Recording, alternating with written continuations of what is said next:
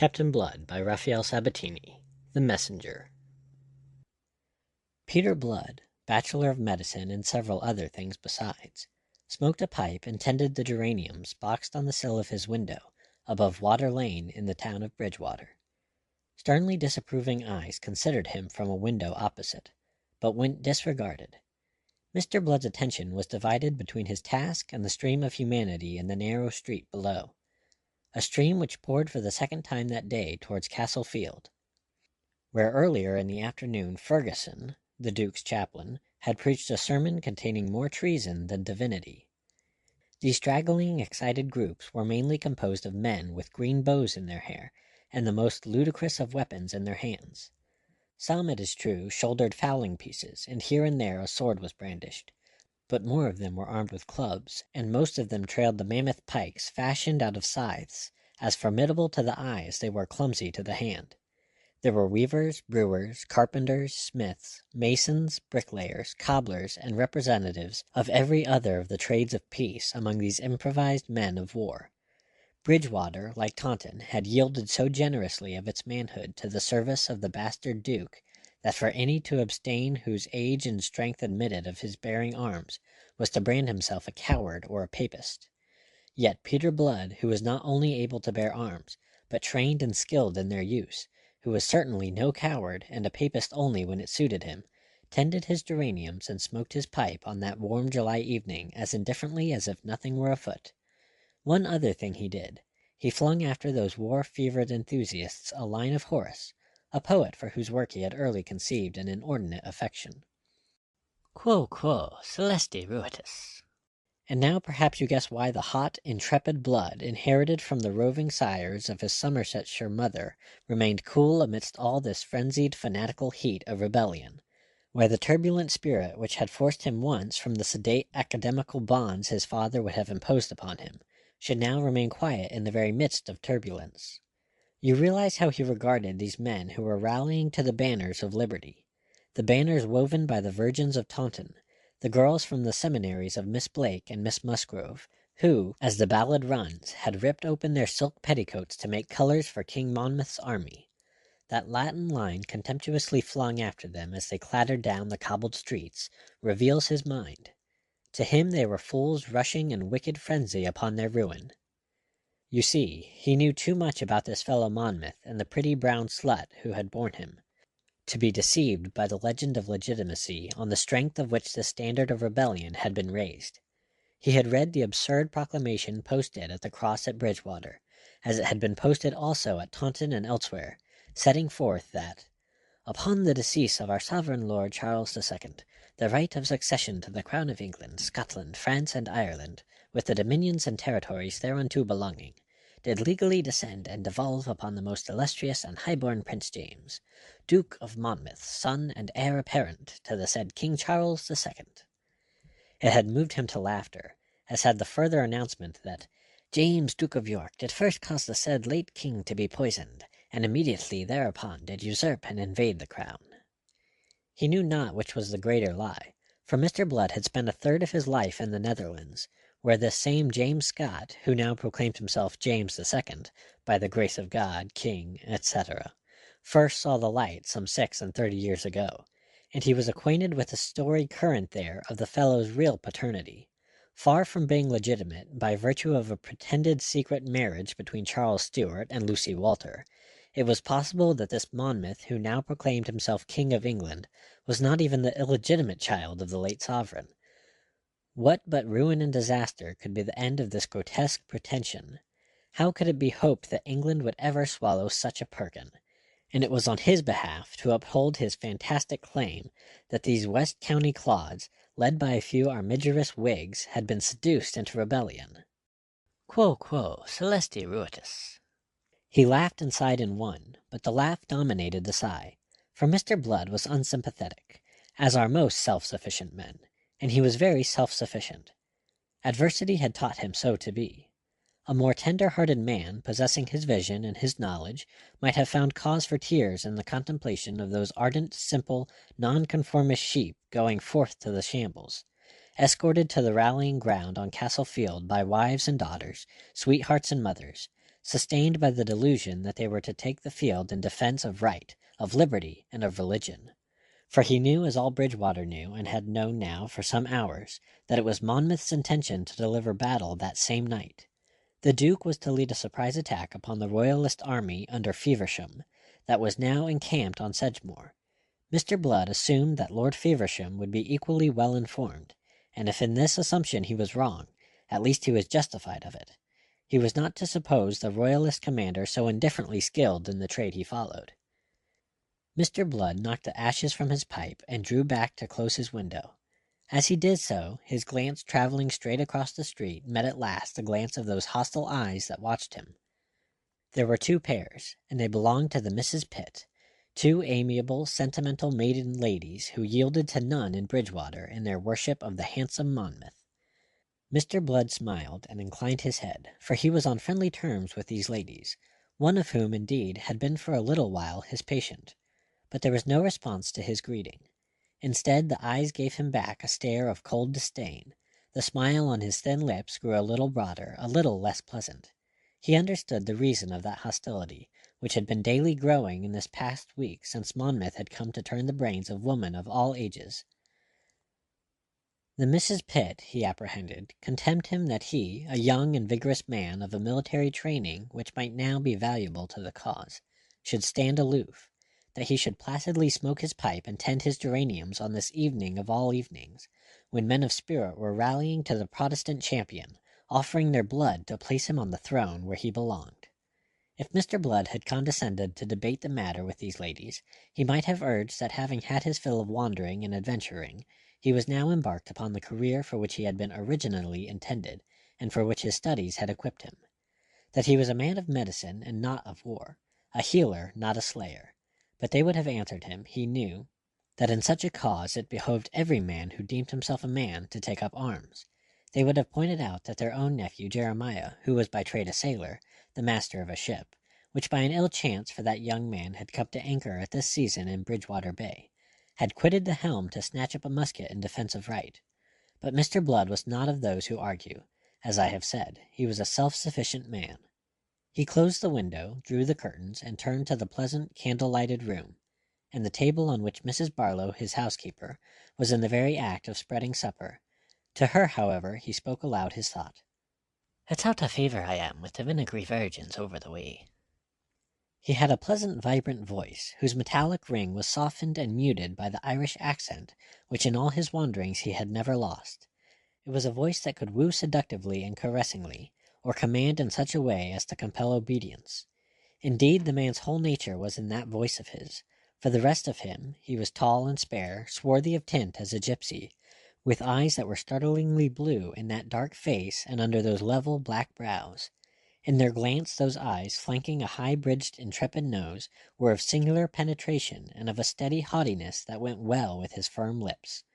Though dressed in black as became his calling, yet it was with an elegance derived from the love of clothes that is particular to the adventurer he had been, rather than to the staid medicus he now was. His coat was of fine camlet, and it was laced with silver. There were ruffles of Mechlin at his wrists, and a Mechlin cravat encased his throat.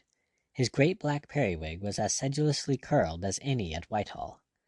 Seeing him thus, and perceiving his real nature, which was plain upon him, you might have been tempted to speculate how long such a man would be content to lie by in this little backwater of the world into which chance had swept him some 6 months ago, how long he would continue to pursue the trade for which he had qualified himself before he had begun to live.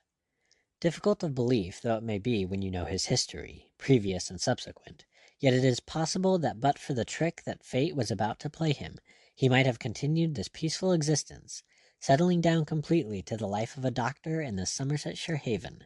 It is possible, but not probable. He was the son of an Irish medicus, by a Somersetshire lady in whose veins ran the rover blood of the Frobishers, which may account for a certain wildness that had early manifested itself in his disposition. This wildness had profoundly alarmed his father, who for an Irishman was of a singularly peace-loving nature. He had early resolved that the boy should follow his own honourable profession, and Peter Blood, being quick to learn and oddly greedy of knowledge, had satisfied his parent by receiving at the age of 20 the degree of Baccalaureus Medicinae, at Trinity College, Dublin. His father survived that satisfaction by 3 months only. His mother had been dead some years already. Thus Peter Blood came into an inheritance of some few £100, with which he had set out to see the world, and give for a season a free rein to that restless spirit by which he was imbued. A set of curious chances led him to take service with the Dutch, then at war with France, and a predilection for the sea made him elect that this service should be upon that element. He had the advantage of a commission under the famous De Ruyter, and fought in the Mediterranean engagement in which that great Dutch admiral lost his life. After the Peace of Nijmegen his movements are obscure, but we know that he spent 2 years in a Spanish prison, though we do not know how he contrived to get there. It may be due to this that upon his release he took his sword to France, and saw service with the French in their warring upon the Spanish Netherlands. Having reached at last the age of 32, his appetite for adventure surfeited, his health having grown indifferent as the result of a neglected wound, he was suddenly overwhelmed by homesickness. He took ship from Nantes with intent to cross to Ireland, but the vessel being driven by stress of weather into Bridgewater Bay, and Blood's health having grown worse during the voyage, he decided to go ashore there, additionally urged to it by the fact that it was his mother's native soil. Thus, in January of that year, 1685, he had come to Bridgewater, possessor of a fortune that was approximately the same as that with which he had originally set out from Dublin 11 years ago. Because he liked the place in which his health was rapidly restored to him, and because he conceived that he had passed through adventures enough for a man's lifetime, he determined to settle there, and to take up at last the profession of medicine from which he had, with so little profit, broken away. That is all his story, or so much of it as matters up to that night, 6 months later, when the Battle of Sedgemoor was fought. Deeming the impending action no affair of his, as indeed it was not, and indifferent to the activity with which Bridgewater was that night agog, Mr. Blood closed his ears to the sounds of it, and went early to bed. He was peacefully asleep long before 11 o'clock, at which hour, as you know, Monmouth rode but with his rebel host along the Bristol road, circuitously to avoid the marshland that lay directly between himself and the royal army.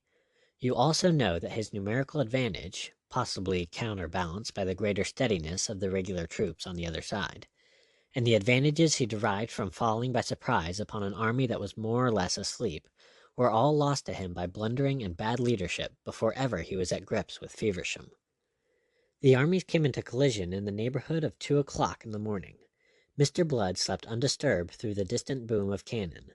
Not until 4 o'clock, when the sun was rising to dispel the last wisps of mist over that stricken field of battle, did he awaken from his tranquil slumbers.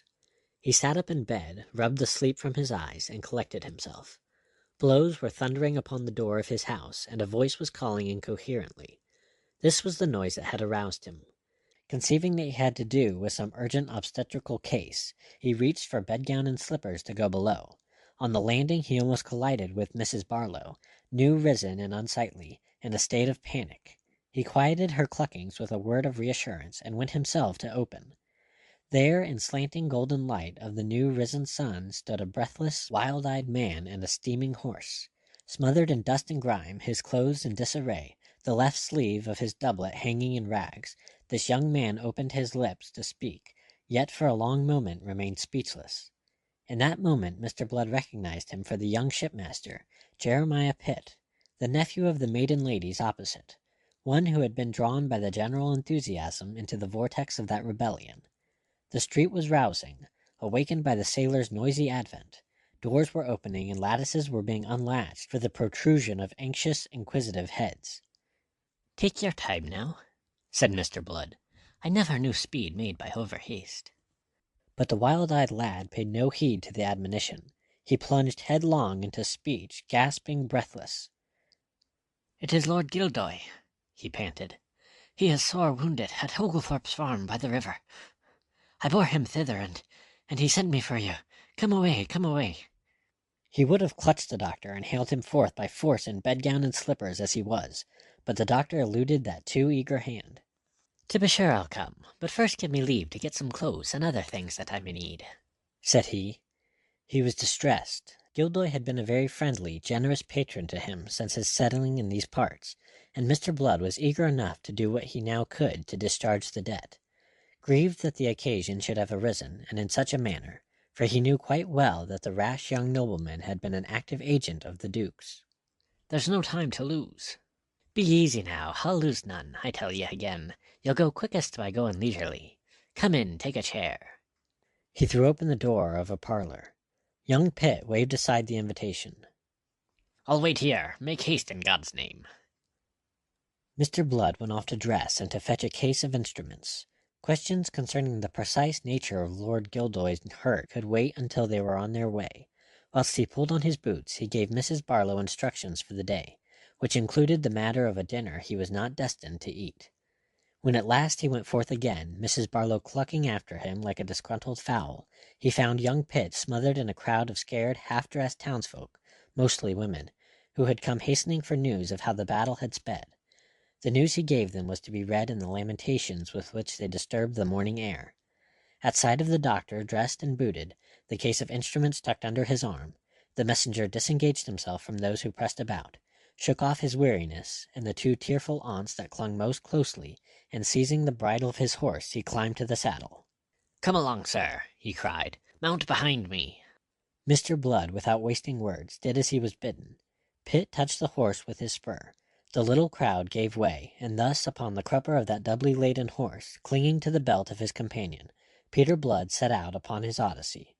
For this Pitt, in whom he beheld no more than the messenger of a wounded rebel gentleman, was indeed the very messenger of fate. End of Chapter 1.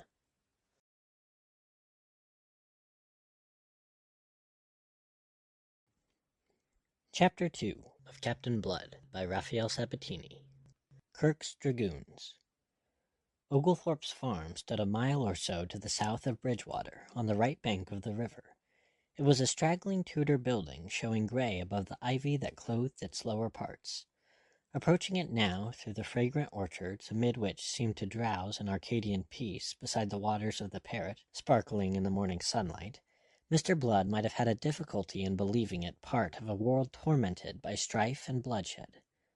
On the bridge, as they had been riding out of Bridgewater, they had met a vanguard of fugitives from the field of battle, weary, broken men, many of them wounded, all of them terror-stricken, staggering in speedless haste, with the last remnants of their strength, into the shelter which it was their vain illusion the town would afford them.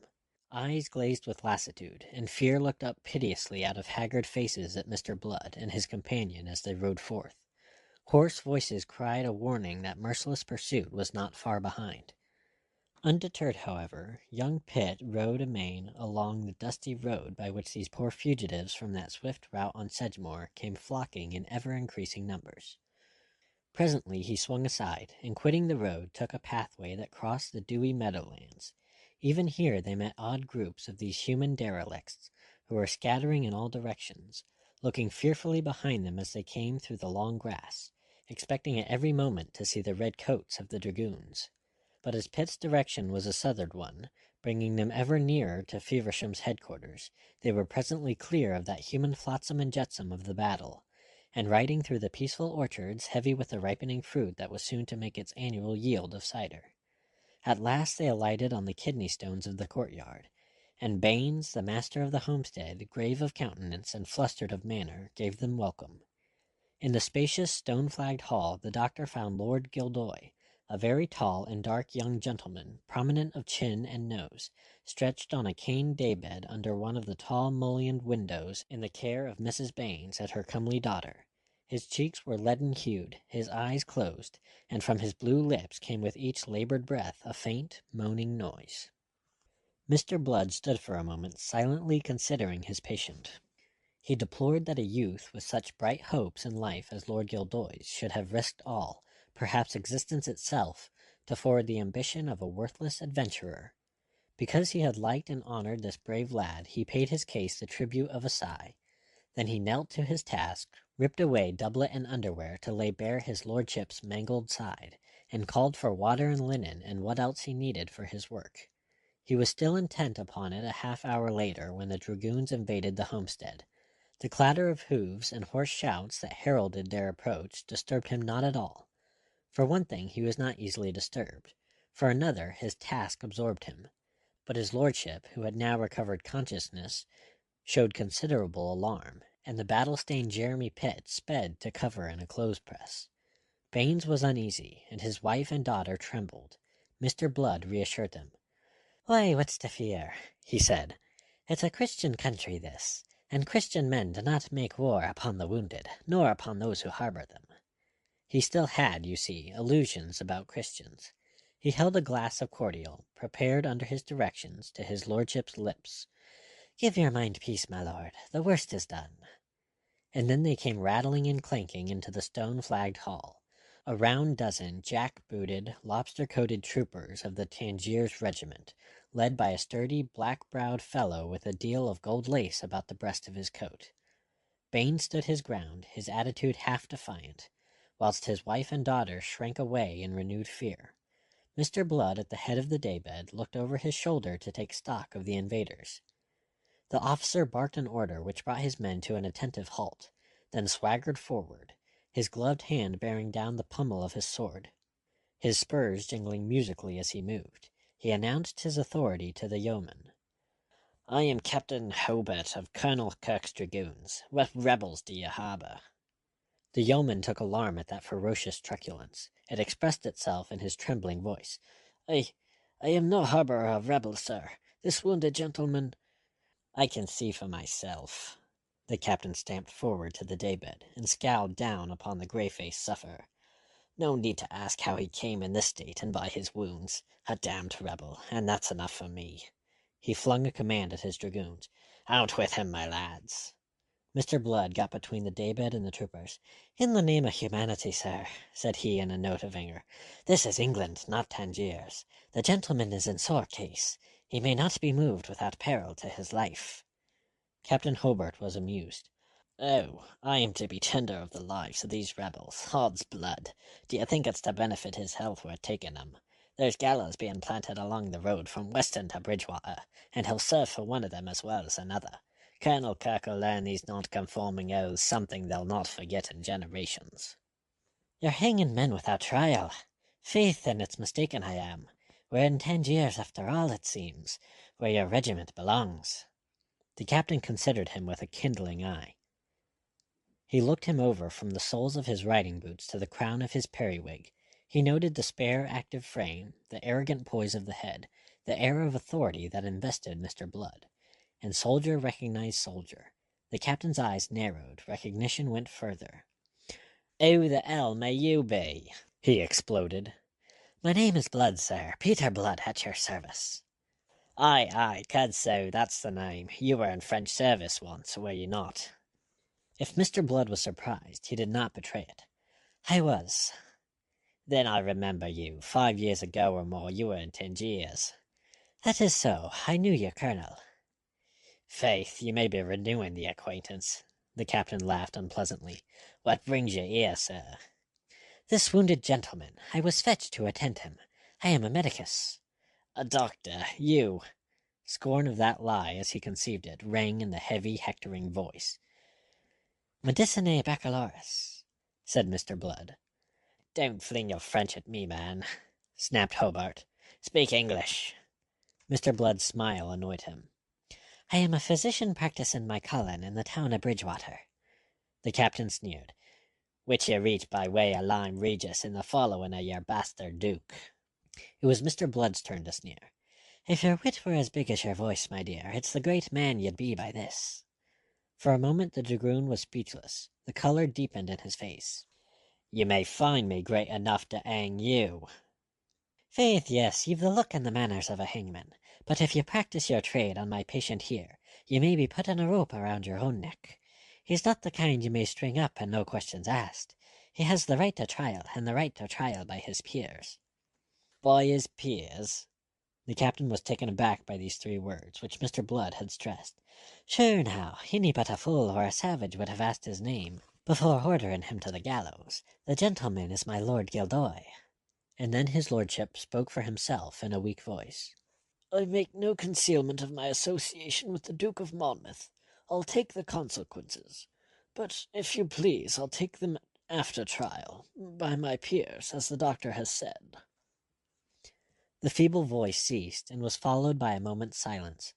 As is common in many blustering men, there was a deal of timidity deep down in Hobart. The announcement of his lordship's rank had touched those depths. A servile upstart, he stood in awe of titles, and he stood in awe of his colonel. Percy Kirke was not lenient with blunderers. By a gesture he checked his men. He must consider. Mr. Blood, observing his pause, added further matter for his consideration. You'll be remembering, Captain, that the Lord Gildoy will have friends and relatives on the Tory side, who will have something to say to Colonel Kirke if his lordship should be handled like a common felon. You'll go warily, Captain, or as I've said, it's a halter for your neck you'll be weaving this morning. Captain Hobart swept the warning aside with a bluster of contempt, but he acted upon it none the less. Take up the day-bed, said he, and convey him on that to Bridgewater. Lodge him in the jail until I take order about him. He may not survive the journey, Blood remonstrated. He's in no case to be moved. So much the worse for him. My affair's to round up rebels. He confirmed his order by a gesture. Two of his men took up the daybed and swung to depart with it. Gildoy made a feeble effort to put forth a hand towards Mr. Blood. Sir, he said, you leave me in your debt. If I live, I shall study how to discharge it. Mr. Blood bowed for answer, then to the men. Bear him steadily, he commanded. His life depends on it. As his lordship was carried out, the captain became brisk. He turned upon the yeoman. What other cursed rebels do you harbour? None, sir. His lordship... We've dealt with his lordship for the present. We'll deal with you in a moment when we've searched your house. And by God, if you've lied to me... He broke off, snarling, to give an order. 4 of his dragoons went out. In a moment they were heard moving noisily in the adjacent room. Meanwhile, the captain was questing about the hall, sounding the wainscoting with the butt of a pistol. Mr. Blood saw no profit to himself in lingering. By your leave, it's a very good day I'll be wishing you, said he. By my leave, you'll remain a while, the captain ordered him. Mr. Blood shrugged and sat down. You're tiresome, he said. I wonder your colonel hasn't discovered it yet. But the captain did not heed him. He was stooping to pick up a soiled and dusty hat in which there was pinned a little bunch of oak leaves. It had been lying near the clothes-press in which the unfortunate Pitt had taken refuge. The captain smiled malevolently. His eyes raked the room, resting first sardonically on the yeoman, then on the 2 women in the background, and finally on Mr. Blood, who sat with one leg thrown over the other in an attitude of indifference that was far from reflecting his mind. Then the captain stepped to the press and pulled open one of the wings of its massive oaken door. He took the huddled inmate by the collar of his doublet and lugged him out into the open. And who the devil's this? Quoth he. Another nobleman? Mr. Blood had a vision of those gallows of which Captain Hobart had spoken, and of this unfortunate young shipmaster going to adorn one of them, strung up without trial in the place of the other victim of whom the captain had been cheated. On the spot he invented not only a title, but a whole family for the young rebel. Faith, you've said it, Captain. This is Viscount Pitt, first cousin to Sir Thomas Vernon, who's married to that slut Moll Kirke, sister to your own colonel, and sometime lady-in-waiting upon King James's queen. Both the captain and his prisoner gasped, but whereas thereafter young Pitt discreetly held his peace, the captain rapped out a nasty oath. He considered his prisoner again. He's lying, is he not? He demanded, seizing the lad by the shoulder and glaring into his face. He's rallying Rue, by God. If you believe that, said Blood, hang him and see what happens to you. The dragoon glared at the doctor and then at his prisoner. Pah! He thrust the lad into the hands of his men. Fetch him along to Bridgewater, and make fast that fellow also. He pointed to Baines. We'll show him what it means to harbour and comfort rebels. There was a moment of confusion. Baines struggled in the grip of the troopers, protesting vehemently. The terrified women screamed, until silenced by a greater terror. The captain strode across to them. He took the girl by the shoulders. She was a pretty, golden-headed creature, with soft blue eyes that looked up entreatingly, piteously into the face of the dragoon. He leered upon her, his eyes aglow, took her chin in his hand, and set her shuddering by his brutal kiss. It's an earnest, he said, smiling grimly. Let that quiet your little rebel, till I've done with these rogues. And he swung away again, leaving her faint and trembling in the arms of her anguished mother. His men stood, grinning, awaiting orders, the two prisoners now fast pinioned. "Take 'em away. Let Cornet Drake have charge of 'em." His smoldering eye again sought the cowering girl. "I'll stay a while to search out this place. There may be other rebels in here." As an afterthought he added, "And take this fellow with you." He pointed to Mr. Blood. "Bestir."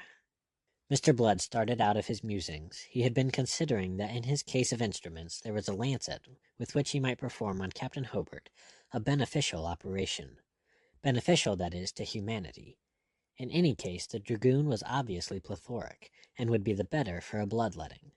The difficulty lay in making the opportunity. He was beginning to wonder if he could lure the captain aside with some tale of hidden treasure, when this untimely interruption set a term to that interesting speculation.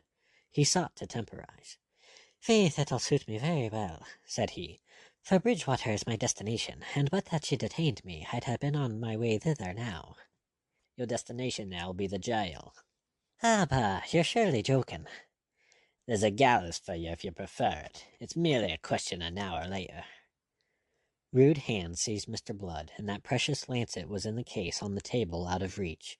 He twisted out of the grip of the dragoons, for he was strong and agile, but they closed with him again immediately, and bore him down. Pinning him to the ground, they tied his wrists behind his back, then roughly pulled him to his feet again. "Take him away," said Hobart shortly, and turned to issue his orders to the other waiting troopers. "Go and search the house from attic to cellar, then report to me here." The soldiers trailed out by the door leading to the interior. Mr. Blood was thrust by his guards into the courtyard, where Pitt and Baines already waited. From the threshold of the hall he looked back at Captain Hobart, and his sapphire eyes were blazing. On his lips trembled a threat of what he would do to Hobart if he should happen to survive this business. Betimes he remembered that to utter it were probably to extinguish his chance of living to execute it. For today the king's men were masters in the West, and the West was regarded as enemy country, to be subjected to the worst horror of war by the victorious side. Here a captain of horse was for the moment lord of life and death. Under the apple trees in the orchard, Mr. Blood and his companions in misfortune were made fast each to a trooper's stirrup leather. Then, at the sharp order of the cornet, the little troop started for Bridgewater. As they set out, there was the fullest confirmation of Mr. Blood's hideous assumption, that to the dragoons this was a conquered enemy country. There were sounds of rending timbers, of furniture smashed and overthrown, the shouts and laughter of brutal men, to announce that this hunt for rebels was no more than a pretext for pillage and destruction. Finally, above all other sounds, came the piercing screams of a woman in acutest agony. Baines checked in his stride, and swung round writhing, his face ashen. As a consequence, he was jerked from his feet by the rope that attached him to the stirrup leather, and he was dragged helplessly a yard or two before the trooper reined in, cursing him foully, and striking him with the flat of his sword.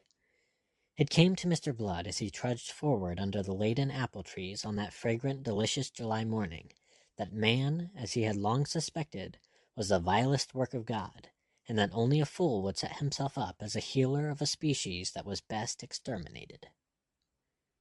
End of Chapter 2.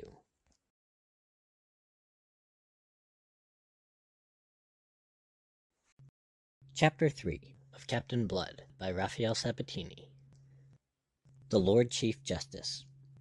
It was not until 2 months later, on the 19th of September, if you must have the actual date, that Peter Blood was brought to trial upon a charge of high treason. We know that he was not guilty of this, but we need not doubt that he was quite capable of it by the time he was indicted. Those 2 months of inhuman, unspeakable imprisonment had moved his mind to a cold and deadly hatred of King James and his representatives. It says something for his fortitude that in all the circumstances he should still have had a mind at all. Yet terrible as was the position of this entirely innocent man, he had cause for thankfulness on 2 counts. The first of these was that he should have been brought to trial at all. The second, that his trial took place on the date named, and not a day earlier. In the very delay which exacerbated him lay, although he did not realize it, his only chance of avoiding the gallows. Easily, but for the favor of fortune, he might have been one of those hailed, on the morrow of the battle, more or less haphazard from the overflowing jail at Bridgewater, to be summarily hanged in the marketplace by the bloodthirsty Colonel Kirke. There was about the colonel of the Tangiers regiment a deadly dispatch which might have disposed in like fashion of all those prisoners, numerous as they were, but for the vigorous intervention of Bishop Muse, which put an end to the drumhead courts-martial. Even so, in that first week after Sedgemoor, Kirke and Feversham contrived between them to put to death over 100 men, after a trial so summary as to be no trial at all. They required human freights for the gibbets with which they were planting the countryside, and they little cared how they procured them, or what innocent lives they took. What, after all, was the life of a clod? The executioners were kept busy with rope and chopper and cauldrons of pitch. I spare you the details of that nauseating picture. It is, after all, with the fate of Peter Blood that we are concerned, rather than with that of the Monmouth rebels. He survived to be included in one of those melancholy droves of prisoners who, chained in pairs, were marched from Bridgewater to Taunton. Those who were too sorely wounded to march were conveyed in carts, into which they were brutally crowded, their wounds undressed and festering. Many were fortunate enough to die upon the way. When Blood insisted upon his right to exercise his art so as to relieve some of this suffering, he was accounted importunate, and threatened with a flogging. If he had one regret now, it was that he had not been out with Monmouth. That, of course, was illogical, but you can hardly expect logic from a man in his position. His chained companion on that dreadful march was the same Jeremy Pitt who had been the agent of his present misfortunes. The young shipmaster had remained his close companion after their common arrest. Hence, fortuitously, had they been chained together in the crowded prison, where they were almost suffocated by the heat and the stench during those days of July, August, and September. Scraps of news filtered into the jail from the outside world. Some may have been deliberately allowed to penetrate. Of these was the tale of Monmouth's execution. It created profoundest dismay amongst those who were suffering for the Duke and for the religious cause he had professed to champion. Many refused utterly to believe it. A wild story began to circulate that a man resembling Monmouth had offered himself up in the Duke's stead, and that Monmouth survived to come again in glory to deliver Zion and to make war upon Babylon. Mr. Blood heard the tale with the same indifference with which he had received the news of Monmouth's death, but one shameful thing he heard in connection with this, which left him not quite so unmoved, and served to nourish the contempt he was forming for King James. His Majesty had consented to see Monmouth. To have done so, unless he intended to pardon him, was a thing execrable and damnable beyond belief, for the only other object in granting that interview could be the evilly mean satisfaction of spurning the abject penitence of his unfortunate nephew. Later they heard that Lord Grey, who after the Duke, indeed perhaps before him, was the main leader of the rebellion, had purchased his own pardon for £40,000. Peter Blood found this of a piece with the rest. His contempt for King James blazed out at last. "Why, here's a filthy mean creature to sit on a throne. If I had known as much of him before as I know today, I don't doubt I should have given cause to be where I am now." And then, on a sudden thought, "And where will Lord Gildoy be, do you suppose?" he asked. Young Pitt, whom he addressed, turned towards him a face from which the ruddy tan of the sea had faded almost completely during those months of captivity. His grey eyes were round and questioning. Blood answered him. "Sure now, we've never seen his lordship since that day at Oglethorpe's. And where are the other gentry that were taken? The real leaders of this plaguey rebellion? Grey's case explains their absence, I think. They are wealthy men that can ransom themselves. Here, awaiting the gallows, are none but the unfortunates who followed. Those who had the honour to lead them go free. It's a curious and instructive reversal of the usual way of these things. Faith, it's an uncertain world entirely." He laughed, and settled down into that spirit of scorn, wrapped in which he stepped later into that great hall of Taunton Castle to take his trial. With him went Pitt and the yeoman Baines. The three of them were to be tried together, and their case was to open the proceedings of that ghastly day. The hall, even to the galleries, thronged with spectators, most of whom were ladies, was hung in scarlet, a pleasant conceit, this, of the Lord Chief Justice's, who naturally enough preferred the colour that should reflect his own bloody mind. At the upper end, on a raised dais, sat the Lords Commissioners, the 5 judges in their scarlet robes and heavy dark periwigs, Baron Jeffreys of Wem enthroned in the middle place. The prisoners filed in under guard. The crier called for silence under pain of imprisonment, and as the hum of voices gradually became hushed, Mr. Blood considered with interest the 12 good men and true that composed the jury. Neither good nor true did they look. They were scared, uneasy, and hangdog as any set of thieves caught with their hands in the pockets of their neighbors. They were 12 shaken men, each of whom stood between the sword of the Lord Chief Justice's recent bloodthirsty charge and the wall of his own conscience. From them Mr. Blood's calm, deliberate glance passed on to consider the Lords Commissioners, and particularly the presiding judge, that Lord Jeffreys, whose terrible fame had come ahead of him from Dorchester. He beheld a tall, slight man on the young side of 40, with an oval face that was delicately beautiful. There were dark stains of suffering or sleeplessness under the low-lidded eyes, heightening their brilliance and their gentle melancholy. The face was very pale, save for the vivid color of the full lips and the hectic flush on the rather high but inconspicuous cheekbones. It was something in those lips that marred the perfection of that countenance. A fault, elusive but undeniable, lurked there to belie the fine sensitiveness of those nostrils, the tenderness of those dark, liquid eyes, and the noble calm of that pale brow. The physician and Mr. Blood regarded the man with peculiar interest, knowing as he did the agonizing malady from which his lordship suffered, and the amazingly irregular, debauched life that he led in spite of it, perhaps because of it. "Peter Blood, hold up your hand." Abruptly he was recalled to his position by the harsh voice of the clerk of arraigns. His obedience was mechanical, and the clerk droned out the wordy indictment which pronounced Peter Blood a false traitor against the most illustrious and most excellent Prince James II, by the grace of God, of England, Scotland, France, and Ireland King, his supreme and natural lord. It informed him that, having no fear of God in his heart, but being moved and seduced by the instigation of the devil, he had failed in the love and true and due natural obedience towards his said Lord the King, and had moved to disturb the peace and tranquillity of the kingdom, and to stir up war and rebellion to depose his said Lord the King from the title, honor, and the regal name of the imperial crown, and much more of the same kind. At the end of all of which he was invited to say whether he was guilty or not guilty. He answered more than was asked.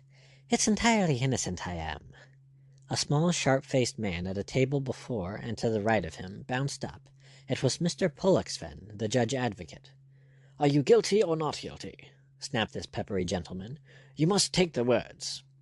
"Words, is it?" said Peter Blood. "Oh, not guilty," and he went on, addressing himself to the bench.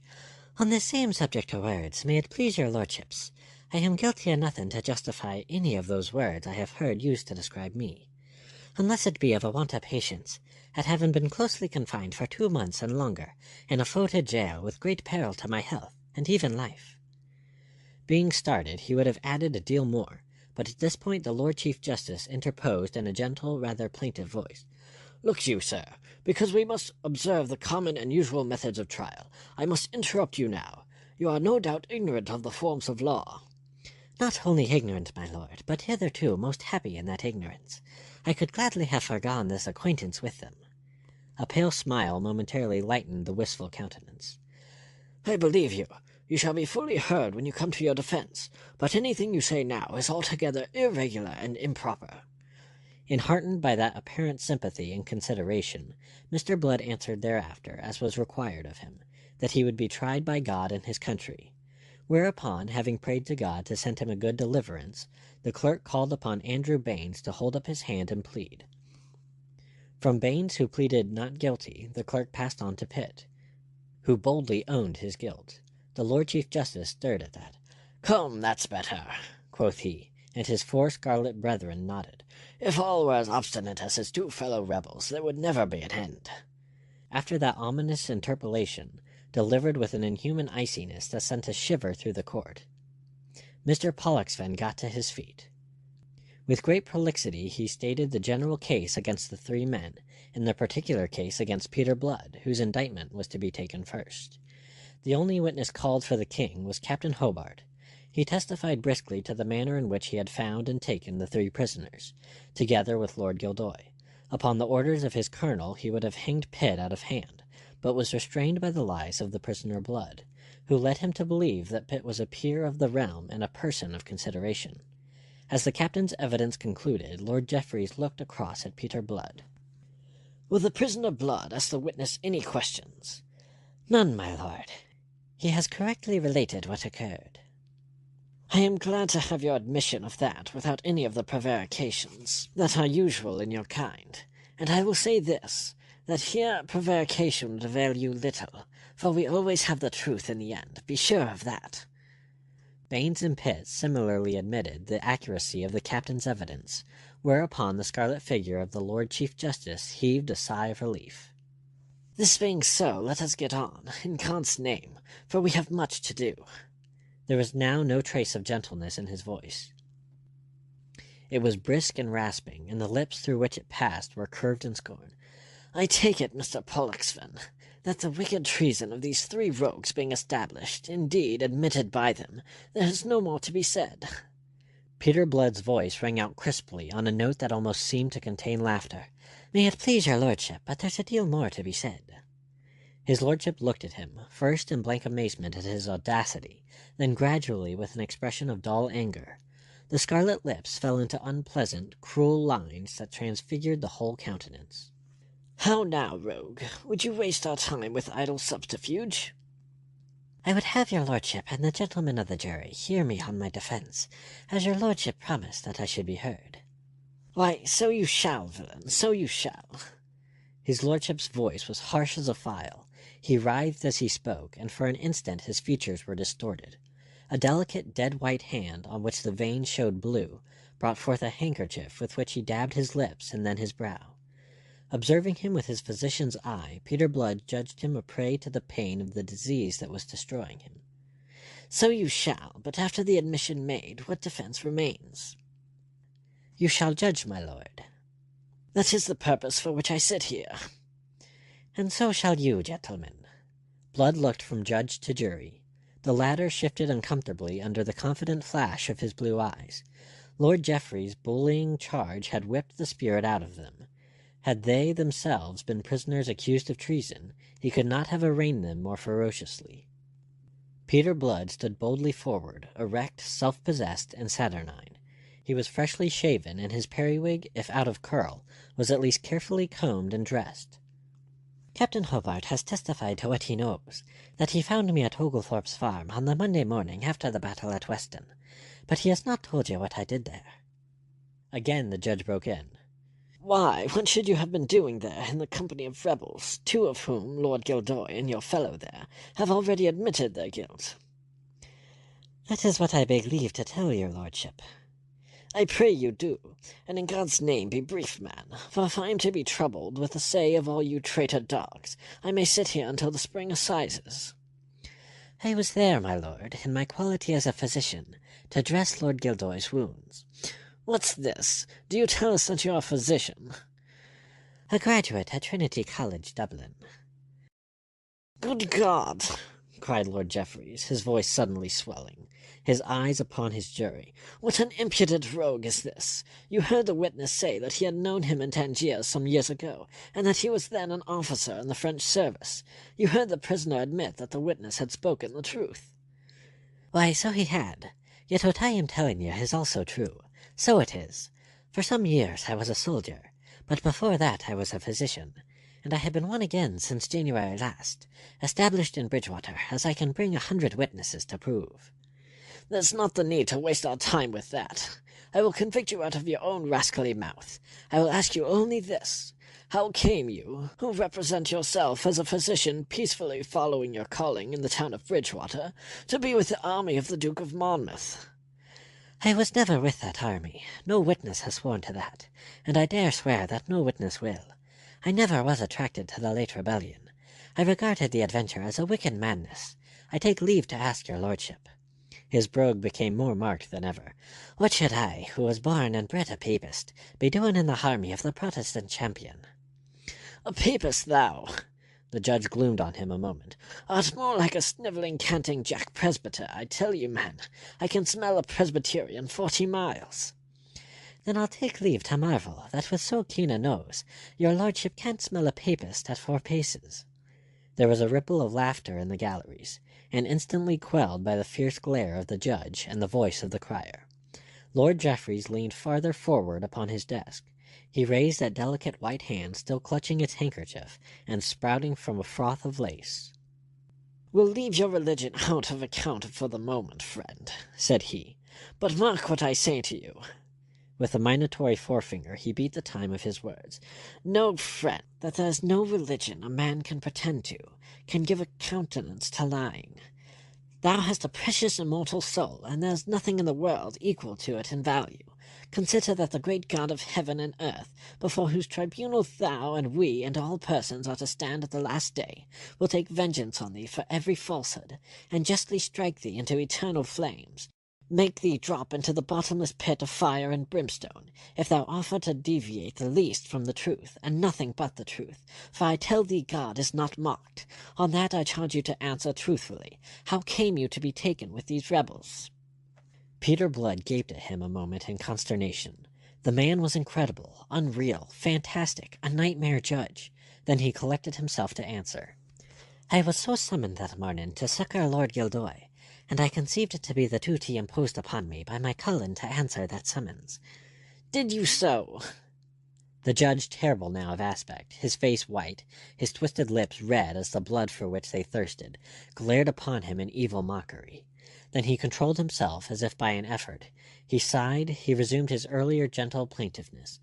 "Lord, how you waste our time! But I'll have patience with you. Who summoned you?" "Master Pitt there, as he will testify." "Oh, Master Pitt will testify. He that is himself a traitor, self-confessed. Is that your witness?" "There is also Master Baines here, who can answer to it." "Good Master Baines will have to answer for himself, and I doubt not he'll be greatly exercised to save his own neck from a halter. Come, come, sir, are these your only witnesses?" "I could bring others from Bridgewater, who saw me set out that morning upon the crupper on Master Pitt's horse." His lordship smiled. "It will not be necessary, for, mark me, I do not intend to waste more time on you. Answer me only this. When Master Pitt, as you pretend, came to summon you, did you know that he had been, as you have heard him confess, of Monmouth's following?" "I did, my lord." "You did? Ha!" His lordship looked at the cringing jury and uttered a short, stabbing laugh. "Yet in spite of that you went with him?" "To succor a wounded man, as was my sacred duty." "Thy sacred duty, sayest thou?" Fury blazed out of him again. "Good God! What a generation of vipers do we live in! Thy sacred duty, rogue, is to thy king and to God. But let it pass. Did he tell you whom it was that you were desired to succor?" "Lord Gildoy, yes." "And you knew that Lord Gildoy had been wounded in the battle, and on what side he fought?" "I knew." "And yet, being as you would have us believe, a true and loyal subject of our lord the king, you went to succor him?" Peter Blood lost patience for a moment. "My business, my lord, was with his wounds, not with his politics." A murmur from the galleries and even from the jury approved him. It served only to drive his terrible judge into a deeper fury. "Jesus God! Was there ever such an impudent villain in the world as thou?" He swung, white-faced, to the jury. "I hope, gentlemen of the jury, you take notice of the horrible carriage of this traitor rogue, and withal you cannot but observe the spirit of this sort of people. What a villainous and devilish one it is! Out of his own mouth he has said enough to hang him a dozen times. Yet is there more? Answer me this, sir. When you cozened Captain Hobart with your lies concerning the station of this other traitor Pitt, what was your business then?" "To save him from being hanged without trial, as was threatened." "What concern was it of yours whether or how the wretch was hanged?" "Justice is the concern of every loyal subject, for an injustice committed by one who holds the king's commission is in some sense a dishonour to the king's majesty." It was a shrewd, sharp thrust aimed at the jury, and it reveals, I think, the alertness of the man's mind, his self-possession ever steadiest in moments of dire peril. With any other jury it must have made the impression that he hoped to make. It may have even made its impression upon these poor pusillanimous sheep, but the dread judge was there to efface it. He gasped aloud, then flung himself violently forward. "Lord of heaven!" he stormed. "Was there ever such a canting, impudent rascal? But I have done with you. I see thee, villain. I see thee already, with a halter round thy neck." Having spoken so, gloatingly, evilly, he sank back again, and composed himself. It was as if a curtain fell. All emotion passed again from his pale face. back to invest it again came that gentle melancholy. Speaking after a moment's pause, his voice was soft, almost tender, yet every word of it carried sharply through that hushed court. If I know my own court, it is not in my nature to desire the hurt of anybody, much less to delight in his eternal perdition. It is out of compassion for you that I have used all these words, because I would have you have some regard for your immortal soul, and not ensure its damnation by obdurately persisting in falsehood and prevarication. But I see that all the pains in the world and all compassion and charity are lost upon you, and therefore I will say no more to you." He turned again to the jury that countenance of wistful beauty. "Gentlemen, I must tell you for law, of which we are the judges, and not you, that if any person be in actual rebellion against the king, and another person, who really and actually was not in rebellion, does knowingly receive, harbour, comfort, or succour him, such a person is as much a traitor as he who indeed bore arms. We are bound by our oaths and consciences to declare to you what is law, and you are bound by your oaths and your consciences to deliver and to declare to us by your verdict the truth of the facts." Upon that he proceeded to his summing up, showing how Baines and Blood were both guilty of treason, the first for having harbored a traitor, the second for having succored that traitor by dressing his wounds. He interlarded his address by sycophantic allusions to his natural lord and lawful sovereign, the king, whom God had set over them, and with vituperations of nonconformity and of Monmouth, of whom, in his own words, he dared boldly affirm that the meanest subject within the kingdom that was of legitimate birth had a better title to the crown. "Jesus God, that ever we should have such a generation of vipers among us!" he burst out in rhetorical frenzy, and then he sank back as if exhausted by the violence he had used. A moment he was still, dabbing his lips again. Then he moved uneasily. Once more his features were twisted by pain, and in a few snarling, almost incoherent words, he dismissed the jury to consider the verdict. Peter Blood had listened to the intemperate, the blasphemous, and almost obscene invective of that tirade with a detachment that afterwards, in retrospect, surprised him. He was so amazed by the man, by the reactions taking place in him between mind and body, and by his methods of bullying and coercing the jury into bloodshed, that he almost forgot that his own life was at stake. The absence of that day's jury was a brief one. The verdict found the 3 prisoners guilty. Peter Blood looked round the scarlet-hung court. For an instant that foam of white faces seemed to heave before him. Then he was himself again, and a voice was asking him what he had to say for himself, why sentence of death should not be passed upon him, being convicted of high treason. He laughed, and his laugh jarred uncannily upon the deathly stillness of the court. It was all so grotesque, such a mockery of justice administered by that wistful-eyed Jack Pudding in scarlet. He was himself a mockery, the venal instrument of a brutally spiteful and vindictive king. His laughter shocked the austerity of that same Jack Pudding. "Do you laugh, sir, with a rope about your neck, upon the very threshold of that eternity you are so suddenly to enter into?" And then Blood took his revenge. "Faith, it's in better case I am for mirth than your lordship, for I have this to say before you deliver judgment. Your lordship sees me, an innocent man whose only offence is that I practice charity, with a halter round my neck. Your lordship, being the justiciar, speaks with knowledge of what is to come to me. I, being a physician, may speak with knowledge of what is to come to your lordship. And I tell you that I would not now change places with you, that I would not exchange this halter that you fling about my neck, for the stone that you carry in your own body. The death to which you may doom me is a light pleasantry by contrast with the death to which your lordship has been doomed, by that great judge with whose name your lordship makes so free." The Lord Chief Justice sat stiffly upright, his face ashen, his lips twitching, and whilst you might have counted 10, there was no sound in that paralyzed court after Peter Blood had finished speaking. All those who knew Lord Jeffreys regarded this as the lull before the storm, and braced themselves for the explosion, but none came. Slowly, faintly, the color crept back into that ashen face. The scarlet figure lost its rigidity and bent forward. His lordship began to speak, in a muted voice and briefly, much more briefly than his wont on such occasions, and in a manner entirely mechanical, the manner of a man whose thoughts are elsewhere while his lips are speaking. He delivered sentence of death in the prescribed form, and without the least allusion to what Peter Blood had said. Having delivered it, he sank back exhausted, his eyes half closed, his brow agleam with sweat. The prisoners filed out. Mr. Pollexfen, a Whig at heart despite the position of judge advocate which he occupied, was overheard by one of the jurors to mutter in the ear of a brother counsel, "On my soul, that swarthy rascal has given his lordship a scare. It's a pity he must hang, for a man who can frighten Jeffreys should go far." End of Chapter 3.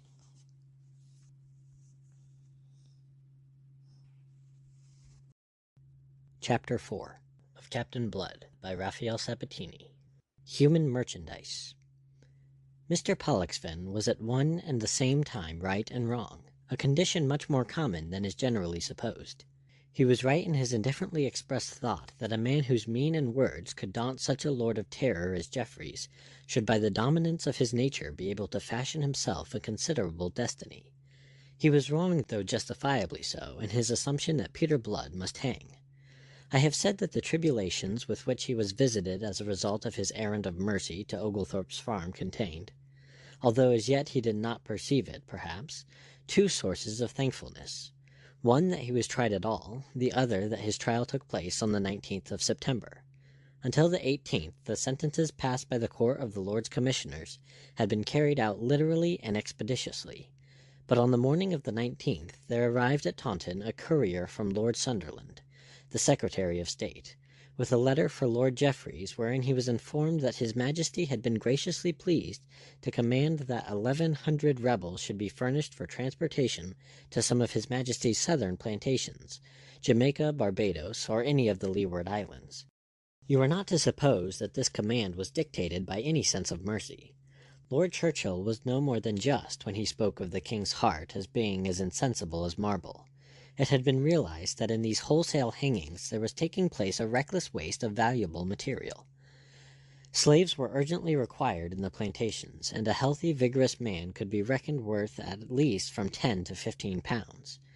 Then there were at court many gentlemen who had some claim or other upon His Majesty's bounty. Here was a cheap and ready way to discharge these claims. From amongst the convicted rebels a certain number might be set aside to be bestowed upon those gentlemen, so that they might dispose of them to their own profit. My Lord Sunderland's letter gives precise details of the royal munificence in human flesh. 1,000 prisoners were to be distributed among some 8 courtiers and others, whilst the postscriptum to his lordship's letter asked for a further 100 to be held at the disposal of the Queen. These prisoners were to be transported at once to His Majesty's southern plantations, and to be kept there for the space of 10 years before being restored to liberty, the parties to whom they were assigned entering into security to see that transportation was immediately effected. We know from Lord Jeffreys' secretary how the Chief Justice inveighed that night in drunken frenzy against that misplaced clemency to which His Majesty had been persuaded.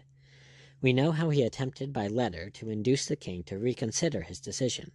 But James adhered to it. It was, apart from the indirect profit he derived from it, a clemency full worthy of him. He knew that to spare lives in this fashion was to convert them into living deaths. Many must succumb in torment to the horrors of West Indian slavery, and so be the envy of their surviving companions. Thus it happened that Peter Blood, and with him Jeremy Pitt and Andrew Baines, instead of being hanged, drawn, and quartered as their sentences directed, were conveyed to Bristol, and there shipped with some 50 others aboard the Jamaica Merchant. From close confinement under hatches, ill nourishment, and foul water, a sickness broke out amongst them, of which 11 died. Amongst these was the unfortunate yeoman from Oglethorpe's farm, brutally torn from his quiet homestead amid the fragrant cider orchards for no other sin but that he had practiced mercy. The mortality might have been higher than it was, but for Peter Blood. At first the master of the Jamaica Merchant had answered with oaths and threats the doctor's expostulations against permitting men to perish in this fashion, and his insistence that he should be made free of the medicine chest and given leave to minister to the sick. But presently Captain Gardner came to see that he might be brought to task for these 2 heavy losses of human merchandise, and because of this he was belatedly glad to avail himself of the skill of Peter Blood. The doctor went to work zealously and zestfully, and wrought so ably that by his ministrations, and by improving the condition of his fellow captives, he checked the spread of the disease. Towards the middle of December, the Jamaica merchant dropped anchor in Carlisle Bay and put ashore the 42 surviving rebels convict. If these unfortunates had imagined, as many of them appear to have done, that they were coming into some wild, savage country, the prospect of which they had a glimpse before they were hustled over the ship's side into the waiting boats, was enough to correct the impression. They beheld a town of sufficiently imposing proportions, composed of houses built upon European notions of architecture, but without any of the huddle usual in European cities. The spire of a church rose dominantly above the red roofs. A fort guarded the entrance of the wide harbor, with guns thrusting their muzzles between the crenels, and the wide facade of Government House revealed itself dominantly placed on a gentle hill above the town. This hill was vividly green, as is an English hill in April, and the day was such a day as April gives to England, the season of heavy rains being newly ended. On a wide cobbled space on the seafront they found a guard of red-coated militia drawn up to receive them, and a crowd, attracted by their arrival, which in dress and manner differed little from a crowd in a seaport at home, save that it contained fewer women and a great number of negroes. To inspect them, drawn up there on the mole, came Governor Steed, a short, stout, red-faced gentleman, in blue taffetas burdened by a prestigious amount of gold lace, who limped a little and leaned heavily upon a stout ebony cane. After him, in the uniform of a colonel of the Barbados militia, rolled a tall, corpulent man who towered head and shoulders above the governor, with malevolence plainly written on his enormous yellowish countenance. At his side, and contrasting oddly with his grossness, moving with an easy stripling grace, came a slight young lady in a modish riding gown. The broad brim of a grey hat, with scarlet sweep of ostrich plume, shaded an oval face upon which the climate of the Tropic of Cancer had made no impression. So delicately fair was its complexion. Ringlets of red-brown hair hung to her shoulders. Frankness looked out from her hazel eyes, which were set wide. Commiseration repressed now the mischievousness that normally inhabited her fresh young mouth. Peter Blood caught himself staring in a sort of amazement at that piquant face, which seemed here so out of place, and finding his stare returned, he shifted uncomfortably. He grew conscious of the sorry figure that he cut, unwashed, with rank and matted hair, and a disfiguring black beard upon his face, and the erstwhile splendid suit of black camlet in which he had been taken prisoner, now reduced to rags that would have disgraced a scarecrow. He was in no case for inspection by such dainty eyes as these. Nevertheless, they continued to inspect him with round-eyed, almost childlike wonder and pity. Their owner put forth a hand to touch the scarlet sleeve of her companion, whereupon, with an ill-tempered grunt, the man swung his great bulk round so that he directly confronted her. Looking up into his face, she was speaking to him earnestly, but the colonel plainly gave her no more than the half of his attention. His little beady eyes, closely flanking a fleshly, pendulous nose, had passed from her and were fixed upon fair-haired, sturdy young Pitt, who was standing beside Blood. The governor had also come to a halt, and for a moment now that little group of three stood in conversation. What the lady said, Peter could not hear at all, for she lowered her voice. The colonel's reached him in a confused rumble, but the governor was neither considerate nor indistinct. He had a high-pitched voice which carried far, and believing himself witty, he desired to be heard by all. "But, my dear Colonel Bishop, it is for you to take first choice from this dainty nosegay, and at your own price. After that we'll send the rest to auction." Colonel Bishop nodded his acknowledgment.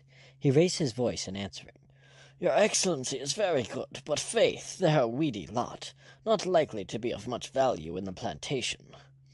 His beady eyes scanned them again, and his contempt of them deepened the malevolence of his face. It was as if he were annoyed with them for being in no better condition.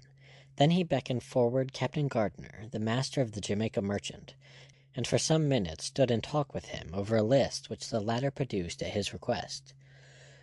Presently he waved aside the list and advanced alone towards the rebels' convict, his eyes considering them, his lips pursed. Before the young Somersetshire shipmaster he came to a halt, and stood an instant pondering him.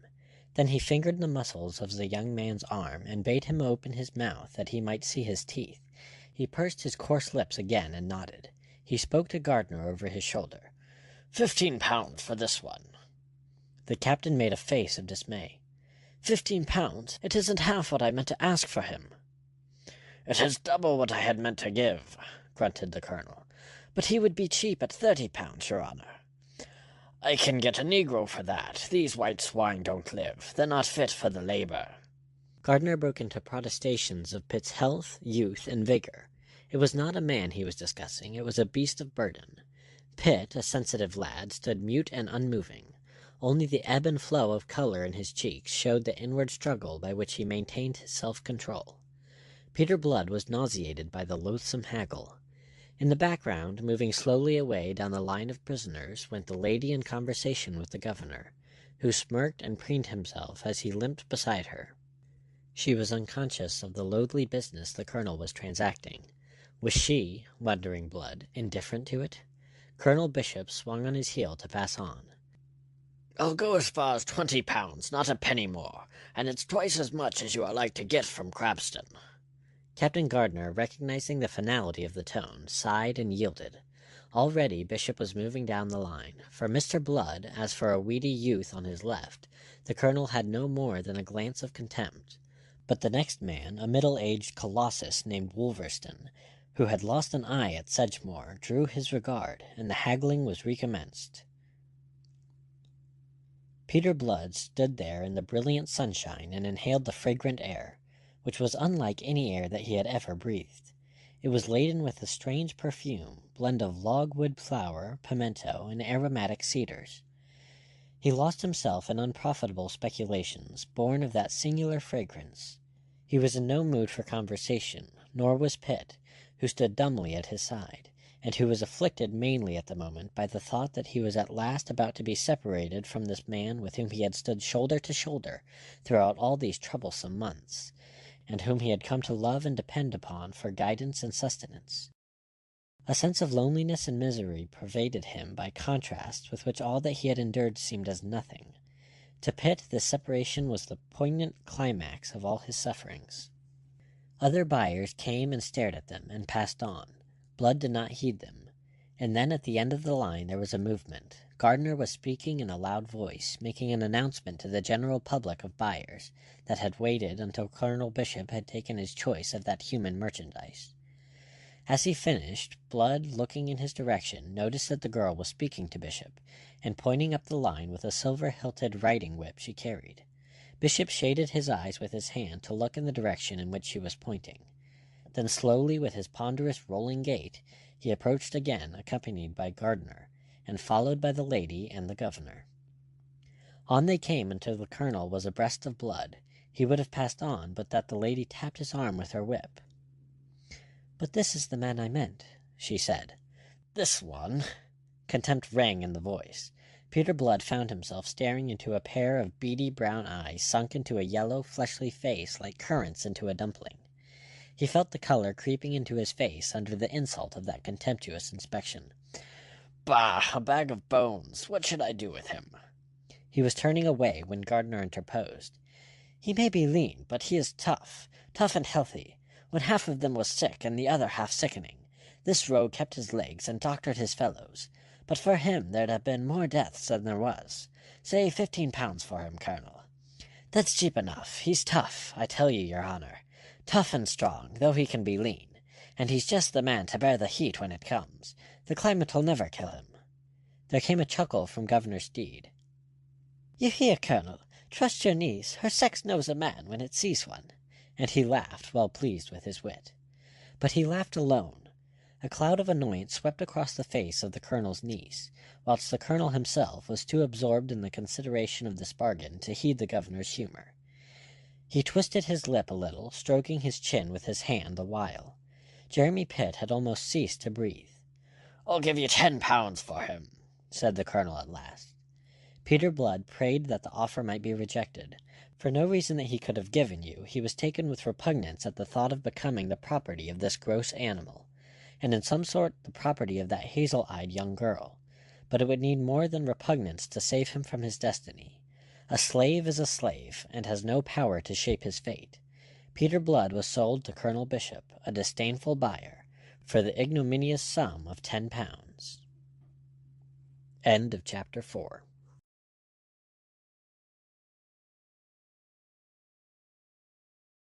Chapter 5. of Captainblood by Rafael Sabatini. Arabella Bishop. One sunny morning in January, about a month after the arrival of the Jamaica merchant at Bridgetown, Miss Arabella Bishop rode out from her uncle's fine house on the heights to the northwest of the city. She was attended by 2 negroes who trotted after her at a respectful distance, and her destination was Government House, whither she went to visit the governor's lady, who had lately been ailing. Reaching the summit of a gentle, grassy slope, she met a tall, lean man dressed in a sober, gentlemanly fashion, who was walking in the opposite direction. He was a stranger to her, and strangers were rare enough in the island, and yet in some vague way he did not seem quite a stranger. Miss Arabella drew rein, affecting to pause that she might admire the prospect, which was fair enough to warrant it. Yet out of the corner of those hazel eyes she scanned this fellow very attentively as he came nearer. She corrected her first impression of his dress. It was sober enough, but hardly gentlemanly. Coat and breeches were of plain homespun, and if the former sat so well upon him, it was more by virtue of his natural grace than by that of tailoring. His stockings were of cotton, harsh and plain, and the broad castor, which he respectfully doffed as he came up with her, was an old one, unadorned by band or feather. What had seemed to be a periwig at a little distance was now revealed for the man's own lustrous, coiling black hair. Out of a brown, shaven, saturnine face, 2 eyes that were startlingly blue considered her gravely. The man would have passed on, but that she detained him. "I think I know you, sir," said she. Her voice was crisp and boyish, and there was something of boyishness in her manner, if one can apply the term to so dainty a lady. It arose perhaps from an ease, a directness which disdained the artifices of her sex, and set her on good terms with all the world. To this it may be due that Miss Arabella had reached the age of 25 not merely unmarried, but unwooed. She used with all men a sisterly frankness which in itself contains a quality of aloofness, rendering it difficult for any man to become her lover. Her negroes had halted at some distance in the rear, and they squatted now upon the short grass until it should be her pleasure to proceed upon her way. The stranger came to a standstill upon being addressed. "A lady should know her property," said he. "My property?" "Your uncle's leastways. Let me present myself. I am called Peter Blood, and I am worth precisely £10. I know it because that is the sum your uncle paid for me. It is not every man has the same opportunities of ascertaining his real value." She recognized him then. She had not seen him since that day upon the mole a month ago, and that she should not instantly have known him again, despite the interest he had then aroused in her, is not surprising, considering the change he had wrought in his appearance, which now was hardly that of a slave. "My God," said she, "and you can laugh?" "It's an achievement," he admitted, "but then I have not fared as ill as I might." "I have heard of that," said she. What she had heard was that this rebel convict had been discovered to be a physician. The thing had come to the ears of Governor Steed, who suffered damnably from the gout, and Governor Steed had borrowed the fellow from his purchaser. Whether by skill or good fortune, Peter Blood had afforded the governor that relief which his excellency had failed to obtain from the ministrations of either of the 2 physicians practicing in Bridgetown. Then the governor's lady had desired him to attend her for the megrims. Mr. Blood had found her suffering from nothing worse than peevishness, the result of a natural petulance aggravated by the dullness of life in Barbados to a lady of her social aspirations. But he had prescribed for her none the less, and she had conceived herself the better for his prescription. After that the fame of him had gone through Bridgetown, and Colonel Bishop had found that there was more profit to be made out of this new slave by leaving him to pursue his profession than by setting him to work on the plantations, for which purpose he had been originally acquired. "It is yourself, madam, I have to thank for my comparatively easy and clean condition," said Mr. Blood. "I am glad to take this opportunity of doing so." The gratitude was in his words rather than in his tone. Was he mocking, she wondered, and looked at him with the searching frankness that another might have found disconcerting. He took the glance for a question, and answered it. "If some other planter had bought me," he explained, "it is odds that the facts of my shining abilities might never have been brought to light, and I should be hewing and hoeing at this moment, like the poor wretches who were landed with me." "And why do you thank me for that? It was my uncle who bought you." "But he would not have done so had you not urged him. I perceived your interest. At the time I resented it." "You resented it?" There was a challenge in her boyish voice. "I have had no lack of experience of this mortal life, but to be bought and sold was a new one, and I was hardly in the mood to love my purchaser. If I urged you upon my uncle, sir, it was that I commiserated you." There was a slight severity in her tone, as if to reprove the mixture of mockery and flippancy in which he seemed to be speaking. She proceeded to explain herself. "My uncle may appear to you a hard man. No doubt he is. They are all hard men, these planters. It is the life, I suppose. But there are others here who are worse. There is Mr. Crabston, for instance, up at Spitestown. He was there on the mole, waiting to buy my uncle's leavings, and if you had fallen into his hands, a dreadful man, that is why." He was a little bewildered. "This interest in a stranger," he began, then changed the direction of his probe. "But there are others as deserving of commiseration. You did not seem quite like the others." "I am not," said he. "Oh!" She stared at him, bridling a little. "You have a good opinion of yourself." "On the contrary, the others are all worthy rebels. I am not. That is the difference. I was one who had not the wit to see that England requires purifying. I was content to pursue a doctor's trade in Bridgewater, whilst my betters were shedding their blood to drive out an unclean tyrant and his rascally crew." "Sir," she checked him, "I think you are talking treason." "I hope I am not obscure," said he. "There are those here who would have you flogged if they heard you." "The governor would not allow it. He has the gout, and his lady has the megrims." "Do you depend upon that?" She was frankly scornful. "You have certainly never had the gout, probably not even the megrims," said he. She made a little impatient movement with her hand, and looked away from him a moment, out to sea. Quite suddenly she looked at him again, and now her brows were knit. "But if you are not a rebel, how come you here?" He saw the thing she apprehended, and he laughed. "Faith, now, it's a long story," said he. "And one perhaps that you would prefer not to tell." Briefly on that he told it her. "My God, what infamy!" she cried when he had done. "Oh, it's a sweet country, England, under King James. There's no need to commiserate me further. All things considered, I prefer Barbados. Here, at least, one can believe in God." He looked first to right, then to left as he spoke. From the distant shadowy bulk of Mount Hilbay to the limitless ocean ruffled by the winds of heaven. Then, as if the fair prospect rendered him conscious of his own littleness and the insignificance of his woes, he fell thoughtful. "Is that so difficult elsewhere?" she asked him, and she was very grave. "Men make it so." "I see." She laughed a little, on a note of sadness, it seemed to him.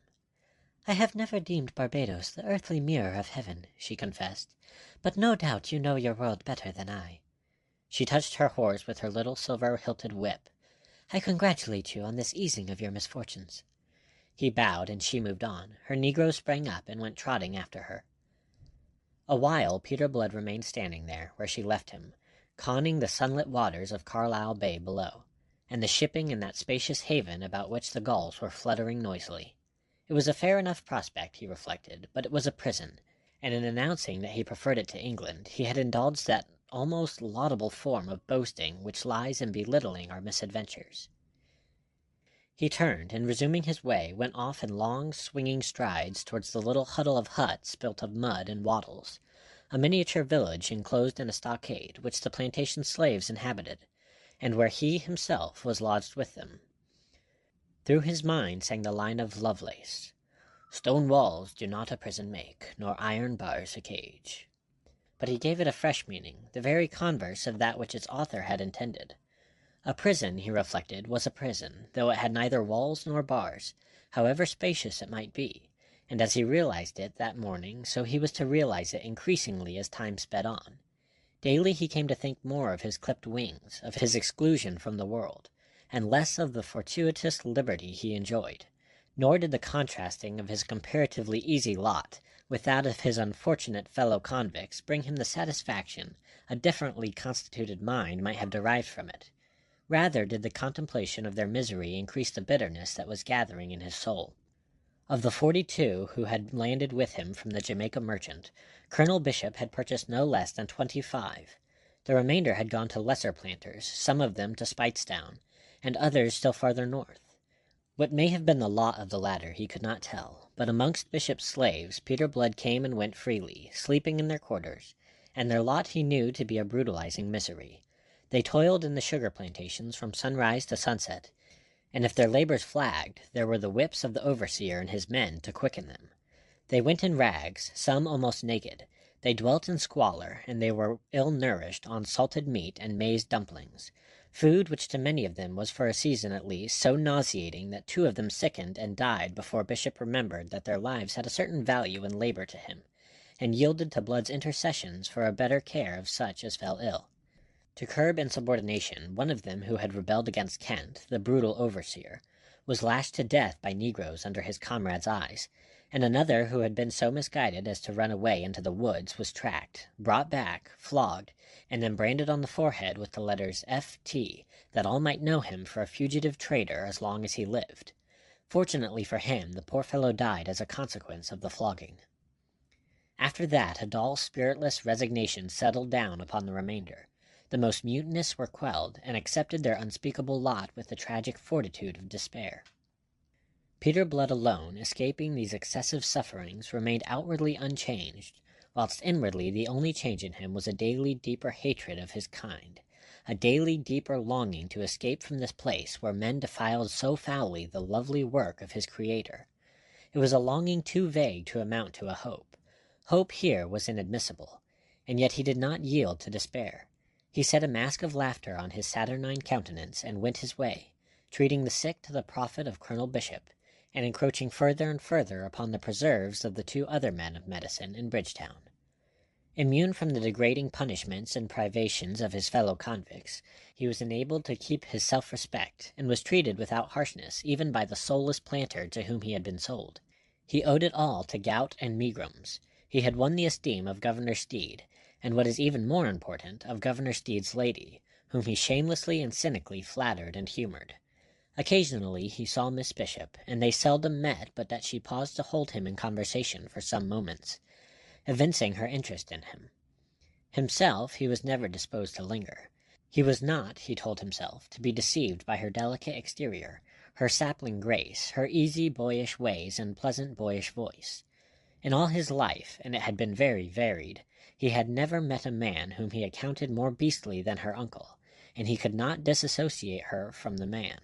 She was his niece, of his own blood, and some of the vices of it, some of the remorseless cruelty of the wealthy planter must, he argued, inhabit that pleasant body of hers.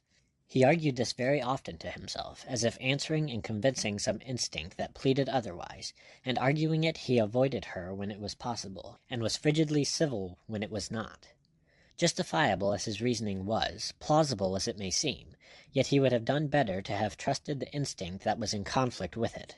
Though the same blood ran in her veins as in those of Colonel Bishop, yet hers was free of the vices that tainted her uncle's, for these vices were not natural to that blood. They were, in his case, acquired. Her father, Tom Bishop, that same Colonel Bishop's brother, had been a kindly, chivalrous, gentle soul, who, broken-hearted by the early death of a young wife, had abandoned the old world and sought an anodyne for his grief in the new. He had come out to the Antilles, bringing with him his little daughter, then 5 years of age, and had given himself up to the life of a planter. He had prospered from the first, as men sometimes will who care nothing for prosperity. Prospering, he had bethought him of his younger brother, a soldier at home, reputed somewhat wild. He had advised him to come out to Barbados, and the advice, which at another season William Bishop might have scorned, reached him at a moment when his wildness was beginning to bear such fruit that a change of climate was desirable. William came and was admitted by his generous brother to a partnership in the prosperous plantation. Some 6 years later, when Arabella was 15, her father died, leaving her in her uncle's guardianship. It was perhaps his one mistake, but the goodness of his own nature colored his views of other men. Moreover, himself, he had conducted the education of his daughter, giving her an independence of character upon which perhaps he counted unduly. As things were, there was little love between uncle and niece, but she was dutiful to him, and he was circumspect in his behavior before her. All his life, and for all his wildness, he had gone in a certain awe of his brother, whose worth he had the wit to recognize, and now it was almost as if some of that awe was transferred to his brother's child, who was also, in a sense, his partner, although she took no active part in the business of the plantations. Peter Blood judged her, as we are all too prone to judge, upon insufficient knowledge. He was very soon to have cause to correct that judgment. One day, towards the end of May, when the heat was beginning to grow oppressive, there crawled into Carlisle Bay a wounded, battered English ship, the Pride of Devon, her freeboard scarred and broken, her coach a gaping wreck, her mizzen so shot away that only a jagged stump remained to tell the place where it had stood. She had been in action off Martinique with 2 Spanish treasure ships, and although her captain swore that the Spaniards had beset him without provocation, it is difficult to avoid a suspicion that the encounter had been brought about quite otherwise. One of the Spaniards had fled from the combat, and if the Pride of Devon had not given chase, it was probably because she was then in no case to do so.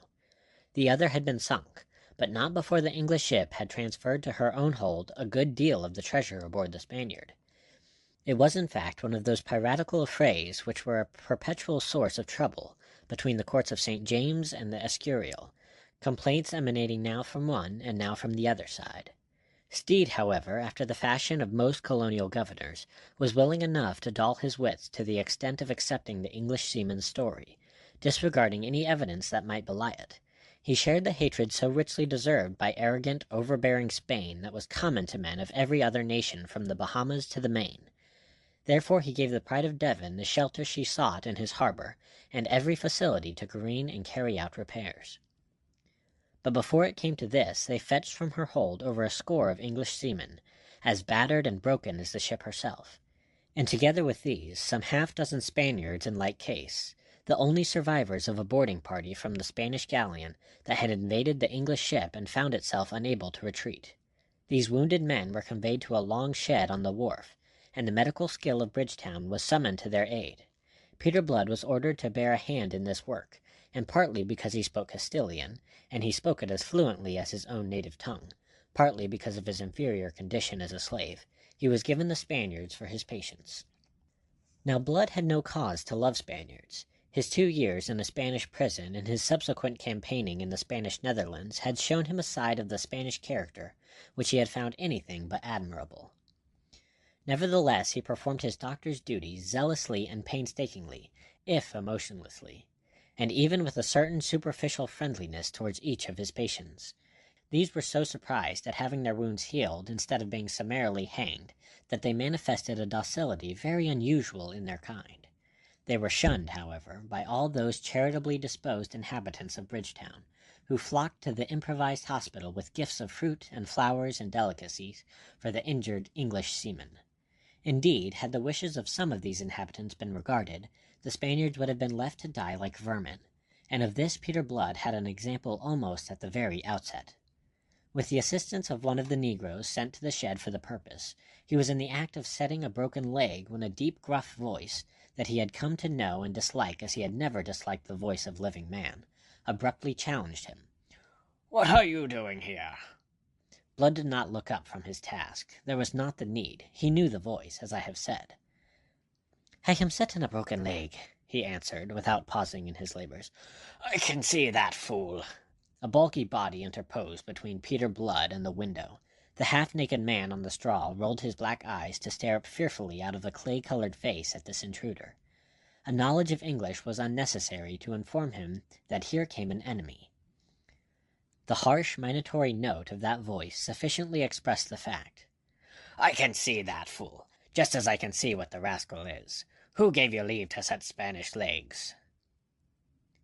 "I am a doctor, Colonel Bishop. The man is wounded. It is not for me to discriminate. I keep to my trade." "Do you, by God? If you'd done that, you wouldn't now be here." "On the contrary, it is because I did it that I am here." "Aye, I know that Sherlyan tale." The colonel sneered, and then observing Blood to continue his work unmoved, he grew really angry. "Will you cease that, and attend to me when I am speaking?" Peter Blood paused, but only for an instant. "The man is in pain," he said shortly, and resumed his work. "In pain, is he? I hope he is, the damned piratical dog. But will you heed me, you insubordinate knave?"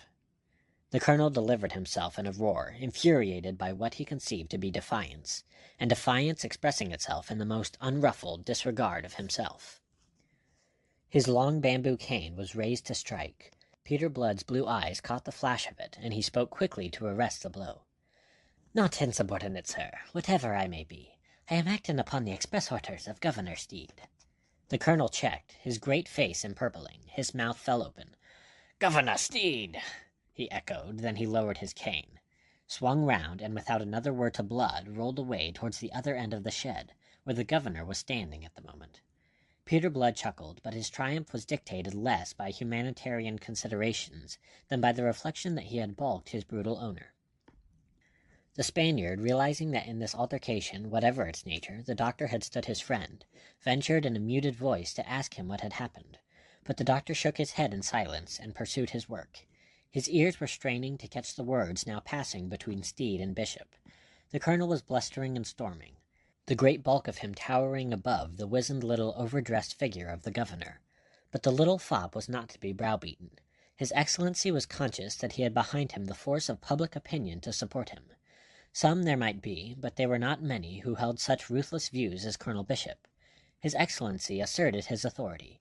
It was by his orders that Blood had devoted himself to the wounded Spaniards, and his orders were to be carried out. There was no more to be said. Colonel Bishop was of another opinion.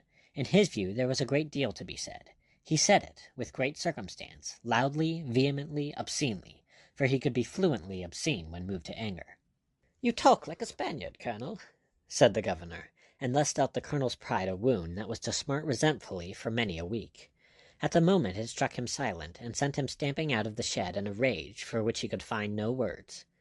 It was 2 days later when the ladies of Bridgetown, the wives and daughters of her planters and merchants, paid their first visit of charity to the wharf, bringing their gifts to the wounded seamen.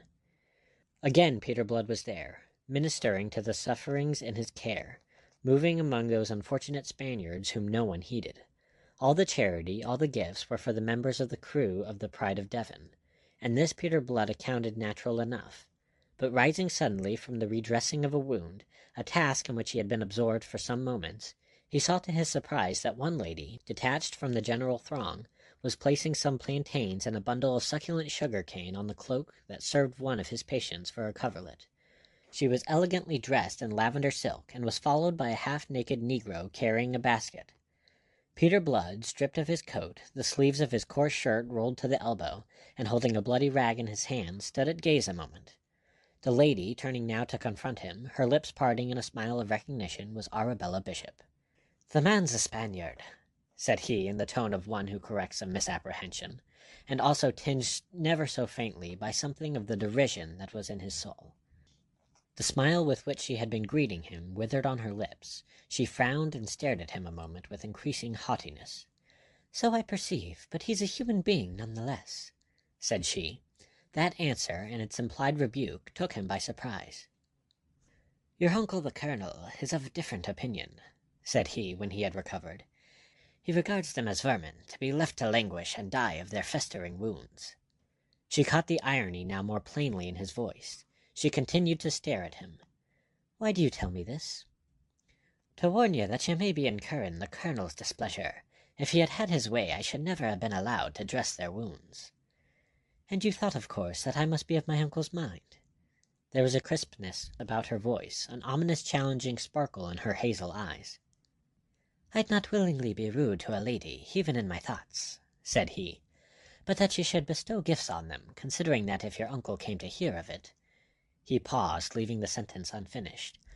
"Ah, well, there it is," he concluded, but the lady was not satisfied at all. "First you impute to me inhumanity, and then cowardice. Faith, for a man who would not willingly be rude to a lady even in his thoughts, it's none so bad." Her boyish laugh trilled out, but the note of it jarred his ears this time. He saw her now, it seemed to him, for the first time, and saw how he had misjudged her. "Sure now, how was I to guess that Colonel Bishop could have an angel for his niece?" said he, recklessly, for he was reckless as men often are in sudden penitence. "You wouldn't, of course. I shouldn't think you often guess aright." Having withered him with that and her glance, she turned to her negro and the basket that he carried. From this she lifted now the fruits and delicacies with which it was laden, and piled them in such heaps upon the beds of the 6 Spaniards, that by the time she had so served the last of them her basket was empty, and there was nothing left for her own fellow countrymen. These indeed stood in no need of her bounty, as she had no doubt observed, since they were being plentifully supplied by others. Having thus emptied her basket, she called her negro, and without another word, or so much as another glance at Peter Blood, swept out of the place with her head high and chin thrust forward. Peter watched her departure, then he fetched a sigh. It startled him to discover that the thought that he had incurred her anger gave him concern. It could not have been so yesterday. It became so only since he had been vouchsafed this revelation of her true nature. But cess to it now, it serves me right. It seems I know nothing at all of human nature. But how the devil was I to guess that a family that can breed a devil like Colonel Bishop should also breed a saint like this? End of chapter 5.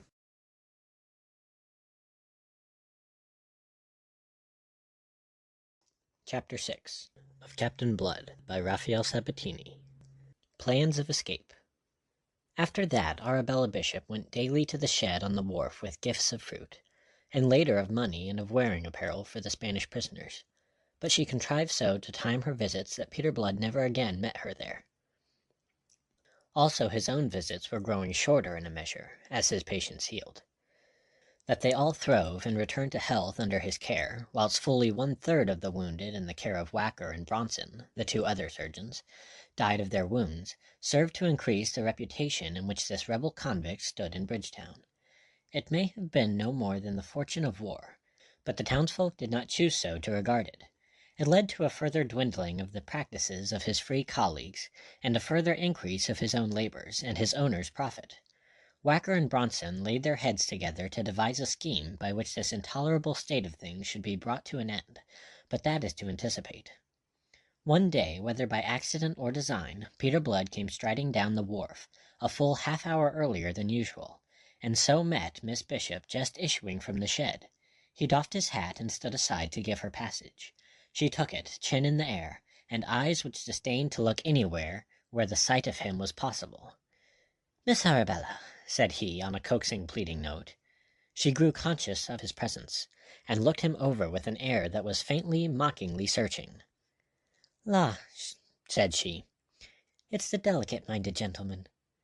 Peter groaned. "Am I so hopelessly beyond forgiveness? I ask it very humbly." "What condescension!" "It is cruel to mock me," said he, and adopted mock humility. "After all, I am but a slave, and she might be ill one of these days." "What then?" "It would be humiliating to send for me if you treat me like an enemy." "You are not the only doctor in Bridgetown." "But I am the least dangerous." She grew suddenly suspicious of him, aware that he was permitting himself to rally her, and in a measure she had already yielded to it. She stiffened and looked him over again. "You make too free, I think," she rebuked him. "A doctor's privilege. I am not your patient. Please to remember it in future." And on that, unquestionably angry, she departed. "Now is she a vixen, or am I a fool, or is it both?" he asked the blue vault of heaven, and then went into the shed. It was to be a morning of excitements. As he was leaving an hour or so later, Whacker, the younger of the other 2 physicians, joined him. An unprecedented condescension this, for hitherto neither of them had addressed him beyond an occasional and surly "good day."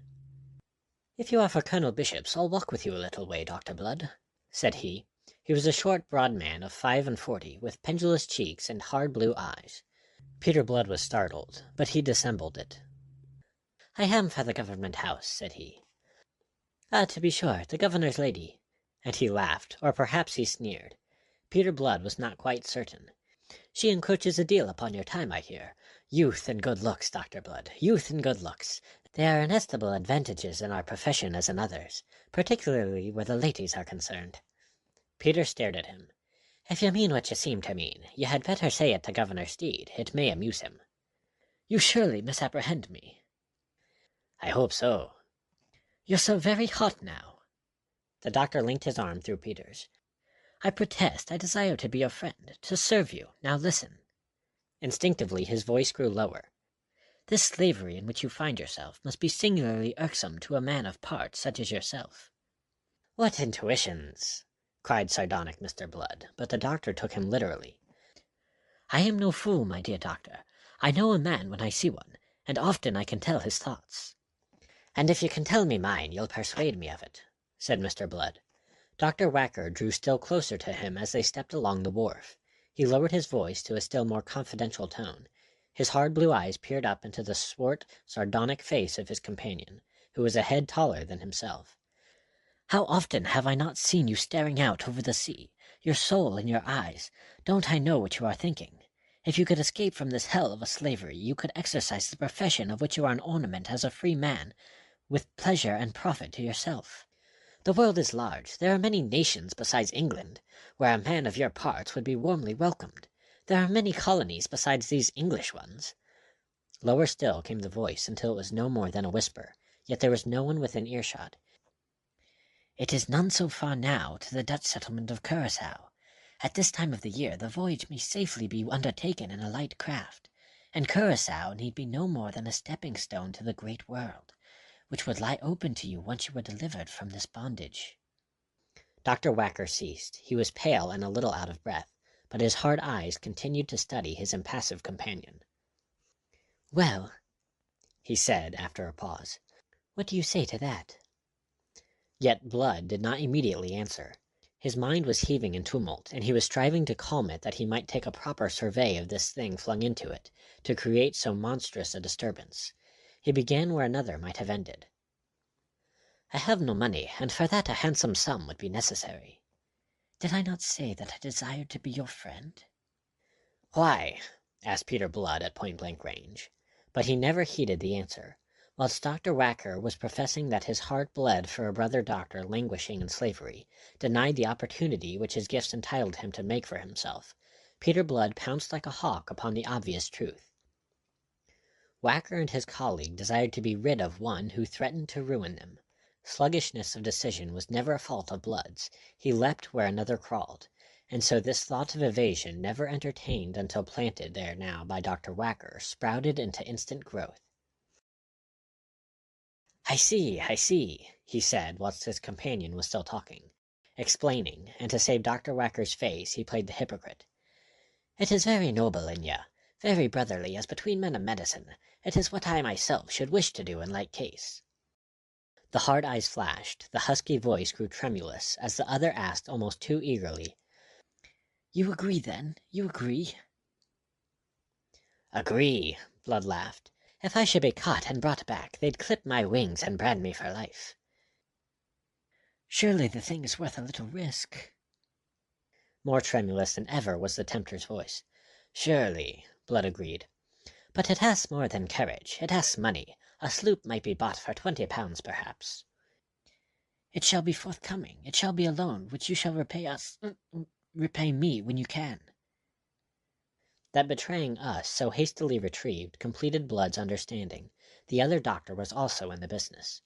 They were approaching the peopled part of the mole. Quickly but eloquently, Blood expressed his thanks where he knew that no thanks were due. "We will talk of this again, sir, tomorrow," he concluded. "You have opened for me the gates of hope." In that, at least, he tittered no more than the bare truth, and expressed it very baldly. It was indeed as if a door had been suddenly flung open to the sunlight for escape from a dark prison in which a man had thought to spend his life. He was in haste now to be alone, to straighten out his agitated mind and plan coherently what was to be done. Also he must consult another. Already he had hit upon that other. For such a voyage a navigator would be necessary, and a navigator was ready to his hand in Jeremy Pitt. The first thing was to take counsel with the young shipmaster, who must be associated with him in this business if it were to be undertaken. All that day his mind was in turmoil with this new hope, and he was sick with impatience for night and a chance to discuss the matter with his chosen partner. As a result, Blood was betimes that evening in the spacious stockade that enclosed the huts of the slaves, together with the big white house of the overseer, and he found an opportunity of a few words with Pitt, unobserved by the others. "Tonight, when all are asleep, come to my cabin. I have something to say to you." The young man stared at him, roused by Blood's pregnant tone out of the mental lethargy into which he had of late been lapsing as a result of the dehumanizing life he lived. Then he nodded, understanding and assent, and they moved apart. The 6 months of plantation life in Barbados had made an almost tragic mark upon the young seaman. His erstwhile bright alertness was all departed. His face was growing vacuous. His eyes were dull and lackluster, and he moved in a cringing, furtive manner, like an overbeaten dog. He had survived the ill-nourishment, the excessive work on the sugar plantation under a pitiless sun, the lashes of the overseer's whip when his labors flagged, and the deadly, unrelieved animal life to which he was condemned. But the price he was paying for survival was the usual price. He was in danger of becoming no better than an animal, of sinking to the level of the negroes who sometimes toiled beside him. The man, however, was still there, not yet dormant, but merely torpid from a surfeit of despair. And the man in him promptly shook off that torpidity, and awoke at the first words Blood spoke to him that night, awoke and wept. "Escape!" he panted. "Oh, God!" He took his head in his hands and fell to sobbing like a child. "Shh! Steady now, steady!" Blood admonished him in a whisper. Alarmed by the lad's blubbering, he crossed to Pitt's side and set a restraining hand upon his shoulder. "For God's sake, command yourself. If we're overheard, we shall both be flogged for this." Amongst the privileges enjoyed by Blood was that of a hut to himself, and they were alone in this. But after all, it was built of wattles thinly plastered with mud, and its door was composed of bamboos, through which sound passed very easily. Though the stockade was locked for the night, and all within it slept by now, it was after midnight, yet a prowling overseer was not impossible, and a sound of voices must lead to discovery. Pitt realized this and controlled his outburst of emotion. Sitting close thereafter, they talked in whispers for an hour or more, and all the while those dulled wits of Pitt's were sharpening themselves anew upon this precious whetstone of hope. They would need to recruit others into their enterprise, a half-dozen at least, a half-score if possible, but no more than that. They must pick the best out of that score of survivors of the Monmouth men that Colonel Bishop had acquired. Men who understood the sea were desirable, but of these there were only 2 in that unfortunate gang, and their knowledge was none too full. They were Hagthorpe, a gentleman who had served in the Royal Navy, and Nicholas Dyke, who had been a petty officer in the late King's time, and there was another who had been a gunner, a man named Ogle. It was agreed before they parted that Pitt should begin with these 3, and then proceed to recruit some 6 or 8 others.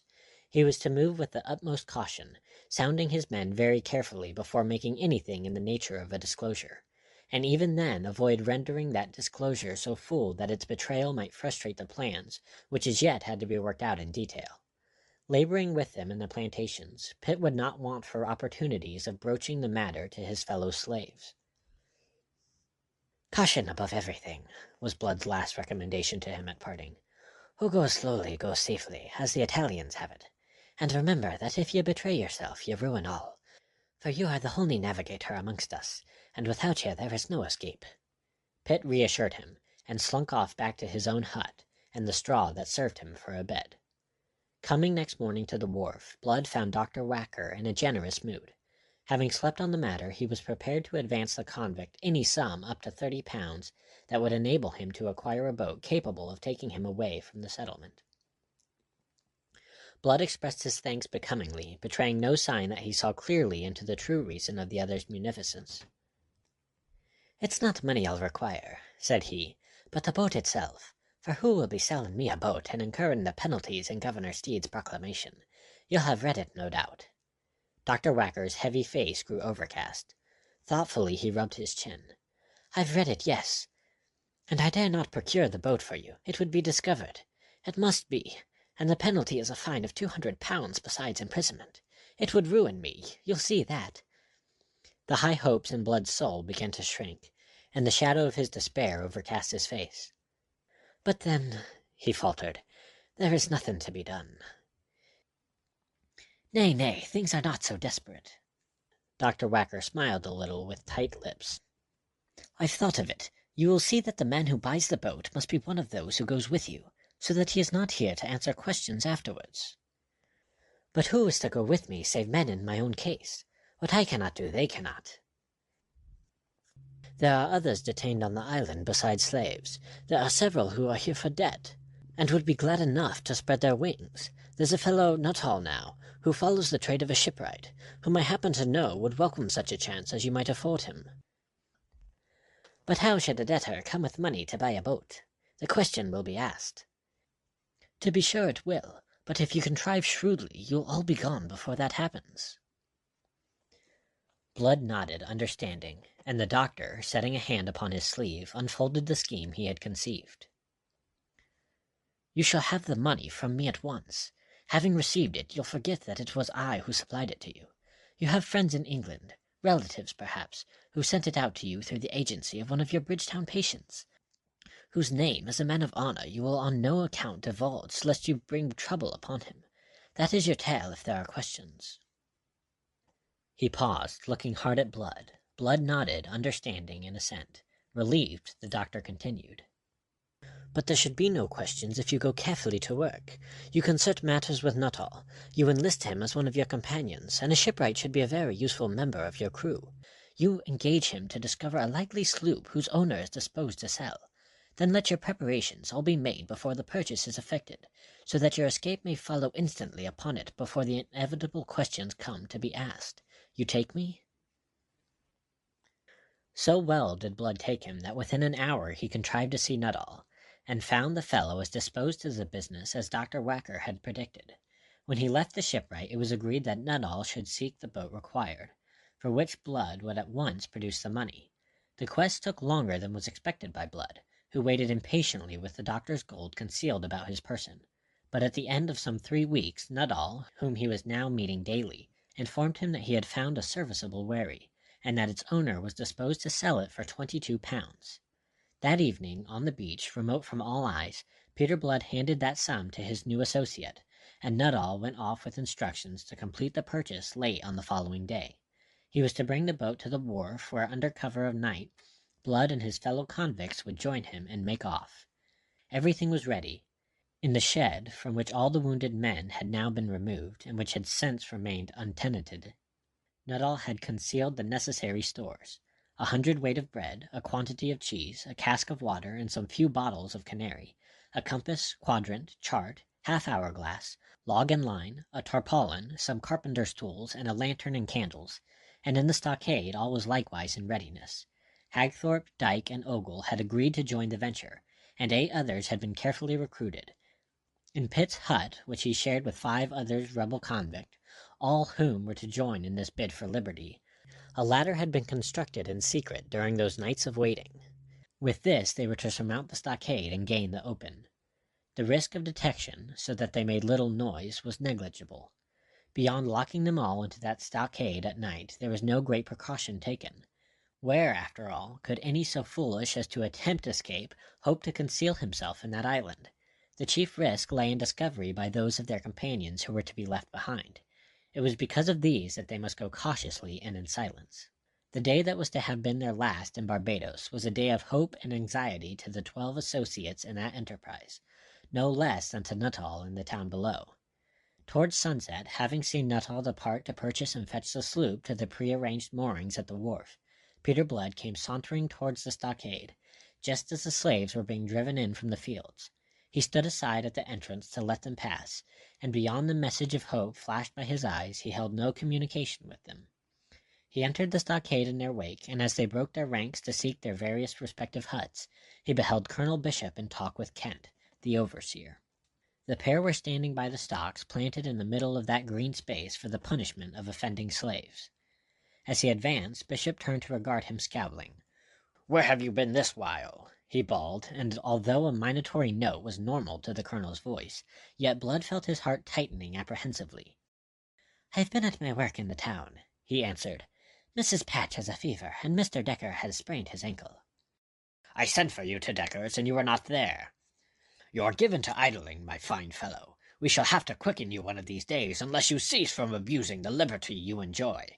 Do you forget that you're a rebel convict?" "I'm not given the chance," said Blood, who never could learn to curb his tongue. "By God, will ye be part with me?" Remembering all that was at stake, growing suddenly conscious that from the hut surrounding the enclosure anxious ears were listening, he instantly practiced an unusual submission. "Not part, sir. I am sorry. I should have been sought." "Aye, and you'll be sorrier yet. There's the governor with an attack of the gout, screaming like a wounded horse, and you nowhere to be found. Be off, man. Away with you at speed to Government House. You're awaited, I tell you. Best lend him a horse, Kent, or the lout'll be all night getting there." They bustled him away, choking almost from a reluctance that he dared not show. The thing was unfortunate, but after all not beyond remedy. The escape was set for midnight, and he should easily be back by then. He mounted the horse that Kent procured him, intending to make all haste. "How shall I re-enter the stockade, sir?" he inquired at parting. "You'll not re-enter it," said Bishop. "When they've done with you at Government House, they may find a kennel for you there until morning." Peter Blood's heart sank like a stone through water. "But—" he began. "Be off, I say. Will you stand there talking until dark? His Excellency is waiting for you." And with his cane Colonel Bishop slashed the horse's quarters so brutally that the beast bounded forward, all but unseating her rider. Peter Blood went off in a state of mind bordering on despair, and there was occasion for it. A postponement of the escape at least until tomorrow night was necessary now, and postponement must mean the discovery of Nuttall's transaction and the asking of questions it would be difficult to answer. It was in his mind to slink back in the night once his work at Government House were done, and from the outside of the stockade make known to Pitt and the others his presence, and so have them join him that their project might still be carried out. But in this he reckoned without the governor, whom he found really in the thrall of a severe attack of gout, and almost as severe an attack of temper nourished by Blood's delay. The doctor was kept in constant attendance upon him until long after midnight, when at last he was able to ease the sufferer a little by a bleeding. Thereupon he would have withdrawn, but Steed would not hear of it. Blood must sleep in his own chamber to be at hand in case of need. It was as if fate made sport of him. For that night at least the escape must be definitely abandoned. Not until the early hours of the morning did Peter Blood succeed in making a temporary escape from Government House, on the ground that he required certain medicaments which he must, himself, procure from the apothecary. On that pretext he made an excursion into the awakening town, and went straight to Nuttall, whom he found in a state of livid panic. The unfortunate debtor who had sat up waiting through the night conceived that all was discovered, and that his own ruin would be involved. Peter Blood quieted his fears. "It will be for tonight instead," he said, with more assurance than he felt. "If I have to bleed the governor to death, be ready at last tonight." "But if there are questions meanwhile," bleated Nuttall. He was a thin, pale, small-featured man, with weak eyes that now blinked desperately. "Answer as best you can. Use your wits, man. I can stay no longer." And Peter went off to the apothecary for his pretexted drugs. Within an hour of his going came an officer of the secretary's to Nuttall's miserable hovel. The seller of the boat had, as by law required since the coming of the rebel's convict, duly reported the sale at the secretary's office, so that he might obtain the reimbursement of the £10 surety into which every keeper of a small boat was compelled to enter. The secretary's office postponed this reimbursement until it should have obtained confirmation of the transaction. "We are informed that you have bought a wherry from Mr. Robert Farrell," said the officer. "That is so," said Nuttall, who conceived that for him this was the end of the world. "You are in no haste, it seems, to declare the same at the secretary's office." The emissary had a proper bureaucratic haughtiness. Nuttall's weak eyes blinked at a redoubled rate. To declare it? You know it's the law. I didn't, may it please you. But it's in the proclamation published last January. I can't read, sir. I didn't know. Faugh! The messenger withered him with his disdain. Well, now you're informed. See to it that you are at the secretary's office before noon, with the £10 surety into which you are obliged to enter. The pompous officer departed, leaving Nuttall in a cold perspiration despite the heat of the morning. He was thankful that the fellow had not asked the question he most dreaded, which was how he, a debtor, should come by the money to buy a wherry. But this, he knew, was only a respite. The question would presently be asked of a certainty, and then hell would open for him. He cursed the hour in which he had been such a fool as to listen to Peter Blood's chatter of escape. He thought it very likely that the whole plot would be discovered, and that he would probably be hanged, or at least branded and sold into slavery like those other damned rebels convict, with whom he had been so mad as to associate himself. If only he had had the £10 for this infernal surety, which until this moment had never entered into their calculations. It was possible that the thing might be done quickly and questions postponed until later. As the secretary's messenger had overlooked the fact that he was a debtor, so might the others at the secretary's office, at least for a day or two, and in that time he would, he hoped, be beyond the reach of their questions. But in the meantime, what was to be done about this money? And it was to be found before noon. Nuttall snatched up his hat and went out in quest of Peter Blood. But where look for him? Wandering aimlessly up the irregular, unpaved street, he ventured to inquire of one or two if they had seen Dr. Blood that morning. He affected to be feeling none so well, and indeed his appearance bore out the deception. None could give him information, and since Blood had never told him of Whacker's share in this business, he walked in his unhappy ignorance past the door of the one man in Barbados who would eagerly have saved him in this extremity. Finally he determined to go up to Colonel Bishop's plantation. Probably Blood would be there. If he were not, Nuttall would find Pitt, and leave a message with him. He was acquainted with Pitt, and knew of Pitt's share in this business. His pretext for seeking Blood must still be that he needed medical assistance, and at the same time that he set out, insensitive in his anxiety to the broiling heat, to climb the heights to the north of the town, Blood was setting out from Government House at last, having so far eased the governor's condition as to be permitted to depart. Being mounted, he would, but for an unexpected delay, have reached the stockade ahead of Nuttall, in which case several unhappy events might have been averted. The unexpected delay was occasioned by Miss Arabella Bishop. They met at the gate of the luxuriant garden of Government House, and Miss Bishop, herself mounted, stared to see Peter Blood on horseback. It happened that he was in good spirits. The fact that the governor's condition had so far improved as to restore him his freedom of movement had sufficed to remove the depression under which he had been laboring for the past 12 hours and more.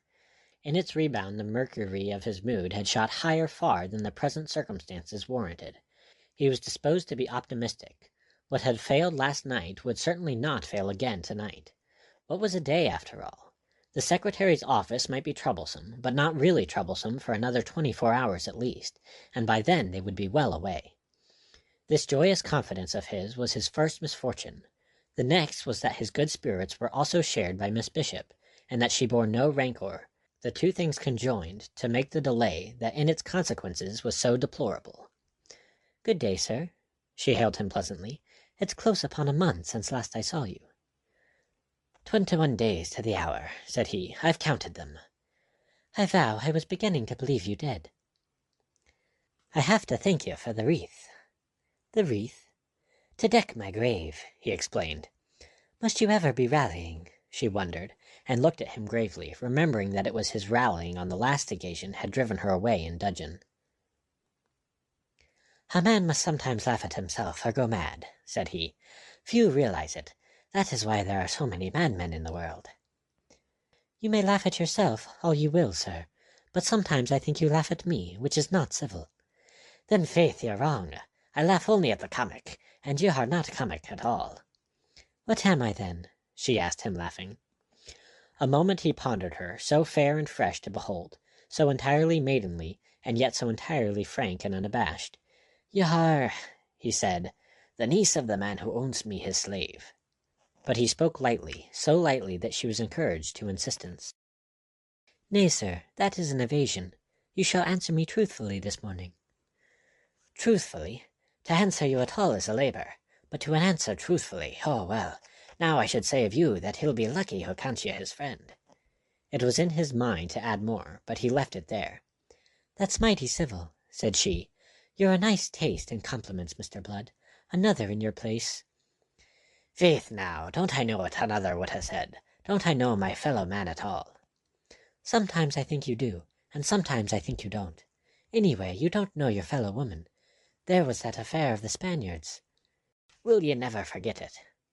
"Never." "Bad cess to your memory. Is there no good in me at all that you could be dwelling on instead?" "Oh, several things." "For instance, now." He was almost eager. "You speak excellent Spanish." "Is that all?" He sank back into dismay. "Where did you learn it? Have you been in Spain?" "That I have. I was 2 years in Spanish prison." "In prison?" Her tone suggested apprehensions in which he had no desire to leave her. "As a prisoner of war," he explained. "I was taken fighting with the French, in French service, that is." "But you're a doctor," she cried. "That's merely a diversion, I think. By trade I am a soldier. At least it's a trade I followed for 10 years. It brought me no great gear. It served me better than medicine, which, as you may observe, has brought me into slavery. I'm thinking it's more pleasing in the sight of heaven to kill men than to heal them. Sure, it must be." "But how came you to be a soldier, and to serve the French?" "I am Irish, you see, and I studied medicine. Therefore, since it's a perverse nation we are— oh, but it's a long story, and the colonel will be expecting my return." She was not in that way to be defrauded of her entertainment. If he would wait a moment, they would ride back together. She had but come to inquire of the governor's health at her uncle's request. So he waited, and so they rode back together to Colonel Bishop's house. They rode very slowly, at a walking pace, and some whom they passed marveled to see the doctor's slave on such apparently intimate terms with his owner's niece. One or two may have promised themselves that they would drop a hint to the colonel, but the two rode oblivious of all others in the world that morning.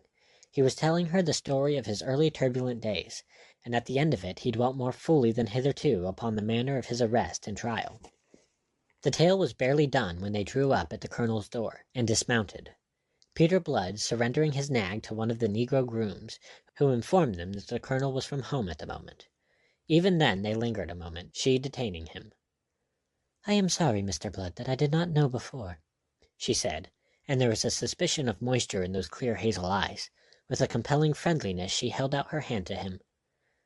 "Why, what difference could it have made?" he asked. "Some, I think. You have been very hardly used by fate." "Ach, now!" He paused, his keen sapphire eyes considering her steadily a moment from under his level black brows. "It might have been worse," he said, with a significance which brought a tinge of color to her cheeks and a flutter to her eyelids. He stooped to kiss her hand before releasing it, and she did not deny him. Then he turned and strode off towards the stockade a half-mile away, and a vision of her face went with him, tinted with a rising blush and a sudden unusual shyness.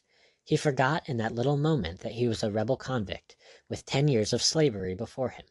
He forgot that he had planned an escape, which was to be carried into effect that night, forgot even the peril of discovery which as a result of the governor's gout now overhung him. End of Chapter 6.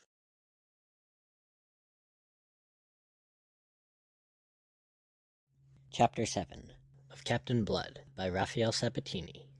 Pirates. Mr. James Nuttall made all speed, regardless of the heat, in his journey from Bridgetown to Colonel Bishop's plantation. And if ever man was built for speed in a hot climate, that man was Mr. James Nuttall, with his short, thin body and his long, fleshless legs. So withered was he that it was hard to believe that there were any juices left in him. Yet juices there must have been, for he was sweating violently by the time he reached the stockade. At the entrance he almost ran into the overseer Kent, a squat, bow-legged animal with the arms of a Hercules and the jowl of a bulldog. "I am seeking Dr. Blood," he announced breathlessly. "You are in a rare haste," growled Kent. "What the devil is it? Twins?" Oh, nay, I am not married, sir. It's a cousin of mine, sir." "What is?" "He is taken bad, sir," Nuttall lied promptly upon the cue that Kent himself had afforded him. "Is the doctor here?" "That's his hut yonder." Kent pointed carelessly. "If he's not there, he'll be somewhere else." And he took himself off. He was a surly, ungracious beast at all times, readier with the lash of his whip than with his tongue. Nuttall watched him go with satisfaction, and even noted the direction that he took. Then he plunged into the enclosure to verify in mortification that Dr. Blood was not at home. A man of sense might have sat down and waited, judging that to be the quickest and surest way in the end. But Nuttall had no sense. He flung out of the stockade again, hesitated a moment as to which direction he should take, and finally decided to go any way but the way that Kent had gone.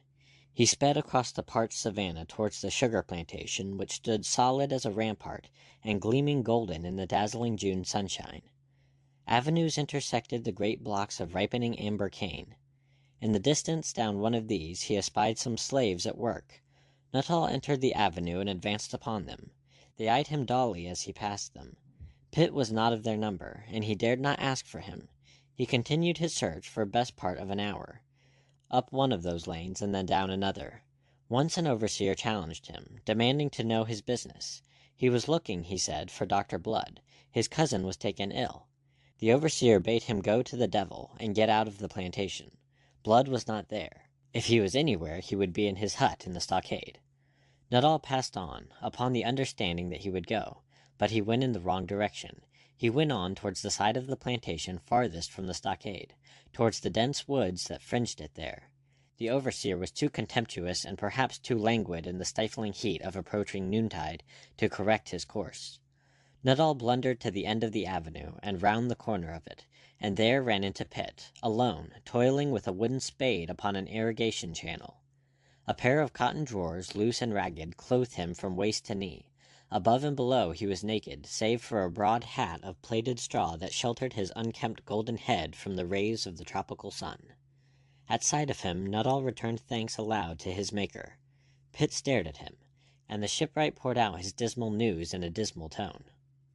The sum of it was that he must have 10 pounds from Blood that very morning, or they were all undone, and all he got for his pains and his sweat was the condemnation of Jeremy Pitt.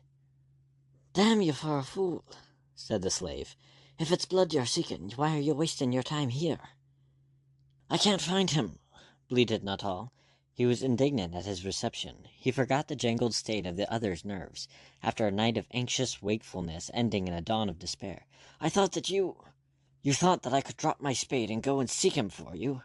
Is that what you thought? My God, that our lives should depend upon such a dumb-a-head! While you waste your time here, the hours are passing, and if an overseer should catch you talking to me, how'll you explain it?" For a moment Nuttall was bereft of speech by such ingratitude. Then he exploded. "I would to heaven I had never had no hand in this affair.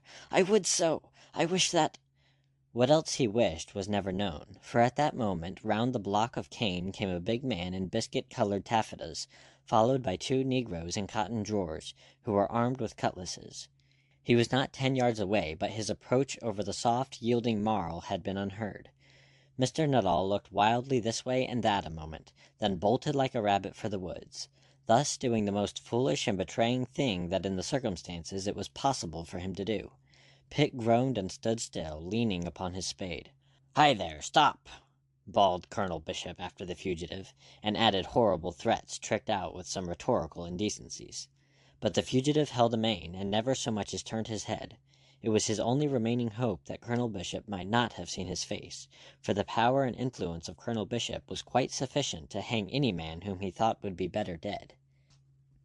Not until the renegade had vanished into the scrub did the planter sufficiently recover from his indignant amazement to remember the 2 negroes who followed at his heels like a brace of hounds. It was a bodyguard without which he never moved in his plantations, since the slave had made an attack upon him, and all but strangled him a couple of years ago. "After him, you black swine!" he roared at them, but as they started he checked them. "Wait! Get to heel, damn you!" It occurred to him that to catch and deal with the fellow there was not the need to go after him, and perhaps spend the day hunting him in that cursed wood. There was Pitt here ready to his hand, and Pitt should tell him the identity of his bashful friend, and also the subject of that close and secret talk he had disturbed. Pitt might, of course, be reluctant, so much the worse for Pitt. The ingenious Colonel Bishop knew a dozen ways, some of them quite diverting, of conquering stubbornness in such convict dogs. He turned now upon the slave a countenance that was inflamed by heat internal and external, and a pair of heady eyes that were alight with cruel intelligence. He stepped forward, swinging his light bamboo cane. "Who was that renegade?" he asked with terrible suavity. Leaning over on his spade, Jeremy Pitt hung his head a little, and shifted uncomfortably on his bare feet. Vainly he groped for an answer in a mind that could do nothing but curse the idiocy of Mr. James Nuttall. The planter's bamboo cane fell on the lad's naked shoulders with stinging force. "Answer me, you dog! What's his name?" Jeremy looked at the burly planter out of sullen, almost defiant eyes. "I don't know," he said, and in his voice there was a faint note at least of the defiance aroused in him by a blow which he dared not, for his life's sake, return. His body had remained unyielding under it, but the spirit within writhed now in torment. "You don't know? Well, here's to quicken your wits." Again the cane descended. "Have you thought of his name yet?" "I have not." "Stubborn, eh?" For a moment the colonel leered. Then his passion mastered him. "Swounds! You impudent dog! D'ye trifle with me? D'ye think I'm to be mocked?" Pitt shrugged, shifted sideways on his feet again, and settled into dogged silence. Few things are more provocative, and Colonel Bishop's temper was never one that required much provocation. Brute fury now awoke in him. Fiercely now he lashed those defenseless shoulders, accompanying each blow by blasphemy and foul abuse, until, stung beyond endurance, the lingering embers of his manhood fanned into momentary flame, Pitt sprang upon his tormentor. But as he sprang, so also sprang the watchful blacks. Muscular bronze arms coiled crushingly about the frail white body, and in a moment the unfortunate slave stood powerless, his wrists pinioned behind him in a leathern thong. Breathing hard, his face mottled, Bishop pondered him a moment, then, "Fetch him along," he said. Down the long avenue between those golden walls of cane, standing some 8 feet high, the wretched Pitt was thrust by his black captors in the colonel's wake, stared at with fearful eyes by his fellow slaves at work there. Despair went with him. What torments might immediately await him he cared little, horrible though he knew they would be. The real source of his mental anguish lay in the conviction that the elaborately planned escape from this unutterable hell was frustrated now in the very moment of execution. They came out upon the green plateau and headed for the stockade in the overseer's white house. Pitt's eyes looked out over Carlisle Bay, of which this plateau commanded a clear view from the fort on one side to the long sheds of the wharf on the other. Along this wharf a few shallow boats were moored, and Pitt caught himself wondering which of these was the wherry in which with a little luck they might have been now at sea. Out over that sea his glance ranged miserably. In the road, standing in for the shore before a gentle breeze that scarcely ruffled the sapphire surface of the Caribbean, came a stately red-hulled frigate flying the English ensign. Colonel Bishop halted to consider her, shading his eyes with his fleshly hand. Light as was the breeze, the vessel spread no canvas to it beyond that of her foresail. Furled was her every other sail, leaving a clear view of the majestic lines of her hull, from towering stern castle to gilded beakhead that was aflash in the dazzling sunshine. So leisurely in advance argued a master indifferently acquainted with these waters, who preferred to creep forward cautiously, sounding his way. At her present rate of progress it would be an hour, perhaps, before she came to anchorage within the harbor, and whilst the colonel viewed her, admiring, perhaps, the gracious beauty of her, Pitt was hurried forward into the stockade, and clapped into the stocks that stood there ready for slaves who required correction. Colonel Bishop followed him presently with leisurely rolling gait.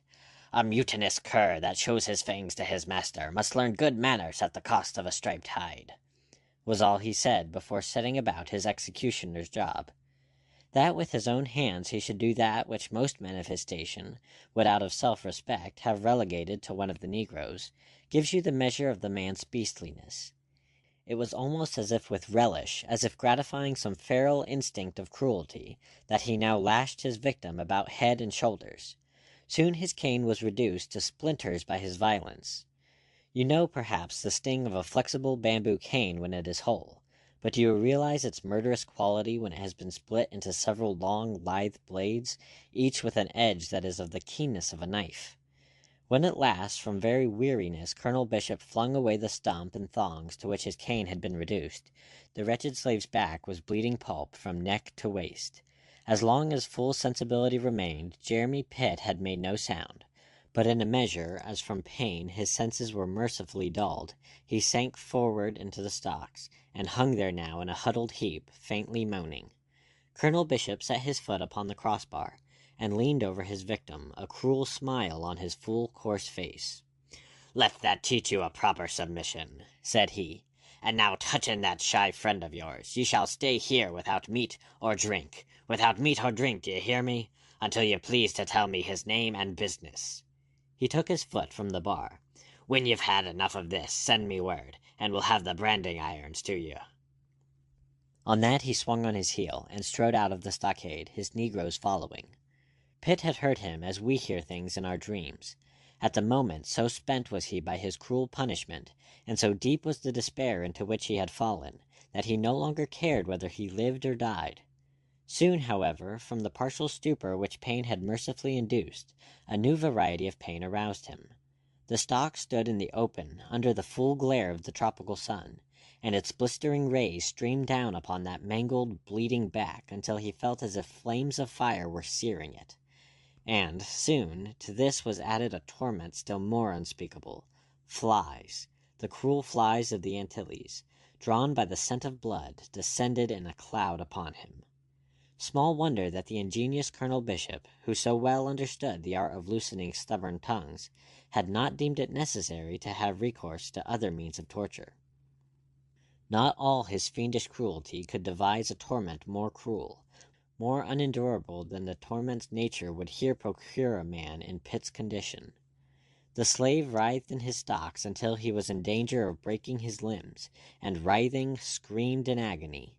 Thus was he found by Peter Blood, who seemed to his troubled vision to materialize suddenly before him.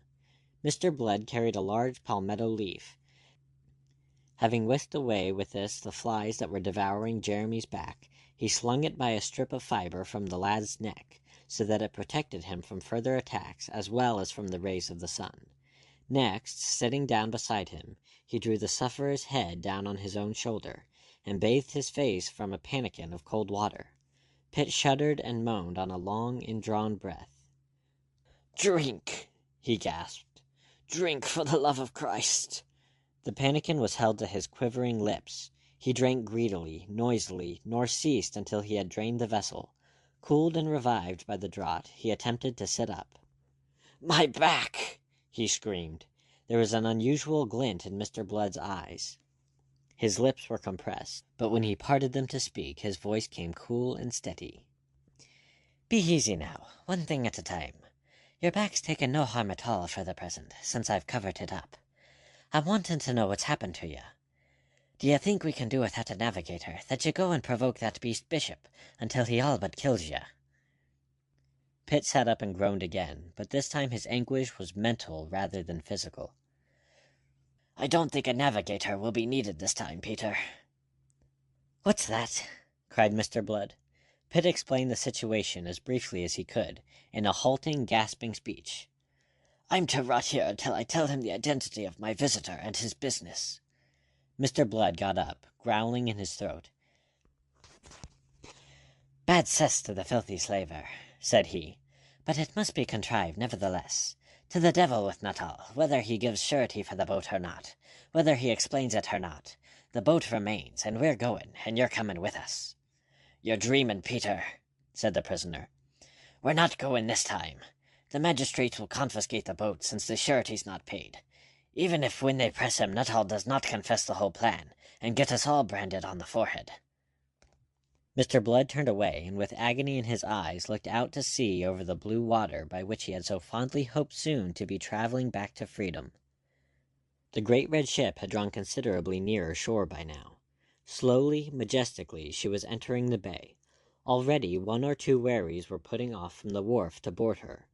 From where he stood, Mr. Blood could see the glinting of the brass cannons mounted on the prow above the curving beakhead, and he could make out the figure of a seaman in the forechains, on her larboard side, leaning out to heave the lead.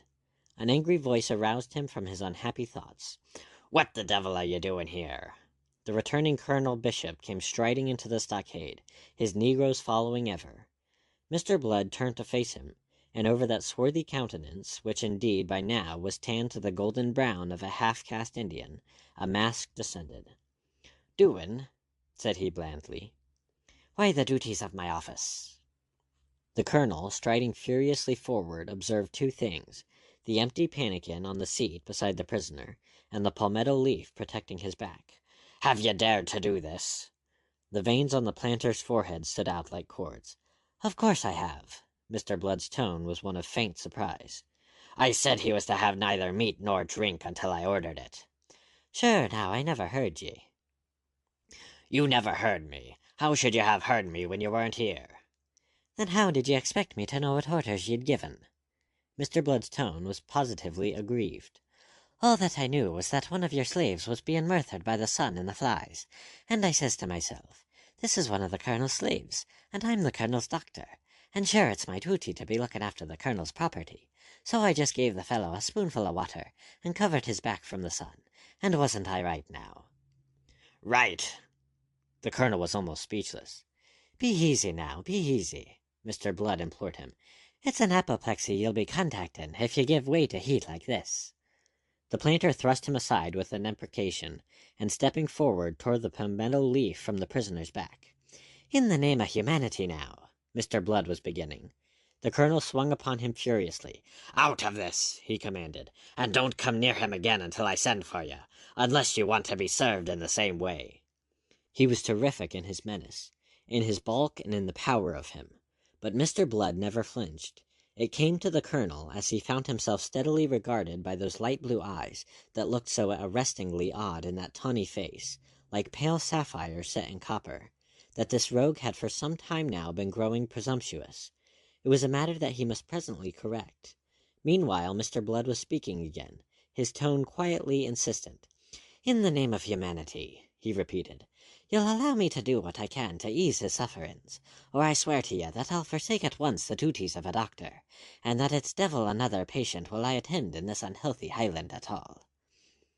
For an instant the colonel was too amazed to speak. Then, "By God!" he roared. "D'ye dare take that tone with me, ye dog? D'ye dare to make terms with me?" "I do that." The unflinching blue eyes looked squarely into the colonel's, and there was a devil peeping out of them, the devil of recklessness that is born of despair. Colonel Bishop considered him for a long moment in silence. "I've been too soft with you," he said at last, "but that's to be mended." And he tightened his lips. "I'll have the rods to you, until there's not an inch of skin left on your dirty back." "Will ye so? And what would Governor Steed do then?" "You're not the only doctor on the island." Mr. Blood actually laughed. "And will ye tell that to his excellency, him with the gout in his foot so bad that he can't stand? You know very well it's devil another doctor will he tolerate, being an intelligent man that knows what's good for him." But the colonel's brute passion, thoroughly aroused, was not so easily to be balked. "If you're alive when my blacks have done with you, perhaps you'll come to your senses."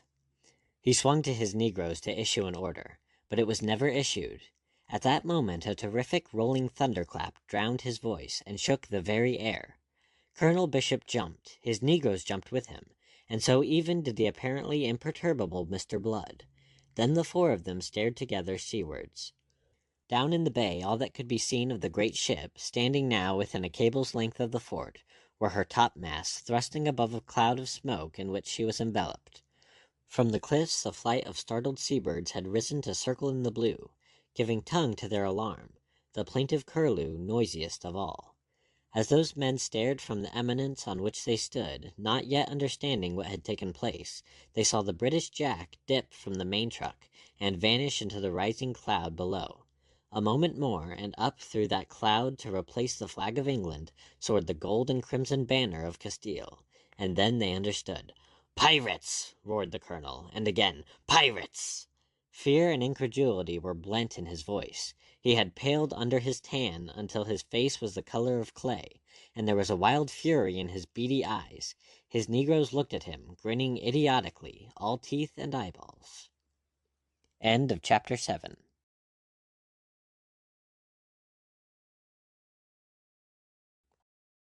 Chapter 8 of Captainblood by Rafael Sabatini. Spaniards. The stately ship that had been allowed to sail so leisurely into Carlisle Bay, under her false colors, was a Spanish privateer, coming to pay off some of the heavy debt piled up by the predaceous brethren of the coast, and the recent defeat by the Pride of Devon of 2 treasure galleons bound for Cadiz. It happened that the galleon, which escaped in a more or less crippled condition, was commanded by Don Diego de Espinosa y Valdez, who was own brother to the Spanish admiral Don Miguel de Espinosa, and who was also a very hasty, proud, and hot-tempered gentleman. Galled by his defeat, and choosing to forget that his own conduct had invited it, he had sworn to teach the English a sharp lesson which they should remember. He would take a leaf out of the Book of Morgan and those other robbers of the sea, and make a punitive raid upon an English settlement. Unfortunately for himself, and for many others, his brother the admiral was not at hand to restrain him, when for this purpose he fitted out the Cinco Llagas at San Juan de Puerto Rico. He chose for his objective the island of Barbados, whose natural strength was apt to render her defenders careless. He chose it also because thither had the Pride of Devon been tracked by his scouts, and he desired a measure of poetic justice to invest his vengeance, and he chose a moment when there were no ships of war at anchor in Carlisle Bay. He had succeeded so well in his intentions that he had aroused no suspicion until he saluted the fort at short range with a broadside of 20 guns.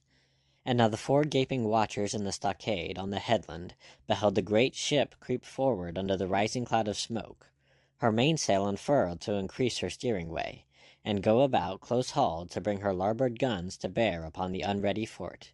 With the crashing roar of that second broadside, Colonel Bishop awoke from stupefaction to a recollection of where his duty lay.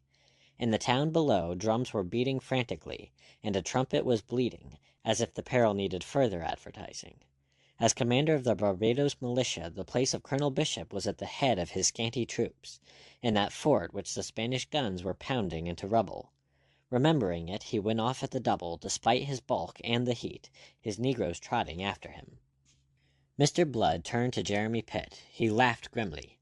"Now that," said he, "is what I call a timely interruption. Though what'll come of it," he added as an afterthought, "the devil himself knows." As the third broadside was thundering forth, he picked up the palmetto leaf and carefully replaced it on the back of his fellow slave. And then into the stockade, panting and sweating, came Kent, followed by best part of a score of plantation workers, some of whom were black and all of whom were in a state of panic. He led them into the low white house to bring them forth again, within a moment, as it seemed, armed now with muskets and hangers, and some of them equipped with bandoliers. By this time the rebels convict were coming in twos and threes, having abandoned their work upon finding themselves unguarded and upon scenting the general dismay. Kent paused a moment, as his hastily armed guard dashed forth to fling an order to those slaves. "To the woods!" he bade them. "Take to the woods, and lie close there, until this is over, and we've gutted these Spanish swine." On that he went off in haste after his men, who were to be added to those massing in the town, so as to oppose and overwhelm the Spanish landing parties. The slaves would have obeyed him on the instant but for Mr. Blood. "What need for haste, and in this heat?" quoth he. He was surprisingly cool, they thought. "Maybe there'll be no need to take to the woods at all, and anyway, it'll be time enough to do so when the Spaniards are masters of the town." And so, joined now by the other stragglers, and numbering in all a round score, rebels convict all, they stayed to watch from their vantage ground the fortunes of the furious battle that was being waged below. The landing was contested by the militia, and by every islander capable of bearing arms, with the fierce resoluteness of men who know that no quarter was to be expected in defeat. The ruthlessness of Spanish soldiery was a byword, and not at his worst had Morgan or L'Ollonais ever perpetrated such horrors as those of which these Castilian gentlemen were capable. But this Spanish commander knew his business, which was more than could truthfully be said for the Barbados militia. Having gained the advantage of a surprise blow which had put the fort out of action, he soon showed them that he was master of the situation. His guns turned now upon the open space behind the mole, where the incompetent bishop had marshaled his men, tore the militia into bloody rags, and covered the landing parties which were making the shore in their own boats and in several of those which had rashly gone out to the great ship before her identity was revealed. All through the scorching afternoon the battle went on, the rattle and crack of musketry penetrating ever deeper into the town to show that the defenders were being driven steadily back. By sunset 250 Spaniards were masters of Bridgetown. The islanders were disarmed, and at Government House Governor Steed, his gout forgotten in his panic, supported by Colonel Bishop and some lesser officers, was being informed by Don Diego, with an urbanity that was itself a mockery, of the sum that would be required in ransom. For 100,000 pieces of eight and 50 head of cattle, Don Diego would forbear from reducing the place to ashes. And what time that suave and courtly commander was settling these details with the apoplectic British governor, the Spaniards were smashing and looting, feasting, drinking, and ravaging after the hideous manner of their kind.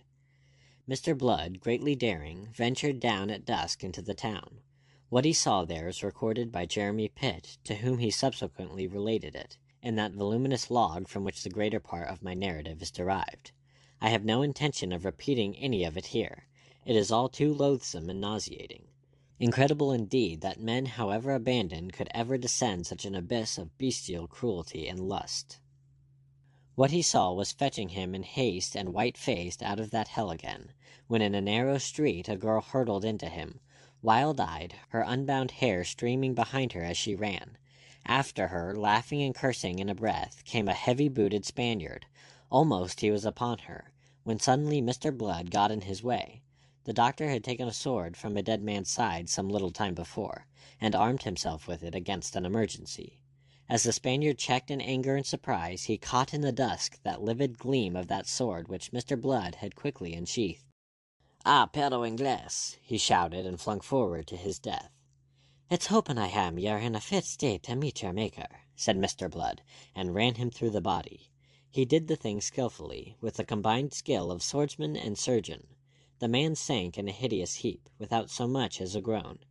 Mr. Blood swung to the girl, who leaned panting and sobbing against the wall. He caught her by the wrist. "Come," he said, but she hung back, resisting him by her weight. "Who are you?" she demanded wildly.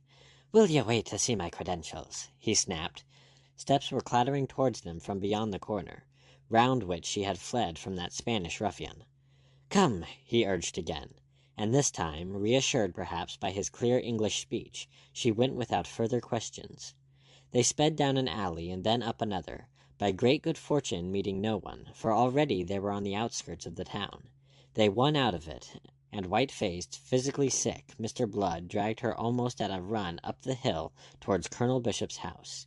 He told her briefly who and what he was, and thereafter there was no conversation between them until they reached the big white house. It was all in darkness, which at least was reassuring. If the Spaniards had reached it, there would be lights. He knocked, but had to knock again, and yet again, before he was answered.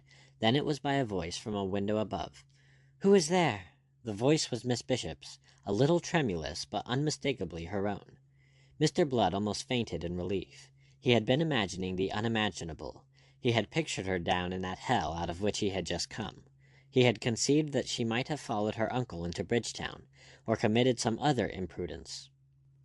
And he turned cold from head to foot at the mere thought of what might have happened to her. "It is I, Peter Blood," he gasped. "What do you want?" It is doubtful whether she would have come down to open, for at such a time as this it was no more than likely that the wretched plantation slaves might be in revolt, and prove as great a danger as the Spaniards. But at the sound of her voice, the girl Mr. Blood had rescued peered up through the gloom. "Arabella," she called, "it is I, Mary Trail." "Mary!" The voice ceased above on that exclamation. The head was withdrawn. After a brief pause the door gaped wide. Beyond it in the wide hall stood Miss Arabella, a slim, virginal figure in white, mysteriously revealed in the gleam of a single candle which she carried. Mr. Blood strode in, followed by his distraught companion, who, falling upon Arabella's slender bosom, surrendered herself to a passion of tears. But he wasted no time. "Whom have you here with you? What servants?" he demanded sharply. The only male was James, an old negro groom. "The very man," said Blood. "Bid him get out horses. Then away with you to Speightstown, or even farther north, where you'll be safe. Here you are in danger, in dreadful danger." "But I thought the fighting was over," she was beginning, pale and startled. "So it is, but the deviltry's only beginning. Miss Trail will tell you as you go. In God's name, madam, take my word for it, and do as I bid you." He saved me," sobbed Miss Trail. "Saved you?" Miss Bishop was aghast. "Saved you from what, Mary?" "Let that wait," snapped Mr. Blood, almost angrily. "You've all the night for chattering when you're out of this, and away beyond their reach. Will you please call James, and do as I say, and at once?" "You are very peremptory." "Oh, my God, I am peremptory. Speak, Miss Trail. Tell her whether I have cause to be peremptory." "Yes, yes," the girl cried, shuddering. "Do as he says. Oh, for pity's sake, Arabella." Miss Bishop went off, leaving Mr. Blood and Miss Trail alone again. I shall never forget what you did, sir," said she, through her diminishing tears. She was a slight wisp of a girl, a child, no more. "I've done better things in my time. That's why I'm here," said Mr. Blood, whose mood seemed to be snappy. She didn't pretend to understand him, and she didn't make the attempt. Did you kill him?" she asked fearfully. He stared at her in the flickering candlelight. "I hope so. It is very probable, and it doesn't matter at all," he said. "What matters is that this fellow James should fetch the horses." And he was stamping off to accelerate these preparations for departure, when her voice arrested him. Don't leave me here alone," she cried in terror. He paused. He turned and came slowly back. Standing above her, he smiled upon her. There, you've no cause for alarm. It's all over now. You'll be away soon, away to Speightstown, where you'll be safe." The horses came at last, 4 of them, for in addition to James, who was to act as her guide, Miss Bishop had her woman, who was not to be left behind. Mr. Blood lifted the slight weight of Mary Trail to her horse, then turned to say good-bye to Miss Bishop, who was already mounted. He said it, and seemed to have something to add, but whatever it was, it remained unspoken. The horses started and receded into the sapphire starlit night, leaving him standing there before Colonel Bishop's door. The last he heard of them was Mary Trail's childlike voice calling back on a quavering note, "I shall never forget what you did, Mr. Blood. I shall never forget." But as it was not the voice he desired to hear, the assurance brought him little satisfaction. He stood there in the dark, watching the fireflies amid the rhododendrons, till the hoofbeats had faded. Then he sighed and roused himself. He had much to do. His journey into the town had not been one of idle curiosity to see how the Spaniards conducted themselves in victory.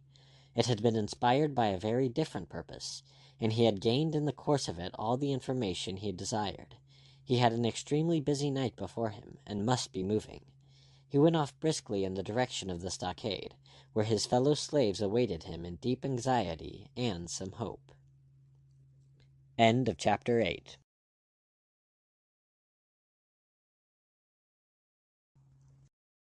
Chapter 9 of Captainblood by Rafael Sabatini. The Rebel's Convict. There were, when the purple gloom of the tropical night descended upon the Caribbean, not more than 10 men on guard aboard the Cinco Llagas. So confident, and with good reason, were the Spaniards of the complete subjection of the islanders. And when I say that there were 10 men on guard, I state rather the purpose for which they were left aboard than the duty which they fulfilled. As a matter of fact, whilst the main body of the Spaniards feasted and rioted ashore, the Spanish gunner and his crew, who had so nobly done their duty and ensured the easy victory of the day, were feasting on the gun deck upon the wine and the fresh meats fetched out to them from shore. Above, 2 sentinels only kept vigil, at stem and stern, nor were they as vigilant as they should have been, or else they must have observed the 2 wherries that under cover of the darkness came gliding from the wharf, with well-greased rowlocks, to bring up in silence under the great ship's quarter. From the gallery aft still hung the ladder by which Don Diego had descended to the boat that had taken him ashore. The sentry on guard in the stern, coming presently round this gallery, was suddenly confronted by the black shadow of a man standing before him at the head of the ladder. "Who's there?" he asked, but without alarm, supposing it one of his fellows. "It is I," softly answered Peter Blood, in the fluent Castilian of which he was master. "Is it you, Pedro?" The Spaniard came a step nearer. "Peter is my name, but I doubt I'll not be the Peter you're expecting." "How?" quoth the sentry, checking. "This way," said Mr. Blood. The wooden taffrail was a low one, and the Spaniard was taken completely by surprise, save for the splash he made as he struck the water, narrowly missing one of the crowded boats that waited under the counter. Not a sound announced his misadventure. Armed as he was with corselet, cuirass, and headpiece, he sank to trouble them no more. "Whist!" hissed Mr. Blood to his waiting rebels convict. "Come on now, without noise." Within 5 minutes they had swarmed aboard, the entire 20 of them overflowing from that narrow gallery, and crouching on the quarter-deck itself. Lights showed ahead. Under the great lantern in the prow they saw the black figure of the other sentry, pacing on the forecastle. From below, sounds reached them of the orgy on the gun-deck. A rich male voice was singing an obscene ballad, to which the others chanted in chorus. Y estos son los usos de Castilla y Don Leon. "From what I've seen today, I can well believe it," said Mr. Blood, and whispered, "Forward, after me." Crouching low, they glided, noiseless as shadows, to the quarter-deck rail, and thence slipped without sound down into the waist. 2/3 of them were armed with muskets, some of which they had found in the overseer's house, and others supplied from the secret hoard that Mr. Blood had so laboriously assembled against the day of escape. The remainder were equipped with knives and cutlasses. In the vessel's waist they hung awhile, until Mr. Blood had satisfied himself that no other sentinel showed above decks but that inconvenient fellow in the prow. Their first attention must be for him. Mr. Blood himself crept forward with 2 companions, leaving the others in the charge of that Nathaniel Hagthorpe, whose sometime commission in the King's Navy gave him the best title to this office. Mr. Blood's absence was brief. When he rejoined his comrades there was no watch above the Spaniards' decks. Meanwhile, the revelers below continued to make merry at their ease in the conviction of complete security. The garrison of Barbados was overpowered and disarmed, and their companions were ashore in complete possession of the town, glutting themselves hideously upon the fruits of victory. What, then, was there to fear? Even when their quarters were invaded and they found themselves surrounded by a score of wild, hairy, half-naked men, who, save that they appeared once to have been white, looked like a horde of savages, the Spaniards could not believe their eyes. Who could have dreamed that a handful of forgotten plantation slaves would have dared to take so much upon themselves? The half-drunken Spaniards, their laughter suddenly quenched, the song perishing on their lips, stared, stricken and bewildered at the levelled muskets by which they were checkmated. And then, from out of this uncouth pack of savages that beset them, stepped a slim, tall fellow with light blue eyes and a tawny face, eyes in which glinted the light of a wicked humour. He addressed them in the purest Castilian. You will save yourselves pain and trouble by regarding yourselves my prisoners, and suffering yourselves to be quietly bestowed out of harm's way. Name of God! Swore the gunner, which did no justice at all to an amazement beyond expression. If you please, said Mr. Blood, and thereupon those gentlemen of Spain were induced without further trouble, beyond a musket prod or two, to drop through a scuttle to the deck below. After that the rebels convict refreshed themselves with the good things in the consumption of which they had interrupted the Spaniards. To taste palatable Christian food after months of salt fish and maize dumplings was in itself a feast to these unfortunates, but there were no excesses. Mr. Blood saw to that, although it required all the firmness of which he was capable. Dispositions were to be made without delay against that which must follow before they could abandon themselves fully to the enjoyment of their victory. This, after all, was no more than a preliminary skirmish, although it was one that afforded them the key to the situation. It remained to dispose, so that the utmost profit might be drawn from it. Those dispositions occupied some very considerable portion of the night, but at least they were complete before the sun peeped over the shoulder of Mount Hill Bay to shed his light upon a day of some surprises. It was soon after sunrise that the rebel convict who paced the quarter-deck in Spanish corselet and headpiece, a Spanish musket on his shoulder, announced the approach of a boat. It was Don Diego de Espinosa y Valdez coming aboard with 4 great treasure chests, containing each 25,000 pieces of 8, the ransom delivered to him at dawn by Governor Steed. He was accompanied by his son, Don Esteban, and by 6 men who took the oars. Aboard the frigate all was quiet and orderly as it should be. She rode at anchor, her larboard to the shore, and the main ladder on her starboard side. Round to this came the boat with Don Diego and his treasure. Mr. Blood had disposed effectively. It was not for nothing that he had served under De Ruyter. The swings were waiting and the windlass manned. Below, a gun crew held itself in readiness under the command of Ogle, who, as I have said, had been a gunner in the Royal Navy before he went in for politics, and followed the fortunates of the Duke of Monmouth. He was a sturdy, resolute fellow, who inspired confidence by the very confidence he displayed in himself. Don Diego mounted the ladder and stepped upon the deck, alone and entirely unsuspicious.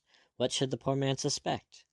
Before he could even look round, and survey this guard drawn up to receive him, a tap over the head with a capstan bar efficiently handled by Hagthorpe put him to sleep without the least fuss.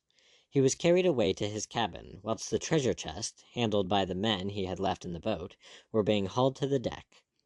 That being satisfactorily accomplished, Don Esteban and the fellows who had manned the boat came up the ladder one by one, to be handled with the same quiet efficiency. Peter Blood had a genius for these things, and almost, I suspect, an eye for the dramatic. Dramatic certainly was the spectacle now offered to the survivors of the raid.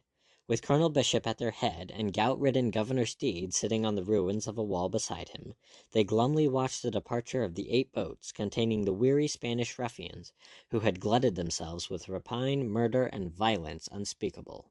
They looked on between relief at this departure of their remorseless enemies and despair at the wild ravages which, temporarily at least, had wrecked the prosperity and happiness of that little colony. The boats pulled away from the shore with their loads of laughing, jeering Spaniards, who were still flinging taunts across the water at their surviving victims. They had come midway between the wharf and the ship when suddenly the air was shaken by the boom of a gun. A round shot struck the water within a fathom of the foremost boat, sending a shower of spray over its occupants. They paused at their oars, astounded into silence for a moment. Then speech burst from them like an explosion. Angrily voluble, they anathematized this dangerous carelessness on the part of their gunner, who should know better than to fire a salute from a cannon loaded with shot. They were still cursing him when a second shot, better aimed than the first, came to crumple one of the boats into splinters, flinging its crew, dead and living, into the water.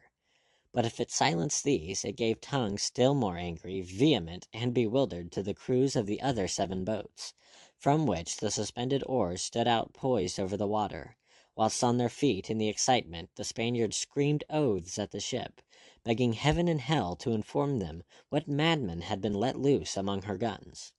Plump into their middle came a third shot, smashing a second boat with fearful execution. Followed again a moment of awful silence, then among those Spanish pirates all was gibbering and jabbering and splashing of oars, as they attempted to pull in every direction at once. Some were for going ashore, others for heading straight to the vessel and there discovering what might be amiss. That something was very gravely amiss there could be no further doubt, particularly as whilst they discussed and fumed and cursed 2 more shots came over the water to account for yet a third of their boats.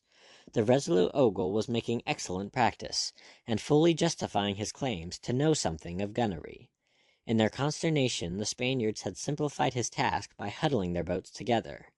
After the 4th shot, opinion was no longer divided amongst them, as with one accord they went about, or attempted to do so, for before they had accomplished it 2 more of their boats had been sunk. The 3 boats that remained, without concerning themselves with their more unfortunate fellows, who were struggling in the water, headed back for the wharf at speed. If the Spaniards understood nothing of all this, the forlorn islanders ashore understood still less, until to help their wits they saw the flag of Spain come down from the mainmast of the Cinco Llagas, and the flag of England soar to its empty place. Even then some bewilderment persisted, and it was with fearful eyes that they observed the return of their enemies, who might vent upon them the ferocity aroused by these extraordinary events. Ogle, however, continued to give proof that his knowledge of gunnery was not of yesterday. After the fleeing Spaniards went his shots. The last of their boats flew into splinters as it touched the wharf, and its remains were buried under a shower of loosened masonry. That was the end of this pirate crew, which not 10 minutes ago had been laughingly counting up the pieces of 8 that would fall to the portion of each for his share in that act of villainy. Close upon 60 survivors contrived to reach the shore. Whether they had cause for congratulation, I am unable to say in the absence of any records in which their fate may be traced. That lack of records is in itself eloquent. We know that they were made fast as they landed, and considering the offense they had given, I am not disposed to doubt that they had every reason to regret the survival. The mystery of the succor that had come at the 11th hour to wreak vengeance upon the Spaniards, and to preserve for the island the extortionate ransom of 100,000 pieces of 8, remained yet to be probed. That the Cinco Llagas was now in friendly hands could no longer be doubted after the proofs it had given. But who, the people of Bridgetown asked one another, were the men in possession of her? And whence had they come? The only possible assumption ran the truth very closely. A resolute party of islanders must have got aboard during the night and seized the ship. It remained to ascertain the precise identity of these mysterious saviors, and do them fitting honor. Upon this errand, Governor Steed's condition not permitting him to go in person, went Colonel Bishop, as the governor's deputy, attended by 2 officers. As he stepped from the ladder into the vessel's waist, the colonel beheld there, beside the main hatch, the 4 treasure chests, the contents of one of which had been contributed almost entirely by himself. It was a gladsome spectacle, and his eyes sparkled in beholding it. Ranged on either side, athwart the deck, stood a score of men in 2 well-ordered files, with breasts and backs of steel, polished Spanish morions on their heads, overshadowed their faces, and muskets ordered at their sides. Colonel Bishop could not be expected to recognize at a glance in these upright, furbished, soldierly figures the ragged, unkempt scarecrows that but yesterday had been toiling in his plantations. Still less could he be expected to recognize at once the courtly gentleman who advanced to greet him. A lean, graceful gentleman, dressed in the Spanish fashion, all in black with silver lace, a gold-hilted sword, and dangling beside him from a gold-embroidered baldric, a broad castor with a sweeping plume set above carefully curled ringlets of deepest black. Be welcome aboard the Cinco Llagas, Colonel Darlin. A voice vaguely familiar addressed the planter. We've made the best of the Spaniard's wardrobe in honor of this visit, though it was scarcely yourself we had dared hope to expect. You find yourself among friends, old friends of yours all. The colonel stared in stupefaction. Mr. Blood tricked out in all this splendor, indulging therein his natural taste. His face carefully shaven, his hair as carefully dressed, seemed transformed into a younger man. The fact is, he looked no more than the 33 years he counted to his age. Peter Blood! It was an ejaculation of amazement. Satisfaction followed swiftly. Was it you, then? Myself it was, myself and these, my good friends and yours. Mr. Blood tossed back the fine lace from his wrist, to wave a hand towards the file of men standing to attention there. The colonel looked more closely. Dad's my life, he crowed on a note of foolish jubilation. And it was with these fellows that you took the Spaniard, and turned the tables on those dogs. Odds wounds, it was heroic. Heroic, is it? Bedad, it's epic. You begin to perceive the breadth and depth of my genius. Colonel Bishop sat himself down on the hatch combing, took off his broad hat, and mopped his brow. "You amaze me," he gasped. "On my soul, you amaze me. To have recovered the treasure, and to have seized this fine ship, and all she'll hold. It will be something to set against the other losses we have suffered. As gad's my life, you deserve well for this." "I am entirely of your opinion." "Damme, you all deserve well, and damme, you shall find me grateful." "That's as it should be," said Mr. Blood. "The question is how well we deserve it, and how grateful shall we find you?" Colonel Bishop considered him. There was a shadow of surprise in his face. "Why, His Excellency shall write home an account of your exploit, and maybe some portion of your sentences shall be remitted." "The generosity of King James is well known," sneered Nathaniel Hagthorpe, who was standing by, and amongst the range rebels' convicts someone ventured to laugh. Colonel Bishop started up. He was pervaded by the first pang of uneasiness. It occurred to him that all here might not be as friendly as appeared. "And there's another matter," Mr. Blood resumed. "There's a matter of a flogging that's due to me. You're a man of your word in such matters, Colonel, if not perhaps in others, and ye said, I think, that ye'd not leave a square hinch of skin on my back." The planter waved the matter aside, almost, it seemed, to offend him. "Tush, tush! After this splendid deed of yours, do you suppose I can be thinking of such things?" "I'm glad you feel that way about it, but I'm thinking it's mighty lucky for me the Spaniards didn't come today instead of yesterday. Or it's in the same plight as Jeremy Pitt I'd be this minute, and in that case, where was the genius that would have turned the tables on these rascally Spaniards?" "Why speak of it now?" Mr. Blood resumed. "You'll please to understand that I must, Colonel Darlin. You've worked a deal of wickedness and cruelty in your time, and I want this to be a lesson to you, a lesson that you'll remember for the sake of others who may come after us. There's Jeremy up there in the roundhouse, with a back that's every colour of the rainbow, and the poor lad'll not be himself again for a month. And if it hadn't been for the Spaniards, maybe it's dead he'd be by now, and maybe myself with him." Hagthorpe lounged forward. He was a fairly tall, vigorous man with a clear-cut, attractive face, which in itself announced his breeding. "Why will you be wasting words on the hog?" wondered that sometime officer in the Royal Navy. "Fling him overboard and have done with him." The colonel's eyes bulged in his head. "What the devil do you mean?" he blustered. "It's the lucky man you are entirely, Colonel, though you don't guess the source of your good fortune." And now another intervened. The brawny, one-eyed Wolverston, less mercifully disposed than his more gentlemanly fellow-convict. "String him up from the yard-arm," he cried, his deep voice harsh and angry, and more than one of the slaves standing to their arms made echo. Colonel Bishop trembled. Mr. Blood turned. He was quite calm. "If you please, Wolverston," said he, "I conduct affairs in my own way. That is the pact. You'll please to remember it." His eyes looked along the ranks, making it plain that he addressed them all. "I desire that the Colonel Bishop should have his life. One reason is that I require him as a hostage. If you insist on hanging him, you'll have to hang me with him, or in the alternative, I'll go ashore." He paused. There was no answer, but they stood hang-dog and half-mutinous before him, save Hagthorpe, who shrugged and smiled warily. Mr. Blood resumed. "You'll please to understand that aboard a ship there is one captain." "So." He swung again to the startled colonel. Though I promise you your life, I must, as you've heard, keep you aboard as a hostage for the good behavior of Governor Steed, and what's left of the fort until we put to sea. Until you... Horror prevented Colonel Bishop from echoing the remainder of that incredible speech. Just so, said Mr. Blood, and he turned to the officers who had accompanied the colonel. the boat is waiting, gentlemen. You'll have heard what I said. Convey it with my compliments to His Excellency. But, sir, one of them began. There is no more to be said, gentlemen. My name is Blood, Captain Blood, if you please, of this ship, the Cinco Llagas, taken as a prize of war from Don Diego de Espinosa y Valdez, who is my prisoner aboard.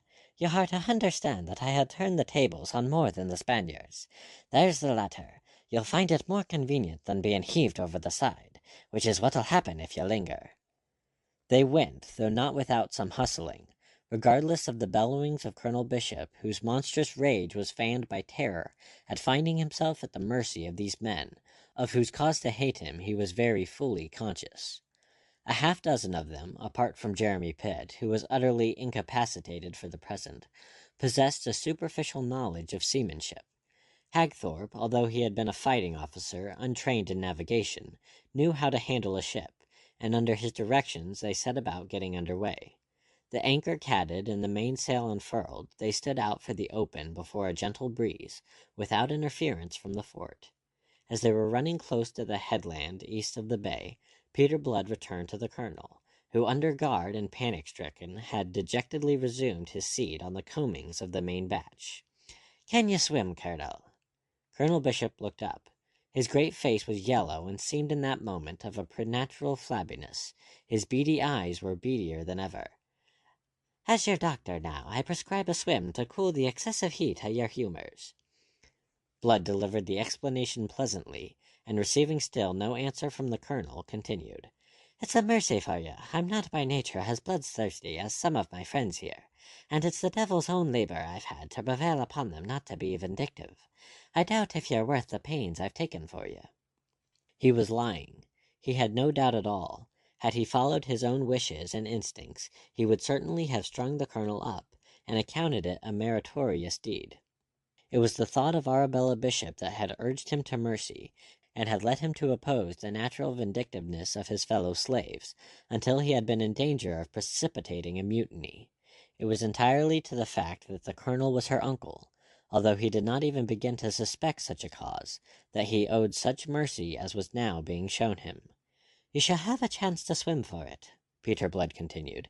It's not above 1/4 mile to the headland yonder, and with ordinary luck you should manage it. Faith, you're fat enough to float. Come on now, don't be hesitating, or it's a long voyage you'll be going with us, and the devil knows what may happen to you.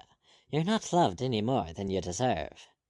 Colonel Bishop mastered himself and rose, a merciless despot who had never known the need for restraint in all these years. He was doomed by ironic fate to practice restraint in the very moment when his feelings had reached their most violent intensity. Peter Blood gave an order. A plank was run out over the gunwale and lashed down. "If you please, Colonel," said he with a graceful flourish of invitation. The colonel looked at him, and there was hell in his glance. Then, taking his resolve, and putting the best face upon it, since no other could help him here, he kicked off his shoes, peeled off his fine coat of biscuit-colored taffetas, and climbed upon the plank. A moment he paused, steadied by a hand that clutched the ratlines, looking down in terror at the green water rushing past some 25 feet below. "Just take a little walk, Colonel Darlin," said a smooth, mocking voice behind him. Still clinging, Colonel Bishop looked round in hesitation, and saw the bulwarks lined with swarthy faces, the faces of men that as lately as yesterday would have turned pale under his frown, faces that were now all wickedly agrin. For a moment rage stamped out his fear. He cursed them aloud, venomously and incoherently, then loosed his hold and stepped out upon the plank. 3 steps he took before he lost his balance and went tumbling into the green depths below. When he came to the surface again, gasping for air, the Cinco Llagas was already some furlongs to leeward, but the roaring cheer of mocking valediction from the rebels convict reached him across the water, to drive the iron of impotent rage deeper into his soul. End of chapter 9.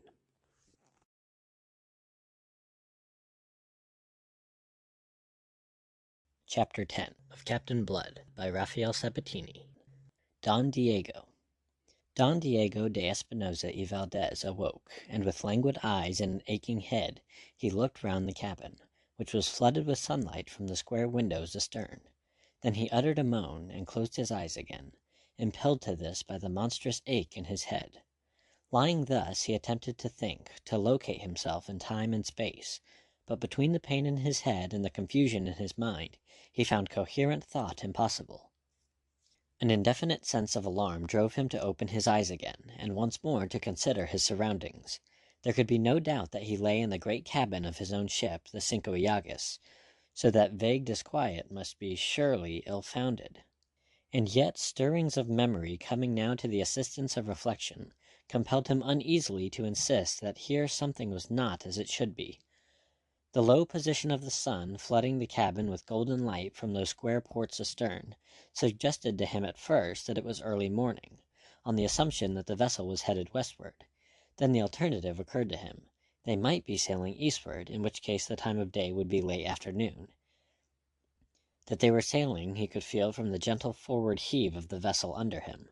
But how did they come to be sailing, and he, the master, not to know whether their course lay east or west, not to be able to recollect whither they were bound? His mind went back over the adventure of yesterday. If of yesterday it was, he was clear on the matter of the easily successful raid upon the island of Barbados. Every detail stood vividly in his memory, up to the moment at which, returning aboard, he had stepped onto his own deck again. There memory abruptly and inexplicably ceased. He was beginning to torture his mind with conjecture, when the door opened, and to Don Diego's increasing mystification, he beheld his best suit of clothes step into the cabin. It was a singularly elegant and characteristically Spanish suit of black taffetas, with silver lace that had been made for him a year ago in Cadiz, and he knew each detail of it so well that it was impossible he could now be mistaken.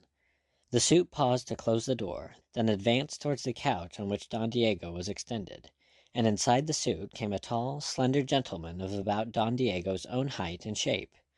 Seeing the wide, startled eyes of the Spaniard upon him, the gentleman lengthened his stride. "Awake, eh?" said he in Spanish. The recumbent man looked up bewildered into a pair of light blue eyes that regarded him out of a tawny, sardonic face, set in a cluster of black ringlets, but he was too bewildered to make any answer. The stranger's fingers touched the top of Don Diego's head, whereupon Don Diego winced and cried out in pain. "Tender, eh?" said the stranger. He took Don Diego's wrist between thumb and second finger, and then at last the intrigued Spaniard spoke. "Are you a doctor?" "Among other things." The swarthy gentleman continued his study of the patient's pulse. "Firm and regular," he announced at last, and dropped the wrist. "You've taken no great harm." Don Diego struggled up into a sitting position on the red velvet couch. "Who the devil are you?" he asked, "and what the devil are you doing in my clothes and aboard my ship?" The level black brows went up, a faint smile curled the lips of the long mouth. "You are still delirious, I fear. This is not your ship. This is my ship, and these are my clothes." "Your ship," quoth the other, aghast, and still more aghast, he added, "your clothes, but then—" Wildly his eyes looked about him. They scanned the cabin once again, scrutinizing each familiar object. "Am I mad?" he asked at last. "Surely the ship is the Cinco Llagas." "The Cinco Llagas it is." "Then—" The Spaniard broke off. His glance grew still more troubled. "Velgame Dios!" he cried out like a man in anguish. "Will you tell me also that you are Don Diego de Espinosa?" "Oh no, my name is Blood, Captain Peter Blood. This ship, like this handsome suit of clothes, is mine by right of conquest, just as you, Don Diego, are my prisoner." Startling as was the explanation, yet it proved soothing to Don Diego, being so much less startling than the things he was beginning to imagine. "But are you not a Spanish, then?" "You flatter my Castilian accent. I have the honor to be Irish." "You are thinking that a miracle had happened. So it has, a miracle wrought by my genius, which is considerable." Succinctly now Captain Blood dispelled the mystery by a relation of the facts. It was a narrative that painted red and white by turns the Spaniard's countenance. He put a hand to the back of his head, and there discovered, in confirmation of the story, a lump as large as a pigeon's egg. Lastly, he stared wild-eyed at the sardonic Captain Blood. "And my son, what of my son?" he cried out. "He was in the boat that brought me aboard." "Your son is safe. He and the boat's crew together, with your gunner and his men, are snugly in irons under hatches." Don Diego sank back on the couch, his glittering dark eyes fixed upon the tawny face above him. He composed himself. After all, he possessed the stoicism proper to his desperate trade. The dice had fallen against him in this venture. The tables had been turned upon him in the very moment of success. He accepted the situation with the fortitude of a fatalist. With the utmost calm he inquired, "And now, Señor Capitan?" "And now," said Captain Blood, to give him the title he had assumed, "being a humane man, I am sorry to find that you're not dead from the tap we gave you, for it means that you'll be put to the trouble of dying all over again." "Ah!" Don Diego drew a deep breath. "But is that necessary?" he asked, without apparent perturbation. Captain Blood's blue eyes approved his bearing. "Ask yourself," said he. "Tell me, as an experienced and bloody pirate, what in my place would you do yourself?" "Ah, but there is a difference." Don Diego sat up to argue the matter. "It lies in the fact that you boast yourself a humane man." Captain Blood perched himself on the edge of the long oak table. "But I am not a fool," said he, "and I'll not allow a natural Irish sentimentality to stand in the way of my doing what is necessary and proper. You and your 10 surviving scoundrels are a menace on this ship. More than that, she is none so well found in water and provisions. True, we are fortunately a small number, but you and your party inconveniently increase it, so that on every hand, you see, prudence suggests to us that we should deny ourselves the pleasure of your company, and steel in our soft hearts to the inevitable, invite you to be so obliging as to step over the side." "I see," said the Spaniard pensively. He swung his legs from the couch, and sat now upon the edge of it, his elbows on his knees. He had taken the measure of his man, and met him with a mock urbanity and a suave detachment that matched his own. "I confess," he admitted, "that there is much force in what you say." "You take a load from my mind," said Captain Blood. "I would not appear unnecessarily harsh, especially since I and my friends owe you so very much, for whatever it may have been to others, to us your raid upon Barbados was most opportune. I am glad, therefore, that you agree that I have no choice." "But, my friend, I did not agree so much." "If there is any alternative that you can suggest, I shall be most happy to consider it." Don Diego stroked his pointed black beard. "Can you give me until morning for reflection? My head aches so damnably that I am incapable of thought, and this, you will admit, is a matter that asks serious thought." Captain Blood stood up. From a shelf he took a half-hour glass, reversed it so that the bulb containing the red sand was uppermost, and stood it on the table. "I am sorry to press you in such a matter, Don Diego, but one glass is all that I can give you. If by time those sands have run out you can propose no acceptable alternative, I shall most reluctantly be driven to ask you to go over the side with your friends." Captain Blood bowed, went out, and locked the door. Elbows on his knees and face in his hands, Don Diego sat watching the rusty sands as they filtered from the upper to the lower bulb. And what time he watched, the lines in his lean brown face grew deeper. Punctually, as the last grains ran out, the door reopened. The Spaniard sighed and sat upright to face the returning Captain Blood with the answer for which he came. "I have thought of an alternative, Sir Captain, but it depends on your charity. It is that you put us ashore on one of the islands of this pestilent archipelago, and leave us to shift for ourselves." Captain Blood pursed his lips. "It has its difficulties," said he slowly. "I feared it would be so." Don Diego sighed again and stood up. "Let us say no more." The light blue eyes played over him like points of steel. "You are not afraid to die, Don Diego?" The Spaniard threw back his head, a frown between his eyes. "The question is offensive, sir." "Then let me put it in another way, perhaps more happily. You do not desire to live." "Ah, that I can answer. I do desire to live, and even more do I desire that my son may live. But the desire shall not make a coward of me for your amusement, Master Mocker." It was the first sign he had shown of the least heat or resentment. Captain Blood did not directly answer. As before, he perched himself on the corner of the table. "Would you be willing, sir, to earn life and liberty for yourself, your son, and the other Spaniards who are on board?" "To earn it?" said Don Diego, and the watchful blue eyes did not miss the quiver that ran through him. To earn it, do you say? Why, if the service you would propose is one that cannot hurt my honor—" "Could I be guilty of that?" protested the captain. "I realize that even a pirate has his honor." And forthwith he propounded his offer. "If you'll look from those windows, Don Diego, you will see what appears to be a cloud on the horizon. That is the island of Barbados, well astern. All day we have been sailing east before the wind, with but one intent, to set as great a distance between Barbados and ourselves as possible. But now, almost out of sight of land, we are in a difficulty. The only man among us schooled in the art of navigation is fevered, delirious in fact, as a result of certain ill treatment he received ashore, before we carried him away with us. I can handle a ship in action, and there are 1 or 2 men aboard who can assist me, but of the higher mysteries of seamanship, and of the art of finding a way over the trackless wastes of ocean, we know nothing. To hug the land and go blundering about what you so happily call this pestilent archipelago is for us to court disaster, as you can perhaps conceive. And so it comes to this.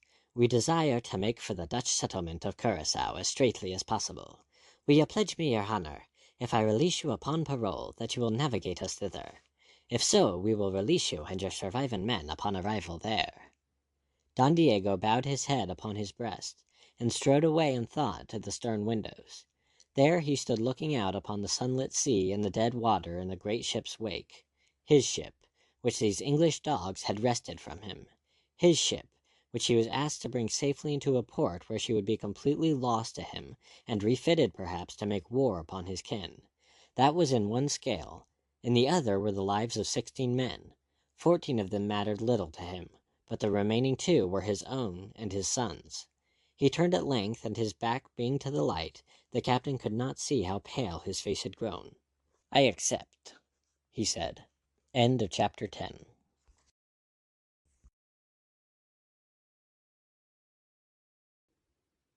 Chapter 11 of Captainblood by Rafael Sabatini. Filial Piety.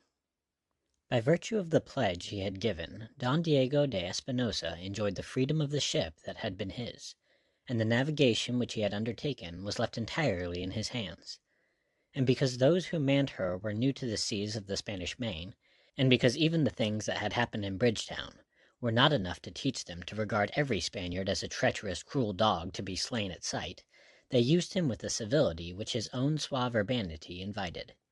He took his meals in the great cabin with Blood and the 3 officers elected to support him, Hagthorpe, Wolverston, and Dyke.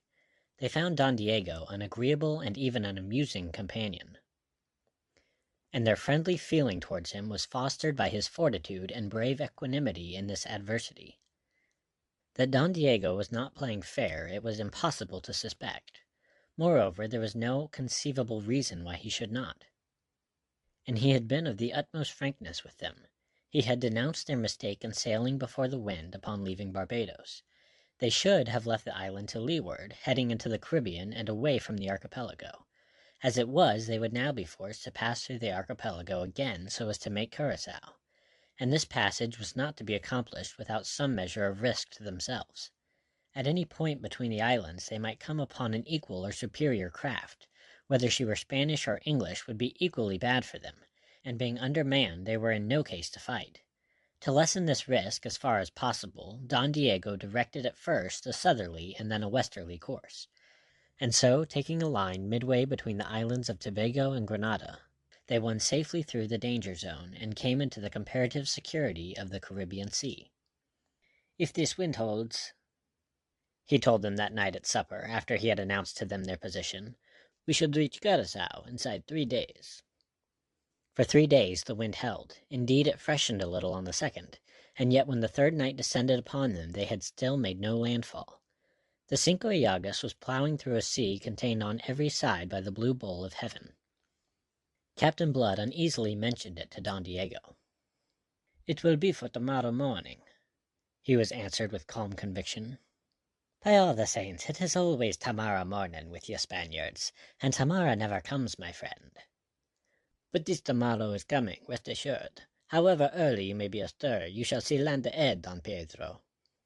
Captain Blood passed on content, and went to visit Jerry Pitt, his patient, to whose condition Don Diego owed his chance of life. For 24 hours now the fever had left the sufferer, and under Peter Blood's dressings his lacerated back was beginning to heal satisfactorily. So far, indeed, was he recovered that he complained of his confinement, of the heat in his cabin. To indulge him, Captain Blood consented that he should take the air on deck. And so, as the last of the daylight was fading from the sky, Jeremy Pitt came forth upon the captain's arm. Seated on the hatch coamings, the Somersetshire lad gratefully filled his lungs with the cool night air, and professed himself revived thereby. Then, with the seaman's instinct, his eyes wandered to the darkling vault of heaven, spangled already with a myriad golden points of light. Awhile he scanned it idly, vacantly. Then his attention became sharply fixed. He looked round and up at Captain Blood, who stood beside him.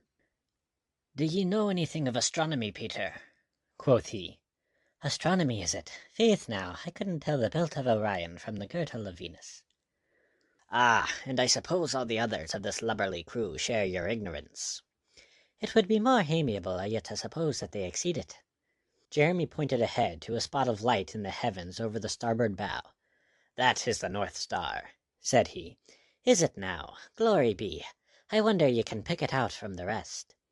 "And the North Star ahead, almost over your starboard bow, means that we're steering a course north-northwest, or maybe north by west, for I doubt if we are standing more than 10 degrees westward."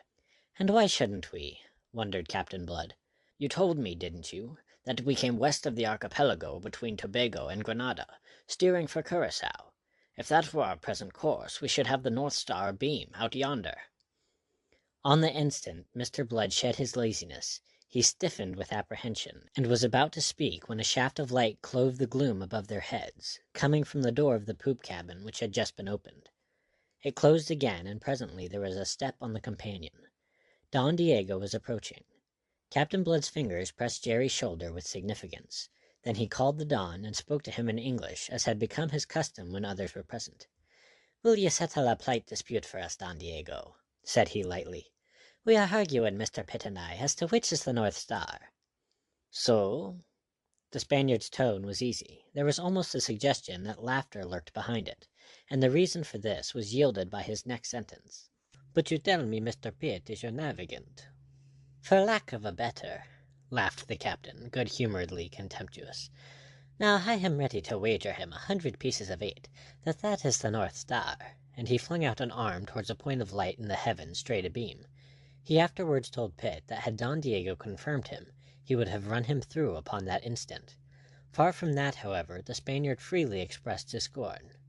"You have the assurance that is of ignorance, Don Pedro, and you lose. The North Star is this one," and he indicated it. "You are sure?" "But my dear Don Pedro," the Spaniard's tone was one of amused protest, "but it is impossible that I mistake. Besides, is that not the compass? Come to the binnacle, and see there what course we make." His utter frankness, and the easy manner of one who has nothing to conceal, resolved at once the doubt that had leapt so suddenly in the mind of Captain Blood.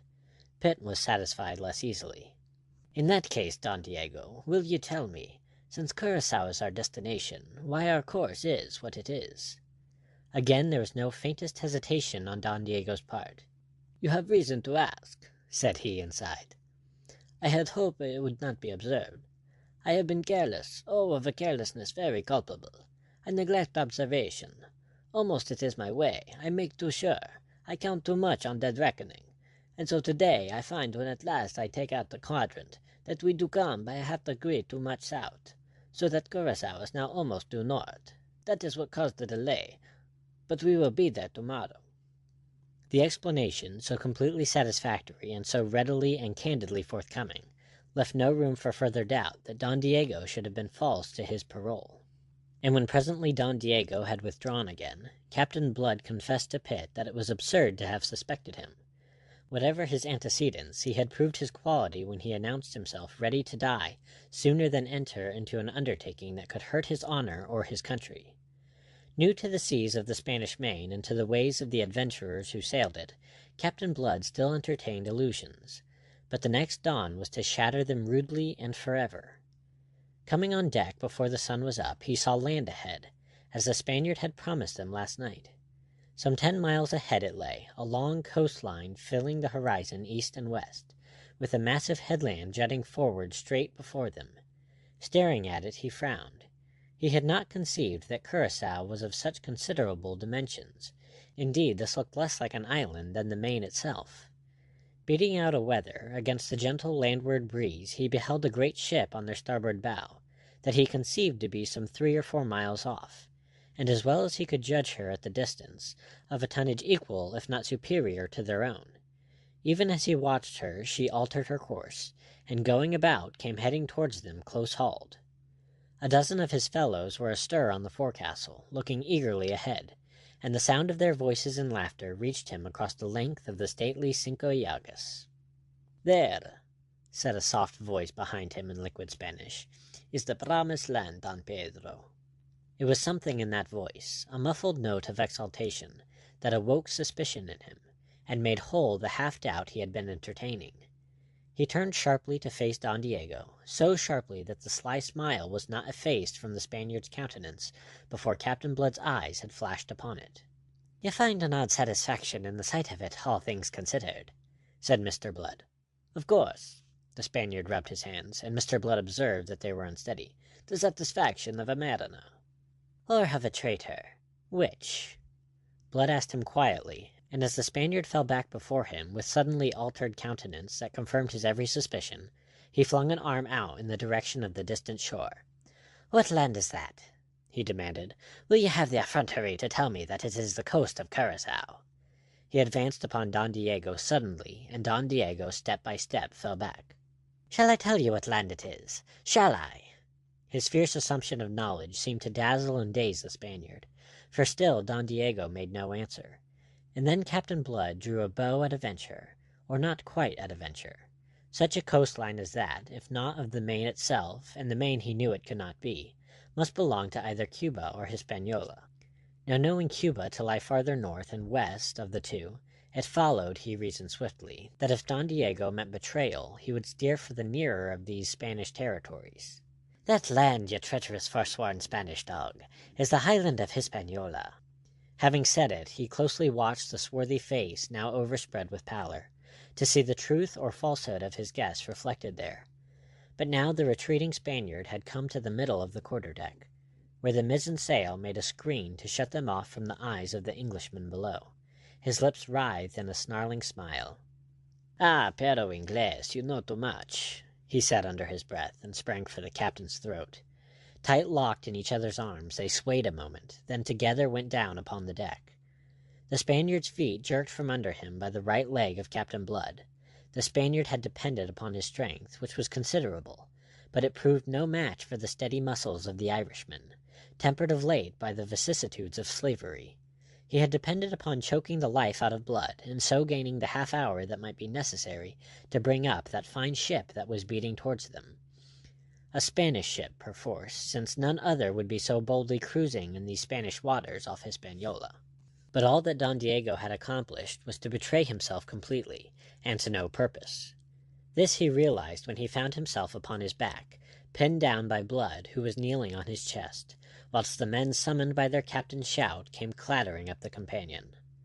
"Will I say a prayer for your dirty soul now, whilst I'm in this position?" Captain Blood was furiously mocking him. But the Spaniard, though defeated, now beyond hope for himself, forced his lips to smile, and gave back mockery for mockery. "Who will pray for your soul, I wonder, when that galleon comes to lie board and board with you?" "That galleon!"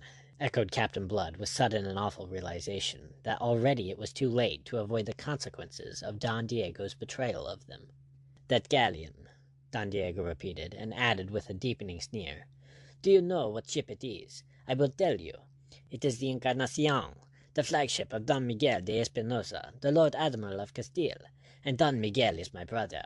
It is very fortunate encounter. The Almighty, you see, watches over the destinies of Catholic Spain." There was no trace of humor or urbanity now in Captain Blood. His light eyes blazed, his face was set. He rose, relinquishing the Spaniard to his men. "Make him fast," he bade them.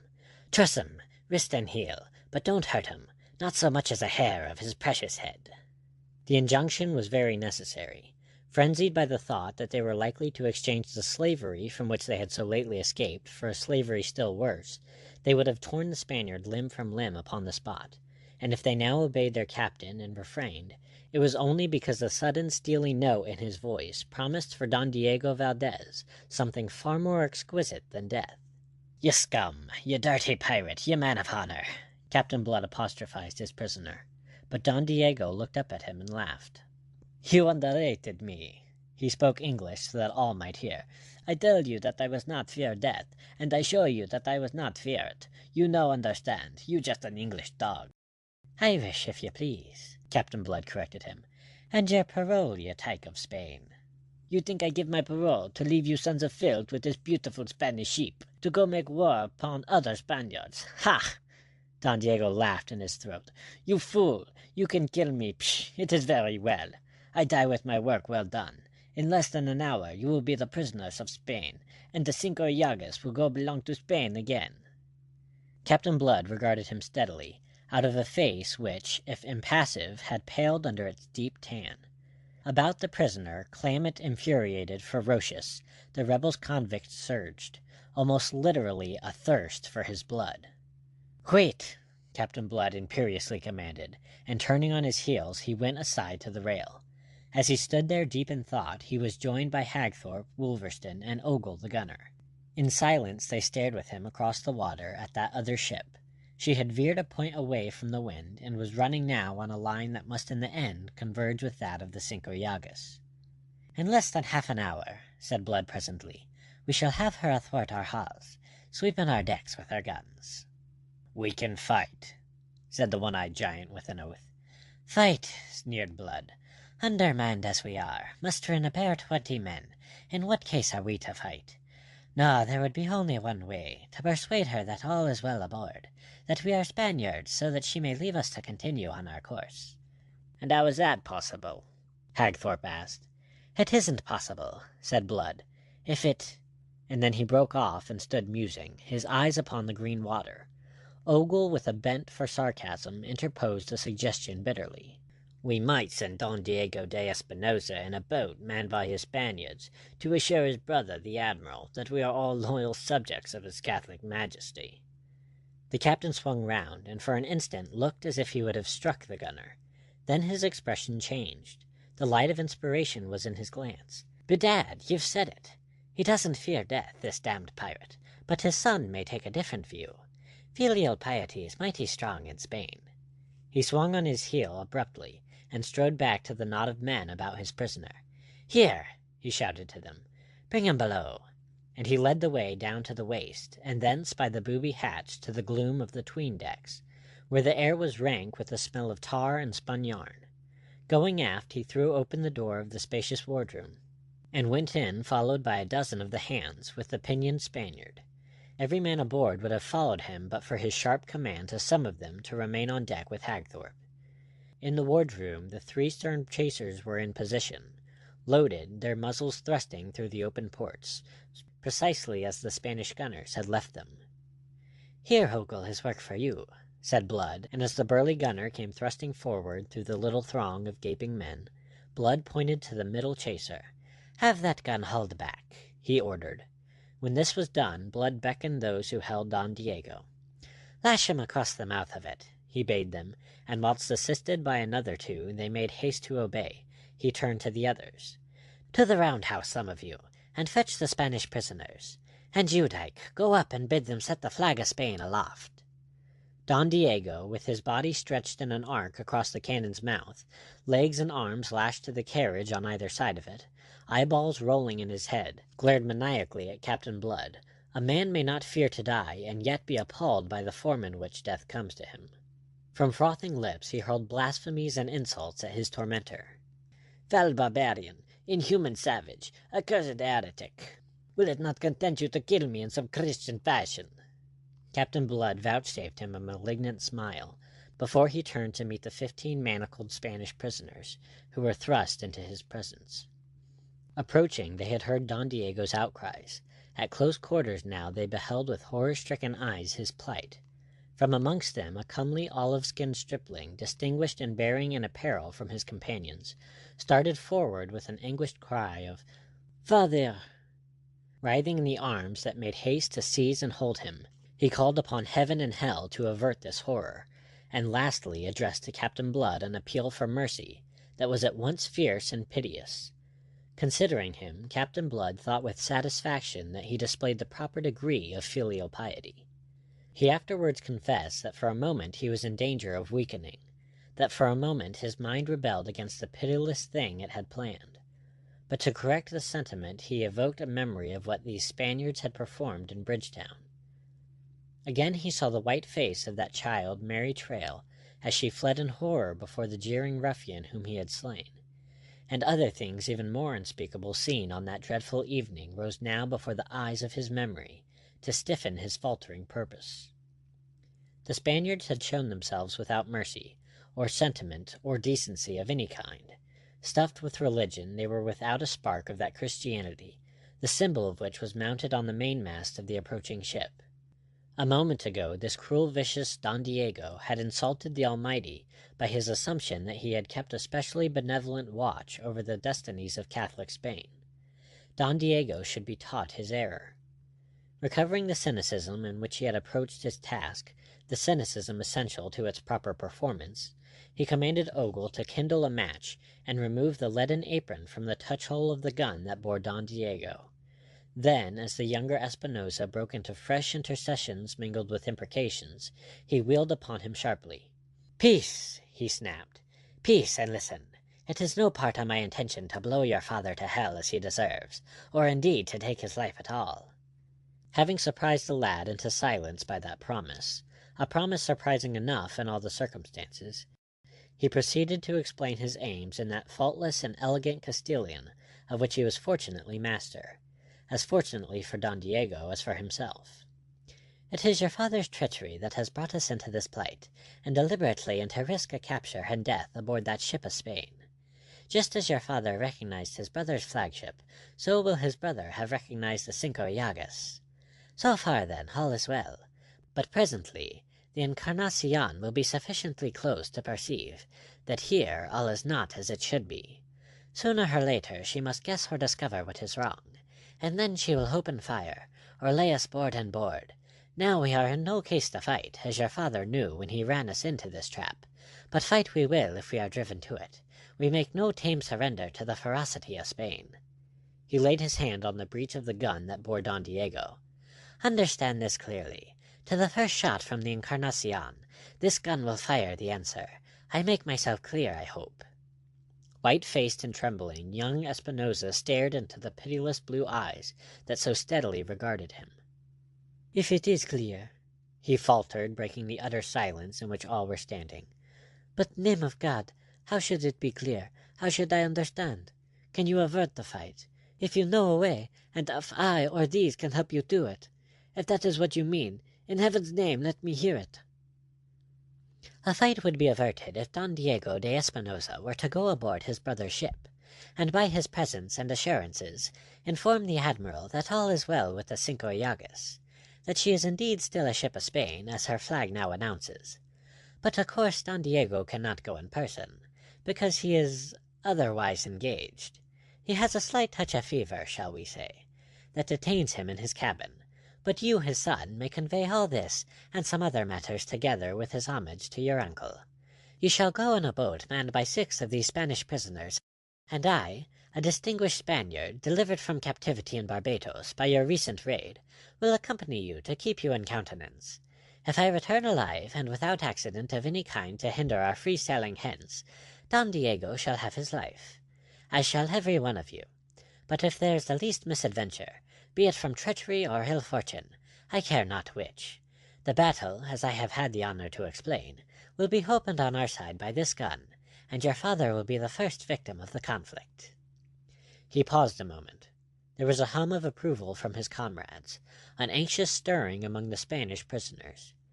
Young Espinosa stood before him, the color ebbing and flowing in his cheeks. He waited for some direction from his father, but none came. Don Diego's courage, it seemed, had sadly waned under that rude test. He hung limply in his fearful bonds and was silent. Evidently he had dared not encourage his son to defiance, and presumably was ashamed to urge him to yield. Thus he left decision entirely with the youth. "Come," said Blood, I have been clear enough, I think. What do you say?" Don Esteban moistened his parched lips, and with the back of his hand mopped the anguish sweat from his brow. His eyes gazed wildly a moment upon the shoulders of his father, as if beseeching guidance, but his father remained silent. Something like a sob escaped the boy. I accept," he answered at last, and swung to the Spaniards.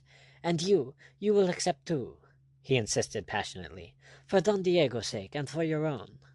"For all our sakes. If you do not, this man will butcher us all without mercy." Since he yielded, and their leader himself counseled no resistance, why should they encompass their own destruction by a gesture of feudal heroism?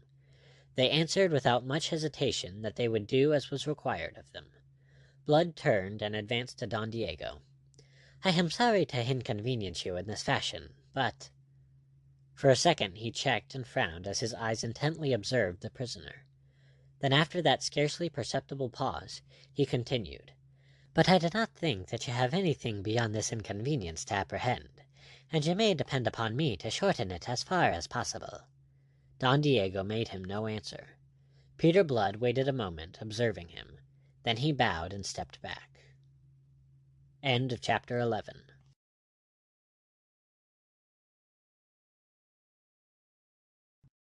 Chapter 12 of Captainblood by Rafael Sabatini. Don Pedro Sangre.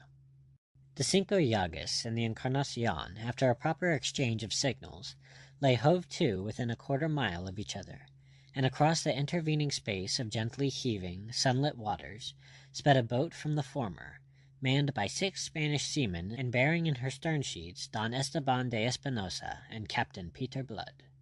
She also bore 2 treasure chests containing 50,000 pieces of 8.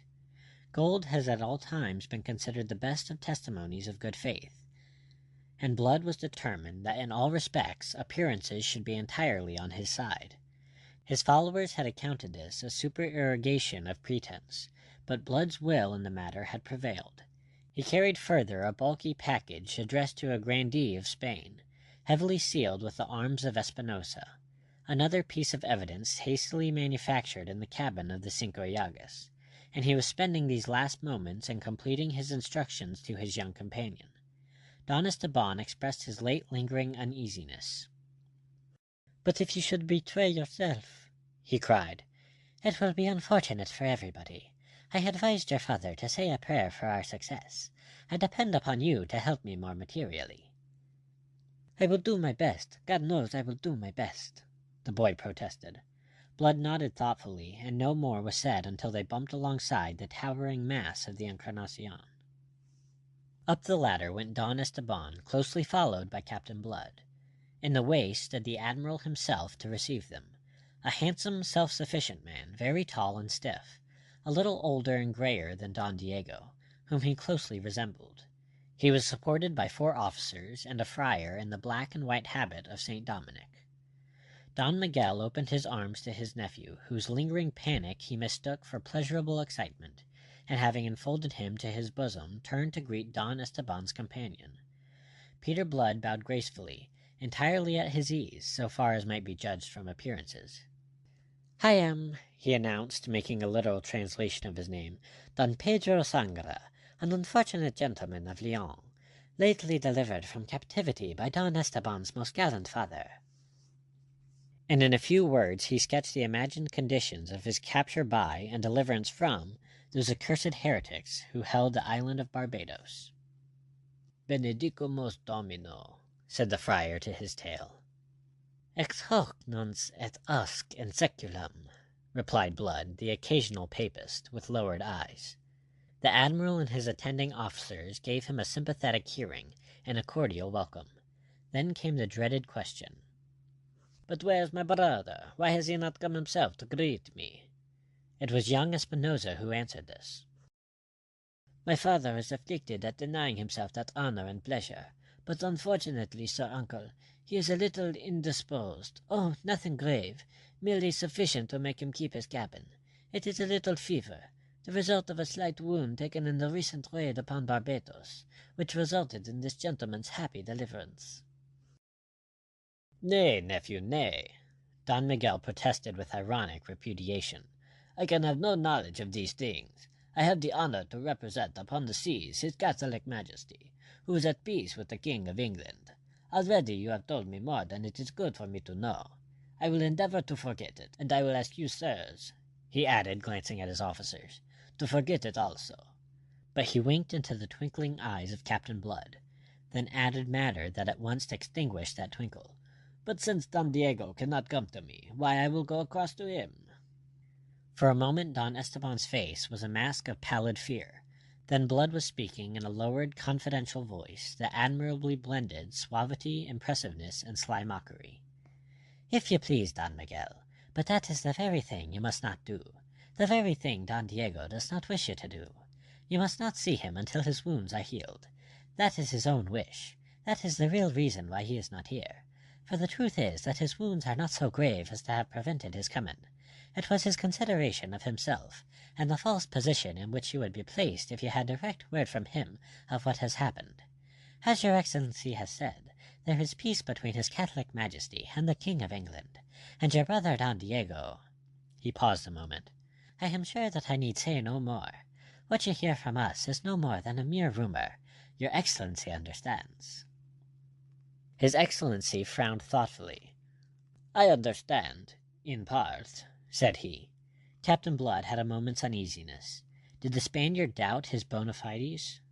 Yet in dress and speech he knew himself to be impeccably Spanish, and was not Don Esteban there to confirm him? He swept on to afford further confirmation before the Admiral could say another word. "And we have in the boat below 2 chests containing 50,000 pieces of eight, which we are to deliver to your Excellency." His Excellency jumped. There was a sudden stir among his officers. "They are the ransom extracted by Don Diego from the governor of—" "Not another word, in the name of heaven!" cried the Admiral in alarm. "My brother wishes me to assume charge of this money, to carry it to Spain for him. Well, that is a family matter between my brother and myself, so it can be done, but I must not know," he broke off. A glass of Malaga in my cabin, if you please," he invited them. "What's the chests are being hauled aboard." He gave his orders touching the embarkation of these chests, then led the way to his regally appointed cabin, his 4 officers and the friar following by particular invitation. Seated at table there, with the tawny wine before them, and the servant who had poured it withdrawn, Don Miguel laughed and stroked his pointed grizzled beard. "Virgen Santisma, that brother of mine has a mind that thinks of everything. Left to myself, I might have committed a fine indiscretion by venturing aboard his ship at such a moment. I might have seen things which, as Admiral of Spain, it would be difficult for me to ignore." Both Esteban and Blood made haste to agree with him, and then Blood raised his glass and drank to the glory of Spain and the damnation of the besotted James, who occupied the throne of England. The latter part of his toast was at least sincere. The Admiral laughed. Sir, you need my brother here to curb your imprudences. You should remember that His Catholic Majesty and the King of England are very good friends. That is not a toast to propose in this cabin, but since it has been proposed, and by one who has such particular personal cause to hate these English hounds, why we will honor it, but unofficially." They laughed and drank the damnation of King James, quite unofficially, but the more fervently on that account. Then Don Esteban, uneasy on the score of his father, and remembering that the agony of Don Diego was being protracted with every moment that they left him in his dreadful position, rose and announced that they must be returning. "My father," he exclaimed, "is in haste to reach San Domingo. He desired me to stay no longer than necessary to embrace you.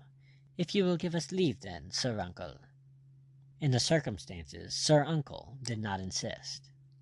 As they returned to the ship's side, Blood's eyes anxiously scanned the line of seamen leaning over the bulwarks, in idle talk with the Spaniards in the cockboat that waited at the ladder's foot, but their manners showed him that there was no ground for his anxiety.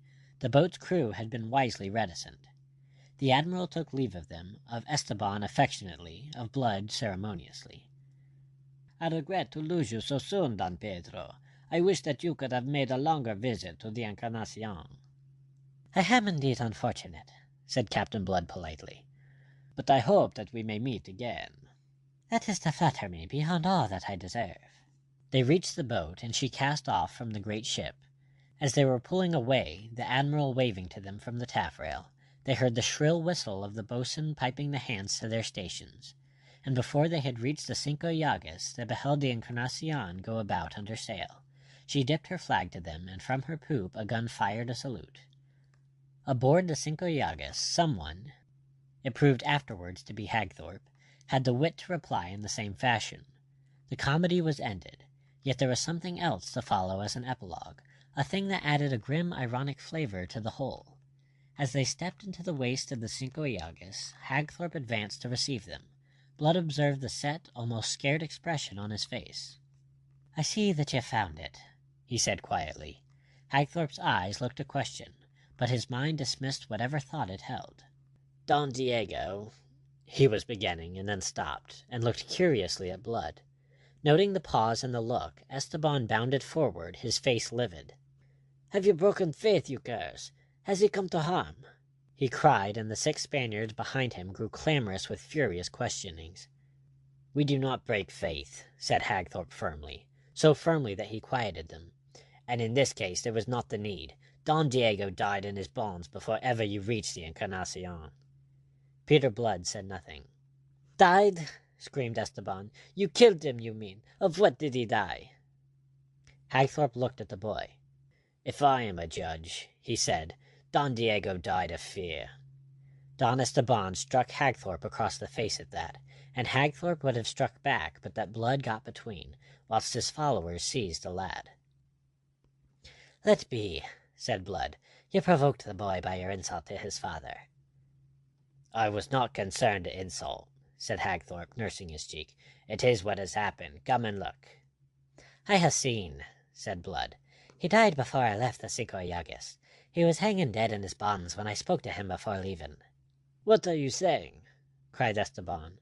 Blood looked at him gravely, yet for all his gravity he seemed almost to smile, though without mirth. "If you had known that, eh?" he asked at last. For a moment Don Esteban stared at him wide-eyed, incredulous. "I don't believe you," he said at last. "Yet ye may. I am a doctor, and I know death when I see it." Again there came a pause, whilst conviction sank into the lad's mind. "If I had known that," he said at last in a thick voice, "you would be hanging from the yardarm of the Encarnacion at this moment." "I know," said Blood. "I am considering it. The profit that a man may find in the ignorance of others." "But you'll hang there yet," the boy raved. Captain Blood shrugged and turned on his heel, but he did not on that account disregard the words, nor did Hagthorpe, nor yet the others who overheard them, as they showed at a council held that night in the cabin. This council was met to determine what should be done with the Spanish prisoners. Considering that Curaçao now lay beyond their reach, as they were running short of water and provisions, and also that Pitt was hardly yet in case to undertake the navigation of the vessel, it had been decided that, going east of Hispaniola, and then sailing along its northern coast, they should make for Tortuga, that haven of the buccaneers, in which lawless port they had at least no danger of recapture to apprehend. It was now a question whether they should convey the Spaniards thither with them, or turn them off in a boat to make the best of their way to the coast of Hispaniola, which was but 10 miles off. This was the course urged by Blood himself. "There's nothing else to be done," he insisted. "In Tortuga they would be flayed alive." "Which is less than the swine deserve," growled Wolverstone. "And you'll remember, Peter," put in Hagthorpe, "that boy's threat to you this morning. If he escapes and carries word of all this to his uncle, the Admiral, the execution of that threat will become more than possible." It says much for Peter Blood that the argument should have left him unmoved.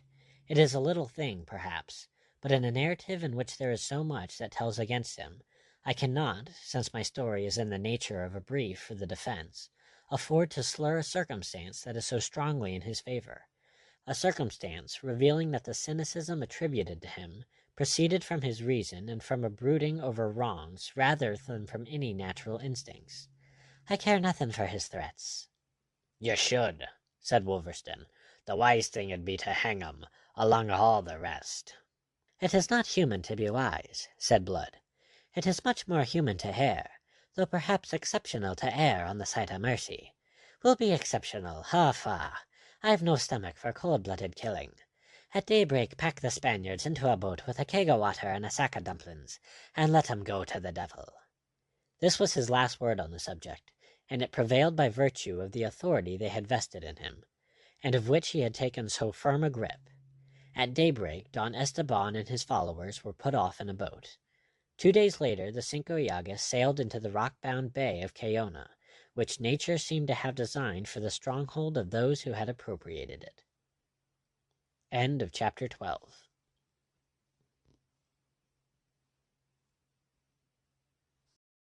Chapter 13 of Captainblood by Rafael Sabatini.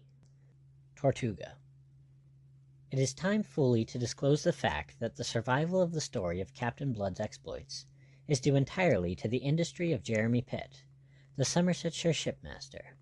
In addition to his ability as a navigator, this amiable young man appears to have wielded an indefatigable pen, and to have been inspired to indulge its fluency by the affection he very obviously bore to Peter Blood. He kept the log of the 40-gun frigate Arabella, on which she served as master, or as we should say today, navigating officer, as no log that I have seen was ever kept. It runs into some 20-odd volumes of assorted sizes, some of which are missing altogether, and others of which are so sadly depleted of leaves as to be of little use. But if at times in the laborious perusal of them they are preserved in the library of Mr. James Speke of Comerton, I have inveighed against these lacunae.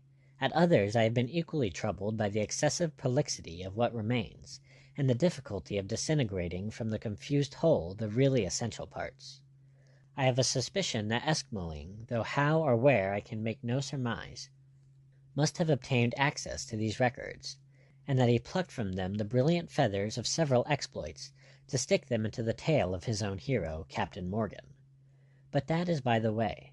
I mention it chiefly as a warning, for when presently I come to relate the affair of Maracaibo, those of you who have read Eskimoling may be in danger of supposing that Henry Morgan really performed those things which here are veraciously attributed to Peter Blood. I think, however, that when you come to weigh the motives actuating both Blood and the Spanish admiral in that affair, and when you consider how integrally the event is a part of Blood's history, whilst merely a detached incident in Morgan's, you will reach my own conclusion as to which is the real plagiarist. The first of these logs of Pitt's is taken up almost entirely with a retrospective narrative of the events up to the time of Blood's first coming to Tortuga. This and the Tannitt collection of state trials are the chief, though not the only, sources of my history so far. Pitt lays great stress upon the fact that it was the circumstances upon which I have dwelt, and these alone, that drove Peter Blood to sink an anchorage at Tortuga.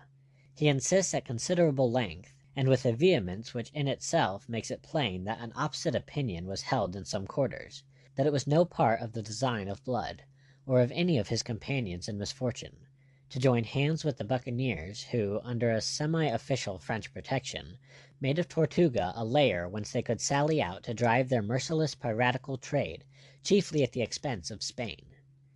It was, Pitt tells us, Blood's original intention to make his way to France or Holland, but in the long weeks of waiting for a ship to convey him to one or the other of these countries, his resources dwindled and finally vanished.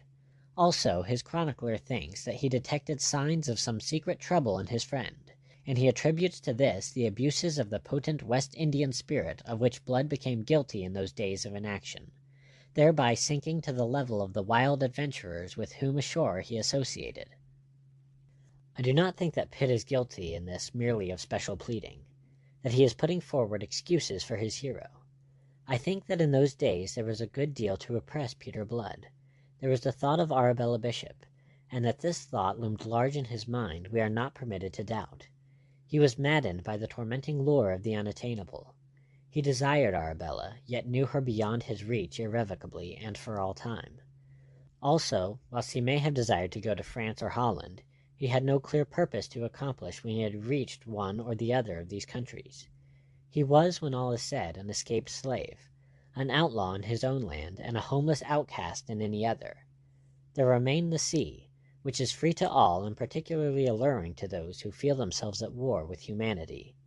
And so, considering the adventurous spirit that once already had sent him a-roving for the sheer love of it, considering that this spirit was heightened now by a recklessness begotten of his outlawry, that his training and skill in militant seamanship clamorously supported the temptations that were put before him.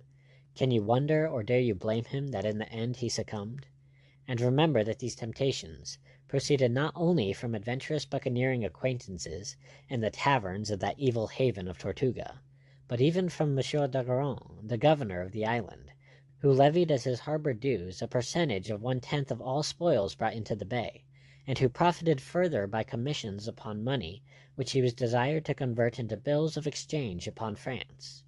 A trade that might have worn a repellent aspect when urged by greasy, half-drunken adventurers, boucan hunters, lumbermen, beachcombers, English, French, and Dutch, became a dignified, almost official form of privateering when advocated by the courtly, middle-aged gentleman who, in representing the French West India Company, seemed to represent France herself. Moreover, to a man, not excluding Jeremy Pitt himself, in whose blood the call of the sea was insistent and imperative, those who had escaped with Peter Blood from the Barbados plantations, and who, consequently, like himself, knew not whither to turn, were all resolved upon joining the great Brotherhood of the Coast, as those rovers called themselves, and they united theirs to the other voices that were persuading Blood, demanding that he should continue now in the leadership which he had enjoyed since they had left Barbados, and swearing to follow him loyally whithersoever he should lead them. And so, to condense all that Jeremy had recorded in the matter, Blood ended by yielding to external and internal pressure, abandoned himself to the stream of destiny. Fata viam invenerant is his own expression of it. If he resisted so long, it was, I think, the thought of Arabella Bishop that restrained him. That they should be destined never to meet again did not weigh at first, or indeed ever. He conceived the scorn with which she would come to hear of his having turned pirate, and the scorn, though as yet no more than imagined, hurt him as if it were already a reality. And even when he conquered this, still the thought of her was ever present. He compromised with the conscience that her memory kept so disconcertingly active. He vowed that the thought of her should continue ever before him, to help him keep his hands as clean as a man might in this desperate trade upon which he was embarking. And so, although he might entertain no delusive hope of ever winning her for his own, or ever even seeing her again, yet the memory of her was to abide in his soul as a bitter-sweet, purifying influence. The love that is never to be realized will often remain a man's guiding ideal. The resolve being taken, he went actively to work. Ogeron, most accommodating of governors, advanced him money for the proper equipment of his ship, the Cinco Llagas, which he renamed the Arabella. This after some little hesitation, fearful of thus setting his heart upon his sleeve, but his Barbados friends accounted it merely an expression of the ever-ready irony in which their leader dealt. To the score of followers he already possessed, he added 60 more, picking his men with caution and discrimination, and he was an exceptional judge of men, from amongst the adventurers of Tortuga. With them all he entered into the articles usual among the Brethren of the Coast, under which each man was to be paid by a share in the prizes captured. In other respects, however, the articles were different.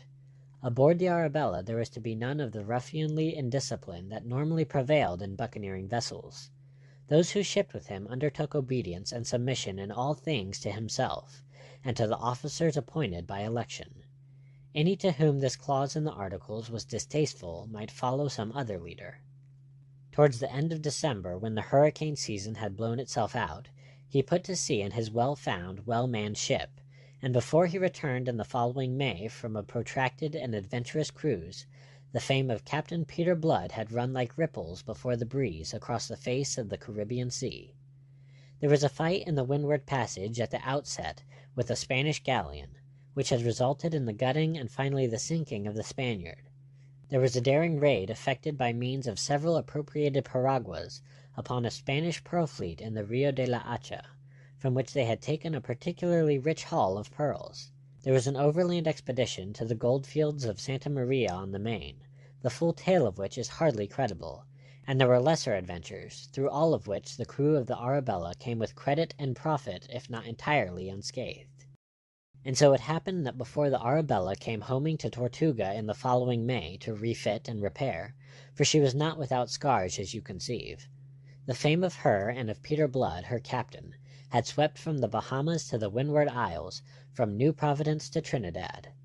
An echo of it had reached Europe, and at the court of St. James's angry representations were made by the ambassador of Spain, to whom it was answered that it must not be supposed that this Captain Blood held any commission from the King of England, that he was in fact a proscribed rebel, an escaped slave, and that any measures against him by his Catholic Majesty would receive the cordial approbation of King James II.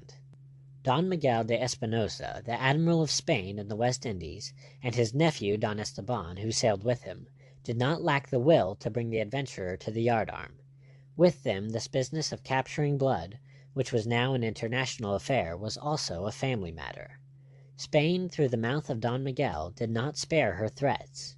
The report of them reached Tortuga, and with it the assurance that Don Miguel had behind him not only the authority of his own nation, but that of the English king as well. It was a brutum fulmen that inspired no terrors in Captain Blood, nor was he likely, on account of it, to allow himself to run to rust in the security of Tortuga. For what he had suffered at the hands of man, he had chosen to make Spain the scapegoat. Thus he accounted that he served a twofold purpose. He took compensation and at the same time served, not indeed the Stuart king, whom he despised, but England, and, for that matter, all the rest of civilized mankind which cruel, treacherous, greedy, bigoted Castile sought to exclude from intercourse with the New World. One day, as he sat with Hagthorpe and Wolverstone over a pipe and a bottle of rum, in the stifling reek of tar and stale tobacco of a waterside tavern, he was accosted by a splendid ruffian in a gold-laced coat, of dark blue satin with a crimson sash a foot wide about the waist. C'est vous qu'on appelle le sang? The fellow hailed him. Captain Blood looked up to consider the questioner before replying, with a swarthy aquiline face that was brutally handsome. A diamond of great price flamed on the indifferently clean hand resting on the pommel of his long rapier, and there were gold rings in his ears, half concealed by long ringlets of oily chestnut hair. Captain Blood took the pipe stem from between his lips. "My name," he said, "is Peter Blood. The Spaniards know me for Don Pedro Sangre, and the Frenchman may call me Lessange if he pleases." "Good," said the gaudy adventurer in English, and without further invitation he drew up a stool and sat down at the greasy table. "My name," he informed the three men, two of whom at least were eyeing him askance. "It is Levasseur. You may have heard of me." They had, indeed. He commanded a privateer of 20 guns that had dropped anchor in the bay a week ago, manned by a crew mainly composed of French boucan hunters from northern Hispaniola, men who had good cause to hate the Spaniard with an intensity exceeding that of the English. Levasseur had brought them back to Tortuga from an indifferently successful cruise. It would need more, however, than lack of success to abate the fellow's monstrous vanity. A roaring, quarrelsome, hard-drinking, hard-gaming scoundrel, his reputation as a buccaneer stood high among the wild brethren of the coast. He enjoyed also a reputation of another sort. There was about his gaudy, swaggering raffishness something that the women found singularly alluring. That he should boast openly of his bonnes fortunes did not seem strange to Captain Blood. What he might have found strange was that there appeared to be some measure of justification for these boasts. It was current gossip that even Mademoiselle d'Arguin, the governor's daughter, had been caught in the snare of his wild attractiveness, and that Levasseur had gone the length of audacity of asking her hand in marriage of her father. Monsieur d'Arguin had made him the only possible answer. He had shown him the door. Levasseur had departed in a rage, swearing that he would make Mademoiselle his wife in the teeth of all the fathers in Christendom, and that Monsieur d'Arguin should bitterly rue the affront he had put upon him. This was the man who now thrust himself upon Captain Blood with a proposal of association, offering him not only his sword, but his ship and the men who sailed in her. A dozen years ago, as a lad of barely 20, Levasseur had sailed with that monster of cruelty, l'Ollonais, and his own subsequent exploits bore witness and did credit to the school in which he had been reared. I doubt if in his day there was a greater scoundrel among the brethren of the coast than this Levasseur, and yet, repulsive though he found him, Captain Blood could not deny that the fellow's proposals displayed boldness, imagination, and resource, and he was forced to admit that jointly they could undertake operations of a greater magnitude than was possible singly to either of them. The climax of Levasseur's project was to be a raid upon the wealthy mainland city of Maracaibo, But for this, he admitted, 600 men at the very least would be required, and 600 men were not to be conveyed in the 2 bottoms they now commanded. Preliminary cruises must take place, having for one of their objects the capture of further ships. Because he disliked the man, Captain Blood would not commit himself at once, but because he liked the proposal, he consented to consider it. Being afterwards pressed by both Hagthorpe and Wolverstone, who did not share his own personal dislike of the Frenchman, the end of the matter was that within a week articles were drawn up between Lavoisier and Blood, and signed by them, and, as was usual, by the chosen representatives of their followers. These articles contained, inter alia, the common provisions that, should the 2 vessels separate, a strict account must afterwards be rendered of all prizes severally taken, whilst the vessel taking a prize should retain 3/5 of its value, surrendering 2/5 to its associate. These shares were subsequently to be subdivided among the crew of each vessel, in accordance with the articles already obtaining between each captain and his own men. For the rest, the articles contained all the clauses that were usual, among which was the clause that any man found guilty of abstracting or concealing any part of a prize, be it of the value of no more than a peso, should be summarily hanged from the yardarm. All being now settled, they made ready for sea, and on the very eve of sailing, Lavoisier narrowly escaped being shot in a romantic attempt to scale the wall of the governor's garden, with the object of taking passionate leave of the infatuated Mademoiselle d'Argaron. He desisted after having been twice fired upon from a fragrant ambush of pimento trees, where the governor's guards were posted, and he departed vowing to take different and very definite measures on his return. That night he slept on board his ship, which with characteristic flamboyance he had named La Foudre, and there on the following day he received a visit from Captain Blood, whom he greeted half-mockingly as his admiral. The Irishman came to settle certain final details, of which all that need concern us is an understanding that, in the event of the 2 vessels becoming separated by accident or design, they should rejoin each other as soon as might be at Tortuga. Thereafter Lavoisier entertained his admiral to dinner, and jointly they drank success to the expedition, so copiously on the part of Lavoisier that when the time came to separate he was nearly drunk as it seemed possible for him to be, and yet retain his understanding. Finally, towards evening, Captain Blood went over the side and was rowed back to his great ship with her red bulwarks and gilded ports, touched into a lovely thing of flame by the setting sun. He was a little heavy-hearted. I have said that he was a judge of men, and his judgment of Lavoisier filled him with misgivings, which were growing heavier in a measure as the hour of departure approached. He expressed it to Wolverstone, who met him as he stopped aboard the Arabella. "You over-persuaded me into those articles, you blackguard, and it'll surprise me if any good comes of this association." The giant rolled his single bloodthirsty eye, and sneered, thrusting out his heavy jaw. "We'll wring the dog's neck if there's any treachery." "So we will, if we are there to wring it by then." And on that, dismissing the matter, "We sail in the morning, on the first of the ebb," he announced, and went off to his cabin. End of chapter 13.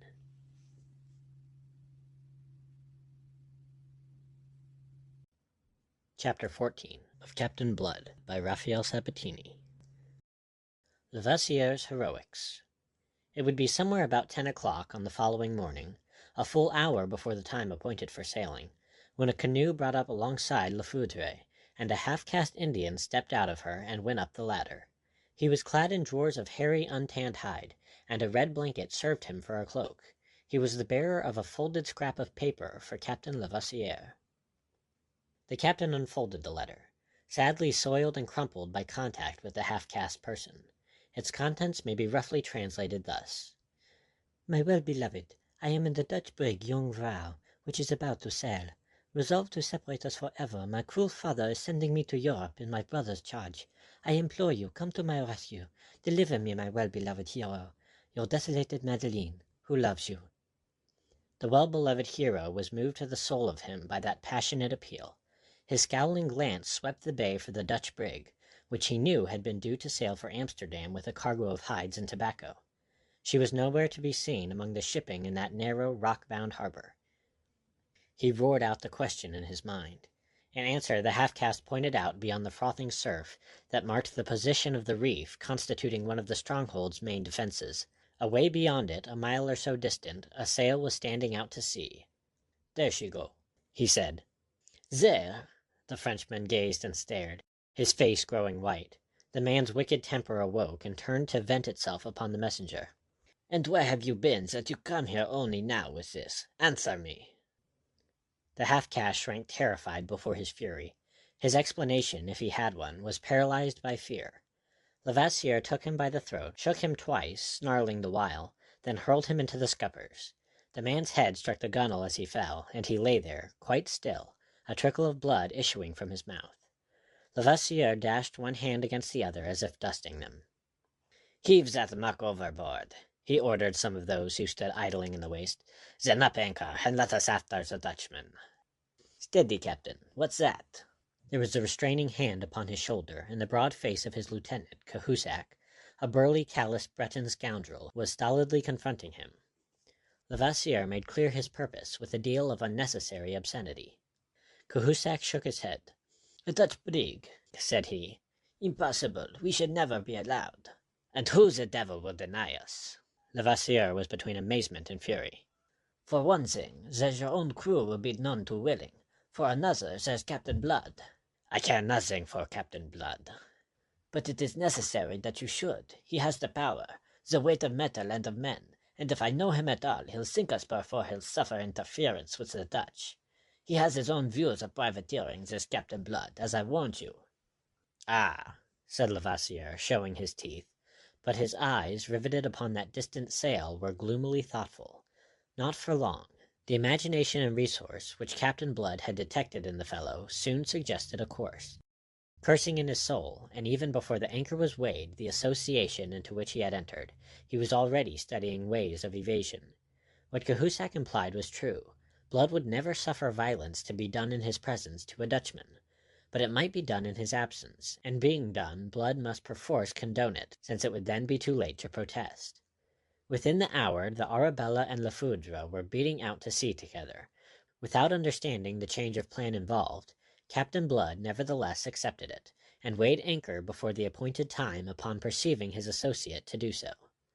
All day the Dutch brig was in sight, though by evening she had dwindled to the merest speck on the northern horizon. The course prescribed for Blood and Levasseur lay eastward along the northern shores of Hispaniola. To that course the Arabella continued to hold steadily throughout the night. When day broke again she was alone. La Foudre, under cover of the darkness, had struck away to the northeast with every rag of canvas on her yards. Cahusac had attempted yet again to protest against this. "The devil take you," Levasseur had answered him. "A ship's a ship, be she Dutch or Spanish, and ships are our present need. That will suffice for the men." His lieutenant said no more, but from his glimpse of the letter, knowing that a girl and not a ship was his captain's real objective, he gloomily shook his head as he rolled away on his bowed legs to give the necessary orders. Dawn found La Foudre close on the Dutchman's heels, not a mile astern, and the sight of her very evidently flustered the Jungfrau. No doubt Mademoiselle's brother, recognizing Levasseur's ship, would be responsible for the Dutch uneasiness. They saw the Jungfrau crowding canvas in a futile endeavor to outsail them, whereupon they stood off to starboard and raced on until they were in a position whence they could send a warning shot across her bow.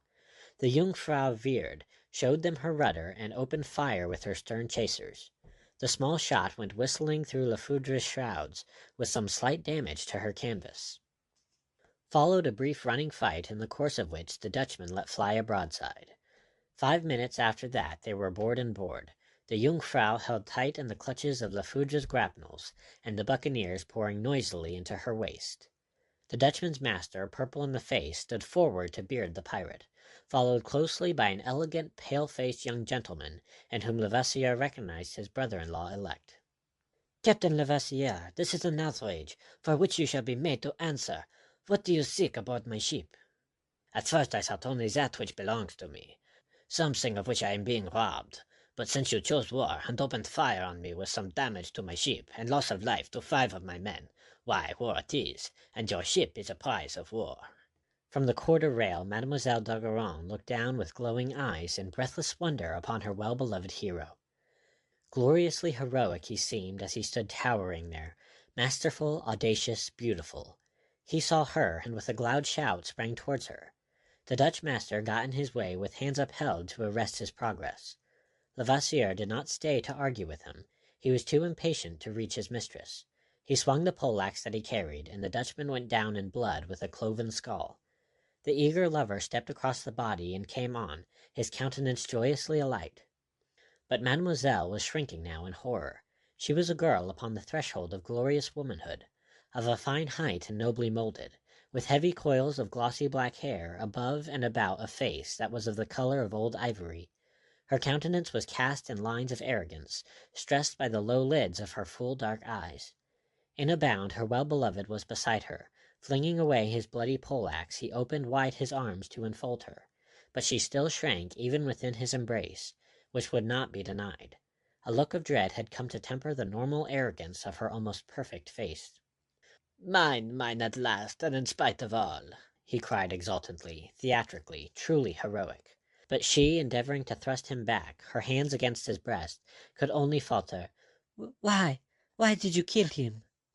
He laughed as a hero should, and answered her heroically, with the tolerance of a god for the mortal to whom he condescends.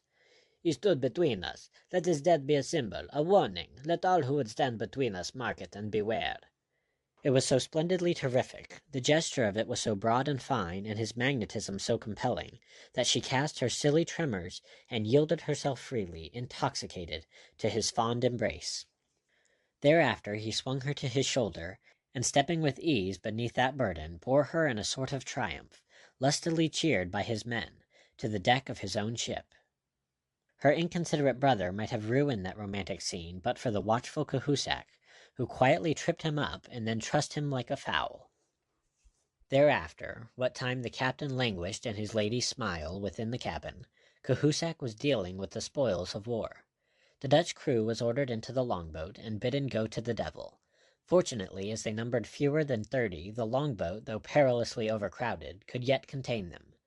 Next, Cahusac, having inspected the cargo, put a quartermaster and a score of men aboard the Jungfrau, and left her to follow La Foudre, which he now headed south for the Leeward Islands. Cahusac was disposed to be ill-humored. The risk they had run in taking the Dutch brig and doing violence to members of the family of the governor of Tortuga was out of all proportion to the value of their prize. He said so, sullenly, to Levasseur. "You'll keep that opinion to yourself," the captain answered him. "Don't think I am the man to thrust my neck into a noose, without knowing how I am going to take it out again. I shall send an offer of terms to the governor of Tortuga, that he will be forced to accept. Set a course for the Magin Magra. We'll go ashore and settle things from there, and tell them to fetch that milksop Ogeron to the cabin." Levasseur went back to the adoring lady. Thither, too, the lady's brother was presently conducted. The captain rose to receive him, bending his stalwart height to avoid striking the cabin roof with his head. Mademoiselle rose too. Why this? She asked Levasseur, pointing to her brother's pinioned wrists, the remains of Cahusac's precautions. "I deplore it. I desire it to end. Let Monsieur d'Ogeron give me his parole." "I give you nothing," flashed the white-faced youth, who did not lack for spirit. "You see?" Levasseur shrugged his deep regret, and Mademoiselle turned protesting to her brother. Henri, this is foolish. You are not behaving as my friend. You... "Little fool," her brother answered her, and the little was out of place. She was the taller of the twain. "Little fool, do you think I should be acting as your friend to make terms with this blackguard pirate?" "Steady, my young cockerel." Levasseur laughed, but his laugh was not nice. "Don't you perceive your wicked folly and the harm it has brought already? Lives have been lost. Men have died, that this monster might overtake you. And don't you yet realize where you stand? In the power of this beast, of this cur born in a kennel and bred in thieving and murder." He might have said more, but that Levasseur struck him across the mouth. Levasseur, you see, cared as little as another to hear the truth about himself. Mademoiselle suppressed a scream. As the youth staggered back under the blow, he came to rest against a bulkhead, and leaned there with bleeding lips. But his spirit was unquenched, and there was a ghastly smile on his white face as his eyes sought his sister's. "You see," he said simply, "he strikes a man whose hands are bound." The simple words, and more than the words, their tone of ineffable disdain, aroused the passion that never slumbered deeply in Levasseur. And what should you do, puppy, if your hands were unbound? He took his prisoner by the breast of his doublet and shook him. Answer me! What should you do? Tash! You empty windbag, you! And then came a torrent of words unknown to mademoiselle, yet of whose foulness her intuitions made her conscious. With blanched cheeks she stood by the cabin table and cried to Levasseur to stop. To obey her he opened the door and flung her brother through it. Put that rubbish under hatches until I call for it again, he roared and shut the door. Composing himself, he turned to the girl again with a deprecatory smile. But no smile answered him from her set face. She had seen her beloved hero's nature in curl papers, as it were, and she found the spectacle disgusting and terrifying. It recalled the brutal slaughter of the Dutch captain, and suddenly she realized that what her brother had just said of this man was no more than true. Fear growing to panic was written on her face, as she stood there leaning for support against the table. Why, sweetheart, what is this? Levasseur moved towards her. She recoiled before him. There was a smile on his face, a glitter in his eyes that fetched her heart into her throat. He caught her as she reached the uttermost limits of the cabin, seized her in his long arms, and pulled her to him. No, no, she panted. Yes, yes, he mocked her, and his mockery was the most terrible thing of all. He crushed her to him brutally, deliberately hurtful because she resisted, and kissed her whilst she writhed in his embrace. Then, his passion mounting, he grew angry and stripped off the last rag of hero's mask that still may have hung upon his face. Little fool, did you not hear your brother say that you are in my power? Remember it, and remember that of your own free will you came. I am not the man with whom a woman can play fast and loose, so get sense, my girl, and accept what you have invited. He kissed her again, almost contemptuously, and flung her off. No more scowls, he said. You'll be sorry else. Someone knocked. Cursing the interruption, Levasseur strode off to open. Cahusac stood before him. The Breton's face was grave. He came to report that they had sprung a leak between wind and water, the consequence of damage sustained from one of the Dutchman's shots. In alarm, Levasseur went off with him. The leakage was not serious so long as the weather kept fine, but should a storm overtake them, it might speedily become so. A man was slung overboard to make a partial stoppage with the sailcloth, and the pumps were got to work. Ahead of them a low cloud showed on the horizon, which Cahusac pronounced one of the northernmost of the Virgin Islands. We must run for shelter there, and careen her, said Levasseur. I do not trust this oppressive heat. A storm may catch us before we make land. A storm or something else, said Cahusac grimly. Have you noticed that? He pointed away to starboard. If they follow us, what is to happen? Demanded Cahusac. Levasseur looked and caught his breath. Two ships that at the distance seemed of considerable burden were heading towards them some 5 miles away. If they follow us, what is to happen? Demanded Cahusac. We'll fight whether we're in case to do so or not, swore Levasseur. Counsels of despair. Cahusac was contemptuous. To mark it, he spat upon the deck. This comes of going to sea with a lovesick madman. Now keep your temper, Captain, for the hands will be at the end of theirs if we have trouble as a result of this Dutchman business.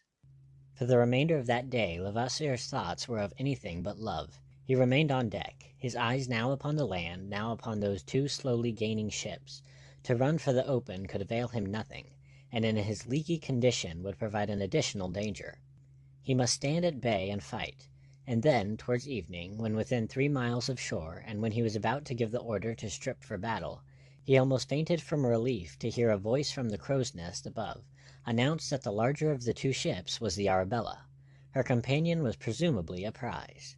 But the pessimism of Cahusac abated nothing. That is but the lesser evil, he growled. What will Blood say about this Dutchman? Let him say what he pleases. Levasseur laughed in the immensity of his relief. And what about the children of the governor of Tortuga? He must not know. He'll come to know in the end. Aye, but then, morbleu, the matter will be settled. I shall have made my peace with the governor. I tell you, I know the way to compel Ogeron to come to terms. Presently the 4 vessels lay to, off the northern coast of La Virgin Magra, a narrow little island, arid and treeless, some 12 miles by 3, uninhabited save by birds and turtles and unproductive of anything but salt, of which there were considerable ponds to the south. Levasseur put off in a boat accompanied by Cahusac and 2 other officers, and went to visit Captain Blood aboard the Arabella. "Our brief separation has been mighty profitable," was Captain Blood's greeting. "It's a busy morning we both had." He was in high good humor as he led the way to the great cabin for a rendering of accounts. The tall ship that accompanied the Arabella was a Spanish vessel of 26 guns, the Santiago from Puerto Rico, with 120,000 weight of cacao, 40,000 pieces of 8, and the value of 10,000 more in jewels. A rich capture of which 2/5 under the articles were to Levasseur and his crew. Of the money and jewels a division was made on the spot. The cacao, it was agreed, should be taken to Tortuga to be sold. Then it was the turn of Levasseur, and black grew the brow of Captain Blood as the Frenchman's tale was unfolded. At the end he roundly expressed his disapproval. The Dutch were a friendly people whom it was a folly to alienate, particularly for so paltry a matter as these hides and tobacco, which at most would fetch a bare 20,000 pieces. But Levasseur answered him, as he had answered Cahusac, that a ship was a ship, and it was ships they needed against their projected enterprise. Perhaps because things had gone well with him that day, Blood ended by shrugging the matter aside. Thereupon Levasseur proposed that the Arabella and her prize should return to Tortuga, there to unload the cacao and enlist the further adventurers that could now be shipped. Levasseur, meanwhile, would effect certain necessary repairs, and then, proceeding south, await his admiral at Saltatudos, an island conveniently situated in the latitude of 11 degrees 11 minutes north, for their enterprise against Maracaibo. To Levasseur's relief, Captain Blood not only agreed, but pronounced himself ready to set sail at once. No sooner had the Arabella departed than Levasseur brought his ships into the lagoon, and set his crew to work upon the erection of temporary quarters ashore for himself, his men, and his enforced guests during the careening and repairing of La Foudre. At sunset that evening the wind freshened. It grew to a gale, and from that to such a hurricane that Levasseur was thankful to find himself ashore, and his ships in safe shelter. He wondered a little how it might be faring with Captain Blood, out there at the mercy of that terrific storm, but he did not permit concern to trouble him unduly. End of chapter 14.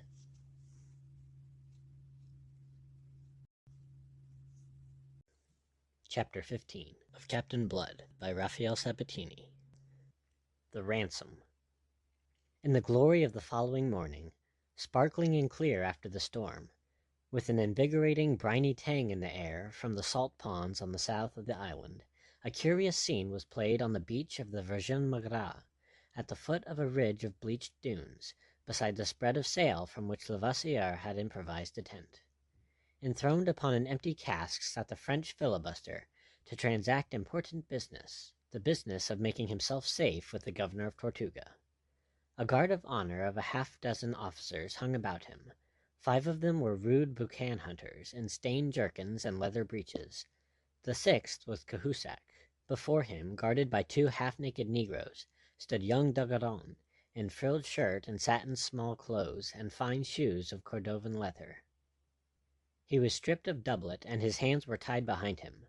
The young gentleman's comely face was haggard.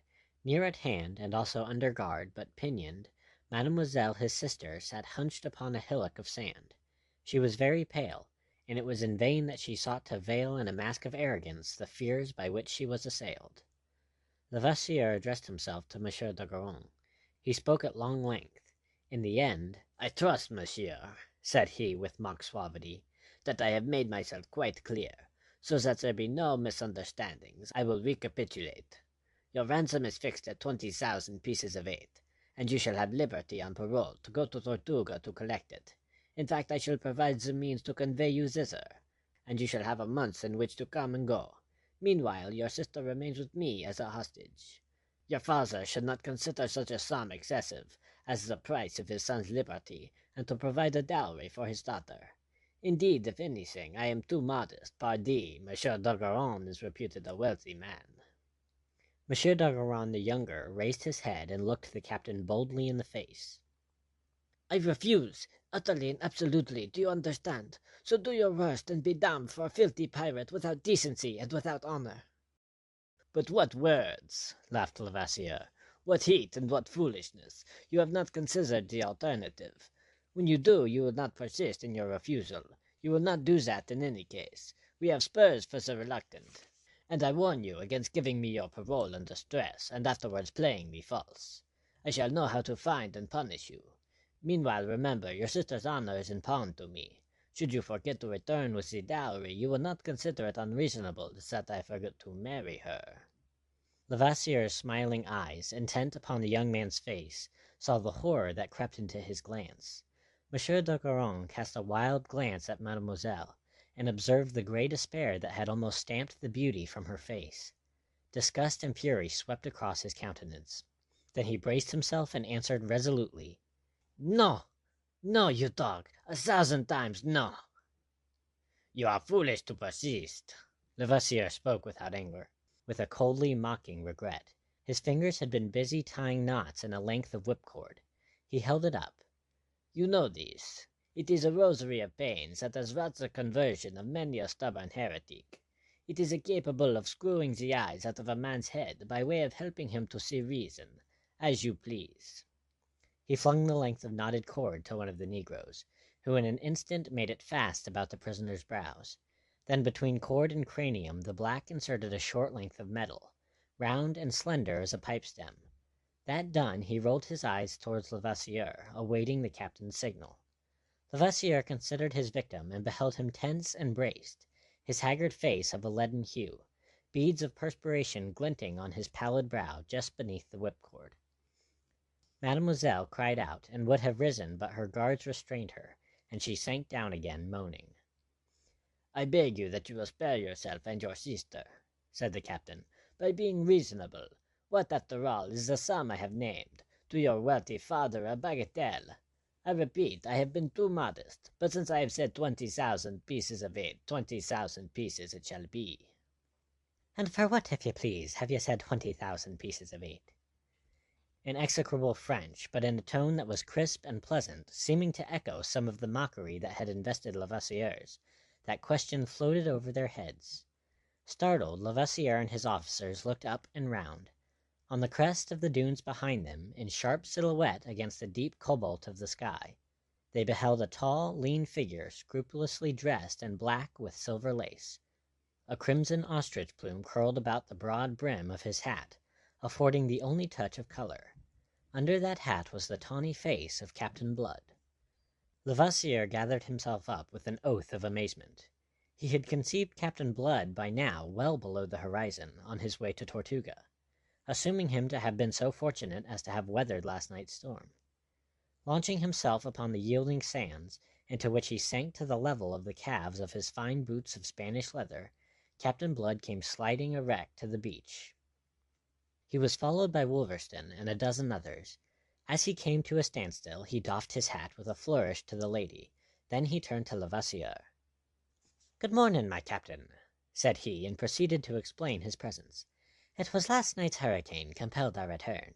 We had no choice but to ride before it with stripped poles, and it drove us back the way we had gone. Moreover, as the devil would have it, the Santiago sprang her mainmast, and so I was glad to put into a cove on the west of the island a couple of miles away, and we walked across to stretch our legs, and to give you good day. But who are these?" And he designated the man and the woman. Cahusac shrugged his shoulders and tossed his long arms to heaven. Voila, said he pregnantly to the firmament. Levasseur gnawed his lip and changed color, but he controlled himself to answer civilly. As you see, 2 prisoners. "Ah, washed ashore in last night's gale, eh?" Not so. Levasseur contained himself with difficulty before that irony. They were in the Dutch brig. "I don't remember that you mentioned them before." "I did not. They are prisoners of my own, a personal matter. They are French." "French!" Captainblood's light eyes stabbed at Levasseur, then at the prisoners. Monsieur d'Ogeron stood tense and braced as before, but the grey horror had left his face. Hope had leapt within him at this interruption, obviously as little expected by his tormentor as by himself. His sister, moved by a similar intuition, was leaning forward with parted lips and gaping eyes. Captainblood fingered his lip and frowned thoughtfully upon Levasseur. "Yesterday you surprised me by making war upon the friendly Dutch, but now it seems that not even your own countrymen are safe from you."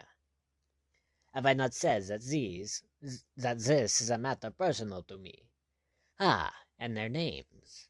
Captain Blood's crisp, authoritative, faintly disdainful manner stirred Levasseur's quick anger.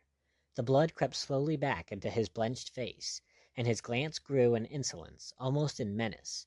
Meanwhile the prisoner answered for him. I am Henri d'Ogeron, and this is my sister.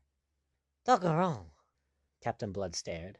Are you related by chance to my good friend the governor of Tortuga? He is my father. Levasseur swung aside with an imprecation.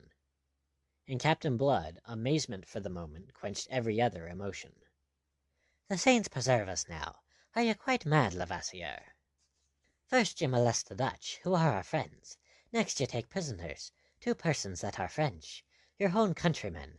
And now, faith, they're no less than the children of the governor of Tortuga, which is the one safe place of shelter that we enjoy in these islands. Levasseur broke in angrily. Must I tell you again that this is a matter personal to me? I make myself alone responsible to the governor of Tortuga. And the 20,000 pieces of 8, is that also a matter personal to you? It is. Now I don't agree with you at all. Captain Blood sat down on the cask that Levasseur had lately occupied, and looked up blandly. I may inform you, to save time, that I heard the entire proposal that you made to this lady and this gentleman, and I'll also remind you that we sail under articles that admit no ambiguities. You have fixed their ransom at 20,000 pieces of 8. That sum, then, belongs to your crews and mine in the proportions by the articles established. You'll hardly wish to dispute it, but what is far more grave is that you have concealed from me this part of the prizes taken on your last cruise, and for such an offence as that the articles provide certain penalties that are something severe in character. Ho ho! Laughed Levasseur unpleasantly, then added, If you dislike my conduct, we can dissolve the association. That is my intention, but we'll dissolve it when and in the manner that I choose, and that will be as soon as you have satisfied the articles under which we sailed upon this cruise. What do you mean? I'll be as short as I can, said Captain Blood. I'll waive for the moment the unseemliness of making war upon the Dutch, of taking French prisoners, and of provoking the anger of the governor of Tortuga. I'll accept the situation as I find it. Yourself, you've fixed the ransom of this couple at 20,000 pieces, and as I gather, the lady is to be your perquisite. But why should she be your perquisite more than another's, seeing that she belongs by the articles to all of us, as a prize of war? Black as thunder grew the brow of Levasseur. However, added Captain Blood, I'll not dispute her to you if you are prepared to buy her. Buy her? At the price you have set upon her. Levasseur contained his rage, that he might reason with the Irishman. That is the ransom of the man. It is to be paid for him by the governor of Tortuga. No, you've parcelled the twain together, very oddly, I confess. You've set their value at 20,000 pieces, and for that sum you may have them since you desire it, but you'll pay for them the 20,000 pieces that are ultimately to come to you as the ransom of one and the dowry of the other, and that sum shall be divided among our crews, so that you do that, it is conceivable that our followers may take a lenient view of your breach of the articles we jointly signed. Levasseur laughed savagely. Ah, cradu, the good jest. I quite agree with you, said Captain Blood. To Levasseur the jest lay in that Captain Blood, with no more than a dozen followers, should come there attempting to hector him who had 100 men within easy call. But it seemed that he had left out of his reckoning something which his opponent had counted in. For as, laughing still, Levasseur swung to his officers, he saw that which choked the laughter in his throat. Captain Blood had shrewdly played upon the cupidity that was the paramount inspiration of those adventurers, and Levasseur now read clearly on their faces how completely they adopted Captain Blood's suggestion, that all must participate in the ransom which their leader had thought to appropriate to himself. It gave the gaudy ruffian pause, and whilst in his heart he cursed those followers of his who could be faithful only to their greed, he perceived, and only just in time, that he had best tread warily. You misunderstand, he said, swallowing his rage. The ransom is for division when it comes. The girl, meanwhile, is mine on that understanding. Good, grunted Cahusac. On that understanding, all arranges itself. You think so, said Captain Blood. But if Monsieur d'Ogeron should refuse to pay the ransom, what then? He laughed and got lazily to his feet. No, no. If Captain Levasseur is meanwhile to keep the girl, as he proposes, then let him pay this ransom, and be his the risk if it should afterwards not be forthcoming. That's it, cried one of Levasseur's officers, and Cahusac added, It's reasonable, that. Captain Blood is right. It is in the articles. What is in the articles, you fools? Levasseur was in danger of losing his head. Sacre Dieu!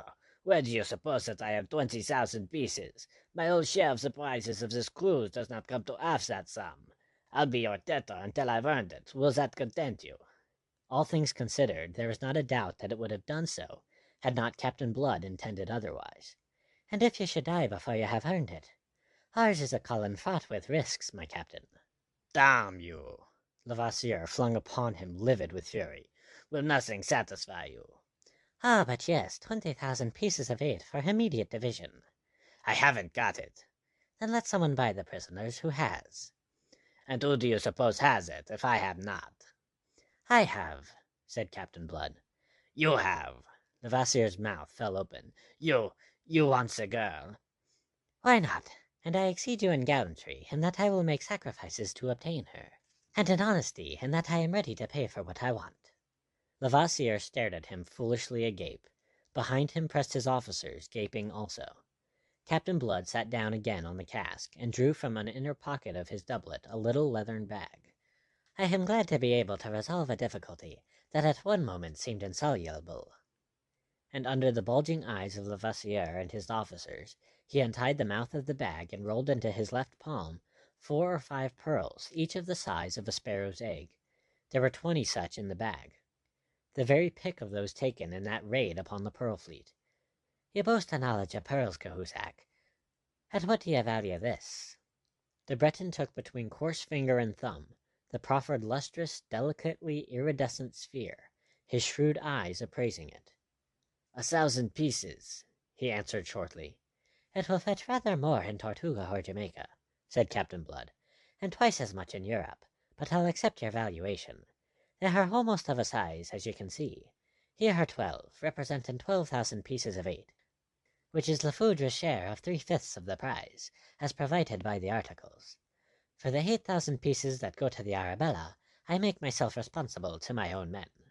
And now, Wolverstone, if you please, will you take my property aboard the Arabella? He stood up again, indicating the prisoners. Ah, no! Levasseur threw wide the floodgates of his fury. Ah, that, no, by example. You shall not take her. He would have sprung upon Captain Blood, who stood aloof, alert, tight-lipped, and watchful. But it was one of Levasseur's own officers who hindered him.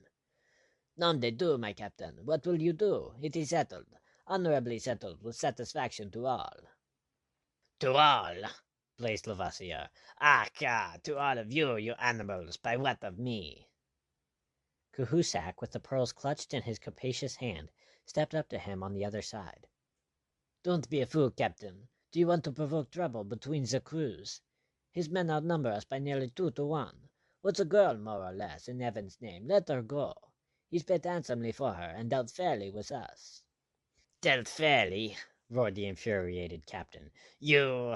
In all his foul vocabulary he could find no epithet to describe his lieutenant. He caught him a blow that almost sent him sprawling. The pearls were scattered in the sand. Cahusac dived after them, his fellows with him. Vengeance must wait. For some moments they groped there on hands and knees, oblivious of all else, and yet in those moments vital things were happening. Levasseur, his hand on his sword, his face a white mask of rage, was confronting Captain Blood to hinder his departure. You do not take her while I leave, he cried. Then I'll take her when you're dead, said Captain Blood, and his own blade flashed in the sunlight. The articles provide that any man of whatever rank concealing any part of a prize, be it of the value of no more than a peso, shall be hanged at the yardarm. It's what I intended for you in the end, but since you prefer it this way, you muckrake, faith, I'll be humoring you. He waved away the men who would have interfered, and the blades rang together. Monsieur d'Ogeron looked on, a man bemused, unable to surmise what the issue either way could mean for him. Meanwhile 2 of Blood's men, who had taken the place of the Frenchman's negro guards, had removed the crown of whipcord from his brow. As for Mademoiselle, she had risen, and was leaning forward, a hand pressed tightly to her heaving breast, her face deathly pale, a wild terror in her eyes. It was soon over. The brute strength upon which Levasseur so confidently counted could avail nothing against the Irishman's practised skill. When, with both lungs transfixed, he lay prone on the white sand, coughing out his rascally life, Captain Blood looked calmly at Cahusac across the body. "I think that cancels the articles between us," he said. With soulless, cynical eyes, Cahusac considered the twitching body of his recent leader. Had Levasseur been a man of different temper, the affair might have ended in a very different manner. But then it is certain that Captain Blood would have adopted in dealing with him different tactics. As it was, Levasseur commanded neither love nor loyalty. The men who followed him were the very dregs of that vile trade, and cupidity was their only inspiration. Upon that cupidity Captain Blood had deftly played, until he had brought them to find Levasseur guilty of the one offense they deemed unpardonable, the crime of appropriating to himself something which might be converted into gold and shared amongst them all. Thus now the threatening mob of buccaneers that came hastening to the theatre of that swift tragicomedy were appeased by a dozen words of Cahusac's. Whilst still they hesitated, Blood added something to quicken their decision. "If you will come to your anchorage, you shall receive at once your share of the booty of the Santiago, that you may dispose of it as you please." They crossed the island, the 2 prisoners accompanying them, and later that day, the division made, they would have parted company but that Cahusac, at the instances of the men who had elected him Levasseur's successor, offered Captain Blood anew the services of that French contingent.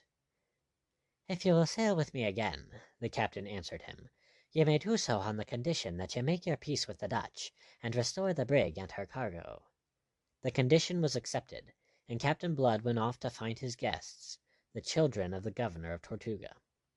Mademoiselle d'Ogeron and her brother, the latter now relieved of his bonds, sat in the great cabin of the Arabella, whither they had been conducted. Wine and food had been placed upon the table by Benjamin, Captain Blood's negro steward and cook, who had intimated to them that it was for their entertainment. But it had remained untouched. Brother and sister sat there in agonized bewilderment, conceiving that their escape was but from frying pan to fire. At length, overwrought by the suspense, Mademoiselle flung herself upon her knees before her brother, to implore his pardon for all the evil brought upon them by her wicked folly. Monsieur d'Ogeron was not in a forgiving mood. "I am glad that at least you realize what you have done, and now this other filibuster has bought you, and you belong to him. You realize that too, I hope." He might have said more, but he checked upon perceiving that the door was opening. Captain Blood, coming from settling matters with the followers of Levasseur, stood on the threshold. Monsieur d'Ogeron had not troubled to restrain his high-pitched voice, and the captain had overheard the Frenchman's last 2 sentences. Therefore he perfectly understood why Mademoiselle should bound up at sight of him and shrink back in fear. "Mademoiselle," said he in his vile but fluent French, "I beg you to dismiss your fears. Aboard this ship you shall be treated with all honor. So soon as we are in case to put to sea again, we steer a course for Tortuga, to take you home to your father. And pray do not consider that I have bought you, as your brother has just said.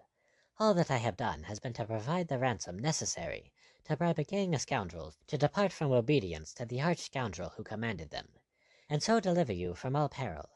Count it, if you please, a friendly loan to be repaid entirely at your convenience." Mademoiselle stared at him in unbelief. Monsieur d'Ogeron rose to his feet. "Monsieur, is it possible that you are serious?" "I am. It may not happen often nowadays. I may be a pirate, but my ways are not the ways of Levasseur, who should have stayed in Europe and practiced purse-cutting. I have a sort of honor, shall we say some rags of honor, remaining me from better days." Then, on a brisker note, he added, "We dine in an hour, and I trust that you will honor my table with your company. Meanwhile, Benjamin will see, monsieur, that you are more suitably provided in the matter of wardrobe." He bowed to them and turned to depart again, but Mademoiselle detained him. "Monsieur," she cried sharply. He checked and turned, whilst slowly she approached him, regarding him between dread and wonder. "Oh, you are noble." "I shouldn't put it as high as that myself," said he. You are, and it is but right that you should know all." "Madelon!" her brother cried out to restrain her. but she would not be restrained. Her surcharged heart must overflow in confidence. Monsieur, for what befell, I am greatly at fault. This man, this Lavoisier. He stared, incredulous in his turn. My God, is it possible? That animal! Abruptly she fell on her knees, caught his hand and kissed it before he could wrench it from her. What do you do? He cried. On the mend, in my mind I dishonored you by deeming you his like, by conceiving your fight with Lavoisier a combat between jackals. On my knees, monsieur, I implore you to forgive me. Captain Blood looked down upon her, and a smile broke on his lips, irradiating the blue eyes that looked so oddly light in that tawny face. Why, child, said he, I might find it hard to forgive you the stupidity of having thought otherwise. As he handed her to her feet again, he assured himself that he had behaved rather well in the affair. Then he sighed.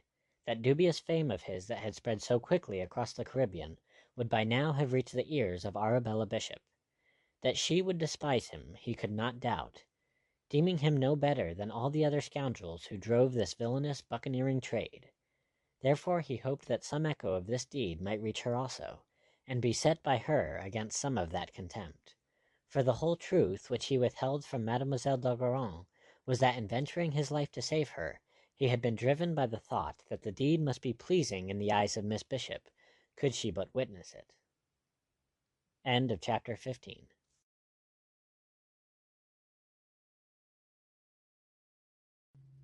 Chapter 16 of Captain Blood by Rafael Sabatini. The Trap.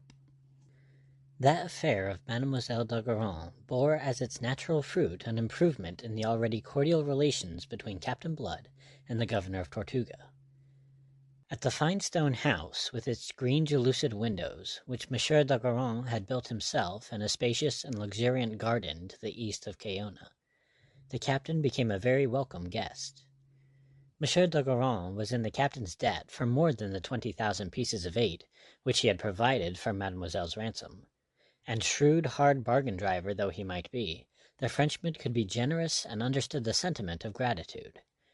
This he now proved in every possible way, and under his powerful protection the credit of Captain Blood among the buccaneers very rapidly reached its zenith. So when it came to fitting out his fleet for that enterprise against Maracaibo, which had originally been Lavoisier's project, he did not want for either ships or men to follow him. He recruited 500 adventurers in all, and he might have had as many thousands if he could have offered them accommodation. Similarly, without difficulty, he might have increased his fleet to twice its strength of ships, but that he preferred to keep it what it was. The 3 vessels to which he confined it were the Arabella, the La Foudre, which Cahusac now commanded with a contingent of some 60 Frenchmen, and the Santiago, which had been refitted and rechristened the Elizabeth, after that Queen of England whose seamen had humbled Spain as Captain Blood now hoped to humble it again. Hagthorpe, in virtue of his service in the navy, was appointed by Blood to command her, and the appointment was confirmed by the men. It was some months after the rescue of Mademoiselle d'Ogeron, in August of that year 1687, that this little fleet, after some minor adventures which I pass over in silence, sailed into the great lake of Maracaibo and effected its raid upon that opulent city of the Main. The affair did not proceed exactly as was hoped, and Blood's force came to find itself in a precarious position. This is best explained in the words employed by Cahusac, which Pitt has carefully recorded, in the course of an altercation that broke out on the steps of the church of Nuestra Senora del Carmen, which Captain Blood had impiously appropriated for the purpose of a corps de garde. I have said already that he was a papist only when it suited him. The dispute was being conducted by Hagthorpe, Wolverstone, and Pitt on the one side, and Cahusac, out of whose uneasiness it all arose, on the other.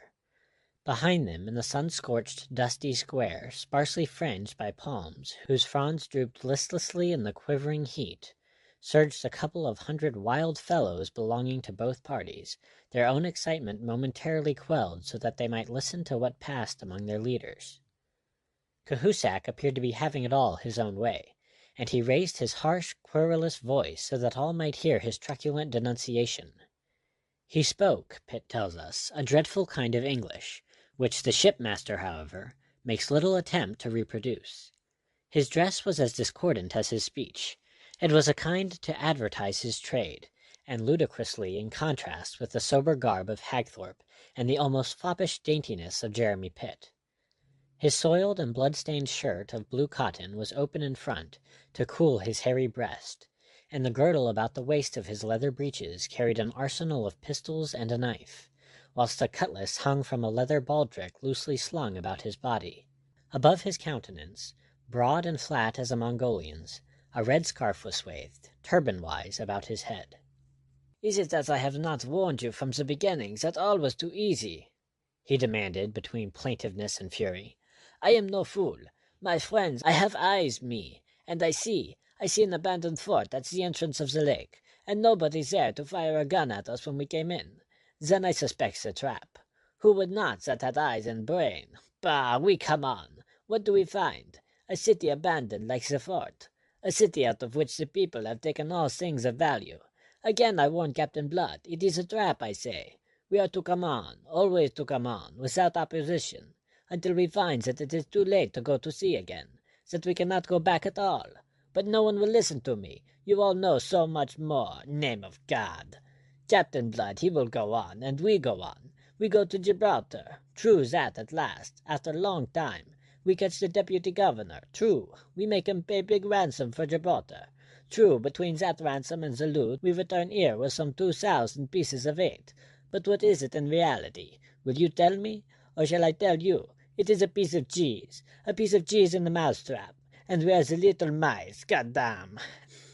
And the cats, oh, the cats, they wait for us. The cats are those 4 Spanish ships of war that have come meantime, and they wait for us outside the bottleneck of this lagoon. Morte du! That is what comes of the damned obstinacy of your fine Captainblood." Wolverstone laughed. Cahusac exploded in fury. "Ah, sang Dieu, touriste animal, you laugh. Tell me this, how do we get out again unless we accept the terms of Monsieur the Admiral of Spain?" From the buccaneers at the foot of the steps came an angry rumble of approval. The single eye of the gigantic Wolverstone rolled terribly, and he clenched his great fists as if to strike the Frenchman, who was exposing them to mutiny. But Cahusac was not daunted. The mood of the men enheartened him.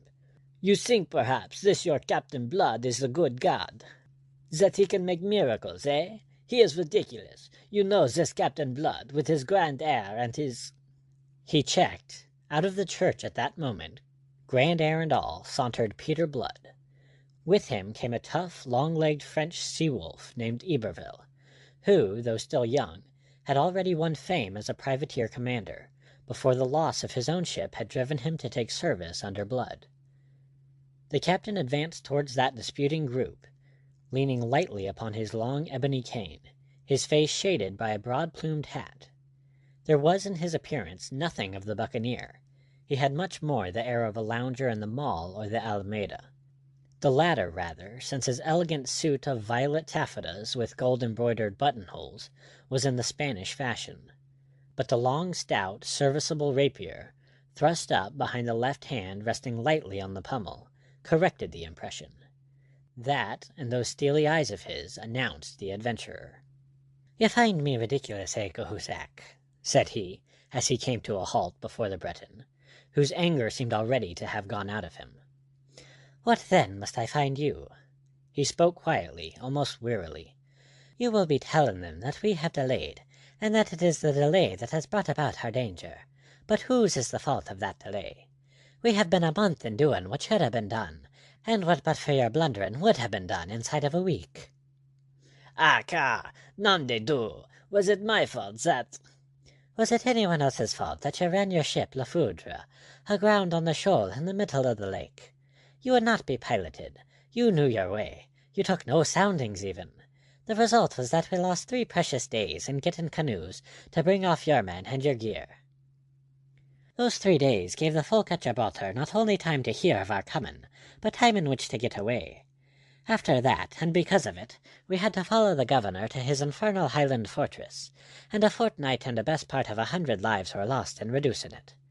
That's how we come to have delayed until the Spanish fleet is fetched round from La Guaira by a guarda-costa, and if you hadn't lost La Foudre, and so reduced our fleet from 3 ships to 2, we should even now be able to fight our way through a reasonable hope of succeeding.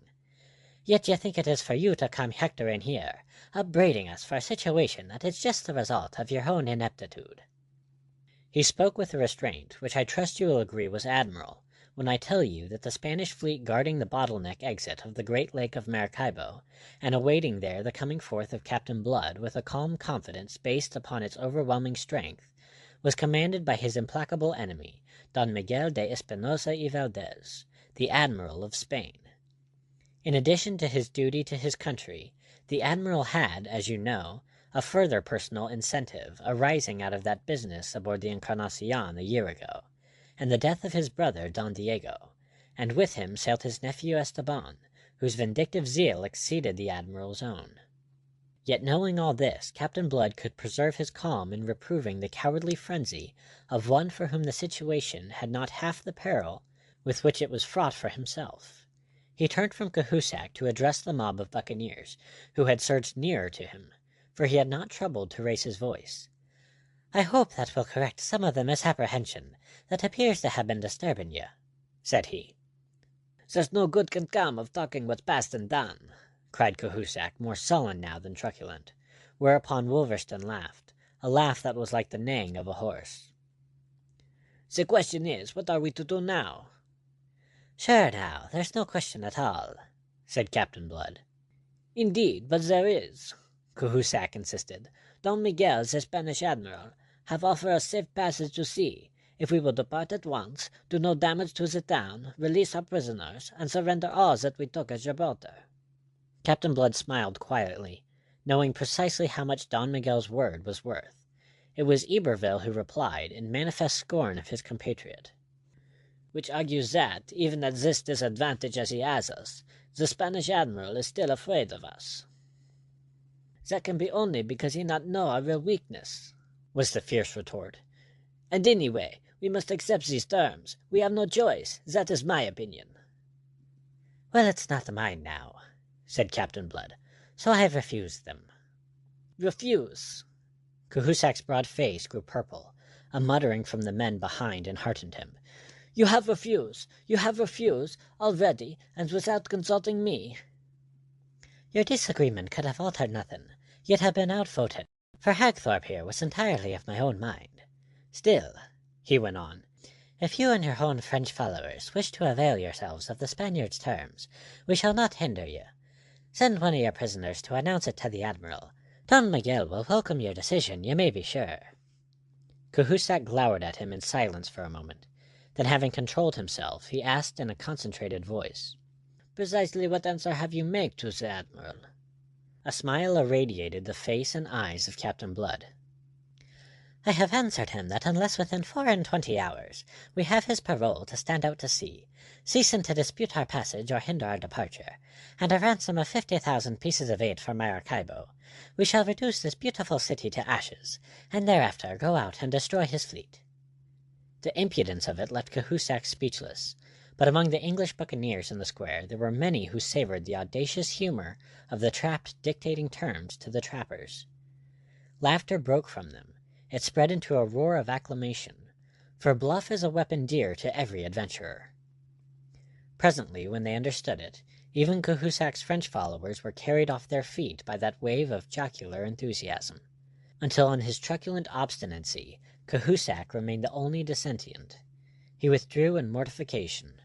Nor was he to be mollified until the following day brought him his revenge. This came in the shape of a messenger from Don Miguel, with a letter in which the Spanish admiral solemnly vowed to God that, since the pirates had refused his magnanimous offer to permit them to surrender with the honors of war, he would now await them at the mouth of the lake, there to destroy them on their coming forth.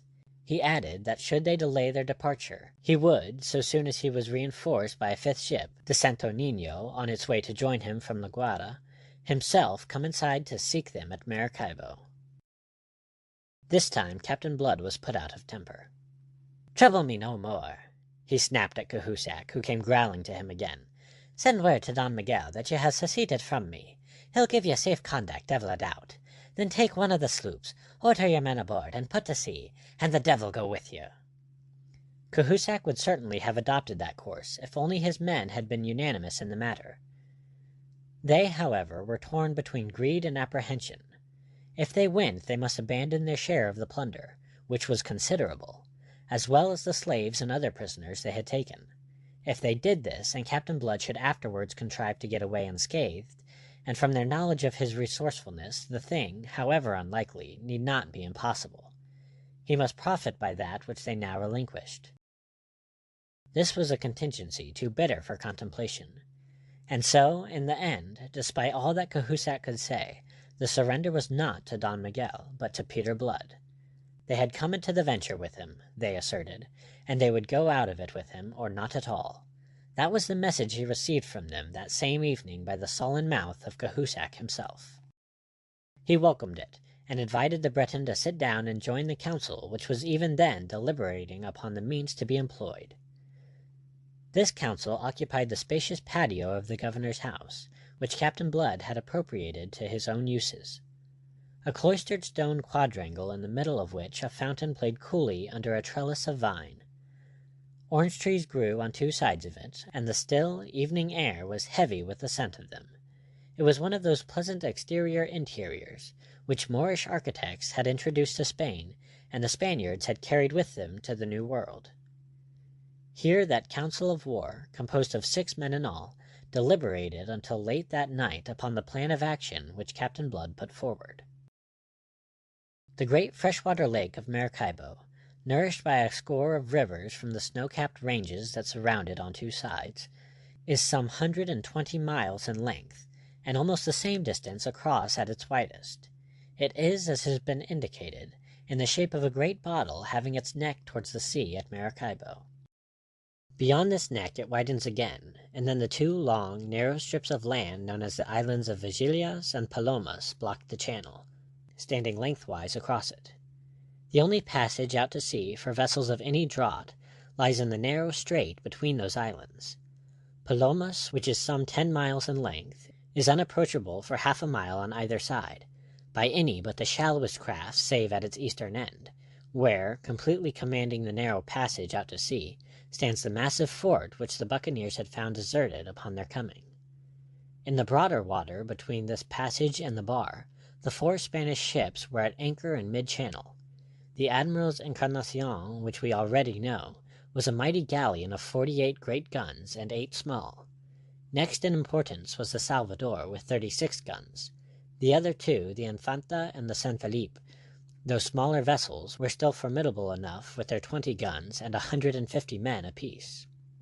Such was the fleet of which the gauntlet was to be run by Captain Blood, with his own Arabella of 40 guns, the Elizabeth of 26, and 2 sloops captured at Gibraltar, which they had indifferently armed with 4 culverins each. In men they had a bare 400 survivors of the 500 odd that had left Tortuga, to oppose to fully 1,000 Spaniards manning the galleons. The plan of action submitted by Captain Blood to that council was a desperate one, as Cahusac uncompromisingly pronounced it. "Why, so it is," said the captain, "but I have done things more desperate." Complacently he pulled out a pipe that was loaded with that fragrant sacerdotis tobacco for which Gibraltar was famous, and of which they had brought away some hogsheads. "And what is more, they've succeeded. Audaces fortuna javat. Bedad, they knew their world, the old Romans."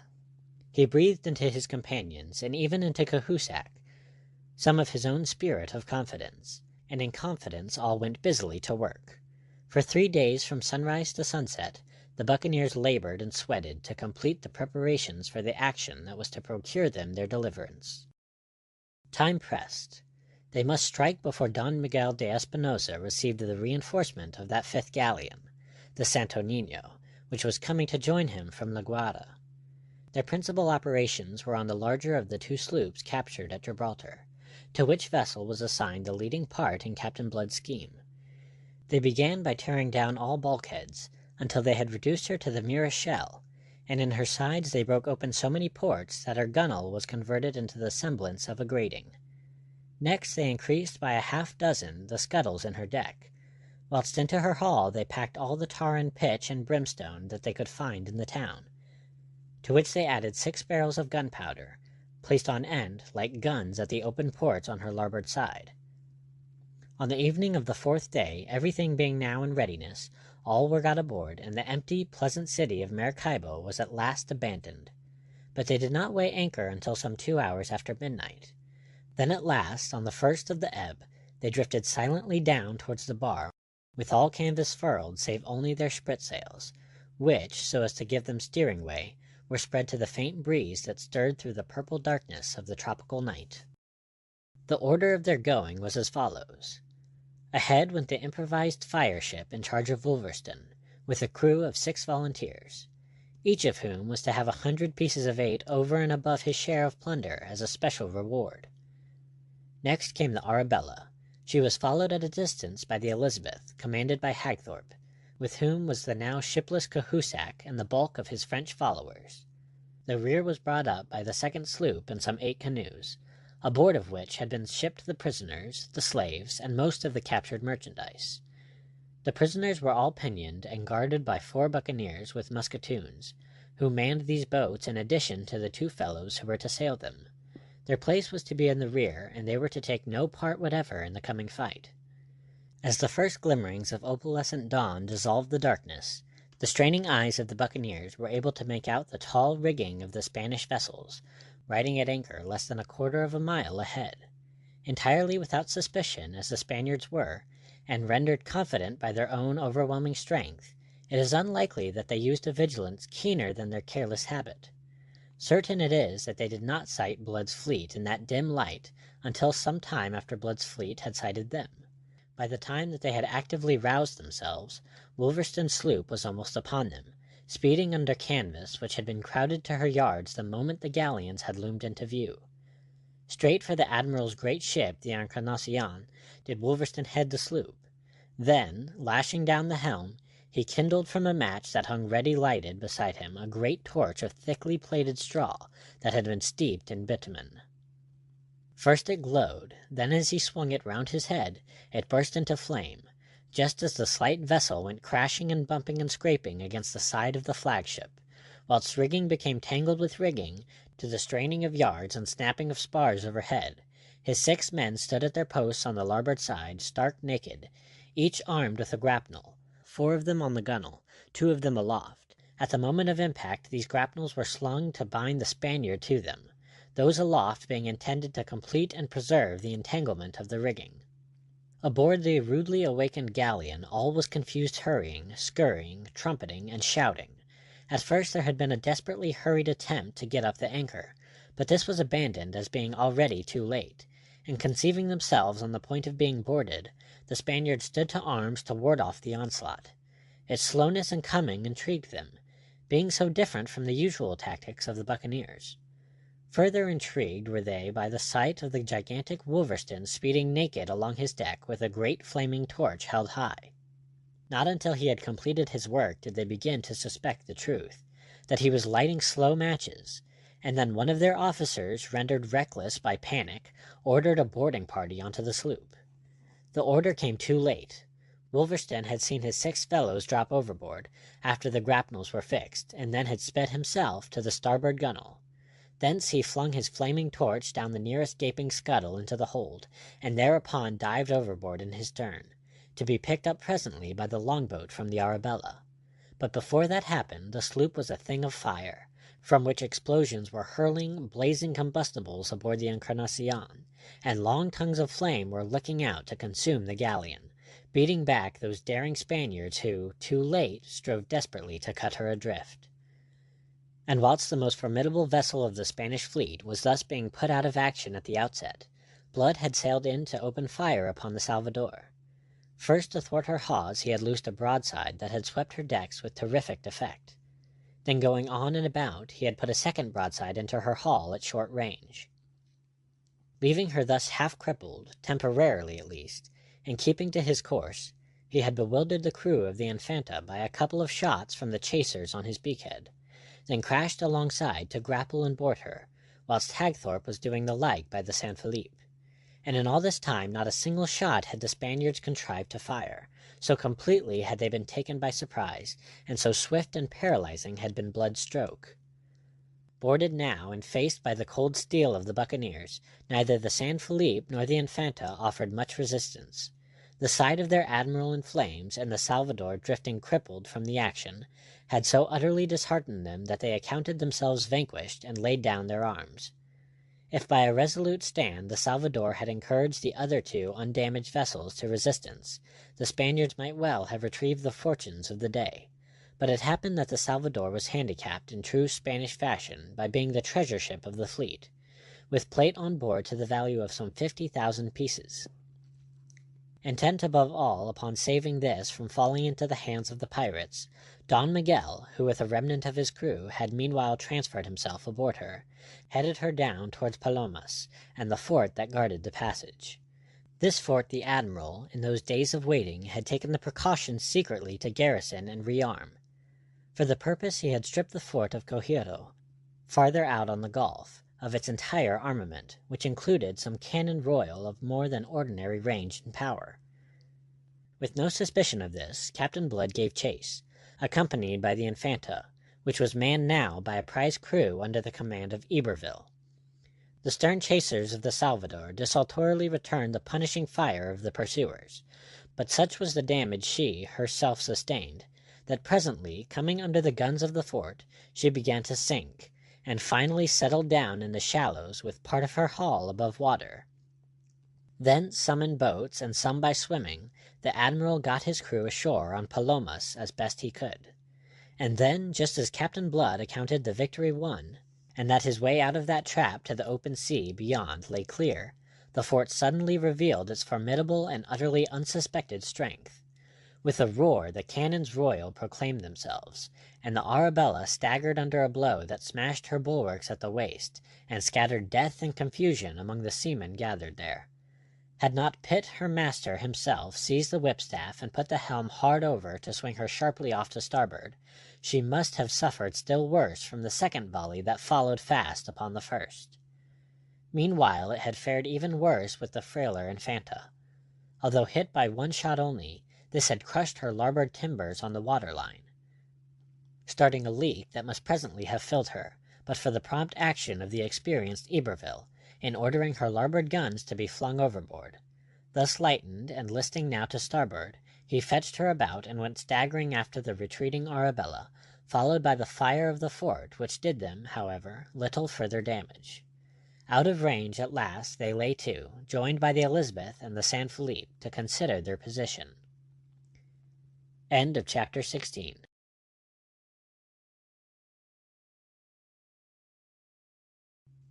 Chapter 17 of Captain Blood by Rafael Sabatini. The Dupes. It was a crestfallen Captain Blood who presided over that hastily summoned council held on the poop deck of the Arabella in the brilliant morning sunshine. It was, he declared afterwards, one of the bitterest moments in his career. He was compelled to digest the fact that having conducted the engagement with a skill of which he might justly be proud, having destroyed a force so superior in ships and guns and men that Don Miguel de Espinosa had justifiably deemed it overwhelming, his victory was rendered barren by 3 lucky shots from an unsuspected battery by which they had been surprised, and barren must their victory remain until they could reduce the fort that still remained to defend the passage. At first Captain Blood was for putting his ships in order, and making the attempt there and then, but the others dissuaded him from betraying an impetuosity usually foreign to him, and born entirely of chagrin and mortification, emotions which will render unreasonable the most reasonable of men. With returning calm, he surveyed the situation. The Arabella was no longer in case to put to sea, the Infanta was merely kept afloat by artifice, and the San Felipe was almost as sorely damaged by the fire she had sustained from the buccaneers before surrendering. Clearly, then, he was compelled to admit in the end that nothing remained but to return to Maracaibo, there to refit the ships before attempting to force the passage. And so, back to Maracaibo came those defeated victors of that short, terrible fight. And if anything had been wanting further to exasperate their leader, he had it in the pessimism of which Cahusac did not economize expressions. Transported at first to heights of dizzy satisfaction by the swift and easy victory of their inferior force that morning, the Frenchman was now plunged back and more deeply than ever into the abyss of hopelessness, and his mood infected at least the main body of his own followers. "It is the end," he told Captain Blood. "This time we are checkmated." "I'll take the liberty of reminding you that you said the same before," Captain Blood answered him as patiently as he could. "Yet you've seen what you've seen, and you'll not deny that in ships and guns we are returning stronger than we went. Look at our present fleet, man." "I am looking at it," said Cahusac. "Pish, you're a white-livered cur when all is said." "You call me a coward." "I'll take that liberty." The Breton glared at him, breathing hard, but he had no mind to ask satisfaction for the insult. He knew too well the kind of satisfaction that Captain Blood was likely to afford him. He remembered the fate of Levasseur, so he confined himself to words. "It is too much. You go too far," he complained bitterly. "Look you, Cahusac, it's sick and tired I am of your perpetual whining and complaining, when things are not as smooth as a convent dining table. If you wanted things smooth and easy, you shouldn't have taken to the sea, and you never should have sailed with me, for with me things are never smooth and easy. And that, I think, is all I have to say to you this morning." Cahusac flung away cursing, and went to take the feeling of his men. Captain Blood went off to give his surgeon's skill to the wounded, among whom he remained engaged until late afternoon. Then at last he went ashore, his mind made up, and returned to the house of the governor, to indite a truculent but very scholarly letter in purest Castilian to Don Miguel. "I have shown your Excellency this morning of what I am capable," he wrote. "Although outnumbered by more than 2 to 1 in men, in ships, and in guns, I have sunk or captured the vessels of the great fleet with which you were to come to Maracaibo to destroy us, so that you are no longer in case to carry out your boast, even when your reinforcements on the Santo Nino reach you from La Guarda. From what has occurred, you may judge of what must occur. I shall not trouble your Excellency with this letter, but that I am a humane man, abhorring bloodshed. Therefore, before proceeding to deal with your fort, which you may deem invincible, as I have dealt already with your fleet, which you deemed invincible, I make you, purely out of humanitarian considerations, this last offer of terms. I will spare this city of Maracaibo, and forthwith evacuate it, leaving behind me the 40 prisoners I have taken, in consideration of your paying me the sum of 50,000 pieces of eight and 100 head of cattle as a ransom, thereafter granting me unmolested passage of the bar. My prisoners, most of whom are persons of consideration, I will retain as hostages until after my departure, sending them back in the canoes which we shall take with us for that purpose. If your Excellency should be so ill-advised as to refuse these terms, and thereby impose upon me the necessity of reducing your fort at the cost of some lives, I warn you that you may expect no quarter from us, and that I shall begin by leaving a heap of ashes where this pleasant city of Maracaibo now stands." The letter written, he bade them bring him from among the prisoners the deputy governor of Maracaibo, who had been taken at Gibraltar. Disclosing its contents to him, he dispatched him with it to Don Miguel. His choice of a messenger was shrewd.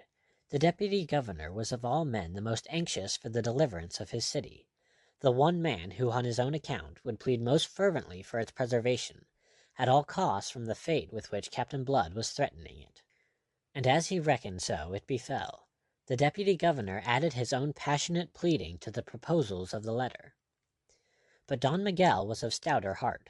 True, his fleet had been partly destroyed and partly captured, but then, he argued, he had been taken utterly by surprise.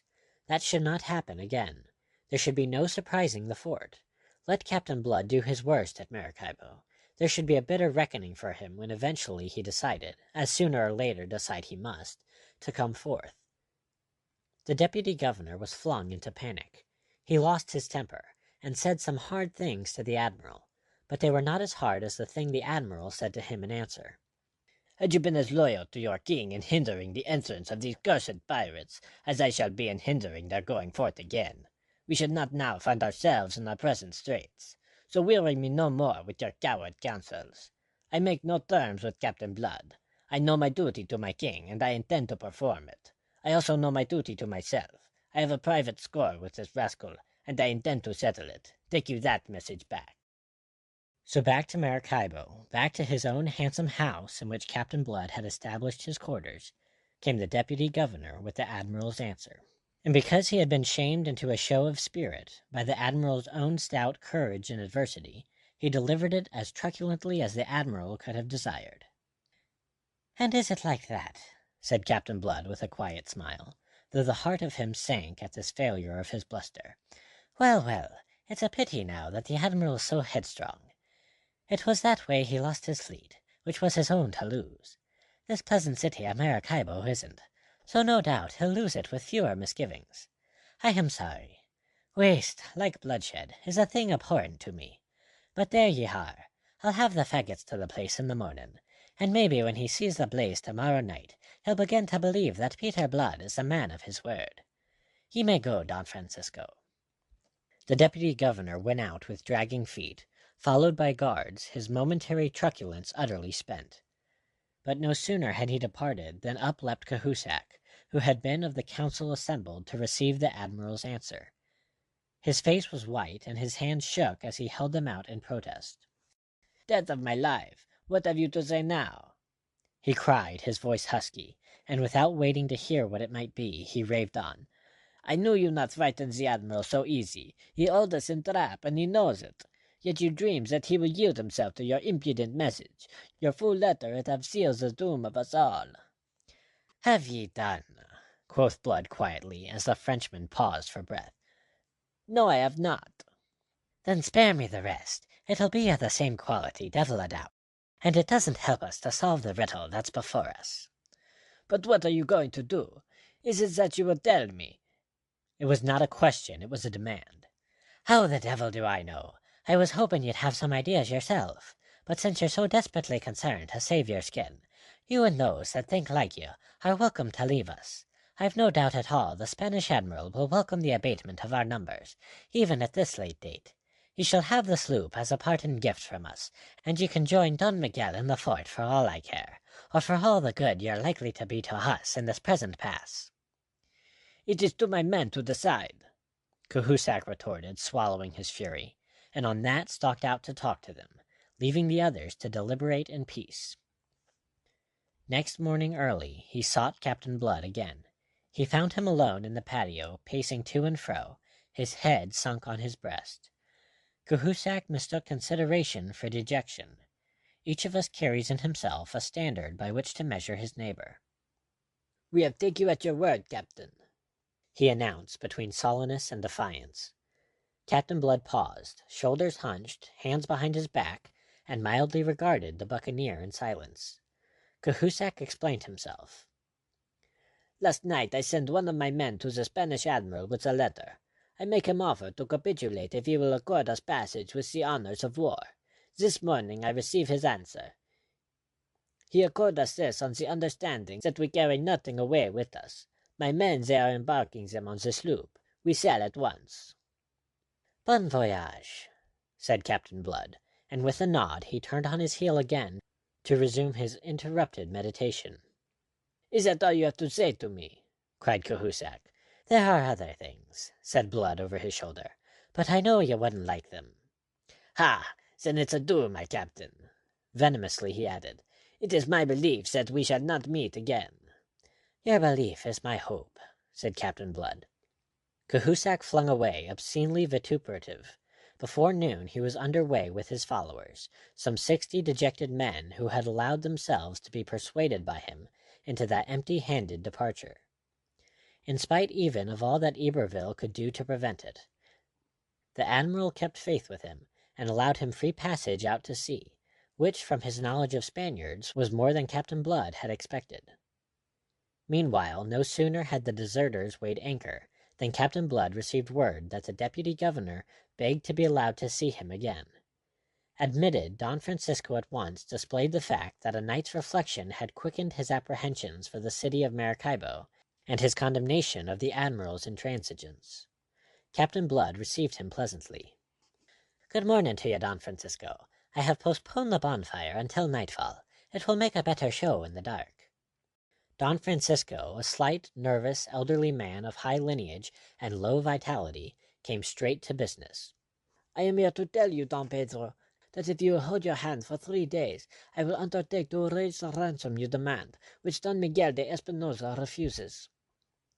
Captain Blood confronted him, a frown contracting the dark brows above his light eyes. "And where will you be raising it?" quoth he, faintly betraying his surprise. Don Francisco shook his head. "That must remain my affair," he answered. "I know where it is to be found, and my compatriots must contribute. Give me leave for 3 days on parole, and I will see you fully satisfied.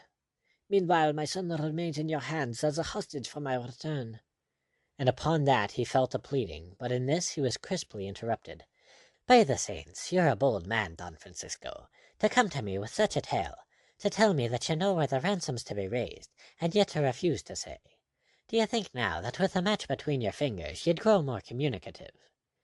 If Don Francisco grew a shade paler, yet again he shook his head.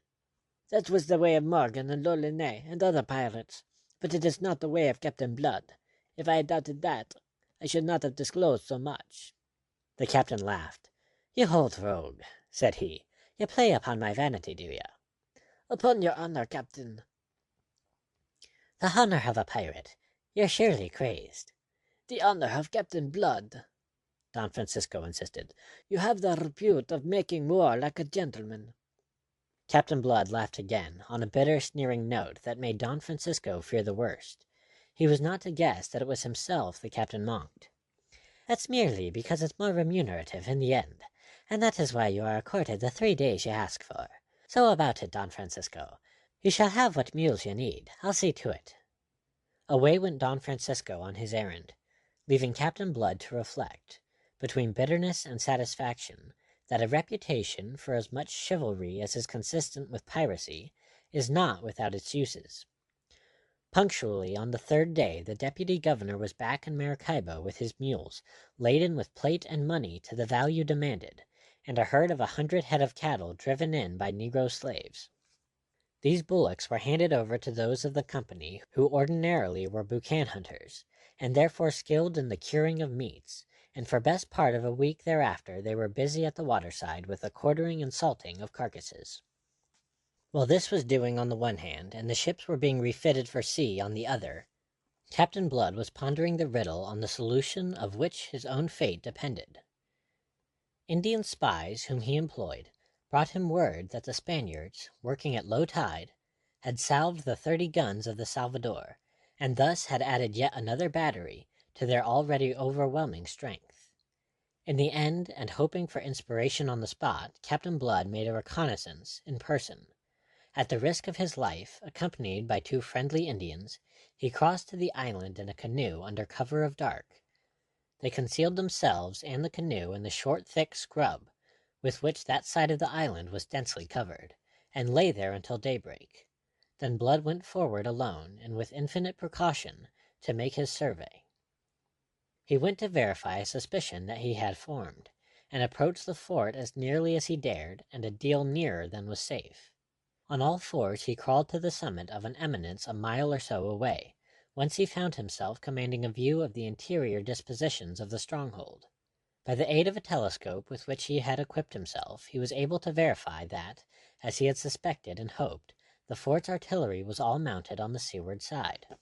Satisfied, he returned to Maracaibo, and laid before the 6 who composed his council, Pitt, Hagthorpe, Iberville, Wolverston, Dyke, and Ogle, a proposal to storm the fort from the landward side.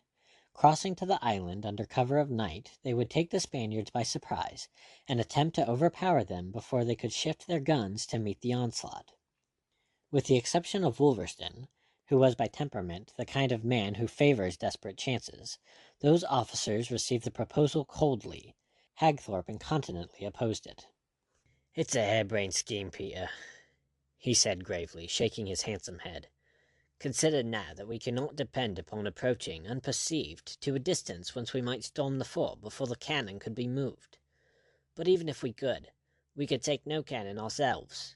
We must depend entirely upon our small arms, and how shall we, a bare 300, for this was the number to which Cahusac's defection had reduced them, cross the open to attack more than twice that number under cover?" The others, Dyke, Ogle, Iberville, and even Pitt, whom loyalty to Blood may have made reluctant, loudly approved him. When they had done, "I have considered all," said Captain Blood. "I have weighed the risks and studied how to lessen them. In these desperate straits He broke off abruptly. A moment he frowned, deep in thought. Then his face was suddenly alight with inspiration. Slowly he drooped his head and sat there considering, weighing chin on breast. Then he nodded, muttering, "Yes," and again, "Yes." He looked up to face them. "Listen," he cried. "You may be right. The risks may be too heavy. Whether or not, I have thought of a better way. That which should have been the real attack shall be no more than a feint. Here then is the plan I now propose." He talked swiftly and clearly, and as he talked, one by one his officers' faces became alight with eagerness. When he had done, they cried as with one voice that he had saved them. "That is yet to be proved in action," said he. Since for the last 24 hours all had been in readiness for departure, there was nothing now to delay them, and it was decided to move next morning. Such was Captain Blood's assurance of success, that he immediately freed the prisoners held as hostages, and even the negro slaves, who were regarded by the others as legitimate plunder. His only precaution against those released prisoners was to order them into the church, and there lock them up, to await deliverance at the hands of those who should presently be coming into the city. Then all being aboard the 3 ships, with the treasure safely stowed in their holds and the slaves under hatches, the buccaneers weighed anchor and stood out for the bar, each vessel towing 3 piraguas astern. The admiral, beholding their stately advance in the full light of noon, their sails gleaming white in the glare of the sunlight, rubbed his long lean hands in satisfaction, and laughed through his teeth. "At last," he cried, "God delivers him into my hands." He turned to the group of staring officers behind him. "Sooner or later it had to be," he said. "Say now, gentlemen, whether I am justified in my patience. Here end today the troubles caused to the subjects of the Catholic king by this infamous Don Pedro Sangre, as he once called himself to me." He turned to issue orders, and the fort became lively as a hive. The guns were manned, the gunners already kindling fuses, when the buccaneer fleet, whilst still heading for Palomas, was observed to bear away to the west. The Spaniards watched them intrigued. Within 1.5 miles to westward of the fort, and within a half-mile of the shore, that is to say, on the very edge of the shoal water that makes Palomas unapproachable on either side by any but vessels of the shallowest draught, the 4 ships cast anchor well within the Spaniards' view, but just out of range of their heaviest cannon. Sneering, the admiral laughed. "Aha! They hesitate, these English dogs. Por Dios, and well they may." "They will be waiting for night," suggested his nephew, who stood at his elbow, quivering with excitement. Don Miguel looked at him smiling. "And what shall the night avail them in this narrow passage, under the very muzzles of my guns? Be sure, Esteban, that tonight your father will be paid for." He raised his telescope to continue his observation of the buccaneers. He saw that the piraguas towed by each vessel were being warped alongside, and he wondered a little what this maneuver might portend. A while those piraguas were hidden from view behind the hulls. Then one by one they reappeared, rowing around and away from the ships, and each boat, he observed, was crowded with armed men. Thus laden, they were headed for the shore at a point where it was densely wooded to the water's edge. The eyes of the wandering admiral followed them until the foliage screened them from his view. Then he lowered his telescope and looked at his officers. "What the devil does it mean?" he asked. None answered him, all being as puzzled as he was himself. After a little while, Esteban, who kept his eyes on the water, plucked at his uncle's sleeve. "There they go," he cried and pointed. And there indeed went the piraguas on their way back to the ships. But now it was observed that they were empty, save for the men who rowed them. Their armed cargo had been left ashore. Back to the ships they pulled, to return again presently with a fresh load of armed men, which similarly they conveyed to Palomas, and at last one of the Spanish officers ventured an explanation. "They are going to attack us by land, to attempt to storm the fort." "Of course," the admiral smiled. "I had guessed it. Whom the gods would destroy, they first make mad." "Shall we make a sally?" urged Esteban in his excitement. "A sally, through that scrub? That would be to play into their hands. No, we will wait here to receive this attack. Meanwhile it comes, it is themselves will be destroyed, and utterly, have no doubt of that." But by evening the admiral's equanimity was not quite so perfect. By then the piraguas had made a half-dozen journeys with their loads of men, and they had landed also, as Don Miguel had clearly observed through his telescope, at least a dozen guns. His countenance no longer smiled. It was a little wrathful and a little troubled now as he turned again to his officers. Who was the fool who had told me that they number but 300 men in all? They have put at least twice that number ashore already. Amazed as he was, his amazement would have been deeper had he been told the truth, that there was not a single buccaneer or a single gun ashore on Palomas. The deception had been complete. Don Miguel could not guess that the men he had beheld in those piraguas were always the same, that on the journeys to the shore they sat and stood upright in full view, and that on the journeys back to the ships they lay invisible at the bottom of the boats, which were thus made to appear empty. The growing fears of the Spanish soldiery at the prospect of a night attack from the landward side by the entire buccaneer force, and a force twice as strong as they had suspected the pestilent Blood to command, began to be communicated to the admiral. In the last hours of fading daylight, the Spaniards did precisely what Captain Blood so confidently counted that they would do. Precisely what they must do to meet the attack. Preparations for which had been so thoroughly simulated. They set themselves to labor like the damned at those ponderous guns in place to command the narrow passage out to sea. Groaning and sweating, urged on by the curses and even the whips of their officers, they toiled in a frenzy of panic-stricken haste to shift the greater number and the more powerful of their guns across to the landward side, there to emplace them anew, so that they might be ready to receive the attack which at any moment now might burst upon them from the woods not half a mile away. Thus, when night fell, although in mortal anxiety of the onslaught of those wild devils, whose reckless courage was a byword on the seas of the main, at least the Spaniards were tolerably prepared for it. Waiting, they stood to their guns. And whilst they waited thus, under cover of the darkness, and as the tide began to ebb, Captain Blood's fleet weighed anchor quietly, and as once before with no more canvas spread than that which their sprits could carry, so as to give them steering way, and even these having been painted black, the 4 vessels, without a light showing, groped their way by soundings to the channel which led to that narrow passage out to sea. The Elizabeth and the Infanta, leading side by side, were almost abreast of the fort before their shadowy bulk and the soft gurgle of water at their prows were detected by the Spaniards, whose attention until that moment had been all on the other side. And now there arose on the night air such a sound of human baffled fury as may have resounded about Babel at the confusion of tongues. To heighten that confusion and to scatter disorder among the Spanish soldiery, the Elizabeth emptied her larboard guns into the fort as she was swept past on the swift ebb.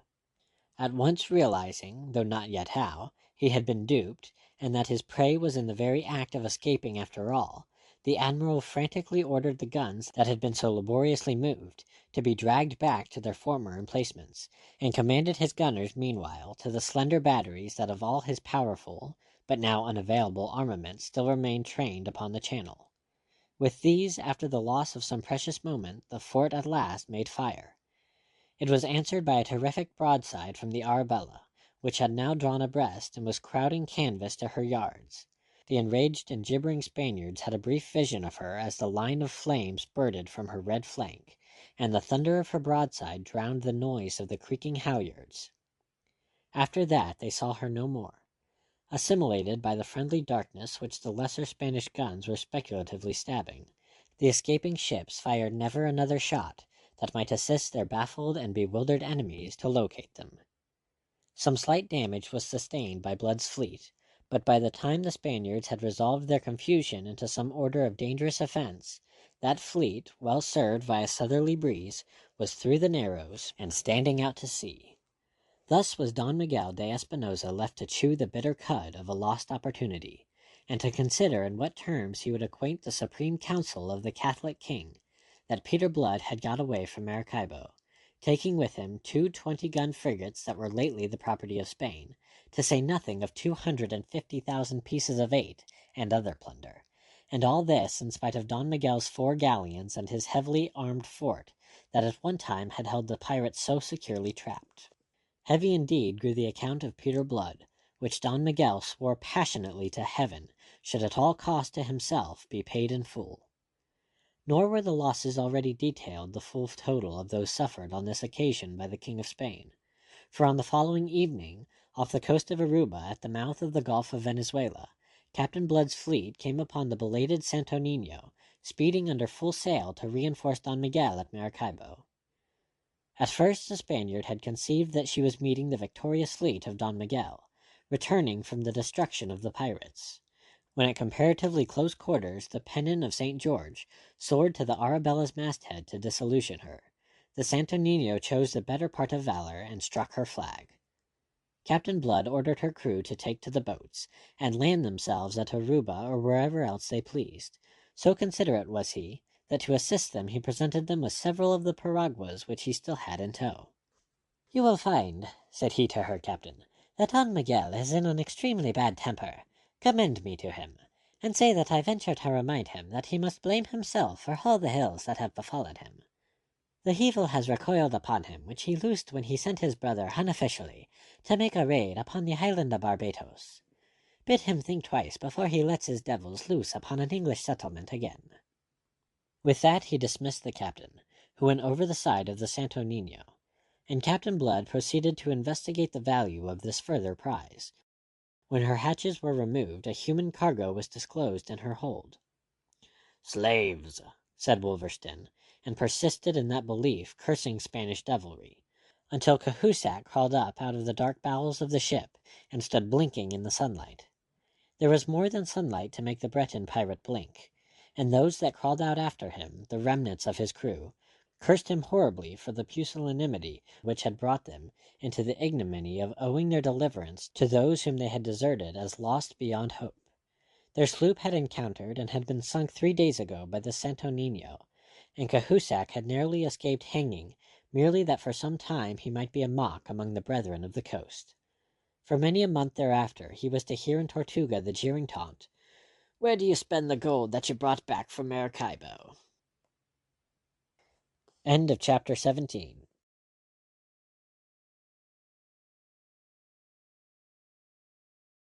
Chapter 18 of Captain Blood by Rafael Sabatini. The Milagroso. The affair at Maracaibo is to be considered as Captain Blood's buccaneering masterpiece. Although there is scarcely one of the many actions that he fought, recorded in such particular detail by Jeremy Pitt, which does not afford some instance of his genius for naval tactics, yet in none is this more shiningly displayed than in those 2 engagements by which he won out of the trap which Don Miguel de Espinosa had sprung upon him. The fame which he had enjoyed before this, great as it already was, is dwarfed into insignificance by the fame that followed. It was a fame such as no buccaneer, not even Morgan, has ever boasted, before or since. In Tortuga, during the months he spent there refitting the 3 ships he had captured from the fleet that had gone out to destroy him, he found himself almost an object of worship in the eyes of the wild brethren of the coast, all of whom now clamored for the honor of serving under him. It placed him in the rare position of being able to pick and choose the crews for his augmented fleet, and he chose fastidiously.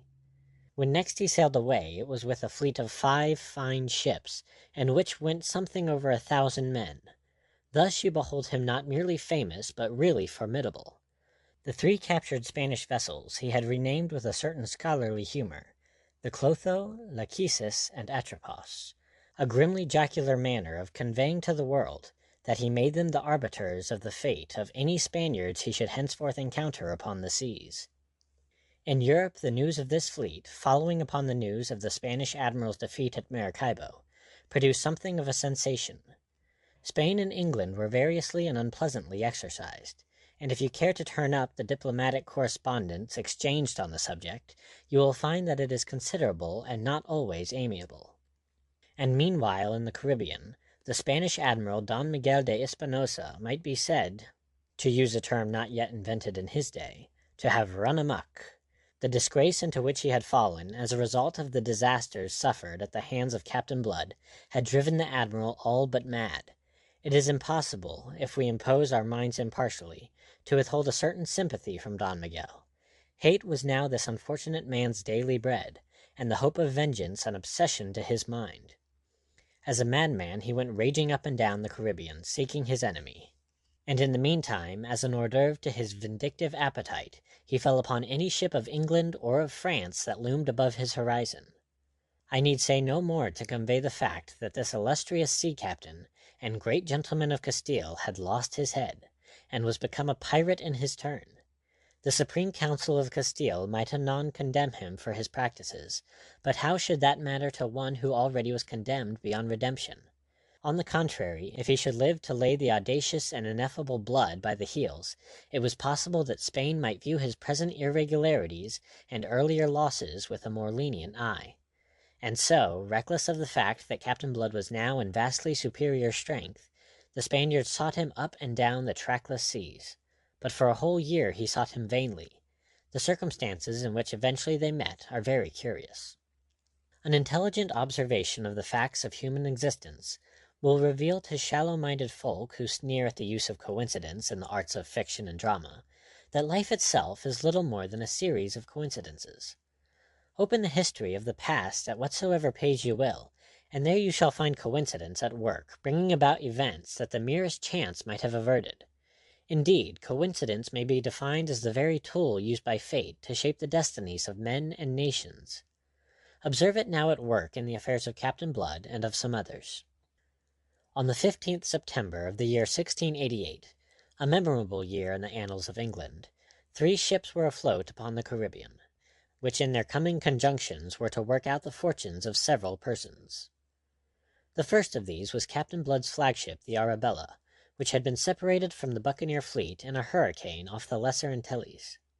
In somewhere about 17 degrees north latitude and 74 degrees longitude, she was beating up for the windward passage, before the intermittent southeasterly breezes of that stifling season, homing for Tortuga, the natural rendezvous of the dispersed vessels. The second ship was the great Spanish galleon, the Milagrosa, which, accompanied by the smaller frigate Hidalga, lurked off the Caymites to the north of the long peninsula that thrust out from the southwest corner of Hispaniola. Aboard the Milagrosa sailed the vindictive Don Miguel. The third and last of these ships, with which we are at present concerned, was an English man-of-war, which on the date I have given was at anchor in the French port of St. Nicholas on the northwest coast of Hispaniola. She was on her way from Plymouth to Jamaica, and carried on board a very distinguished passenger in the person of Lord Julian Wade, who came charged by his kinsman, my Lord Sunderland, with a mission of some consequence and delicacy, directly arising out of the vexatious correspondence between England and Spain. The French government, like the English, excessively annoyed by the depredations of the buccaneers, and the constant straining of relations with Spain that ensued, had sought in vain to put them down by enjoining the utmost severity against them upon her various overseas governors. But these either, like the governor of Tortuga, throve out of a scarcely tacit partnership with the filibusters, or, like the governor of French Hispaniola, felt that they were to be encouraged as a check upon the power and greed of Spain, which might otherwise be exerted to the disadvantage of the colonies of other nations. They looked, indeed, with apprehension upon recourse to any vigorous measures which must result in driving many of the buccaneers to seek new hunting grounds in the South Sea. To satisfy King James' anxiety to conciliate Spain, and in response to the Spanish ambassador's constant and grievous expostulations, my Lord Sunderland, the Secretary of State, had appointed a strong man to the deputy governorship of Jamaica. This strong man was that Colonel Bishop, who for some years now had been the most influential planter in Barbados. Colonel Bishop had accepted the post, and departed from the plantations in which his great wealth was being amassed, with an eagerness that had its roots in a desire to pay off a score of his own with Peter Blood. From his first coming to Jamaica, Colonel Bishop had made himself felt by the buccaneers, but do what he might, the one buccaneer whom he made his particular quarry, that Peter Blood, who once had been his slave, eluded him ever, and continued undeterred and in great force to harass the Spaniards upon sea and land, and to keep the relations between England and Spain in a state of perpetual ferment. Particularly dangerous in those days when the peace of Europe was precariously maintained. Exasperated not only by his own accumulated chagrin, but also by the reproaches for his failure which reached him from London, Colonel Bishop actually went so far as to consider hunting his quarry in Tortuga itself, and making an attempt to clear the island of the buccaneers it sheltered. Fortunately for himself, he abandoned the notion of so insane an enterprise, deterred not only by the enormous natural strength of the place, but also by the reflection that a raid upon what was, nominally at least, a French settlement, must be attended by grave offence to France. Yet short of some such measure, it appeared to Colonel Bishop that he was baffled. He confessed as much in a letter to the Secretary of State. This letter, and the state of things which it disclosed, made my Lord Sunderland despair of solving this vexatious problem by ordinary means. He turned to the consideration of extraordinary ones, and bethought him of the plan adopted with Morgan, who had been enlisted into the king's service under Charles II. It occurred to him that a similar course might be similarly effective with Captain Blood.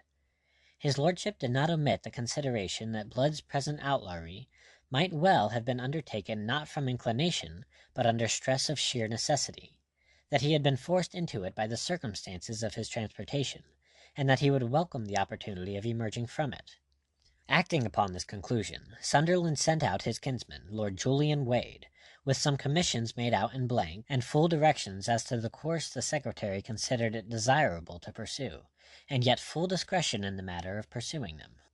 The crafty Sunderland, master of all labyrinths of intrigue, advised his kinsman that in the event of his finding Blood intractable, or judging for other reasons that it was not desirable to enlist him in the king's service, he should turn his attention to the officers serving under him, and by seducing them away from him, leave him so weakened that he must fall an easy victim to Colonel Bishop's fleet. The Royal Mary, the vessel bearing that ingenious, tolerably accomplished, mildly dissolute, entirely elegant envoy of my Lord Sunderland's, made a good passage to St. Nicholas, her last port of call before Jamaica. It was understood that as a preliminary Lord Julian should report himself to the Deputy Governor at Port Royal, whence at need he might have himself conveyed to Tortuga. Now it happened that the Deputy Governor's niece had come to St. Nicholas some months earlier on a visit to some relatives, and so that she might escape the insufferable heat of Jamaica in that season. The time for her return being now at hand, a passage was sought for her aboard the Royal Mary, and in view of her uncle's rank and position, promptly accorded. Lord Julian hailed her advent with satisfaction. It gave a voyage that had been full of interest for him just the spice that it required to achieve perfection as an experience. His lordship was one of your gallants, to whom existence that is not graced by womankind is more or less of a stagnation.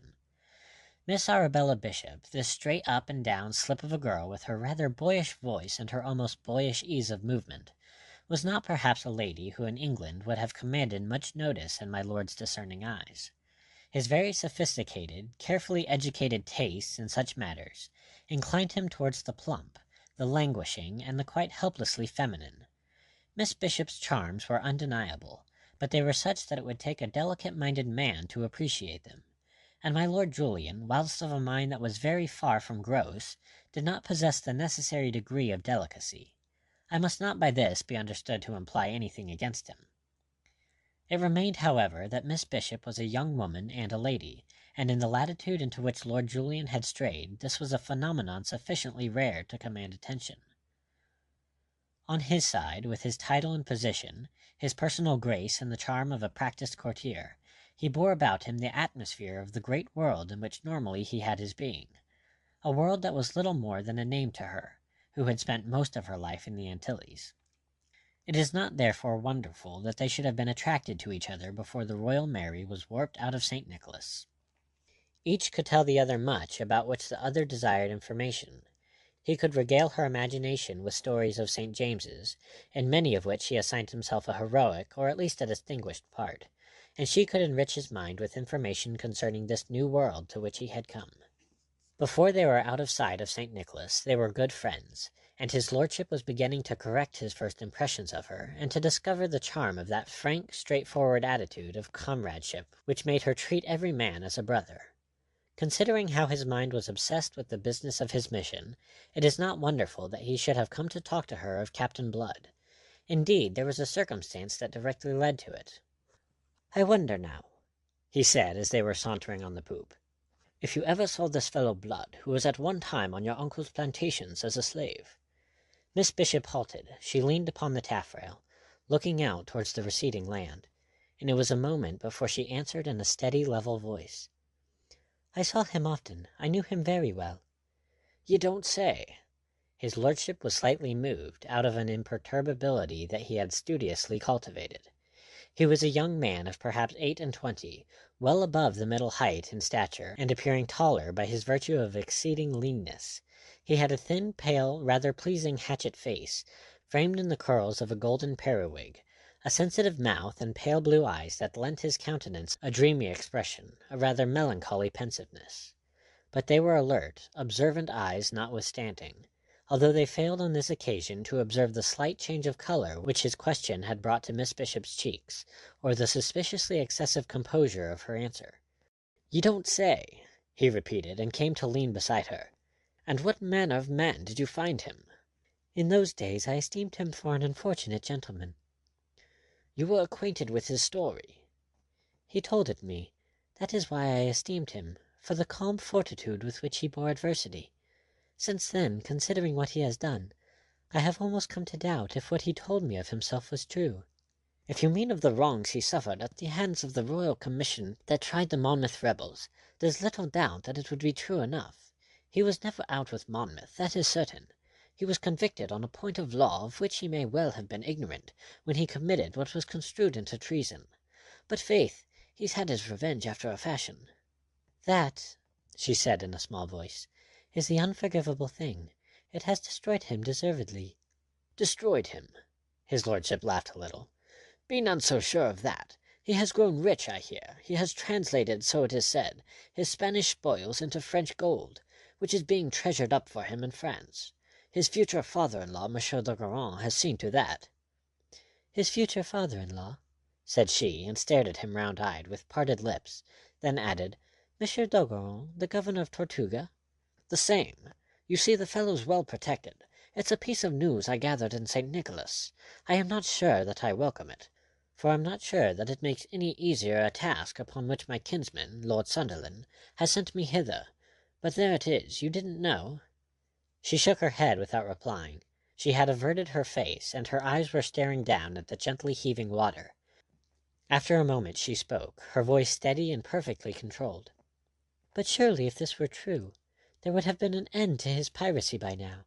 If he loved a woman and was betrothed, and was also rich, as you say, surely he would have abandoned this desperate life, and—" "Why, so I thought," his lordship interrupted, "until I had the explanation. D'Ogeron is avaricious for himself and for his child. And as for the girl, I am told she's a wild beast, fit mate for such a man as Blood. Almost I marvel that he doesn't marry her and take her a roving with him. It would be no new experience for her. And I marvel too at Blood's patience. He killed a man to win her." "He killed a man for her, do you say?" There was horror now in her voice. "Yes, a French buccaneer named Levasseur. He was the girl's lover and Blood's associate on a venture. Blood coveted the girl and killed Levasseur to win her. Pah, it's an unsavory tale, I own, but men live by different codes out in these parts." She had turned to face him. She was pale to the lips, and her hazel eyes were blazing as she cut into his apologies for Blood. "They must indeed, if his other associates allowed him to live after that." "Oh, the thing was done in fair fight, I am told." "Who told you?" "A man who sailed with him, a Frenchman named Cahusac, whom I found in a waterside tavern in St. Nicholas. He was Levasseur's lieutenant, and was present on the island where the thing happened and when Levasseur was killed." "And the girl? Did he say the girl was present too?" "Yes, she was a witness of the encounter. Blood carried her off when he had disposed of his brother buccaneer." "And the dead man's followers allowed it?" He caught the note of incredulity in her voice, but missed the note of relief with which it was blent. "Oh, I don't believe the tale. I won't believe it." "I honour you for that, Miss Bishop. It strained my own belief that men should be so callous, until this Cahusac afforded me the explanation." "What?" She checked her unbelief, an unbelief that had uplifted her from an inexplicable dismay. Clutching the rail, she swung round to face his lordship with that question. Later he was to remember, and perceive in her present behaviour a certain oddness which went disregarded now. Blood purchased their consent, and his right to carry the girl off. He paid them in pearls that were worth more than 20,000 pieces of 8. His lordship laughed again, with a touch of contempt. "A handsome price, faith. They're scoundrels all, just thieving venal curs. And faith, it's a pretty tale, this, for a lady's ear." She looked away from him again, and found that her sight was blurred. After a moment, in a voice less steady than before, she asked him, "Why should this Frenchman have told you such a tale? Did he hate this Captain Blood? I did not gather that, said his lordship slowly. He related it, just as a commonplace, an instance of buccaneering ways. A commonplace, said she. My God, a commonplace. I dare say that we are all savages under the cloak that civilization fashions for us, said his lordship. But this Blood, now, was a man of considerable parts. From what else this Cahusac told me, he was a bachelor of medicine. That is true, to my own knowledge. And he has seen much foreign service on sea and land. Cahusac said, though this is hardly credit, that he had fought under de Ruyter. That also is true, said she. She sighed heavily. Your Cahusac seems to have been accurate enough, alas. You are sorry, then? She looked at him. She was very pale, he noticed. As we are sorry to hear of the death of one we have esteemed. Once I held him in regard for an unfortunate but worthy gentleman. Now... She checked and smiled a little crooked smile. Such a man is best forgotten. And upon that she passed at once to speak of other things. The friendship which it was her great gift to command in all she met, grew steadily between those two in the little time remaining, until the event befell that marred what was promising to be the pleasantest stage of his lordship's voyage. The Marplot was the mad-dog Spanish admiral, whom they encountered on the second day out, when halfway across the Gulf of Gonaves. The captain of the Royal Mary was not disposed to be intimidated even when Don Miguel opened fire on him. Observing the Spaniard's plentiful seaboard towering high above the water and offering him so splendid a mark, the Englishman was moved to scorn. If this Don who flew the banner of Castile wanted a fight, the Royal Mary was just the ship to oblige him. It may be that he was justified of his gallant confidence, and that he would that day have put an end to the wild career of Don Miguel de Espinosa, but that a lucky shot from the Milagrosa got among some powder stored in his forecastle, and blew up half his ship almost before the fight had started. How the powder came there will never now be known, and the gallant captain himself did not survive to inquire into it. Before the men of the Royal Mary had recovered from their consternation, their captain killed and a third of their number destroyed with him, the ship yawing and rocking helplessly in a crippled state, the Spaniards boarded her. In the captain's cabin under the poop, to which Miss Bishop had been conducted for safety, Lord Julian was seeking to comfort and encourage her, with assurances that all would yet be well, at the very moment when Don Miguel was stepping aboard. Lord Julian himself was none so steady, and his face was undoubtedly pale. Not that he was by any means a coward, but this cooped-up fighting on an unknown element in a thing of wood that might at any moment founder under his feet into the depths of ocean was disturbing to one who could be brave enough ashore. Fortunately, Miss Bishop did not appear to be in desperate need of the poor comfort he was encased to offer. Certainly she, too, was pale, and her hazel eyes may have looked a little larger than usual, but she had herself well in hand. Half sitting, half leaning on the captain's table, she preserved her courage sufficiently to seek to calm the octoroon waiting-woman who was grovelling at her feet in a state of terror. And then the cabin door flew open, and Don Miguel himself, tall, sunburnt, and aquiline of face, strode in. Lord Julian span round to face him, and clapped a hand to his sword. The Spaniard was brisk and to the point.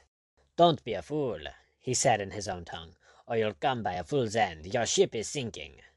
There were 3 or 4 men and morions behind Don Miguel, and Lord Julian realized the position. He released his hilt, and a couple of feet or so of steel slid softly back into the scabbard. But Don Miguel smiled with a flash of white teeth behind his grizzled beard, and held out his hand. "If you please," he said. Lord Julian hesitated. His eyes strayed to Miss Bishop's. "I think you had better," said that composed young lady, whereupon, with a shrug, his lordship made the required surrender. "Come you, all of you, aboard my ship," Don Miguel invited them, and strode out. They went, of course. For one thing, the Spaniard had force to compel them. For another, a ship which he announced to be sinking offered them little inducement to remain. They stayed no longer than was necessary to enable Miss Bishop to collect some spare articles of dress, and my lord to snatch up his valise. As for the survivors in that ghastly shambles that had been the Royal Mary, they were abandoned by the Spaniards to their own resources. Let them take to the boats, and if those did not suffice them, let them swim or drown. If Lord Julian and Miss Bishop were retained, it was because Don Miguel perceived their obvious value. He received them in his cabin with great urbanity, Urbanely, he desired to have the honor of being acquainted with their names. Lord Julian, sick with horror of the spectacle he had just witnessed, commanded himself with difficulty to supply them. Then haughtily he demanded to know in his turn the name of their aggressor. He was in an exceedingly ill temper. He realized that if he had done nothing positively discreditable in the unusual and difficult position into which fate had thrust him, at least he had done nothing creditable. This might have mattered less but that the spectator of his indifferent performance was a lady. He was determined, if possible, to do better now. "I am Don Miguel de Espinosa," he was answered, "Admiral of the navies of the Catholic King." Lord Julian gasped. If Spain made such a hubbub about the depredations of a runagate adventurer like Captainblood, what could not England answer now?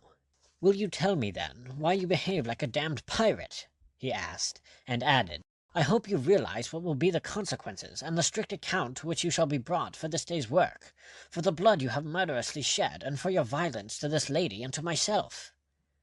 "I offer you no violence," said the Admiral, smiling, as only the man who holds the trumps can smile. "On the contrary, I have saved your lives." Saved our lives? Lord Julian was momentarily speechless before such callous impudence. "And what of the lives you have destroyed in wanton butchery? By God, man, they shall cost you dear." Don Miguel's smile persisted. "It is possible. All things are possible. Meantime, it is your own lives that will cost you dear. Colonel Bishop is a rich man, and you, my lord, are no doubt also rich. I will consider and fix your ransom." "So that you're just the damned murderous pirate I was supposing you," stormed his lordship, "and you have the impudence to call yourself the Admiral of the Navies of the Catholic King. We shall see what your Catholic King will have to say to it." The Admiral ceased to smile. He revealed something of the rage that had eaten into his brain. "You do not understand," he said. "It is that I treat you English heretic dogs, just as you English heretic dogs have treated Spaniards upon the seas. You robbers and thieves out of hell. I have the honesty to do it in my own name, but you perfidious beasts, you send your Captainbloods, your Hagthorpes, and your Morgans against us, and disclaim responsibility for what they do. Like Pilate, you wash your hands." He laughed savagely. "Let Spain play the part of Pilate. Let her disclaim responsibility for me, when your ambassador at the Escurial shall go whining to the Supreme Council of this act of piracy by Don Miguel de Espinosa." "Captainblood and the rest are not admirals of England," cried Lord Julian. "Are they not? How do I know? How does Spain know? Are you not liars all, you English heretics?" "Sir!" Lord Julian's voice was harsh as a rasp. His eyes flashed. Instinctively he swung a hand to the place where his sword habitually hung. Then he shrugged and sneered. "Of course," said he, "it sorts with all I have heard of Spanish honor and all that I have seen of yours, that you should insult a man who is unarmed and your prisoner." The Admiral's face flamed scarlet. He half raised his hand to strike, and then, restrained perhaps by the very words that had cloaked the retorting insult, he turned on his heel abruptly and went out without answering. End of chapter 18.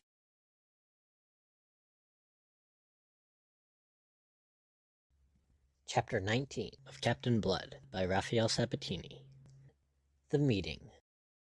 As the door slammed after the departing Admiral, Lord Julian turned to Arabella and actually smiled.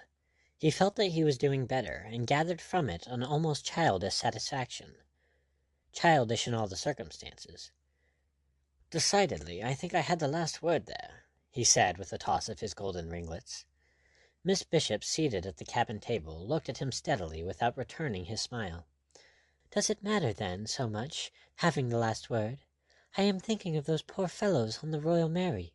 Many of them have had their last word indeed. And for what? A fine ship sunk, a score of lives lost, thrice that number now in jeopardy, and all for what?" "You are overwrought, ma'am. Overwrought!" She uttered a single sharp note of laughter. "I assure you I am calm. I am asking you a question, Lord Julian. Why has the Spaniard done all this? To what purpose?" "You heard him?"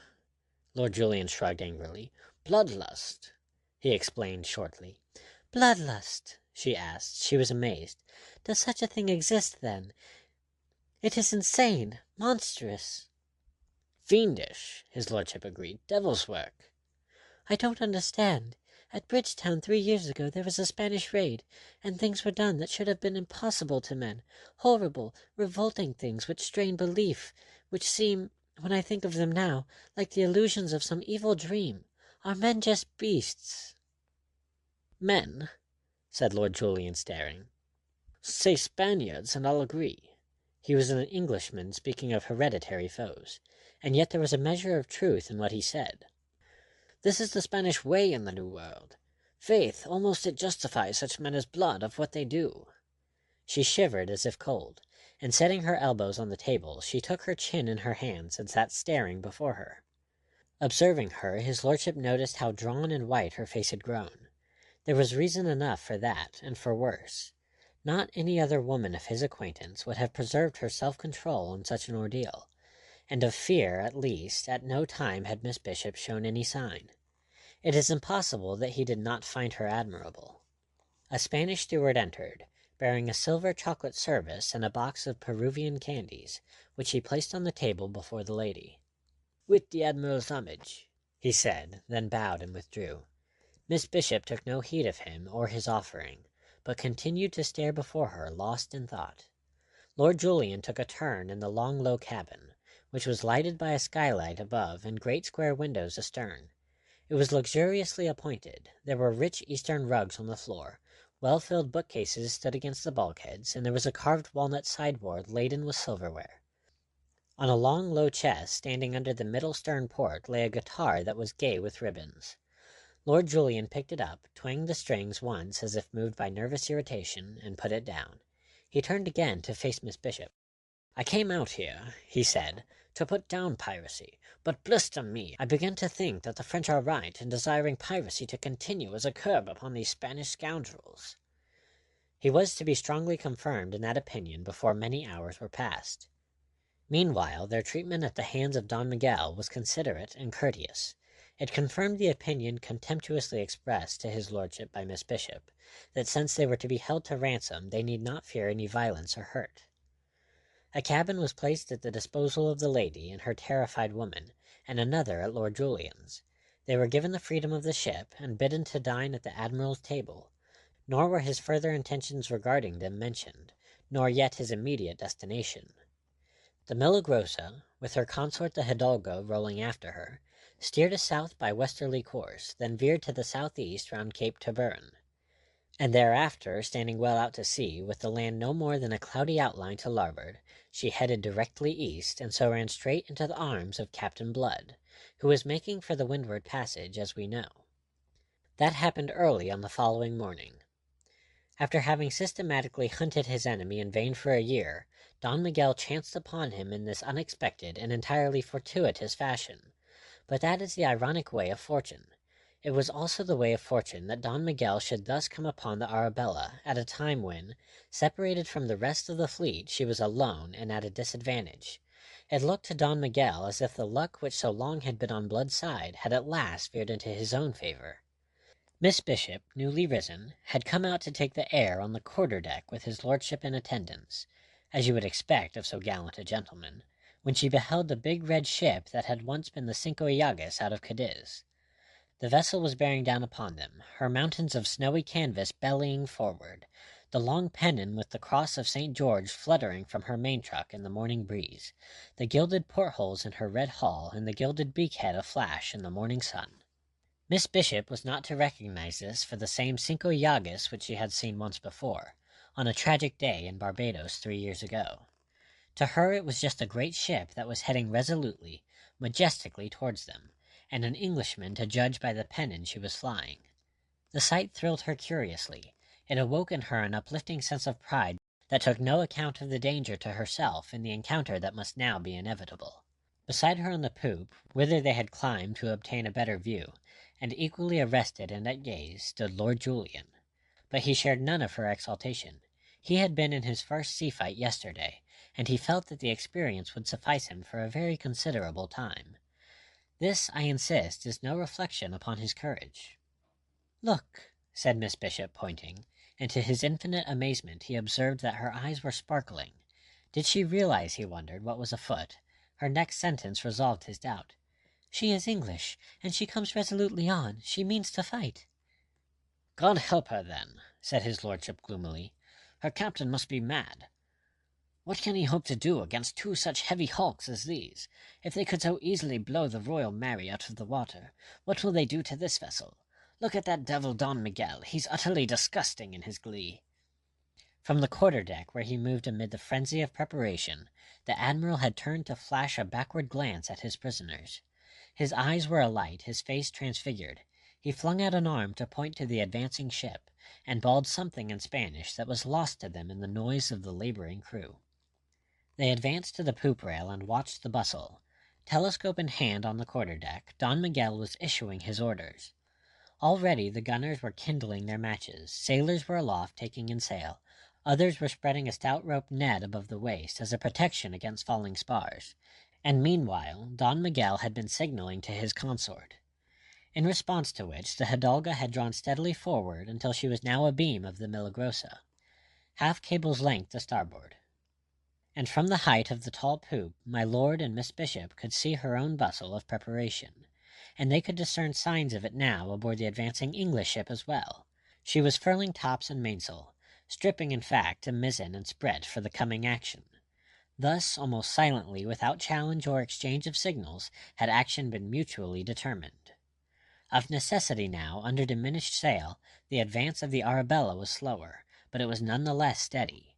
She was already within saker shot, and they could make out the figures stirring on her forecastle, and the brass guns gleaming on her prow. The gunners of the Milagrosa raised their linstocks and blew upon their smouldering matches, looking up impatiently at the admiral. But the admiral solemnly shook his head. "Patience," he exhorted them. "Save your fire until we have him. He is coming straight to his doom, straight to the yardarm and the rope that have been so long waiting for him." "Stab me," said his lordship. "This Englishman may be gallant enough to accept battle against such odds, but there are times when discretion is a better quality than gallantry in a commander." "Gallantry will often win through, even against overwhelming strength," said Miss Bishop. He looked at her and noted in her bearing only excitement. Of fear he could still discern no trace. His lordship was past amazement. She was not by any means the kind of woman to which life had accustomed him. "Presently," he said, "you will suffer me to place you under cover." "I can see best from here," she answered him, and added quietly, "I am praying for this Englishman. He must be very brave." Under his breath Lord Julian damned the fellow's bravery. The Arabella was advancing now, along a course which, if continued, must carry her straight between the two Spanish ships. My lord pointed it out. "He's crazy, surely," he cried. "He's driving straight into a death trap. He'll be crushed to splinters between the two. No wonder that black-faced Don is holding his fire. In his place I should do the same." But even at that moment the admiral raised his hand. In the waist below him a trumpet blared, and immediately the gunner on the prow touched off his guns. As the thunder of them rolled out, his lordship saw ahead beyond the English ship, and to larboard of her, two heavy splashes. Almost at once, two successive spurts of flame leapt from the brass cannon on the Arabella's beakhead, and scarcely had the watchers on the poop seen the shower of spray, where one of the shots struck the water near them, than with a rending crash and a shiver that shook the Milagrosa from stem to stern, the other came to lodge in her forecastle. To avenge that blow, the Hidalga blazed at the Englishman with both her forward guns, but even at that short range, between 200 and 300 yards, neither shot took effect. At 100 yards the Arabella's forward guns, which had meanwhile been reloaded, fired again at the Milagrosa, and this time smashed her bowsprit into splinters, so that for a moment she yawed wildly to port. Don Miguel swore profanely, and then, as the helm was put over to swing her back to her course, his own prow replied. But the aim was too high, and whilst one of the shots tore through the Arabella's shrouds and scarred her mainmast, the other again went wide, and when the smoke of that discharge had lifted, the English ship was found almost between the Spaniards, her bows in line with theirs and coming steadily on into what his lordship deemed a death-trap. Lord Julian held his breath, and Miss Bishop gasped, clutching the rail before her. She had a glimpse of the wickedly grinning face of Don Miguel and the grinning faces of the men at the guns in the waist. At last the Arabella was right between the Spanish ships, prow to poop and poop to prow. Don Miguel spoke to the trumpeter, who had mounted the quarter-deck and stood now at the admiral's elbow. The man raised the silver bugle that was to give the signal for the broadsides of both ships.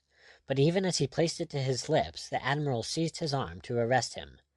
Only then had he perceived what was so obvious, or should have been to an experienced sea fighter. He had delayed too long, and Captain Blood had outmaneuvered him. In attempting to fire now upon the Englishman, the Milagrosa and her consort would also be firing into each other. Too late he ordered his helmsman to put the tiller hard over and swing the ship to larboard, as a preliminary to maneuvering for a less impossible position of attack. At that very moment the Arabella seemed to explode as she swept by. 18 guns from each of her flanks emptied themselves at the point-blank range into the hulls of the 2 Spanish vessels. Half stunned by that reverberating thunder, and thrown off her balance by the sudden lurch of the ship under her feet, Miss Bishop hurtled violently against Lord Julian, who kept his feet only by clutching the rail on which he had been leaning. Billowing clouds of smoke to starboard blotted out everything, and its acrid odor, taking them presently in the throat, set them gasping and coughing. From the grim confusion and turmoil in the waist below arose a clamor of fierce Spanish blasphemies and the screams of maimed men. The Milagrosa staggered slowly ahead, a gaping rent in her bulwarks. Her foremast was shattered. Fragments of the yards hanging in the netting spread below. Her beak head was in splinters, and a shot had smashed through into the great cabin, reducing it to wreckage. Don Miguel was bawling orders wildly, and peering ever and anon through the curtain of smoke that was drifting slowly astern, in his anxiety to ascertain how it might have fared with the Hidalga. Suddenly and ghostly at first, through the lifting haze, loomed the outline of a ship. Gradually the lines of her red hull became more and more sharply defined as she swept nearer with poles all bare, save for the spread of canvas on her sprit. Instead of holding to her course, as Don Miguel had expected she would, the Arabella had gone about under cover of the smoke, and sailing now in the same direction as the Milagrosa, was converging sharply upon her across the wind. So sharply that almost before the frenzied Don Miguel had realized the situation, his vessel staggered under the rending impact with which the other came hurtling alongside. There was a rattle and clank of metal as a dozen grapnels fell and tore and caught in the timbers of the Milagrosa, and the Spaniard was firmly gripped in the tentacles of the English ship. Beyond her, and now well astern, the veil of smoke was rent at last, and the Hidalga was revealed in desperate case. She was bilging fast, with an ominous list to larboard, and it could be no more than a question of moments before she settled down. The attention of her hands was being entirely given to a desperate endeavor to launch the boats in time. Of this Don Miguel's anguished eyes had no more than a fleeting but comprehensive glimpse before his own decks were invaded by a wild, yelling swarm of boarders from the grappling ship. Never was confidence so quickly changed into despair. Never was hunter more swiftly converted into helpless prey, for helpless the Spaniards were. The swiftly executed boarding maneuver had caught them almost unawares, in the moment of confusion following the punishing broadside they had sustained at such short range. For a moment there was a valiant effort by some of Don Miguel's officers to rally the men for a stand against these invaders, but the Spaniards, never at their best in close-quarter fighting, were here demoralized by knowledge of the enemies with whom they had to deal. Their hastily formed ranks were smashed before they could be steadied. Driven across the waist to the break of the poop on the one side, and up to the forecastle bulkheads on the other, the fighting resolved itself into a series of skirmishes between groups, and whilst this was doing above, another horde of buccaneers swarmed through the hatch to the main deck below, to overpower the gun crews at their stations there.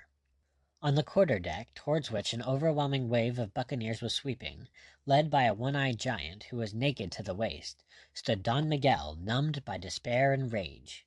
Above and behind him on the poop, Lord Julian and Miss Bishop looked on, his lordship aghast at the fury of this cooped-up fighting, the lady's brave calm conquered at last by horror so that she reeled there sick and faint.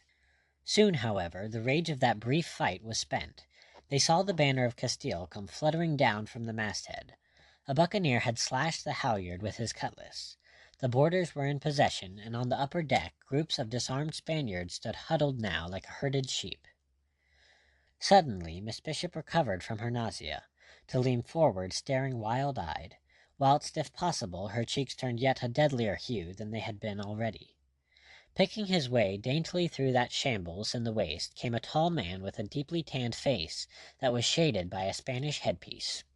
He was armed in back and breast of black steel, beautifully damascened with golden arabesques.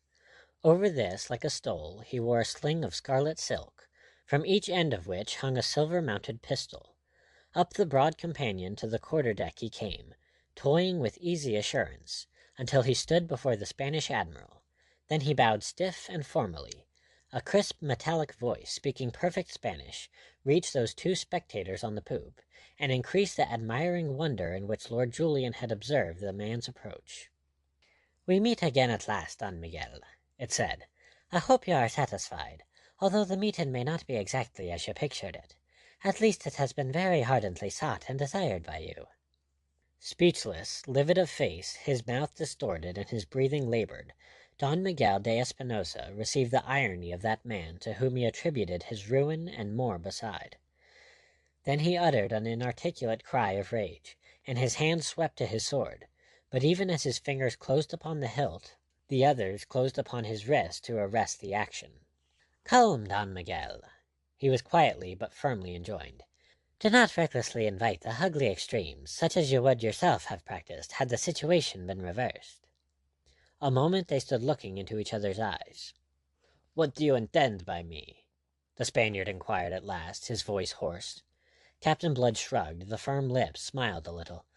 "All that I intend has been already accomplished, and lest it increase your rancor, I beg you to observe that you have brought it entirely upon yourself.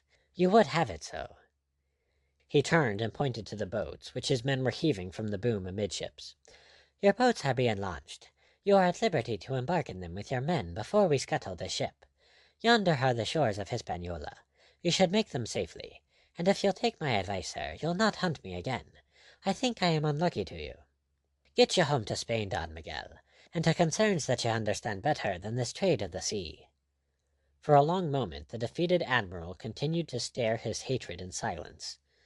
Then, still without speaking, he went down the companion, staggering like a drunken man, his useless rapier clattering behind him. His conqueror, who had not even troubled to disarm him, watched him go, then turned and faced those two immediately above him on the poop. Lord Julian might have observed, had he been less taken up with other things, that the fellow seemed suddenly to stiffen, and that he turned pale under his deep tan. A moment he stood at gaze, then suddenly and swiftly he came up the steps. Lord Julian stood forward to meet him. "You don't mean, sir, that you'll let that Spanish scoundrel go free?" he cried. The gentleman in the black corselet appeared to become aware of his lordship for the first time. "And who the devil may you be?" he asked with a marked Irish accent. "And what business may it be of yours at all?" His lordship conceived that the fellow's truculence and utter lack of proper deference must be corrected. "I am Lord Julian Wade," he announced with that object. Apparently the announcement made no impression. "Are you indeed? Then perhaps you'll explain what the plague you're doing aboard this ship." Lord Julian controlled himself to afford the desired explanation. He did so shortly and impatiently. "He took your prisoner, did he, along with Miss Bishop there?" "You are acquainted with Miss Bishop?" cried his lordship, passing from surprise to surprise. But this mannerless fellow had stepped past him, and was making a leg to the lady, who on her side remained unresponsive and forbidding to the point of scorn. Observing this, he turned to answer Lord Julian's question. "I had that honor once," said he, "but it seems that Miss Bishop has a shorter memory." His lips were twisted into a wry smile, and there was pain in the blue eyes that gleamed so vividly under his black brows. Pain blending with the mockery of his voice. But of all this it was the mockery alone that was perceived by Miss Bishop. She resented it. "I do not number thieves and pirates among my acquaintance, Captainblood," said she, whereupon his lordship exploded in excitement. "Captain Blood!" he cried. "Are you Captain Blood?" "What else were you supposing?" Blood asked the question wearily, his mind on other things. "I do not number thieves and pirates among my acquaintance." The cruel phrase filled his brain, re-echoing and reverberating there. But Lord Julian would not be denied. He caught him by the sleeve with one hand, whilst with the other he pointed after the retreating, dejected figure of Don Miguel. "Do I understand that you're not going to hang that Spanish scoundrel?" "What for should I be hanging him?" "Because he's a damned pirate, as I have proved already." "Ah," said Blood, and Lord Julian marvelled at the sudden haggardness of a countenance that had been so devil-may-care but a few moments since. "I am a damned pirate myself, and so I am merciful with my kind. Don Miguel goes free." Lord Julian gasped. "After what I've told you that he has done? After his sinking of the Royal Mary? After his treatment of me, of us?" Lord Julian protested indignantly. "I am not in the service of England, or of any nation, sir, and I am not concerned with any wrongs her flag may suffer." His lordship recoiled before the furious glance that blazed at him out of Blood's haggard face, but the passion faded as swiftly as it had arisen. It was in a level voice that the captain added, "If you'll escort Miss Bishop aboard my ship, I shall be obliged to you. I beg that you'll make haste. We are about to scuttle this hulk." He turned slowly to depart, but again Lord Julian interposed. Containing his indignant amazement, his lordship delivered himself coldly. "Captain Blood, you disappoint me. I had hopes of great things for you." "Go to the devil," said Captain Blood, turning on his heel, and so departed. End of chapter 19.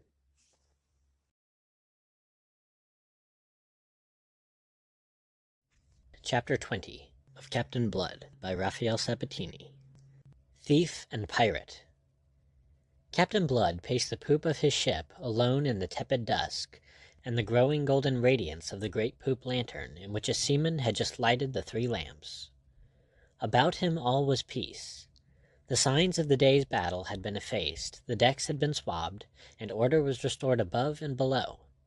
A group of men squatting about the main hatch were drowsily chanting, their hardened natures softened perhaps by the calm and beauty of the night.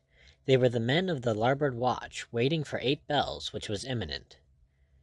Captain Blood did not hear them. He did not hear anything save the echo of those cruel words which had dubbed him thief and pirate. Thief and pirate. It is an odd fact of human nature that a man may for years possess the knowledge that a certain thing must be of a certain fashion, and yet be shocked to discover through his own senses that the fact is in perfect harmony with his beliefs. When first, 3 years ago, at Tortuga, he had been urged upon the adventurer's course which he had followed ever since, he had known in what opinion Arabella Bishop must hold him if he succumbed. Only the conviction that already she was forever lost to him, by introducing a certain desperate recklessness into his soul, had supplied the final impulse to drive him upon his rover's course. That he should ever meet her again had not entered into his calculations, had found no place in his dreams. They were, he conceived, irrevocably and forever parted. Yet in spite of this, in spite even of the persuasion that to her this reflection that was his torment could bring no regrets, he had kept the thought of her ever before him, in all those wild years of filibustering. He had used it as a curb not only upon himself, but also upon those who followed him. Never had buccaneers been so rigidly held in hand. Never had they been so firmly restrained. Never so debarred from the excesses of rapine and lust that were usual in their kind, as those who sailed with Captain Blood. It was, you will remember, stipulated in their articles that in these as in other matters they must submit to the commands of their leader, and because of the singular good fortune which had attended his leadership, he had been able to impose that stern condition of a discipline unknown before among buccaneers. How would not these men laugh at him now, if he were to tell them that this he had done out of respect for a slip of a girl, of whom he had fallen romantically enamored? How would not that laughter swell if he added that this girl had that day informed him that she did not number thieves and pirates among her acquaintance? Thief and pirate! How the words clung, how they stung and burnt his brain! It did not occur to him, being no psychologist, nor learned in the tortuous workings of the feminine mind, that the fact that she should bestow upon him those epithets in the very moment and circumstance of their meeting was in itself curious. He did not perceive the problem thus presented, therefore he could not probe it. Else he might have concluded that if in a moment in which by delivering her from captivity he deserved her gratitude, yet she expressed herself in bitterness, it must be because that bitterness was anterior to the gratitude, and deep-seated. She had been moved to it by hearing of the course he had taken. Why? It was what he did not ask himself, or some ray of light might have come to brighten his dark, his utterly evil despondency. Surely she would never have been so moved had she not cared, had she not felt that in what he did there was a personal wrong to herself. Surely he might have reasoned. Nothing short of this could have moved her to such a degree of bitterness and scorn as that which she had displayed. That is how you will reason. Not so, however, reasoned Captain Blood. Indeed, that night he reasoned not at all. His soul was given up to conflict between the almost sacred love he had borne her in all these years and the evil passion which she now had awakened in him. Extremes touch, and in touching may for a space become confused, indistinguishable. And the extremes of love and hate were tonight so confused in the soul of Captain Blood that in their fusion they made up a monstrous passion. Thief and pirate! That was what she deemed him, without qualification, oblivious of the deep wrongs he had suffered, the desperate case in which he found himself after his escape from Barbados, and all the rest that had gone to make him what he was. That he should have conducted his filibustering with hands as clean as were possible to a man engaged in such undertakings had also not occurred to her as a charitable thought with which to mitigate her judgment of a man she had once esteemed. She had no charity for him, no mercy. She had summed him up, convicted him, and sentenced him in that one phrase. He was thief and pirate in her eyes. Nothing more, nothing less. What then was she? What are those who have no charity? He asked the stars. Well, as she had shaped him hitherto, so let her shape him now. Thief and pirate she had branded him. She should be justified. Thief and pirate should he prove henceforth. No more, no less. As bowelless, as remorseless, as all those others who had deserved those names. He would cast out the maudlin ideals by which he had sought to steer a course, put an end to this idiotic struggle to make the best of two worlds. She had shown him clearly to which world he belonged. Let him now justify her. She was aboard his ship, in his power, and he desired her. He laughed softly, jeeringly, as he leaned on the taffrail, looking down at the phosphorescent gleam in the ship's wake. And his own laughter startled him by its evil note. He checked suddenly and shivered. A sob broke from him to end that ribald burst of mirth. He took his face in his hands and found a chill moisture on his brow. Meanwhile, Lord Julian, who knew the feminine part of humanity rather better than Captain Blood, was engaged in solving the curious problem that had so completely escaped the buccaneer. He was spurred to it, I suspect, by certain vague stirrings of jealousy. Miss Bishop's conduct, and the perils through which they had come, had brought him at last to perceive that a woman may lack the simpering graces of cultured femininity, and yet because of that lack be the more admirable. He wondered what precisely might have been her earlier relations with Captain Blood, and was conscious of a certain uneasiness which urged him now to probe the matter. His lordship's pale, dreamy eyes had, as I have said, a habit of observing things, and his wits were tolerably acute.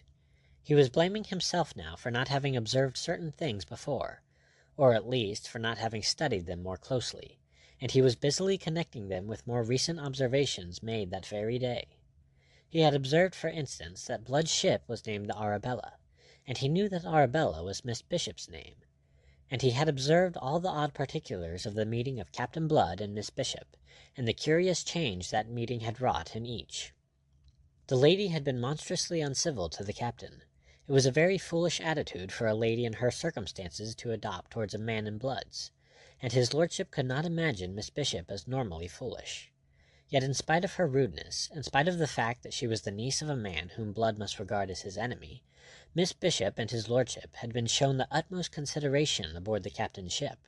A cabin had been placed at the disposal of each, to which their scanty remaining belongings and Miss Bishop's woman had been duly transferred. They were given the freedom of the great cabin, and they had sat down to table with Pitt, the master, and Wolverstone, who was Blood's lieutenant, both of whom had shown them the utmost courtesy. Also, there was the fact that Blood himself had kept almost studiously from intruding upon them. His lordship's mind went swiftly but carefully down these avenues of thought, observing and connecting. Having exhausted them, he decided to seek additional information from Miss Bishop. For this he must wait until Pitt and Wolverstone should have withdrawn. He was hardly made to wait so long, for as Pitt rose from table to follow Wolverstone, who had already departed, Miss Bishop detained him with a question. "Mr. Pitt," she asked, "were you not one of those who escaped from Barbados with Captain Blood?" "I was. I too was one of your uncle's slaves." "And you have been with Captain Blood ever since?" "His shipmaster always, ma'am." She nodded. She was very calm and self-contained, but his lordship observed that she was unusually pale, though considering what she had that day undergone, this afforded no matter for wonder. "Did you ever sail with a Frenchman named Cahusac?" "Cahusac?" Pitt laughed. The name evoked a ridiculous memory. "Aye, he was with us at Maracaibo." "And another Frenchman named Lavoisier?" His lordship marveled at her memory of these names. "Aye, Cahusac was Lavoisier's lieutenant until he died." "Until who died?" "Lavoisier. He was killed on one of the Virgin Islands 2 years ago." There was a pause. Then in an even quieter voice than before, Miss Bishop asked, "Who killed him?" Pitt answered readily. There was no reason why he should not, though he began to find the catechism intriguing. "Captainblood killed him." "Why?" Pitt hesitated. It was not a tale for a maid's ears. "They quarreled," he said shortly. "Was it about a lady?" Miss Bishop relentlessly pursued him. "You might put it that way." "What was the lady's name?" Pitt's eyebrows went up. Still he answered. "Miss Daugaron. She was the daughter of the governor Tortuga. She had gone off with this fellow Lavoisier, and Peter delivered her out of his dirty clutches. He was a black-hearted scoundrel, and deserved what Peter gave him." "I see. And yet Captainblood has not married her?" "Not yet," laughed Pitt. He knew the utter groundlessness of the common gossip in Tortuga, which pronounced Mademoiselle Daugaron the captain's future wife. Miss Bishop nodded in silence, and Jeremy Pitt turned to depart, relieved that the catechism was ended. He paused in the doorway to impart a piece of information. "Maybe it'll comfort you to know that the captain has altered our course for your benefit. It's his intention to put you both ashore on the coast of Jamaica, as near Port Royal as we dare venture. We've gone about, and if this wind holds, you'll soon be home again, mistress." "Vastly obliging of him," drawled his lordship, seeing that Miss Bishop made no shift to answer. Sombre-eyed she sat, staring into vacancy. "Indeed, you may say so," Pitt agreed. "He's taking risks that few would take in his place, but that's always been his way." He went out, leaving his lordship pensive, those dreamy blue eyes of his intently studying Miss Bishop's face, for all their dreaminess, his mind increasingly uneasy. At length Miss Bishop looked at him and spoke. "Your Cahusac told you no more than the truth, it seems." "I perceived that you were testing it," said his lordship. "I am wondering precisely why." Receiving no answer, he continued to observe her silently, his long tapering fingers toying with a ringlet of the golden periwig in which his long face was set. Miss Bishop sat bemused, her brows knit, her brooding glance seeming to study the fine Spanish point that edged the tablecloth. At last his lordship broke the silence. "He amazes me, this man," said he in his slow, languid voice that never seemed to change its level. "That he should alter his course for us is in itself matter for wonder, but that he should take a risk on our behalf, that he should venture into Jamaica waters, it amazes me, as I have said." Miss Bishop raised her eyes and looked at him. She appeared to be very thoughtful. Then her lip flickered curiously, almost scornfully it seemed to him. Her slender fingers drummed the table. "What is still more amazing is that he does not hold us to ransom," said she at last. "It's what you deserve." "Oh, and why, if you please?" "For speaking to him as you did." "I usually call things by their names." "Do you? Stab me. I shouldn't boast of it. It argues either extreme youth or extreme foolishness." "His lordship, you see, belonged to my Lord Sunderland's school of philosophy," he added after a moment. "So does the display of ingratitude." A faint colour stirred in her cheeks. "Your lordship is evidently aggravated with me. I am disconsolate. I hope your lordship's grievance is sounder than your views of life. It is news to me that ingratitude is a fault only to be found in the young and the foolish." "I didn't say so, ma'am." There was a tartness in his tone evoked by the tartness she had used. "If you would do me the honour to listen, you would not misapprehend me. For if, unlike you, I do not always say precisely what I think, at least I say precisely what I wish to convey. To be ungrateful may be human, but to display it is childish." I don't think I understand." Her brows were knit. "How have I been ungrateful, and to whom?" "To whom? To Captain Blood. Didn't he come to our rescue?" "Did he?"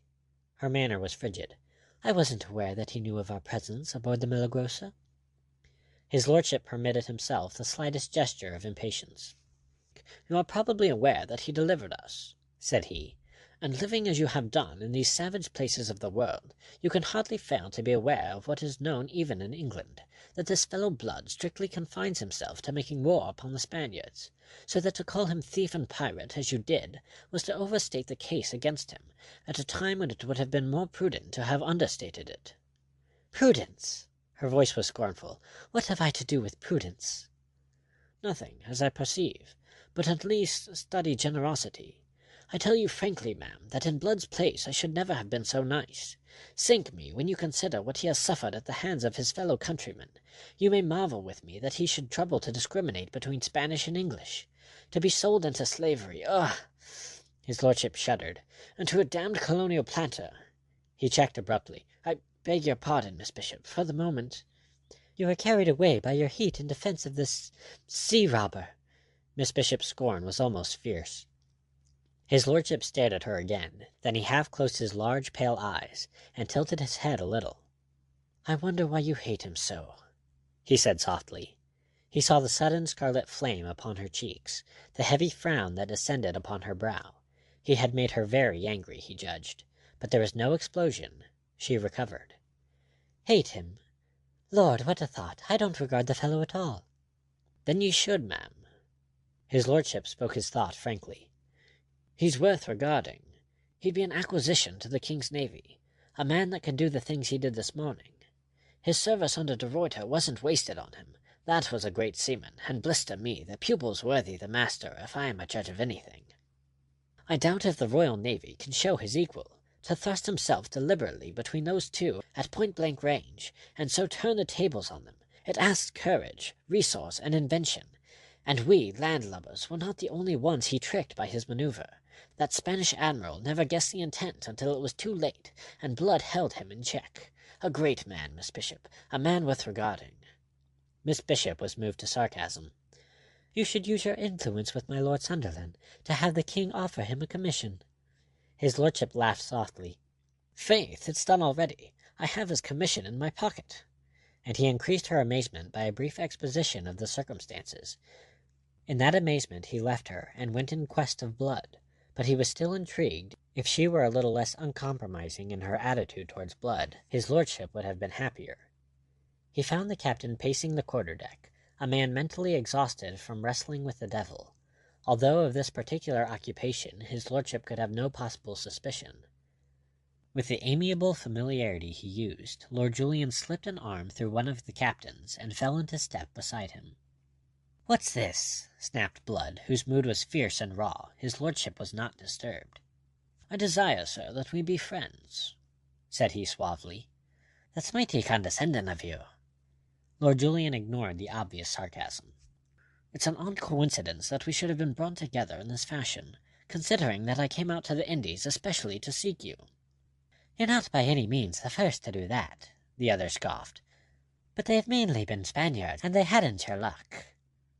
"You misapprehend me completely," said Lord Julian, and on that he proceeded to explain himself and his mission. When he had done, Captain Blood, who until that moment had stood still under the spell of his astonishment, disengaged his arm from his lordship's and stood squarely before him. "You're my guest aboard this ship," said he, "and I still have some notion of decent behaviour left me from other days, thief and pirate though I may be. So I'll not be telling you what I think of you for daring to bring me this offer, or of my Lord Sunderland, since he's your kinsman, for having the impudence to send it. But it does not surprise me at all that one who is a minister of James Stuart's should conceive that every man is to be seduced by bribes into betraying those who trust him." He flung out an arm in the direction of the waist, whence came the half-melancholy chant of the lounging buccaneers. "Again you misapprehend me," cried Lord Julian, between concern and indignation. "That is not intended. Your followers will be included in your commission." "And d'ye think they'll go with me to hunt their brethren, the brethren of the coast? On my soul, Lord Julian, it is yourself does the misapprehending. Are there not even notions of honour left in England? Oh, and there's more to it than that, even. Do you think I could take a commission at King James's? I tell you, I wouldn't be soiling my hands with it, thief and pirate's hands though they be. Thief and pirate is what you heard Miss Bishop call me today. A thing of scorn, an outcast. And who made me that? Who made me thief and pirate?" "If you were a rebel," his lordship was beginning. "You must know that I was no such thing. No rebel at all. It wasn't even pretended. If it were, I could forgive them. But not even that cloak could they cast upon their foulness. Oh no, there was no mistake. I was convicted for what I did, neither more nor less. That bloody vampire Jeffreys, bad cess to him, sentenced me to death, and his worthy master James Stewart afterward sent me into slavery, because I had performed an act of mercy, because compassionately, and without thought for creed or politics, I had sought to relieve the sufferings of a fellow creature, because I had dressed the wounds of a man who was convicted of treason. That was all of my offence. You'll find it in the records. And for that I was sold into slavery, because by the law of England, as administered by James Stewart in violation of the laws of God, who harbours or comforts a rebel is himself adjudged guilty of rebellion. Do you dream, man, what it is to be a slave?" He checked suddenly, at the very height of his passion. A moment he paused, then cast it from him as if it had been a cloak. His voice sank again. He uttered a little laugh of weariness and contempt. "But there, I grow hot for nothing at all. I explain myself. I think, and God knows, it is not my custom. I am grateful to you, Lord Julian, for your kindly intentions. I am so, but you'll understand, perhaps. You look as if you might." Lord Julian stood still. He was deeply stricken by the other's words. The passionate, eloquent outburst that in a few sharp, clear-cut strokes had so convincingly presented the man's bitter case against humanity. His complete apologia and justification for all that could be laid to his charge. His lordship looked at that keen, intrepid face gleaming lividly in the light of the great poop lantern, and his own eyes were troubled, and he was abashed. He fetched a heavy sigh. "A pity," he said slowly. "Oh, blister me, a cursed pity." He held out his hand, moved to it on a sudden generous impulse. "But no offence between us, Captain Blood." "Oh, no offence, but I am a thief and a pirate." He laughed without mirth, and disregarding the proffered hand, swung on his heel. Lord Julian stood a moment, watching the tall figure as it moved away towards the taffrail. Then letting his arms fall helplessly to his sides in dejection, he departed. Just within the doorway of the alley leading to the cabin, he ran into Miss Bishop. Yet she had not been coming out, for her back was towards him, and she was moving in the same direction. He followed her, his mind too full of Captain Blood to be concerned just then with her movements. In the cabin he flung into a chair and exploded with a violence altogether foreign to his nature. "Damn, if I ever met a man I liked better, or even a man I liked as well, yet there's nothing to be done with him." "So I heard," she admitted in a small voice. She was very white, and she kept her eyes upon her folded hands. He looked up in surprise, and then sat conning her with brooding glance. "I wonder now," he said presently, "if the mischief is of your working. Your words have rankled with him. He threw them at me again and again. He wouldn't take the king's commission. He wouldn't take my hand even. What's to be done with a fellow like that? He'll end on a yardarm for all his luck, and the quixotic fool is running into danger at the present moment on our behalf." "How?" she asked with a sudden startled interest. "How? Have you forgotten that he's sailing to Jamaica, and that Jamaica is the headquarters of the English fleet? True, your uncle commands it." She leaned across the table to interrupt him, and he observed that her breathing had grown labored, that her eyes were dilating in alarm. "But there is no hope for him in that," she cried. "Oh, don't imagine it. He has no bitterer enemy in the world.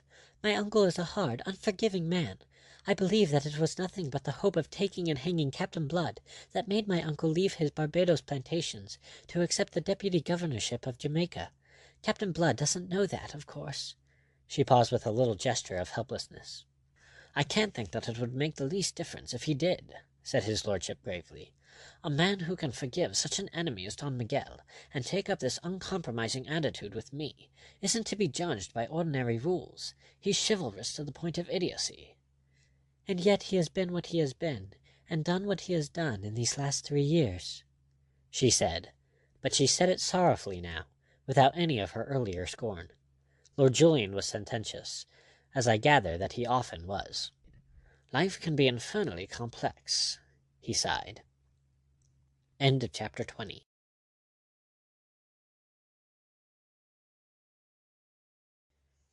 Chapter 21 of Captainblood by Rafael Sabatini. The Service of King James. Miss Arabella Bishop was aroused very early on the following morning by the brazen voice of a bugle and the insistent clanging of a bell in the ship's belfry. As she lay awake, idly watching the rippled green water that appeared to be streaming past the heavily glazed porthole, she became gradually aware of the sounds of swift, labored bustle, the clatter of many feet, the shouts of hoarse voices, and the persistent trundlings of heavy bodies in the wardroom immediately below the deck of the cabin. Conceiving these sounds to portend a more than normal activity, she sat up, pervaded by a vague alarm, and roused her still slumbering woman. In his cabin on the starboard side, Lord Julian, disturbed by the same sounds, was already astir and hurriedly dressing. When presently he emerged under the break of the poop, he found himself staring up into a mountain of canvas. Every foot of sail that she could carry had been crowded to the Arabella's yards, to catch the morning breeze. Ahead and on either side stretched the limitless expanse of ocean, sparkling golden in the sun, as yet no more than a half-disk of flame upon the horizon straight ahead. About him in the waist, where all last night had been so peaceful, there was a frenziedly active bustle of some 80 men. By the rail, immediately above and behind Lord Julian, stood Captainblood, in altercation with the one-eyed giant, whose head was swathed in a red cotton kerchief, whose blue shirt hung open at the waist. As his lordship, moving forward, revealed himself, their voices ceased, and Blood turned to greet him. "Good morning to ye," he said, and added, "I've blundered badly, so I have. I should ha' known better than to come so close to Jamaica by night, but I was in haste to land ye. Come up here, I have something to show you." Wondering, Lord Julian mounted the companion as he was bidden. Standing beside Captain Blood, he looked astern, following the indication of the captain's hand, and cried out in his amazement. There, not more than 3 miles away, was land, an uneven wall of vivid green that filled the western horizon, and a couple of miles this side of it, bearing after them, came speeding 3 great white ships. "They fly no colours, but they're part of the Jamaica fleet." Blood spoke without excitement, almost with a certain listlessness. "When dawn broke, we found ourselves running to meet them. We went about, and it's been a race ever since. But the Arabella's been at sea these 4 months, and her bottom's too foul for the speed we're needing." Wolverstone hooked his thumbs into his broad leather belt, and from his great height looked down sardonically upon Lord Julian, tall man though his lordship was. "So that you're like to be in yet another sea-fight after you've done with ships, my lord." "That's the point we were just arguing," said Blood, "for I hold that we're in no case to fight against such odds." "The odds be damned." Wolverstone thrust out his heavy jowl. "We're used to odds. The odds was heavier at Maracaibo, yet we won out, and took 3 ships. They was heavier yesterday when we engaged Don Miguel." "Aye, but those were Spaniards." "And what are these? Are you afeard of a lubberly Barbados planter? Whatever ails you, Peter? I've never known ye scared afore." A gun boomed out behind them. "That'll be the signal to lie to," said Blood in the same listless voice, and he fetched a sigh. Wolverstone squared himself defiantly before his captain. "I'll see Colonel Bishop in hell, or ever I lies to for him." And he spat, presumably for purposes of emphasis. His lordship intervened. "Oh, but by your leave, surely there's nothing to be apprehended from Colonel Bishop, considering the service you have rendered to his niece and to me." Wolverstone's hoarse laugh interrupted him. "Hark to the gentleman," he mocked. "You don't know Colonel Bishop, that's clear. Not for his niece, not for his daughter, not for his own mother would he forgo the blood what he thinks due to him. A drinker of blood he is, a nasty beast, we knows, the captain and me. We been his slaves." "But there is myself," said Lord Julian with great dignity. Wolverstone laughed again, whereat his lordship flushed. He was moved to raise his voice above its usual languid level. "I assure you that my word counts for something in England." "Oh, aye, in England, but this ain't England, damn." Came the roar of a second gun, and a round shot splashed the water less than half a cable's length astern. Blood leaned over the rail to speak to the fair young man immediately below him by the helmsman at the whipstaff. "Bid them take in sail, Jeremy," he said quietly. "Will I too?" But Wolverstone interposed again. "Hold there a moment, Jeremy," he roared. "Wait!" He swung back to face the captain, who had placed a hand on his shoulder and was smiling a trifle wistfully.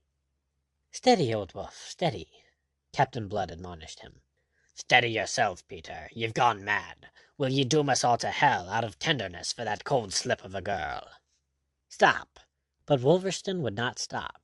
"It's the truth, you fool. It's that cursed petticoat's making a coward of you. It's for her that you're scared, and she, Colonel Bishop's niece. My God, man, you'll have a mutiny aboard, and I'll lead it myself sooner than surrender to be hanged in Port Royal." Their glances met, sullen defiance braving dull anger, surprise, and pain. "There is no question," said Blood, "of surrender for any man aboard save only myself. If Bishop can report to England that I am taken and hanged, he will magnify himself, and at the same time gratify his personal rancor against me. That should satisfy him. I'll send him a message offering to surrender aboard his ship, taking Miss Bishop and Lord Julian with me, but only on condition that the Arabella is allowed to proceed unharmed. It's a bargain that he'll accept, if I know him at all." "It's a bargain he'll never be offered," retorted Wolverstone, and his earlier vehemence was as nothing to his vehemence now. "You're surely daft even to think of it, Peter." "Not so daft as you when you talk of fighting that." He flung out an arm as he spoke to indicate the pursuing ships, which were slowly but surely creeping nearer. "Before we've run another half-mile, we shall be within range." Wolverstone swore elaborately, then suddenly checked.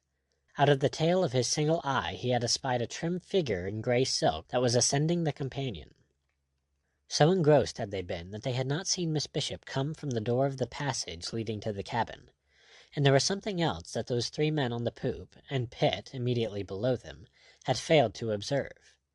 Some moments ago Ogle, followed by the main body of his gun-deck crew, had emerged from the booby hatch, to fall into muttered, angrily vehement talk with those who, abandoning the gun-tackles upon which they were laboring, had come to crowd about him.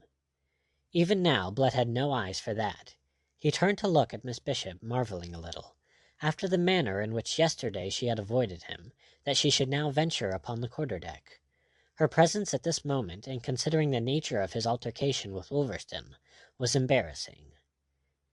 Very sweet and dainty she stood before him in her gown of shimmering grey, a faint excitement tinting her fair cheeks and sparkling in her clear hazel eyes that looked so frank and honest. She wore no hat, and the ringlets of her gold-brown hair fluttered distractingly in the morning breeze. Captain Blood bared his head and bowed silently, in a greeting which she returned composedly and formally. "What is happening, Lord Julian?" she inquired. As if to answer her, a third gun spoke from the ships towards which she was looking intent and wonderingly. A frown rumpled her brow. She looked from one to the other of the men who stood there so glum and obviously ill at ease. "They are ships of the Jamaica fleet," his lordship answered her. It should in any case have been a sufficient explanation, but before more could be added, their attention was drawn at last to Ogle, who came bounding up the broad ladder and to the men lounging aft in his wake, in all of which, indistinctively, they apprehended a vague menace. At the head of the companion, Ogle found his progress barred by Blood, who confronted him, a sudden sternness in his face and in every line of him. "What's this?" the captain demanded sharply. "Your station is on the gun-deck. Why have you left it?" Thus challenged, the obvious truculence faded out of Ogle's bearing, quenched by the old habit of obedience and the natural dominance that was the secret of the captain's rule over his wild followers. But it gave no pause to the gunner's intention. If anything, it increased his excitement. "Captain," he said, and as he spoke he pointed to the pursuing ships. "Colonel Bishop holds us. We're in no case either to run or fight." Blood's height seemed to increase, as did his sternness. "Ogle," said he in a voice cold and sharp as steel, "your station is on the gun-deck. You'll return to it at once, and take your crew with you, or else—" But Ogle, violent of mien and gesture, interrupted him. "Threats will not serve, Captain." "Will they not?" It was the first time in his buccaneering career that an order of his had been disregarded, or that a man had failed in the obedience to which he pledged all those who joined him. That this insubordination should proceed from one of those whom he most trusted, one of his old Barbados associates, was in itself a bitterness, and made him reluctant to that which instinct told him must be done. His hand closed over the butt of one of the pistols slung before him. "Nor will that serve you," Ogle warned him, still more fiercely. "The men are of my thinking, and they'll have their way." "And what way may that be?" "The way to make us safe. We'll neither sink nor hang whiles we can help it." From the 3 or 4 score men massed below in the waist came a rumble of approval. Captain Blood's glance raked the ranks of those resolute, fierce-eyed fellows. Then it came to rest again on Ogle. There was here quite plainly a vague threat, a mutinous spirit he could not understand. "You come to give advice, then, do you?" quoth he, relenting nothing of his sternness. "That's it, Captain, advice. That girl there." He flung out a bare arm to point to her. "Bishop's girl. The governor of Jamaica's niece. We want her as a hostage for our safety." "Aye!" roared in chorus the buccaneers below, and 1 or 2 of them elaborated that affirmation. In a flash Captain Blood saw what was in their minds, and for all that he lost nothing of his outward stern composure, fear invaded his heart. "And how," he asked, "do you imagine that Miss Bishop will prove such a hostage?" "It's a providence having her aboard. A providence. Heave to, Captain, and signal them to send a boat, and assure themselves that Miss is here. Then let 'em know that if they attempt to hinder our sailing ends, we'll hang the doxy first, and fight for it after. That'll cool Colonel Bishop's heat, maybe." "And maybe it won't." Slow and mocking came Wolverstone's voice to answer the other's confident excitement, and as he spoke he advanced to Blood's side, an unexpected ally. "Some of them darkhawks may believe that tale." He jerked a contemptuous thumb towards the men in the waist, whose ranks were steadily being increased by the advent of others from the forecastle. "Although even some of they should know better, for there's still a few was on Barbados with us, and are acquainted like me and you with Colonel Bishop. If you're counting on pulling Bishop's heartstrings, you're a bigger fool, Ogle, than I've always thought you was with anything but guns.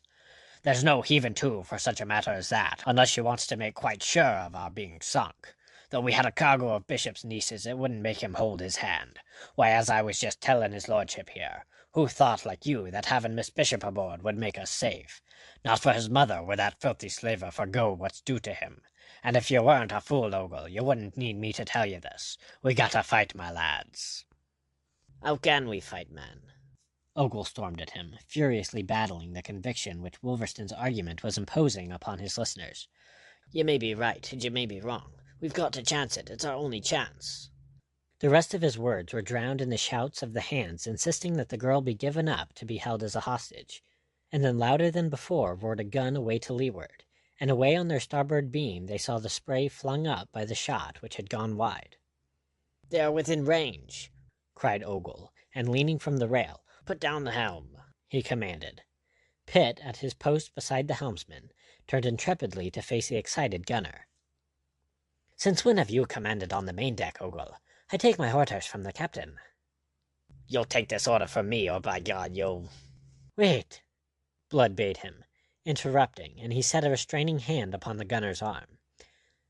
"There is, I think, a better way." He looked over his shoulder aft at the advancing ships, the foremost of which was now a bare quarter of a mile away.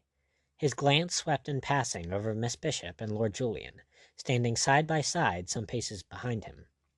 He observed her pale and tense, with parted lips and startled eyes that were fixed upon him, an anxious witness of this deciding of her fate. He was thinking swiftly, reckoning the chances if by pistoling Ogle he were to provoke a mutiny. That some of the men would rally to him he was sure, but he was no less sure that the main body would oppose him, and prevail in spite of all that he could do, taking the chance that holding Miss Bishop to ransom seemed to afford them. And if they did that, one way or the other, Miss Bishop would be lost, for even if Bishop yielded to their demand, they would retain her as a hostage. Meanwhile, Ogle was growing impatient. His arm still gripped by Blood, he thrust his face into the captain's. "What better way?" he demanded. "There is none better. I'll not be bubbled by what Wolverstone has said. He may be right and he may be wrong. We'll test it. It's our only chance, I've said, and we must take it." The better way that was in Captain Blood's mind was the way that already he had proposed to Wolverstone. Whether the men in the panic Ogle had aroused among them would take a different view from Wolverstone's he did not know, but he saw quite clearly now that if they consented, they would not on that account depart from their intention in the matter of Miss Bishop. They would make of Blood's own surrender merely an additional card in this game against the governor of Jamaica. "It's through her that we're in this trap," Ogle stormed on. "Through her and through you. It was to bring her to Jamaica that you risked all our lives, and we're not going to lose our lives as long as there's a chance to make ourselves safe through her." He was turning again to the helmsman below, when Blood's grip tightened on his arm. Ogle wrenched it free with an oath, but Blood's mind was now made up. He had found the only way, and repellent though it might be to him, he must take it. "That is a desperate chance," he cried. "Mine is the safe and easy way. Wait!" He leaned over the rail. "Put the helm down," he bade Pitt. "Heave her to, and signal to them to send a boat." A silence of astonishment fell upon the ship, of astonishment and suspicion at this sudden yielding. But Pitt, although he shared it, was prompt to obey. His voice rang out, giving the necessary orders, and after an instant's pause a score of hands sprang to execute them. Came the creak of blocks and the rattle of slatting sails as they swung aweather, and Captain Blood turned and beckoned Lord Julian forward. His lordship, after a moment's hesitation, advanced in surprise and mistrust, a mistrust shared by Miss Bishop, who, like his lordship, and all else aboard, though in a different way, had been taken aback by Blood's sudden submission to the demand to lie to. Standing now at the rail with Lord Julian beside him, Captain Blood explained himself. Briefly and clearly he announced to all the object of Lord Julian's voyage to the Caribbean, and he informed them of the offer which yesterday Lord Julian had made to him. "That offer I rejected, as his lordship will tell you, deeming myself affronted by it. Those of you who have suffered under the rule of King James will understand me. But now, in the desperate case in which we find ourselves, outsailed and likely to be outfought, as Ogle has said, I am ready to take the way of Morgan, to accept the king's commission and shelter us all behind it." It was a thunderbolt that for a moment left them all dazed. Then Babel was reenacted. The main body of them welcomed the announcement as only men who have been preparing to die can welcome a new lease on life. But many could not resolve one way or the other until they were satisfied upon several questions, and chiefly upon one which was voiced by Ogle. "Will Bishop respect the commission when you hold it?" It was Lord Julian who answered. "It will go very hard with him if he attempts to flout the king's authority. And though he should dare attempt it, be sure that his own officers will not dare to do other than oppose him." "Aye," said Ogle, "that is true." But there were some who were still in open and frank revolt against the course. Of these was Wolverstone, who at once proclaimed his hostility. "I'll rot in hell or ever I serves the king," he bawled in a great rage, but Blood quieted him and those who thought as he did. "No man need follow me into the king's service who is reluctant. That is not in the bargain. What is in the bargain is that I accept this service with such of you as may choose to follow me. Don't think I accept it willingly. For myself, I am entirely of Wolverstone's opinion. I accept it as the only way to save us all from the certain destruction into which my own act may have brought us. And even those of you who do not choose to follow me shall share the immunity of all, and shall afterwards be free to depart. Those are the terms upon which I sell myself to the king. Let Lord Julian, the representative of the Secretary of State, say whether he agrees to them." Prompt, eager, and clear came his lordship's agreement, and that was practically the end of the matter. Lord Julian, the butt now of good-humouredly ribald jests and half-derisive acclamations, plunged away to his cabin for the commission, secretly rejoicing at a turn of events which enabled him so creditably to discharge the business on which he had been sent. Meanwhile the boatswain signalled to the Jamaica ships to send a boat, and the men in the waist broke their ranks and went noisily flocking to line the bulwarks and view the great stately vessels that were racing down towards them. As Ogle left the quarter-deck, Blood turned, and came face to face with Miss Bishop. She had been observing him with shining eyes, but at sight of his dejected countenance, and the deep frown that scarred his brow, her own expression changed. She approached him with a hesitation entirely unusual to her. She set a hand lightly upon his arm. "You have chosen wisely, sir," she commended him. "however much against your inclinations." He looked with gloomy eyes upon her for whom he had made the sacrifice. "I owed it to you, or thought I did," he said. She did not understand. "Your resolve delivered me from a horrible danger," she admitted, and she shivered at the memory of it. "But I do not understand why you should have hesitated when first it was proposed to you. It is an honorable service." "King James's?" he sneered. "England's," she corrected him in reproof. "The country is all, sir, the sovereign not. King James will pass, others will come and pass. England remains, to be honorably served by her sons, whatever rancor they may hold against the man who rules her in their time." He showed some surprise, then he smiled a little. "Shrewd advocacy," he approved it. "You should have spoken to the crew." And then the note of irony deepening in his voice. "Do you suppose now that this honorable service might redeem one who is a pirate and a thief?" Her glance fell away. Her voice faltered a little in replying. "If he needs redeeming, perhaps he has been judged too harshly." The blue eyes flashed and the firm lips relaxed their grim set. "Why, if you think that," he said, considering her, an odd hunger in his glance, "life might have its uses after all, and even the service of King James might become tolerable." Looking beyond her, across the water, he observed a boat putting off from one of the great ships, which, hove to now, were rocking gently some 300 yards away. Abruptly his manner changed. He was like one recovering, taking himself in hand again. "If you will go below, and get your gear and your woman, you shall presently be sent aboard one of the ships of the fleet." He pointed to the boat as he spoke. She left him, and thereafter with Wolverstone leaning upon the rail, he watched the approach of that boat, manned by a dozen sailors and commanded by a scarlet figure seated stiffly in the stern sheets. He leveled his telescope upon that figure.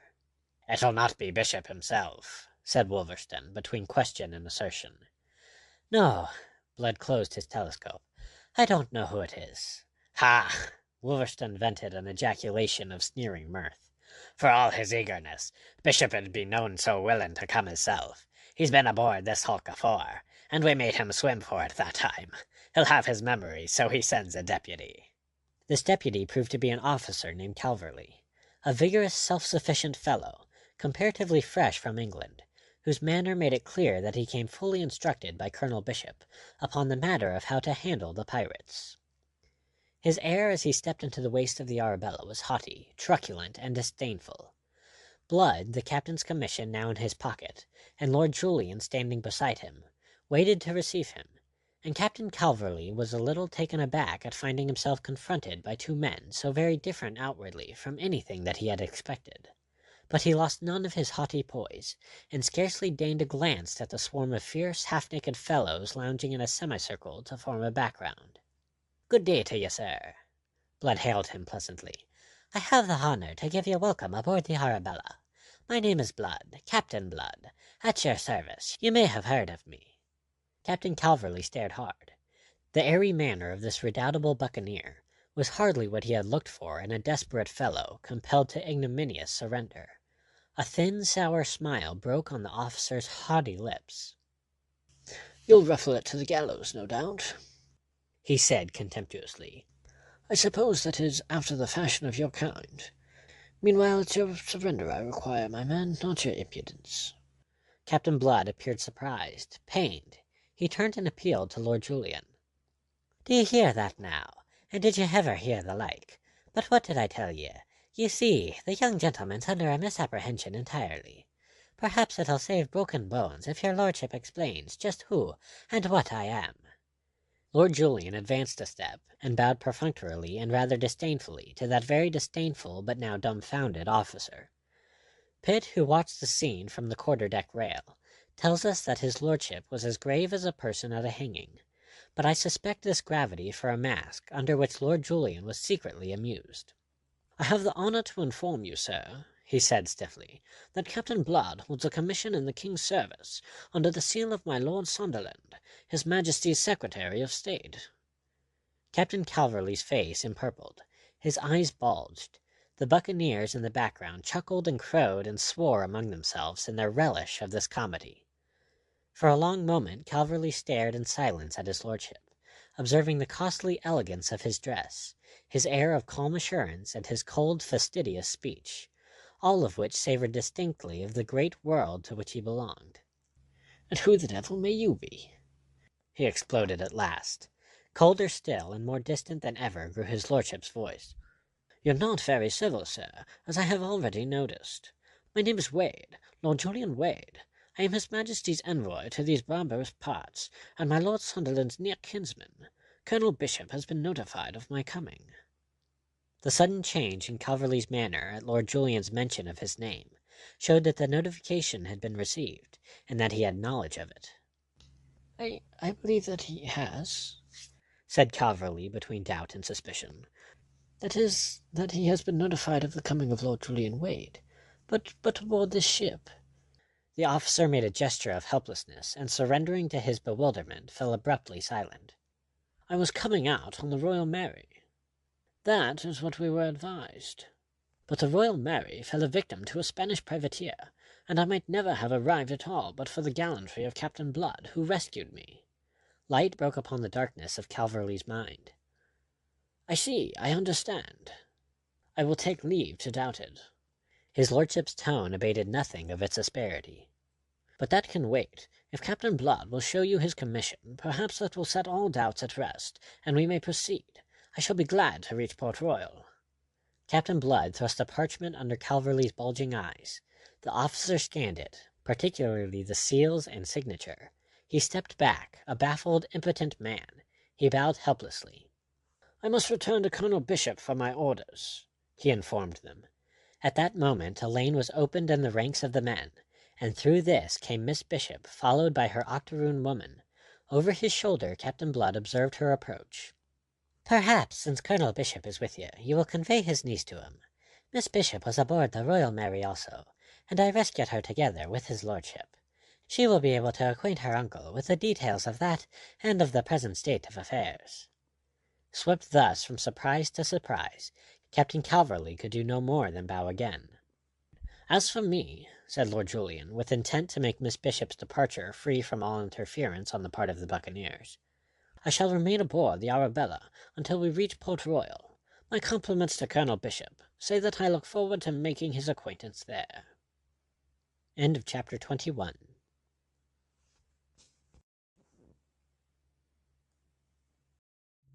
Chapter 22 of Captain Blood. Hostilities.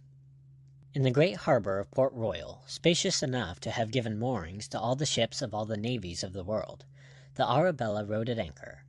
Almost she had the air of a prisoner, for a quarter of a mile ahead, to starboard, rose the lofty, massive, single-round tower of the fort, whilst a couple of cables' length astern, and to larboard, rode the 6 men of war that composed the Jamaica squadron. Abeam with the Arabella, across the harbor, were the flat-fronted white buildings of that imposing city that came down to the very water's edge. Behind these the red roofs rose like terraces, marking the gentle slope upon which the city was built, dominated here by a turret, there by a spire, and behind these again a range of green hills with, for ultimate background, a sky that was like a dome of polished steel. On a cane daybed that had been set for him on the quarterdeck, sheltered from the dazzling, blistering sunshine by an improvised awning of brown sailcloth, lounged Peter Blood, a calf-bound, well-thumbed copy of Horace's Odes neglected in his hands. From immediately below him came the swish of mops and the gurgle of water in the scuppers, for it was still early morning, and under the directions of Hayton, the boatswain, the swabbers were at work in the waist and forecastle.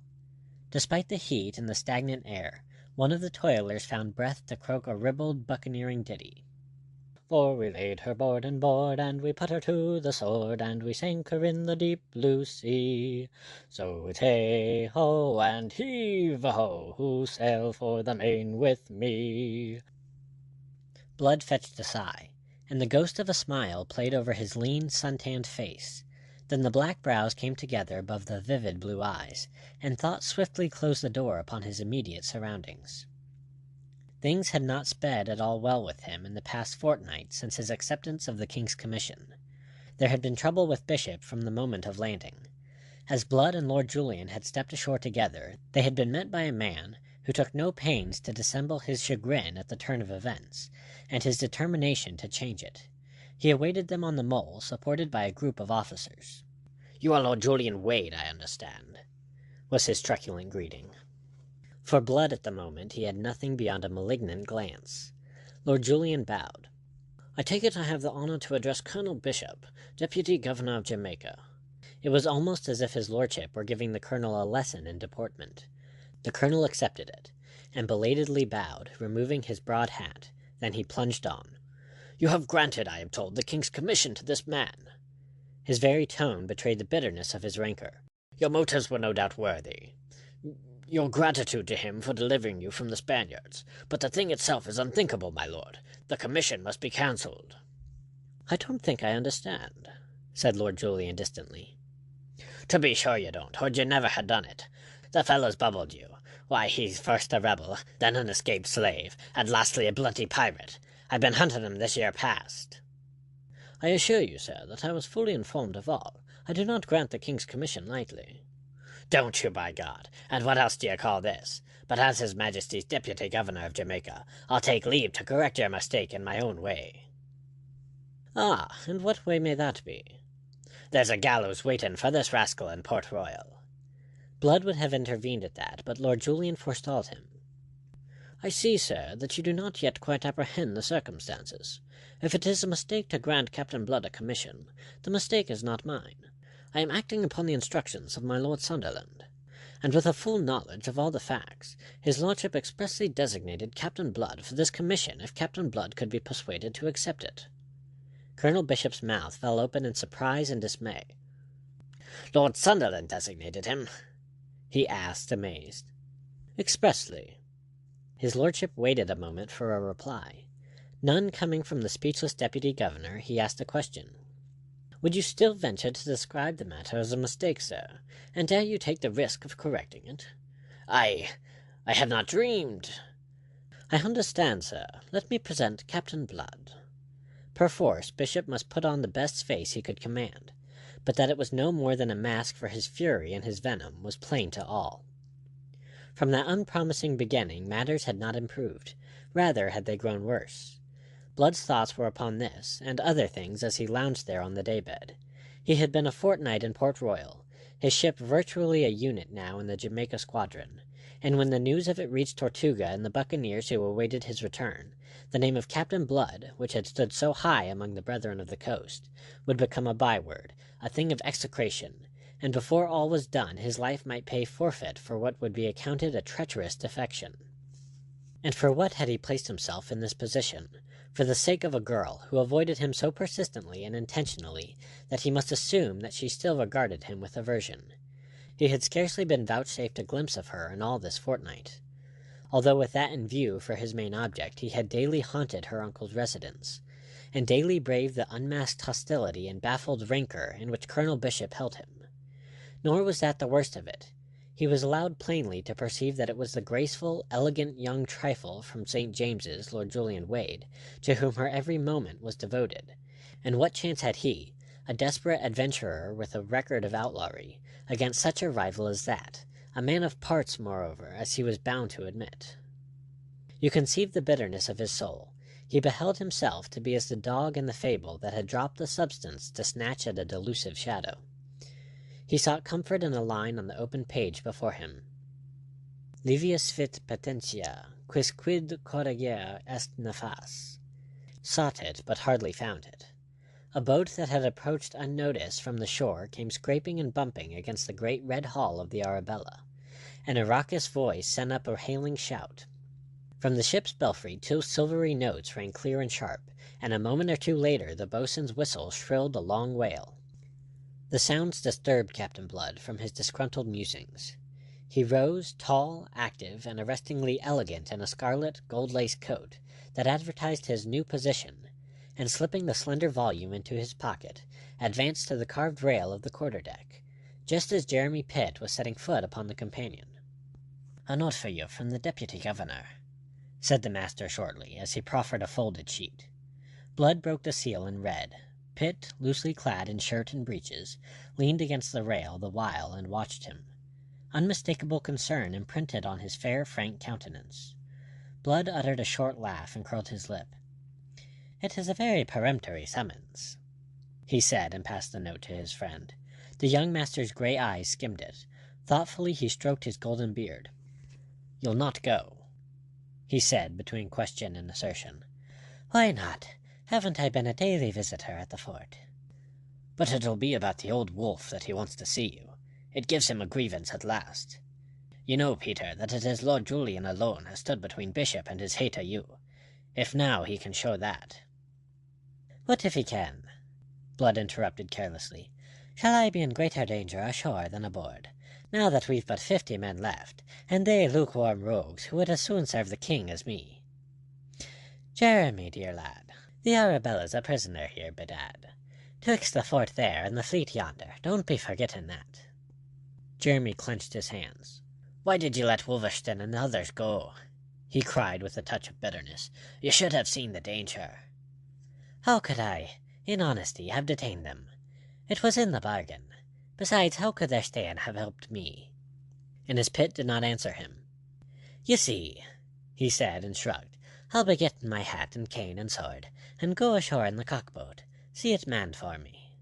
"You're going to deliver yourself into Bishop's hands," Pitt warned him. Well, well, maybe he'll not find me quite so easy to grasp as he imagines. There's a thorn or two left on me." And with a laugh Blood departed to his cabin. Jeremy Pitt answered the laugh with an oath. A moment he stood irresolute where Blood had left him.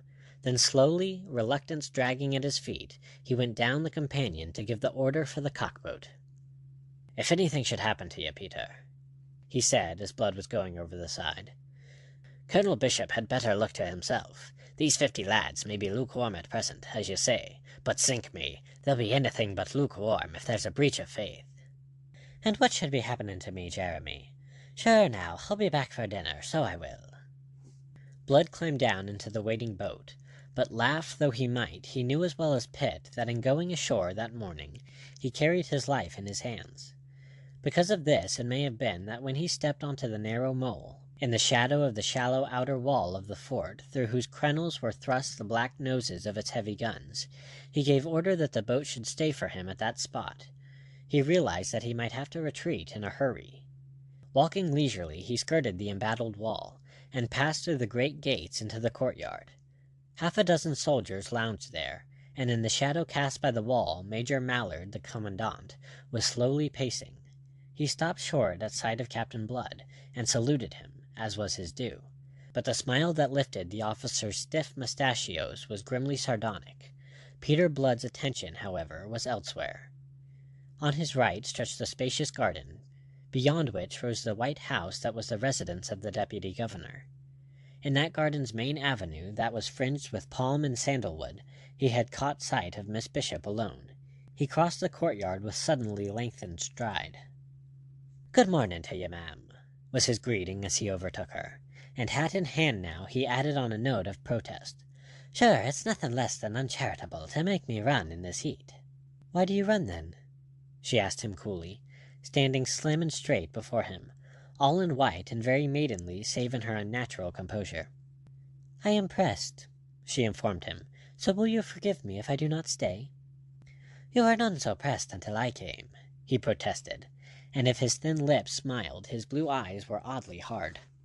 "Since you perceive it, sir, I wonder that you trouble to be so insistent."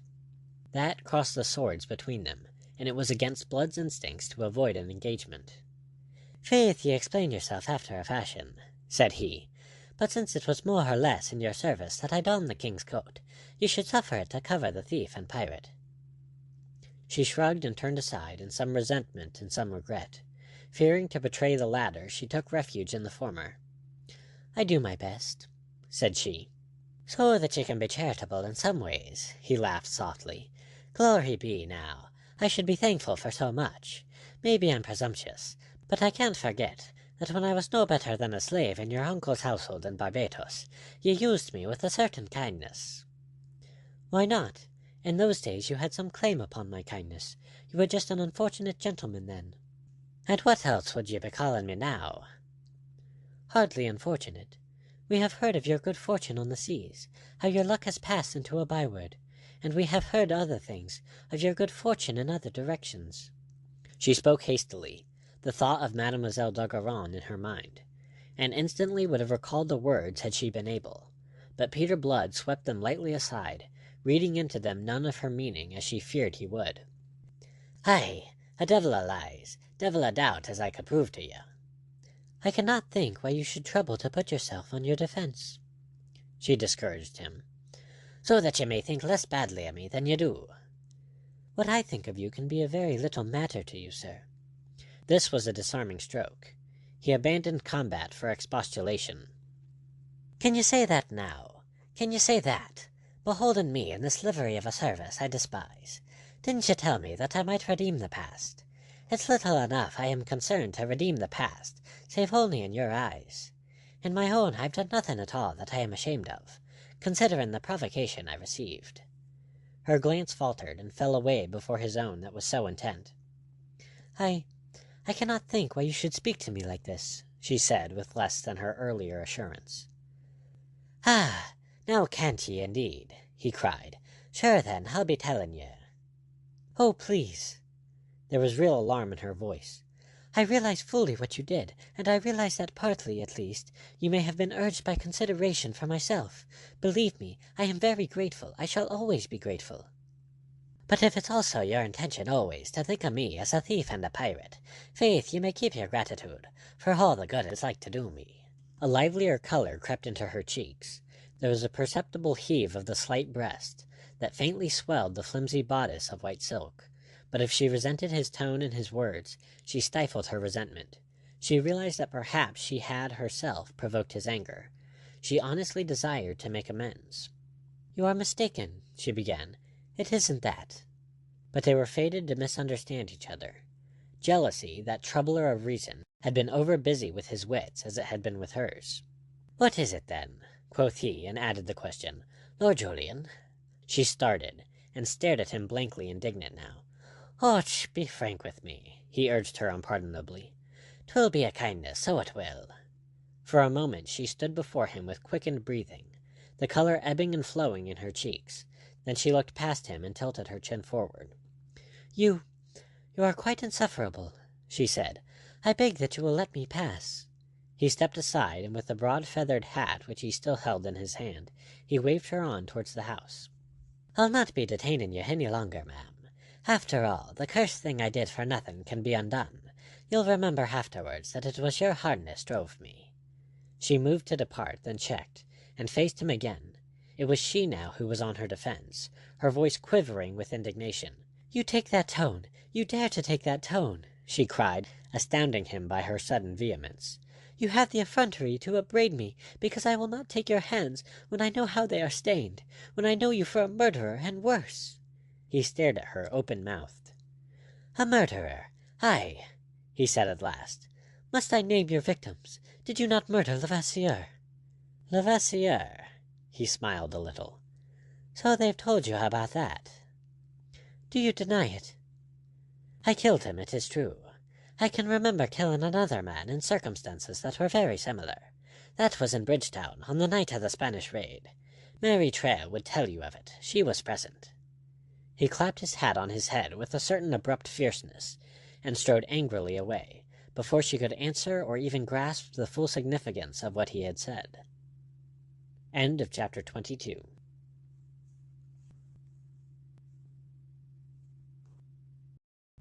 Chapter 23 of Captainblood by Rafael Sabatini. Hostages. Peter Blood stood in the pillared portico of Government House, and with unseeing eyes that were laden with pain and anger, stared out across the great harbor of Port Royal to the green hills rising from the farther shore, and the ridge of the blue mountains beyond, showing hazily through the quivering heat. He was aroused by the return of the negro who had gone to announce him, and following now this slave, he made his way through the house to the wide piazza behind it, in whose shade Colonel Bishop and my Lord Julian Wade took what little air there was. "So ye've come," the deputy governor hailed him, and followed the greeting by a series of grunts of vague but apparently ill-humored import. He did not trouble to rise, not even when Lord Julian, obeying the instincts of finer breeding, set him the example. From under scowling brows the wealthy Barbados planter considered his sometime slave, who, hat in hand, leaning lightly upon his long beribboned cane, revealed nothing in his countenance of the anger which was being steadily nourished by this cavalier reception. At last, with scowling brow and in self-sufficient tones, Colonel Bishop delivered himself. "I have sent for you, Captain Blood, because of certain news that has just reached me. I am informed that yesterday evening a frigate left the harbor, having on board your associate Wolverston, and 100 men of the 150 that were serving under you. His lordship and I shall be glad to have your explanation of how you came to permit that departure." "Permit?" quoth Blood. "I ordered it." The answer left Bishop speechless for a moment. Then, "You ordered it," he said in accents of unbelief, whilst Lord Julian raised his eyebrows. "Swounds! Perhaps you'll explain yourself. Whither has Wolverston gone?" "To Tortuga. He's gone with a message to the officers commanding the other 4 ships of the fleet that is awaiting me there, telling them what's happened, and why they are no longer to expect me." Bishop's great face seemed to swell and its high color to deepen. He swung to Lord Julian. "You hear that, my lord? Deliberately he has let Wolverston loose upon the seas again. Wolverston, the worst of all that gang of pirates after himself. I hope your lordship begins at last to perceive the folly of granting the king's commission to such a man as this against all my counsels. Why, this thing it's just mutiny, treason, by God! It's a matter for a court-martial." "Will you cease to blather of mutiny and treason and courts-martial?" Blood put on his hat and sat down unbidden. "I have sent Wolverston to inform Hagthorpe and Christian and D'Iberville and the rest of my lads that they've 1 clear month in which to follow my example. Quit piracy and get back to their boucans or their logwood, or else sail out to the Caribbean Sea. That's what I've done." "But the men," his lordship interposed in his level, cultured voice. "This 100 men that Wolverston has taken with him." "They are those of my crew who have no taste for King James's service, and have preferred to seek work of other kinds. It was in our compact, my lord, that there should be no constraining of my men." "I don't remember it," said his lordship with sincerity. Blood looked at him in surprise. Then he shrugged. "Faith, I'm not to blame for your lordship's poor memory. I say that it was so, and I don't lie. I've never found it necessary. In any case, you couldn't have supposed that I should consent to anything different." And then the deputy governor exploded. "You have given those damned rascals in Tortuga this warning, so that they may escape. That is what you have done. That is how you abuse the commission that has saved your own neck." Peter Blood considered him steadily, his face impassive. "I will remind you," he said at last, very quietly, "that the object in view was, leaving out of account your own appetites, which, as everyone knows, are just those of a hangman, to rid the Caribbean of buccaneers. Now I've taken the most effective way of accomplishing that object. The knowledge that I've entered the king's service should in itself go far towards disbanding the fleet, of which I was until lately the admiral." "I see," sneered the deputy governor malevolently. "And if it does not?" "It will be time enough then to consider what else is to be done." Lord Julian forestalled a fresh outburst on the part of Bishop. "It is possible," he said, "that my Lord Sunderland will be satisfied, provided that the solution is such as you promise." It was a courteous conciliatory speech, urged by a friendliness towards Blood and understanding of the difficult position in which the buccaneer found himself. His lordship was disposed to take his stand upon the letter of his instructions. Therefore he now held out a friendly hand to help him over the latest and most difficult obstacle, which Blood himself had enabled Bishop to place in the way of his redemption. Unfortunately, the last person from whom Peter Blood desired assistance at that moment was this young nobleman, whom he regarded with the jaundiced eyes of jealousy. "Anyway," he answered with a suggestion of defiance, and more than a suggestion of a sneer, "it's the most you should expect from me, and certainly it's the most you'll get." His lordship frowned, and dabbed his lips with a handkerchief. "I don't think that I quite like the way you put it. Indeed, upon reflection, Captain Blood, I am sure that I do not." "I am sorry for that, so I am," said Blood impudently. "But there it is. I'm not on that account concerned to modify it." His lordship's pale eyes opened a little wider. Languidly he raised his eyebrows. "Ah," he said, "you're a prodigiously uncivil fellow. You disappoint me, sir. I had formed the notion that you might be a gentleman." "And that's not your lordship's only mistake," Bishop cut in. "You made it worse when you gave him the king's commission, and so sheltered the rascal from the gallows I had prepared for him in Port Royal." "Ay, but the worst mistake of all in this matter of commissions," said Blood to his lordship, "was the one that trade this greasy slaver, deputy governor of Jamaica, instead of its hangman, which is the office for which he's by nature fitted." "Captain Blood," said his lordship sharply in reproof, "upon my soul and honour, sir, you go much too far. You are—" But here Bishop interrupted him. He had heaved himself to his feet at last, and was venting his fury in unprintable abuse. Captain Blood, who had also risen, stood apparently impassive for the storm to spend itself. When at last this happened, he addressed himself quietly to Lord Julian, as if Colonel Bishop had not spoken. "Your lordship was about to say," he asked with challenging smoothness. But his lordship had by now recovered his habitual composure, and was again disposed to be conciliatory. He laughed and shrugged. "Faith, here's a deal of unnecessary heat," said he, "and God knows this plaguy climate provides enough of that. Perhaps, Colonel Bishop, you are a little uncompromising, and you, sir, are certainly a deal too peppery. I have said, speaking on behalf of my Lord Sunderland, that I am content to await the result of your experiment." But Bishop's fury had by now reached a stage in which it was not to be restrained. "Are you indeed?" he roared. "Well, then, I am not. This is a matter in which your lordship must allow me to be the better judge, and anyhow I'll take the risk of acting on my own responsibility." Lord Julian abandoned the struggle. He smiled wearily, shrugged, and waved a hand in implied resignation. The deputy governor stormed on. "Since my lord here has given you a commission, I can't regularly deal with you out of hand for piracy as you deserve. But you shall answer before court-martial for your action in the matter of Wolverston, and take the consequences." "I see," said Blood. "Now we come to it, and it's yourself as deputy governor will preside over that same court-martial, so that ye can wipe off old scores by hanging me. It's little ye care how ye do it."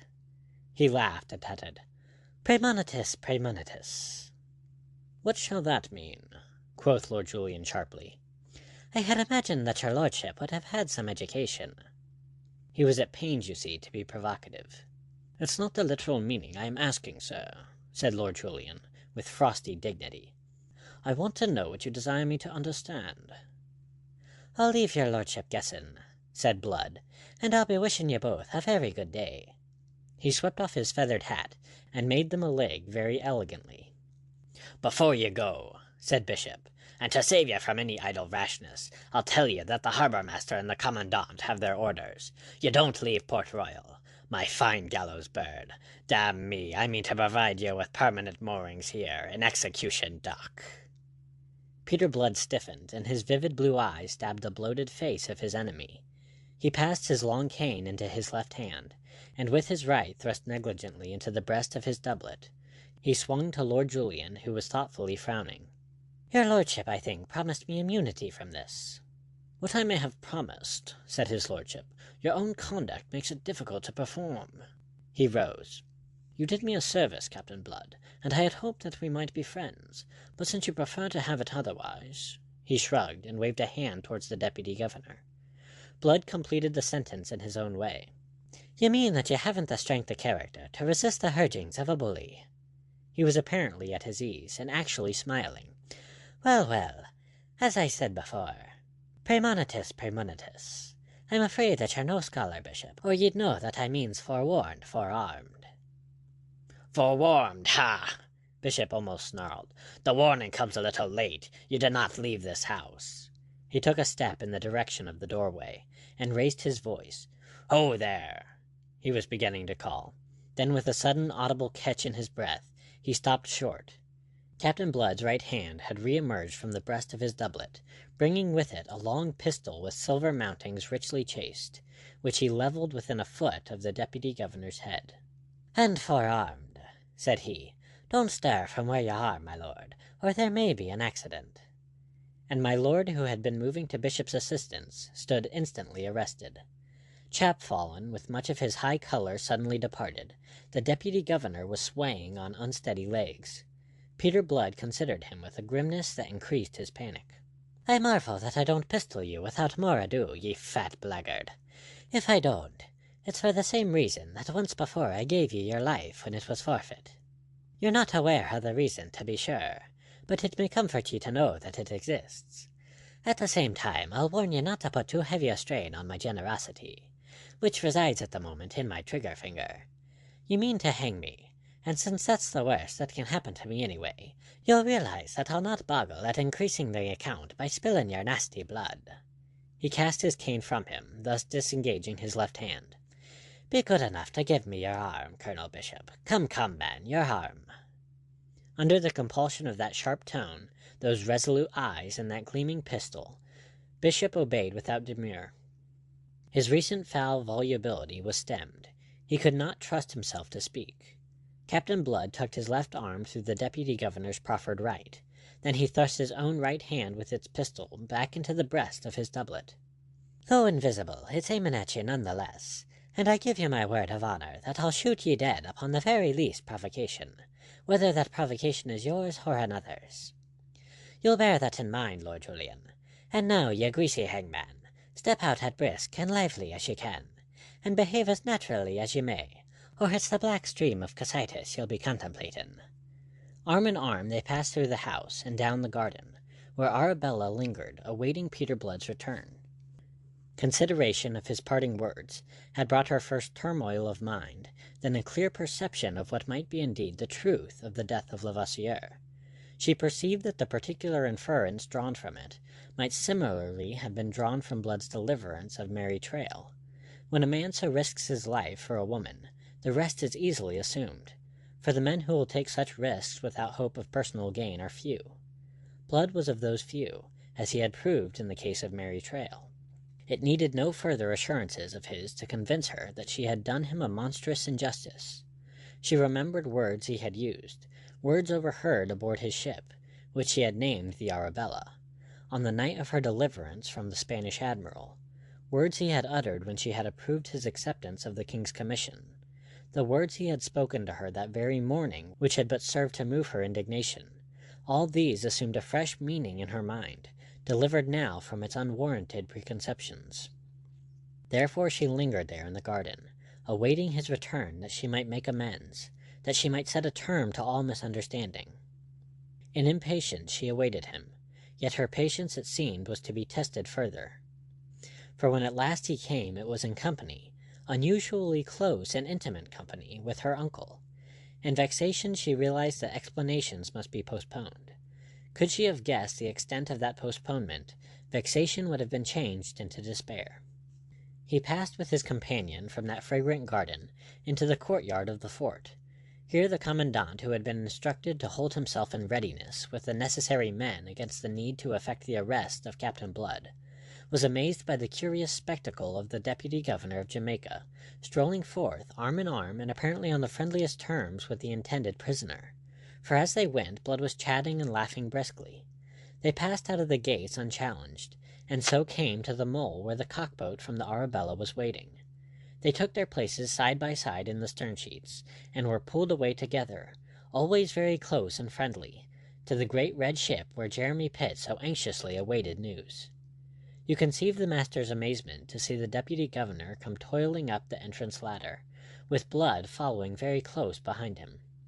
"Sure, I walked into a trap, as ye fear, Jeremy," Blood hailed him, "but I walked out again, and fetched the trapper with me. He loves his life, does this fat rascal." Colonel Bishop stood in the waist, his great face clenched to the color of clay, his mouth loose, almost afraid to look at the sturdy ruffians who lounged about the shot-rack on the main hatch. Blood shouted an order to the boatswain, who was leaning against the forecastle bulkhead. "Throw me a rope with a running noose over the yard-arm there, against the need of it. Now don't be alarming yourself, Colonel Darlin. It's no more than a provision against your being unreasonable, which I am sure you'll not be. We'll talk the matter over whiles we are dining, for I trust you'll not refuse to honour my table by your company."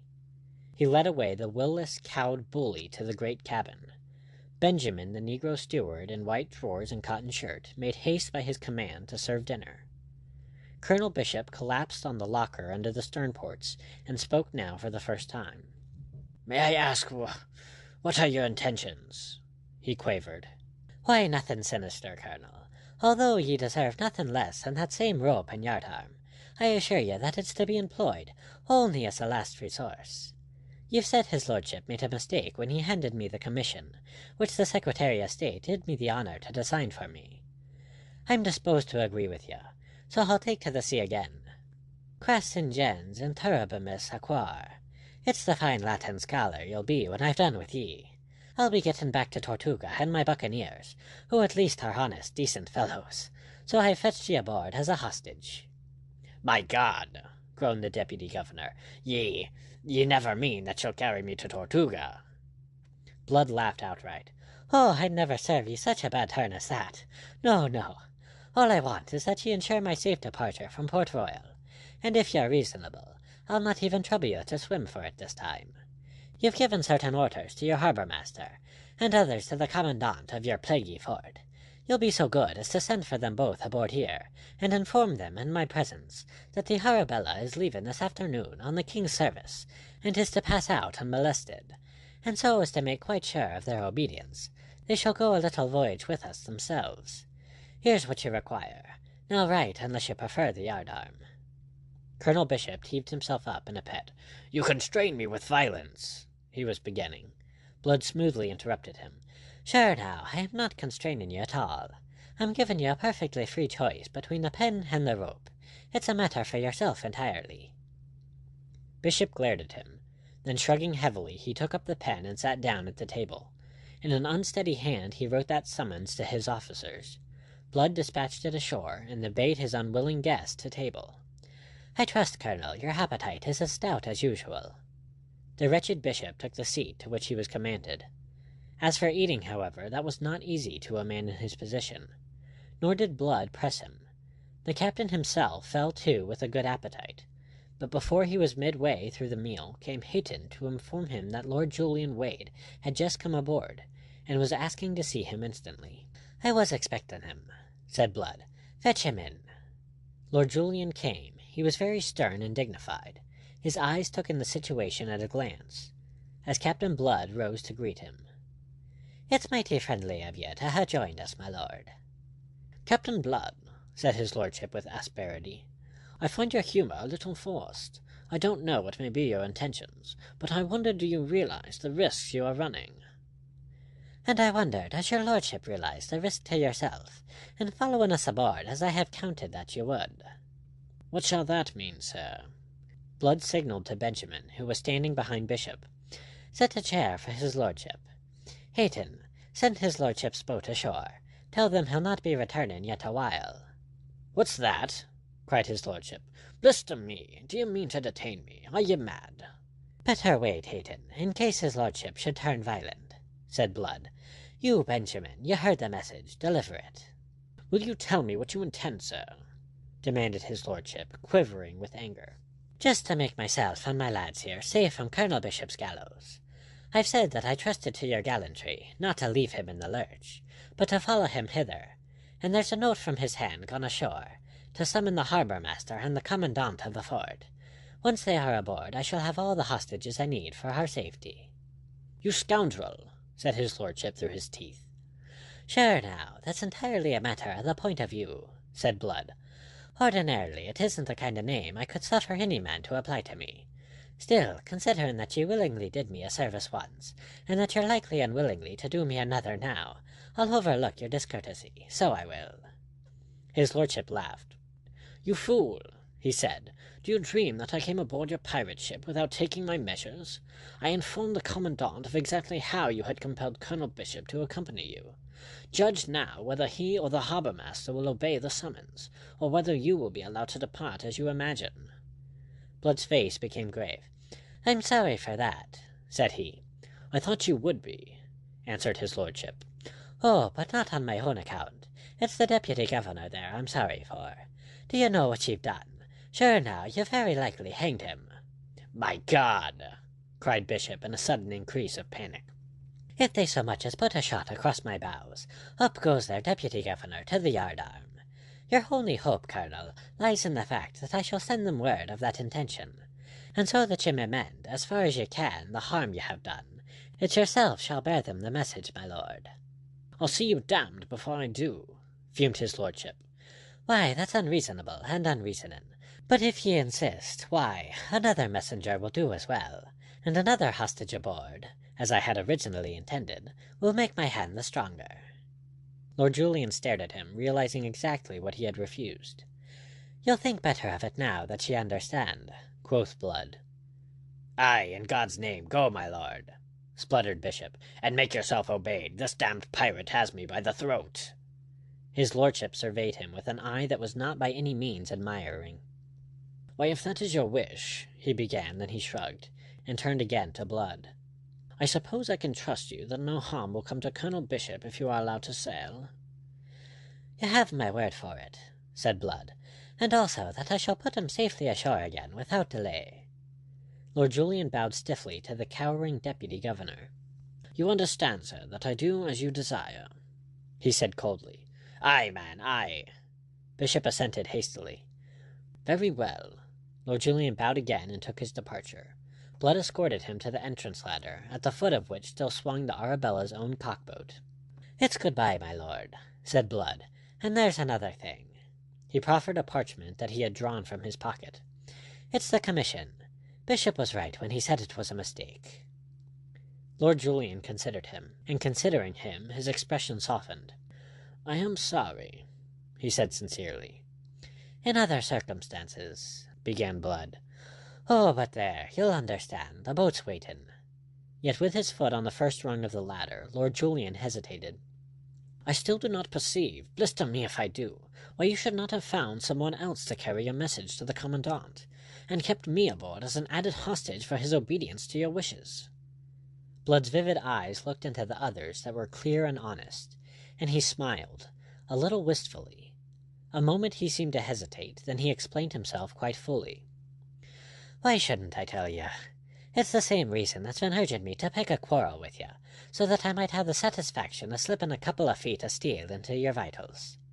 When I accepted your commission, I was moved to think it might redeem me in the eyes of Miss Bishop, for whose sake, as you may have guessed, I took it. But I had discovered that such a thing is beyond accomplishment. I should have known it for a sick man's dream. I have discovered also that if she's chosen you, as I believe she is, she's chosen wisely between us, and that's why I'll not have your life risked by keeping you aboard whilst the message goes by another who might bungle it. And now perhaps you'll understand." Lord Julian stared at him bewildered. His long, aristocratic face was very pale. "My God," he said, "and you tell me this?" "I tell you because... Oh, plague on it! So that you may tell her, so that she may be made to realize that there's something of the unfortunate gentleman left under the thief and pirate she accounts me, and that her own good is my supreme desire. Knowing that, she may... Faith, she may remember me more kindly, if it's only in her prayers. That's all, my lord." Lord Julian continued to look at the buccaneer in silence. In silence at last he held out his hand, and in silence Blood took it. "I wonder whether you are right," said his lordship, "and whether you are not the better man." "Where she is concerned, see that you make sure that I am right. Good-bye to you." Lord Julian wrung his hand in silence, went down the ladder, and was pulled ashore. From the distance he waved to Blood, who stood leaning on the bulwarks, watching the receding cockboat. The Arabella sailed within the hour, moving lazily before a sluggish breeze. The fort remained silent, and there was no movement from the fleet to hinder her departure. Lord Julian had carried the message effectively, and had added to it his own personal commands. End of chapter 23.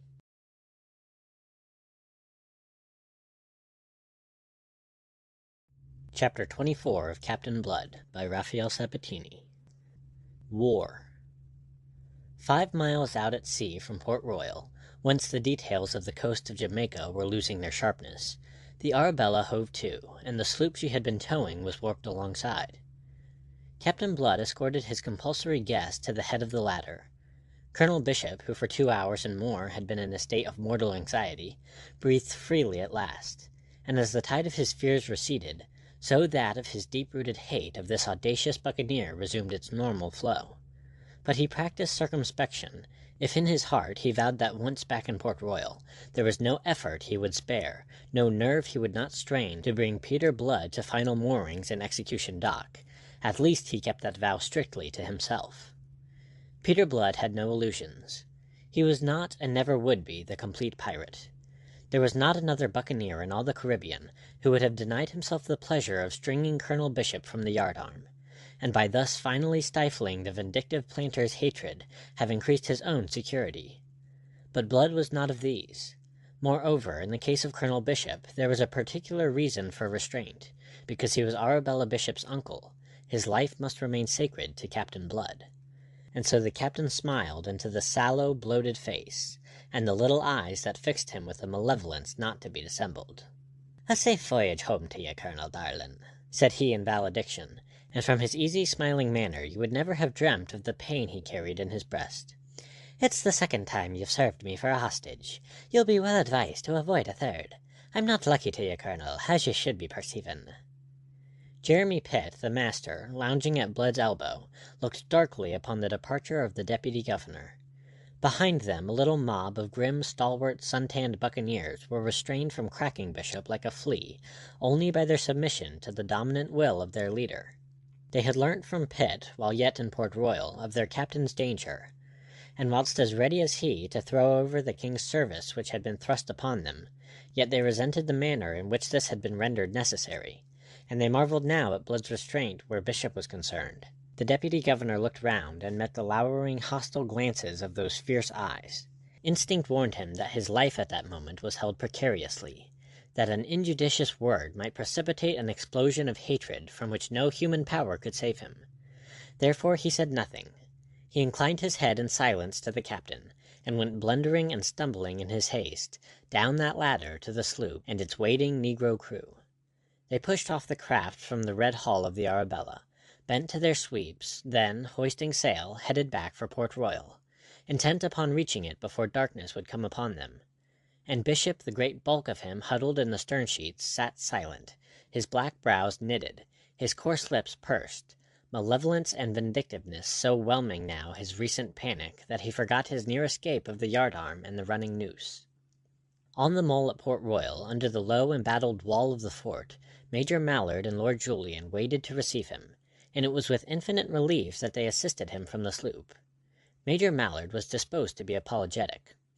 "Glad to see you safe, sir," said he. "I'd have sunk Blood's ship in spite of your excellencies being aboard, but for your own orders by Lord Julian, and his lordship's assurance that he had Blood's word for it that no harm should come to you, so that no harm came to him. I'll confess I thought it rash of his lordship to accept the word of a damned pirate." "I have found it as good as another's," said his lordship, cropping the major's too eager eloquence. He spoke with an unusual degree of that frosty dignity he could assume upon occasion. The fact is that his lordship was in an exceedingly bad humour, having written jubilantly home to the Secretary of State that his mission had succeeded. He was now faced with the necessity of writing again to confess that this success had been ephemeral. And because Major Mallard's crisp mustachios were lifted by a sneer at the notion of a buccaneer's word being acceptable, he added still more sharply, "My justification is here in the person of Colonel Bishop safely returned. As against that, sir, your opinion does not weigh for very much. You should realize it." "Oh, as your lordship says." Major Mallard's manner was tinged with irony. "To be sure, here is the colonel safe and sound, and out yonder is Captain Blood, also safe and sound, to begin his piratical ravages all over again." "I do not propose to discuss the reasons with you, Major Mallard."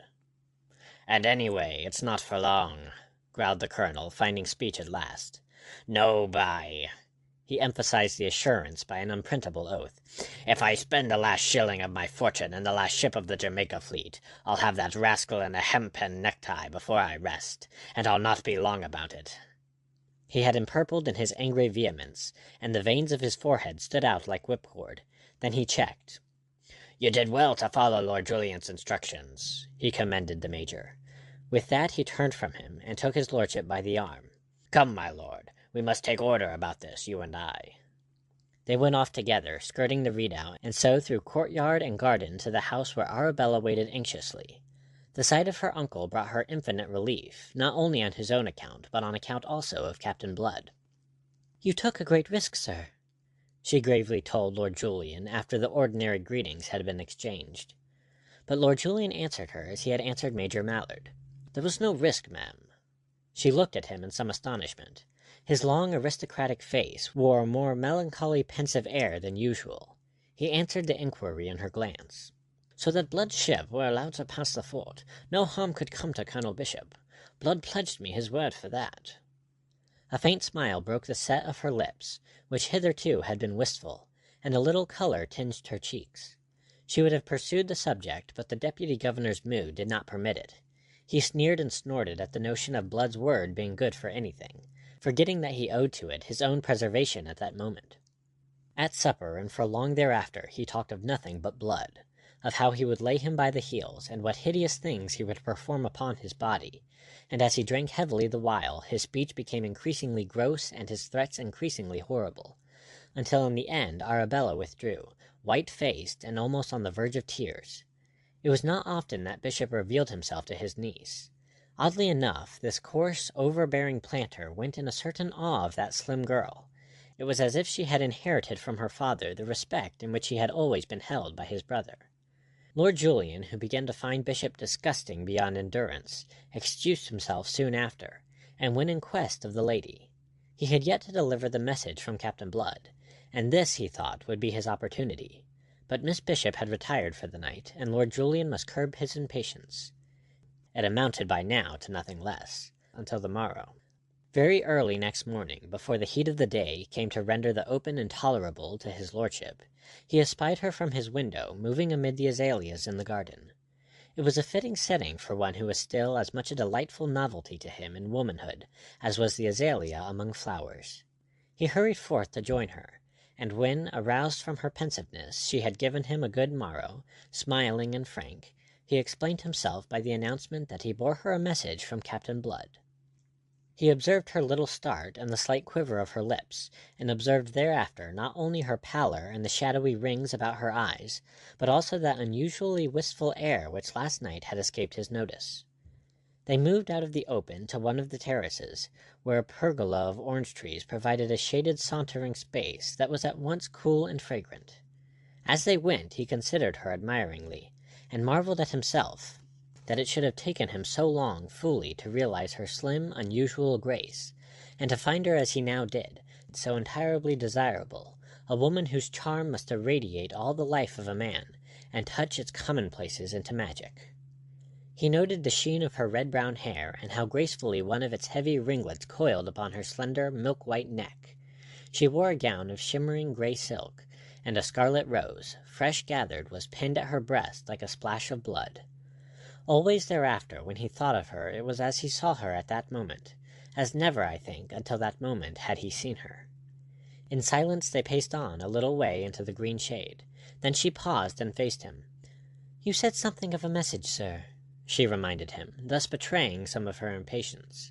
He fingered the ringlets of his periwig, a little embarrassed how to deliver himself, considering how he should begin. "He desired me," he said at last, "to give you a message that should prove to you that there is still something left in him of that unfortunate gentleman, that for which once you knew him." "That is not now necessary," said she very gravely. He misunderstood her, of course, knowing nothing of the enlightenment that yesterday had come to her. "I think, nay, I know that you do him an injustice," said he. Her hazel eyes continued to regard him. "If you will deliver the message, it may enable me to judge." To him this was confusing. He did not immediately answer. He found that he had not sufficiently considered the terms he should employ, and the matter, after all, was of an exceeding delicacy, demanding delicate handling. It was not so much that he was concerned to deliver a message as to render it a vehicle by which to plead his own cause. Lord Julian, well versed in the lore of womankind, and usually at his ease with ladies of the beau monde, found himself oddly constrained before this frank and unsophisticated niece of a colonial planter. They moved on in silence, and as if by common consent towards the brilliant sunshine where the pergola was intersected by the avenue leading upwards to the house. Across this patch of light fluttered a gorgeous butterfly that was like black and scarlet velvet, and large as a man's hand. His lordship's brooding eyes followed it out of sight before he answered. "It is not easy, stab me, it is not. He was a man who deserved well, and amongst us we have marred his chances. Your uncle, because he could not forget his rancour. You, because having told him that in the king's service he would find his redemption of what was past, you would not afterwards admit to him that he was so redeemed. and this, although concern to rescue you, was the chief motive of his embracing that same service." She had turned her shoulder to him so that he should not see her face. I know now," she said softly. Then after a pause she added the question, "And you? What part has your lordship had in this, that you should incriminate yourself with us?" "My part—" Again he hesitated, then plunged recklessly on, as men do when determined to perform a thing they fear. "If I understood him aright, if he understood right himself, my part, though entirely passive, was none the less effective. I implore you to observe that I but report his own words. I say nothing for myself." His lordship's unusual nervousness was steadily increasing.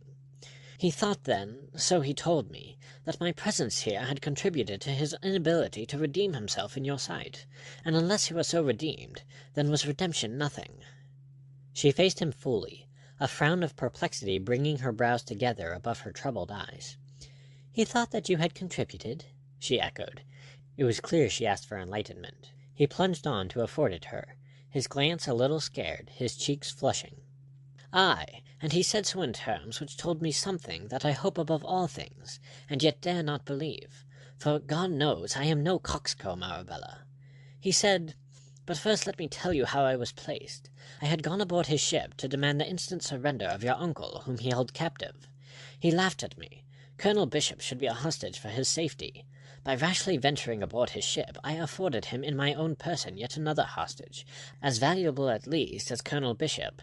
Yet he bade me depart, not from the fear of consequences, for he is above fear, nor from any personal esteem for me, whom he confessed that he had come to find detestable, and this for the very reason that made him concerned for my safety." "I do not understand," she said, as he paused. "Is not that a contradiction in itself?" "It seems so only. The fact is, Arabella, this unfortunate man has the temerity to love you."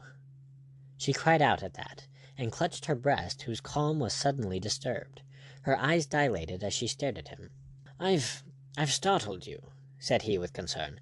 "I feared I should, but it was necessary so that you may understand." "Go on," she bade him. "Well, then, he saw in me one who made it impossible that he should win you, so he said. Therefore he could with satisfaction have killed me, but because my death might cause you pain, because your happiness was the thing that above all things he desired, he surrendered that part of his guarantee of safety, which my person afforded him. If his departure should be hindered, and I should lose my life and what might follow, there was the risk that you might mourn me.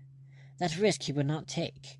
Him you deemed a thief and a pirate, he said, and added that, I am giving you his own words always, if in choosing between us two, your choice, as he believed, would fall on me, then were you in his opinion choosing wisely.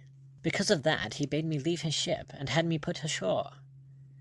She looked at him with eyes that were aswim with tears. He took a step towards her, a catch in his breath, his hand held out. "Was he right, Arabella? My life's happiness hangs upon your answer." But she continued silently to regard him with those tear-laden eyes, without speaking, and until she spoke he dared not advance farther. A doubt, a tormenting doubt, beset him. When presently she spoke, he saw how true had been the instinct of which that doubt was born, for her words revealed the fact that of all that he had said the only thing that had touched her consciousness and absorbed it from all other considerations was Blood's conduct as it regarded herself. "He said that!" she cried. "He did that! Oh!" She turned away, and through the slender clustering trunks of the bordering orange trees she looked out across the glittering waters of the great harbor to the distant hills. Thus for a little while my lord standing stiffly, fearfully, waiting for fuller revelation of her mind. At last it came slowly, deliberately, in a voice that at moments was half suffocated. "Last night, when my uncle displayed his rancor and his evil rage, it began to be borne in upon me that such vindictiveness can belong only to those who have wronged. It is the frenzy into which men whip themselves to justify an evil passion. I must have known then, if I had not already learnt it, that I had been too credulous of all the unspeakable things attributed to Peter Blood. Yesterday I had his own explanations of that tale of Lavoisier that you heard in St. Nicholas, and now this but gives me confirmation of his truth and worth. To a scoundrel such as I was, too readily brought to believe him, the act of which you have just told me would have been impossible." "That is my opinion," said his lordship gently. It must be, but even if it were not, that would now weigh for nothing. What weighs, oh, so heavily and bitterly, is the thought that but for the words in which yesterday I repelled him, he might have been saved. If only I could have spoken to him again before he went. I waited for him, but my uncle was with him, and I had no suspicion that he was going away again. And now he is lost, back at his outlawy and piracy, in which ultimately he will be taken and destroyed. And the fault is mine, mine. What are you saying? The only agents were your uncle's hostility and his own obstinacy, which would not study compromise. You must not blame yourself for anything. She swung to him with some impatience, her eyes aswim in tears. You can say that, and in spite of his message, which in itself tells how much I was to blame. It was my treatment of him, the epithets I cast at him, that drove him. So much he has told you. I know it to be true. You have no cause for shame, said he. As for your sorrow, why, if it will afford you solace, you may still count on me to do what man can to rescue him from this position. She caught her breath. You will do that, she cried with sudden eager hopefulness. You promise? She held out her hand to him impulsively. He took it in both his own. I promise, he answered her, and then retaining still the hand she had surrendered to him. Arabella, he said very gently, there is still this other matter upon which you have not answered me. This other matter? Was he mad, she wondered? Could any other matter signify in such a moment? This matter that concerns myself and all my future, oh, so very closely. This thing that Blood believed, that prompted him, that you are not indifferent to me. He saw the fair face change color and grow troubled once more. Indifferent to you, said she. Why, no, we have been good friends. We shall continue so, I hope, my lord. Friends? Good friends? He was between dismay and bitterness. It is not your friendship only that I ask, Arabella. You heard what I said, what I reported. You will not say that Peter Blood was wrong? Gently she sought to disengage her hand, the trouble in her face increasing. A moment he resisted, then realizing what he did, he set her free. Arabella, he cried on a note of sudden pain. I have friendship for you, my lord, but only friendship. His castle of hopes came clattering down upon him, leaving him a little stunned. As he had said, he was no coxcomb, yet there was something that he did not understand. She confessed to friendship, and it was in his power to offer her a great position, one to which she, a colonial planter's niece, however wealthy, could never have aspired even in her dreams. This she rejected, yet spoke of friendship. Peter Blood had been mistaken, then. How far had he been mistaken? Had he been as mistaken in her feelings towards himself as he obviously was in her feelings towards his lordship? In that case, his reflections broke short. To speculate was to wound himself in vain. He must know, therefore he asked her with grim frankness. "Is it Peter Blood?" "Peter Blood?" she echoed. At first she did not understand the purport of his question. When understanding came, a flush suffused her face. "I do not know," she said, faltering a little. This was hardly a truthful answer, for as if an obscuring veil had suddenly been rent that morning, she was permitted at last to see Peter Blood in his true relations to other men, and that sight, vouchsafed her 24 hours too late, filled her with pity and regret and yearning. Lord Julian knew enough of woman to be left in no further doubt. He bowed his head so that she might not see the anger in his eyes, for as a man of honor he took shame in that anger, which as a human being he could not repress. And because nature in him was stronger, as it is in most of us, than training, Lord Julian from that moment began, almost in spite of himself, to practice something that was akin to villainy. I regret to chronicle it, of one for whom, if I have done him any sort of justice, you should have been conceiving some esteem. But the truth is that the lingering remains of the regard in which he had held Peter Blood were choked by the desire to supplant and destroy a rival. He had passed his word to Arabella that he would use his powerful influence on Blood's behalf.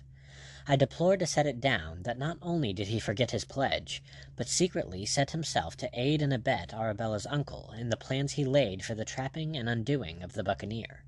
He might reasonably have urged, had he been taxed with it, that he conducted himself precisely as his duty demanded, but to that he might have been answered that duty with him was but the slave of jealousy in this.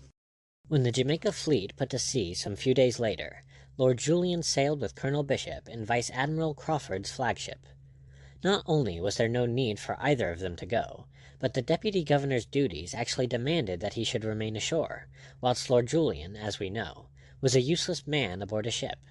Yet both set out to hunt Captainblood, each making of his duty a pretext for the satisfaction of personal aims, and that common purpose became a link between them, binding them in a sort of friendship that must otherwise have been impossible between men so dissimilar in breeding and in aspirations. The hunt was up. They cruised a while off Hispaniola, watching the windward passage and suffering the discomforts of the rainy season, which had now set in. But they cruised in vain, and after a month of it returned empty-handed to Port Royal, there to find awaiting them the most disquieting news from the Old World. The megalomania of Louis XIV had set Europe in a blaze of war. The French legionaries were ravaging the Rhine provinces, and Spain had joined the nations leagued to defend themselves from the wild ambitions of the King of France. And there was worse than this. There were rumors of civil war in England, where the people had grown weary of the bigoted tyranny of King James. It was reported that William of Orange had been invited to come over. Weeks passed, and every ship from home brought additional news.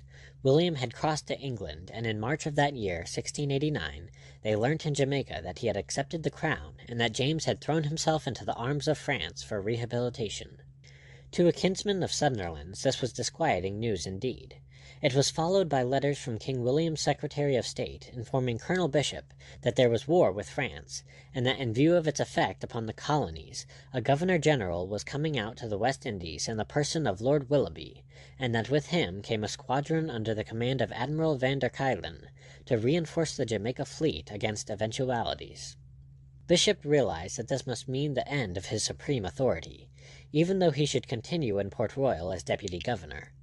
Lord Julian, in the lack of direct news to himself, did not know what it might mean to him, but he had been very close and confidential with Colonel Bishop regarding his hopes of Arabella, and Colonel Bishop, more than ever, now that political events put him in danger of being retired, was anxious to enjoy the advantages of having a man of Lord Julian's eminence for his relative. They came to a complete understanding in the matter, and Lord Julian disclosed all that he knew. "There is one obstacle in our path," said he. "Captainblood. The girl is in love with him." "You're surely mad," cried Bishop, when he had recovered speech. "You are justified of the assumption," said his lordship dolefully, "but I happen to be sane, and to speak with knowledge." "With knowledge?" "Arabella herself has confessed it to me." "The brazen baggage! By God, I'll bring her to her senses." It was the slave-driver speaking, the man who governed with a whip. "Don't be a fool, Bishop." His lordship's contempt did more than any argument to calm the colonel. "That's not the way with a girl of Arabella's spirit. Unless you want to wreck my chances for all time, you'll hold your tongue and not interfere at all." "Not interfere? My God, what then?" "Listen, man. She has a constant mind. I don't think you know your niece. As long as Blood lives, she will wait for him. Then with Blood dead, perhaps she will come to her silly senses." "Now you begin to show intelligence," Lord Julian commended him. "That is the first essential step." "And here is our chance to take it." Bishop warmed to a sort of enthusiasm. "This war with France removes all restrictions in the matter of Tortuga. We are free to invest it in the service of the crown. A victory there, and we establish ourselves in the favor of this new government." "Ah," said Lord Julian, and he pulled thoughtfully at his lip. "I see that you understand." Bishop laughed coarsely. "Two birds with one stone, eh? We'll hunt this rascal in his lair, right under the beard of the King of France. And we'll take him this time, if we reduce Tortuga to a heap of ashes." On that expedition they sailed 2 days later, which would be some 3 months after Blood's departure, taking every ship of the fleet and several lesser vessels as auxiliaries. To Arabella and the world in general, it was given out that they were going to raid French Hispaniola, which was really the only expedition that could have afforded Colonel Bishop any sort of justification for leaving Jamaica at all, at such a time.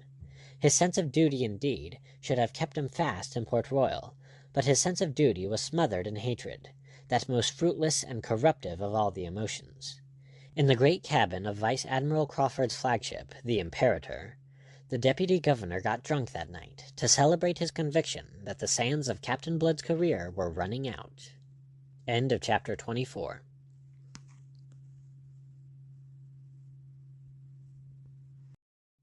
Chapter 25. of Captainblood by Rafael Sabatini. The Service of King Louis.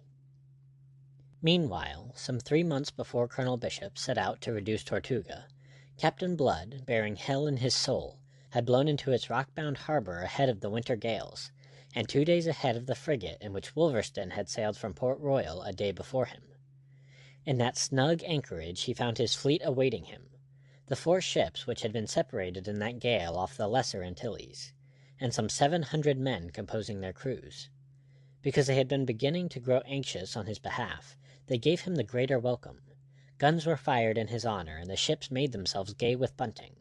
The town, aroused by all this noise in the harbor, emptied itself upon the jetty, and a vast crowd of men and women of all creeds and nationalities collected there to be present at the coming ashore of the great buccaneer.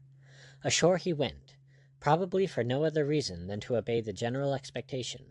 His mood was taciturn, his face grim and sneering. Let Wolverstone arrive, as presently he would, and all this hero-worship would turn to execration. His captains, Hagthorpe, Christian, and Iberville, were on the jetty to receive him, and with them were some hundreds of his buccaneers. He cut short their greetings, and when they plagued him with questions of where he had tarried, he bade them await the coming of Wolverstone, who would satisfy their curiosity to a surfeit. On that he shook them off, and shouldered his way through that heterogeneous throng that was composed of bustling traders of several nations, English, French, and Dutch, of planters and of seamen of various degrees, of buccaneers who were fruit-selling half-castes, negro slaves, some doll tear-sheets and dunghill queens from the Old World, and all the other types of the human family that converted the quays of Cayona into a disreputable image of Babel. Winning clear at last, and after difficulties, Captain Blood took his way alone to the fine house of Monsieur de Guerin, there to pay his respects to his friends, the governor and the governor's family.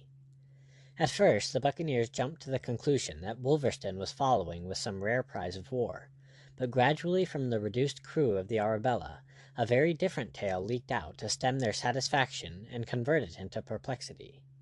Partly out of loyalty to their captain, partly because they perceived that if he was guilty of defection, they were guilty with him, and partly because, being simple, sturdy men of their hands, they were themselves in the main a little confused as to what really had happened. The crew of the Arabella practiced reticence with their brethren in Tortuga during those 2 days before Wolverstone's arrival, but they were not reticent enough to prevent the circulation of certain uneasy rumors and extravagant stories of discreditable adventures. Discreditable, that is, from the buccaneering point of view, of which Captain Blood had been guilty. But that Wolverstone came when he did, it is possible that there would have been an explosion. When, however, the old wolf cast anchor in the bay 2 days later, it was to him all turned for the explanation they were about to demand of Blood. Now Wolverstone had only one eye, but he saw a deal more with that one eye than do most men with 2, and despite his grizzled head, so picturesquely swathed in a green and scarlet turban, he had the sound heart of a boy, and in that heart much love for Peter Blood. The sight of the Arabella at anchor in the bay had at first amazed him as he sailed round the rocky headland that bore the fort. He rubbed his single eye clear of any deceiving film and looked again. Still he could not believe what it saw, and then a voice at his elbow, the voice of Dyke, who had elected to sail with him, assured him that he was not singular in his bewilderment. "In the name of heaven, is that the Arabella, or is it the ghost of her?" The old wolf rolled his single eye over Dyke, and opened his mouth to speak. Then he closed it again without having spoken, closed it tightly. He had a great gift of caution, especially in matters that he did not understand. That this was the Arabella he could no longer doubt. That being so, he must think before he spoke. What the devil should the Arabella be doing here, when he had left her in Jamaica? And was Captain Blood aboard and in command, or had the remainder of her hands made off with her, leaving the captain in Port Royal? Dyke repeated his question. This time Wolverstone answered him. "Ye've 2 eyes to see with, and ye ask me, who's only got 1. What is it ye see?" "But I see the Arabella." "Of course, since there she rides. What else was you expecting?" "Expecting?" Dyke stared at him, open-mouthed. "Was you expecting to find the Arabella here?" Wolverstone looked him over in contempt, then laughed and spoke loud enough to be heard by all around him. "Of course, what else?" And he laughed again, a laugh that seemed to Dyke to be calling him a fool. On that, Wolverstone turned to give his attention to the operation of anchoring. Anon, when ashore, he was beset by questioning buccaneers. It was from their very questions that he gathered exactly how matters stood, and perceived that either from lack of courage or other motive, Blood himself had refused to render any account of his doings since the Arabella had separated from her sister ships. Wolverstone congratulated himself upon the discretion he had used with Dyke. "The captain was ever a modest man," he explained to Hagthorpe and those others who came crowding round him. "It's not his way to be sounding his own praises. Why, it was like this. We fell in with old Don Miguel, and when we'd scuttled him, we took aboard a London pimp sent out by the Secretary of State to offer the captain the king's commission, if so be him'd quit piracy and be o' good behaviour. The captain damned his soul to hell for answer, and then we fell in with the Jamaica fleet, and that grey old devil Bishop in command, and there was a sure end to Captain Blood and to every mother's sons of us all. So I goes to him, and accept this poxy commission, says I, turn king's man, and save your neck and ours. He took me at my word, and the London pimp gave him the king's commission on the spot, and Bishop all but choked himself with rage when he was told of it. But happened it had, and he was forced to swallow it. We were king's men all, and so into Port Royal we sailed along a Bishop. But Bishop didn't trust us. He knew too much. But for his lordship, the fellow from London, he'd ha' hanged the captain, king's commission and all. Blood would ha' slipped out to Port Royal again that same night, but that hound Bishop had passed the word, and the fort kept a sharp lookout. In the end, though it took a fortnight, Blood bubbled him. He sent me and most of the men off in a frigate that I bought for the voyage. His game, as he'd secretly told me, was to follow and give chase. Whether that's the game he played or not, I can't tell ye, but here he is afore me as I'd expected he would be." There was a great historian lost in Wolverstone. He had the right imagination that knows just how far it is safe to stray from the truth, and just how far to color it so as to change its shape for his own purposes. Having delivered himself of his decoction of fact and falsehood, and thereby added one more to the exploits of Peter Blood, he inquired where the captain might be found. Being informed that he kept his ship, Wolverstone stepped into a boat and went aboard to report himself, as he put it. In the great cabin of the Arabella he found Peter Blood alone and very far gone in drink, a condition in which no man ever before remembered to have seen him. As Wolverstone came in, the captain raised bloodshot eyes to consider him. A moment they sharpened in their gaze as he brought his visitor into focus. Then he laughed a loose idiot laugh that yet somehow was half a sneer. "Ah, the old wolf," said he. "Got here at last, eh? And what you're gonna do with me, eh?" He hiccoughed resoundingly and sagged back loosely in his chair. Old Wolverstone stared at him in somber silence. He had looked with untroubled eye upon many a hell of devilment in his time, but the sight of Captain Blood in this condition filled him with sudden grief. To express it, he loosed an oath. It was his only expression for emotion of all kinds. Then he rolled forward and dropped into a chair at the table, facing the captain. "My God, Peter, what's this?" "Rum," said Peter. "Rum from Jamaica." He pushed bottle and glass towards Wolverstone. Wolverstone disregarded them. "I'm asking you what ails you," he bawled. "Rum," said Captain Blood again, and smiled. "Just rum. I answer all your questions. Why don't you answer mine? What you gonna do with me?"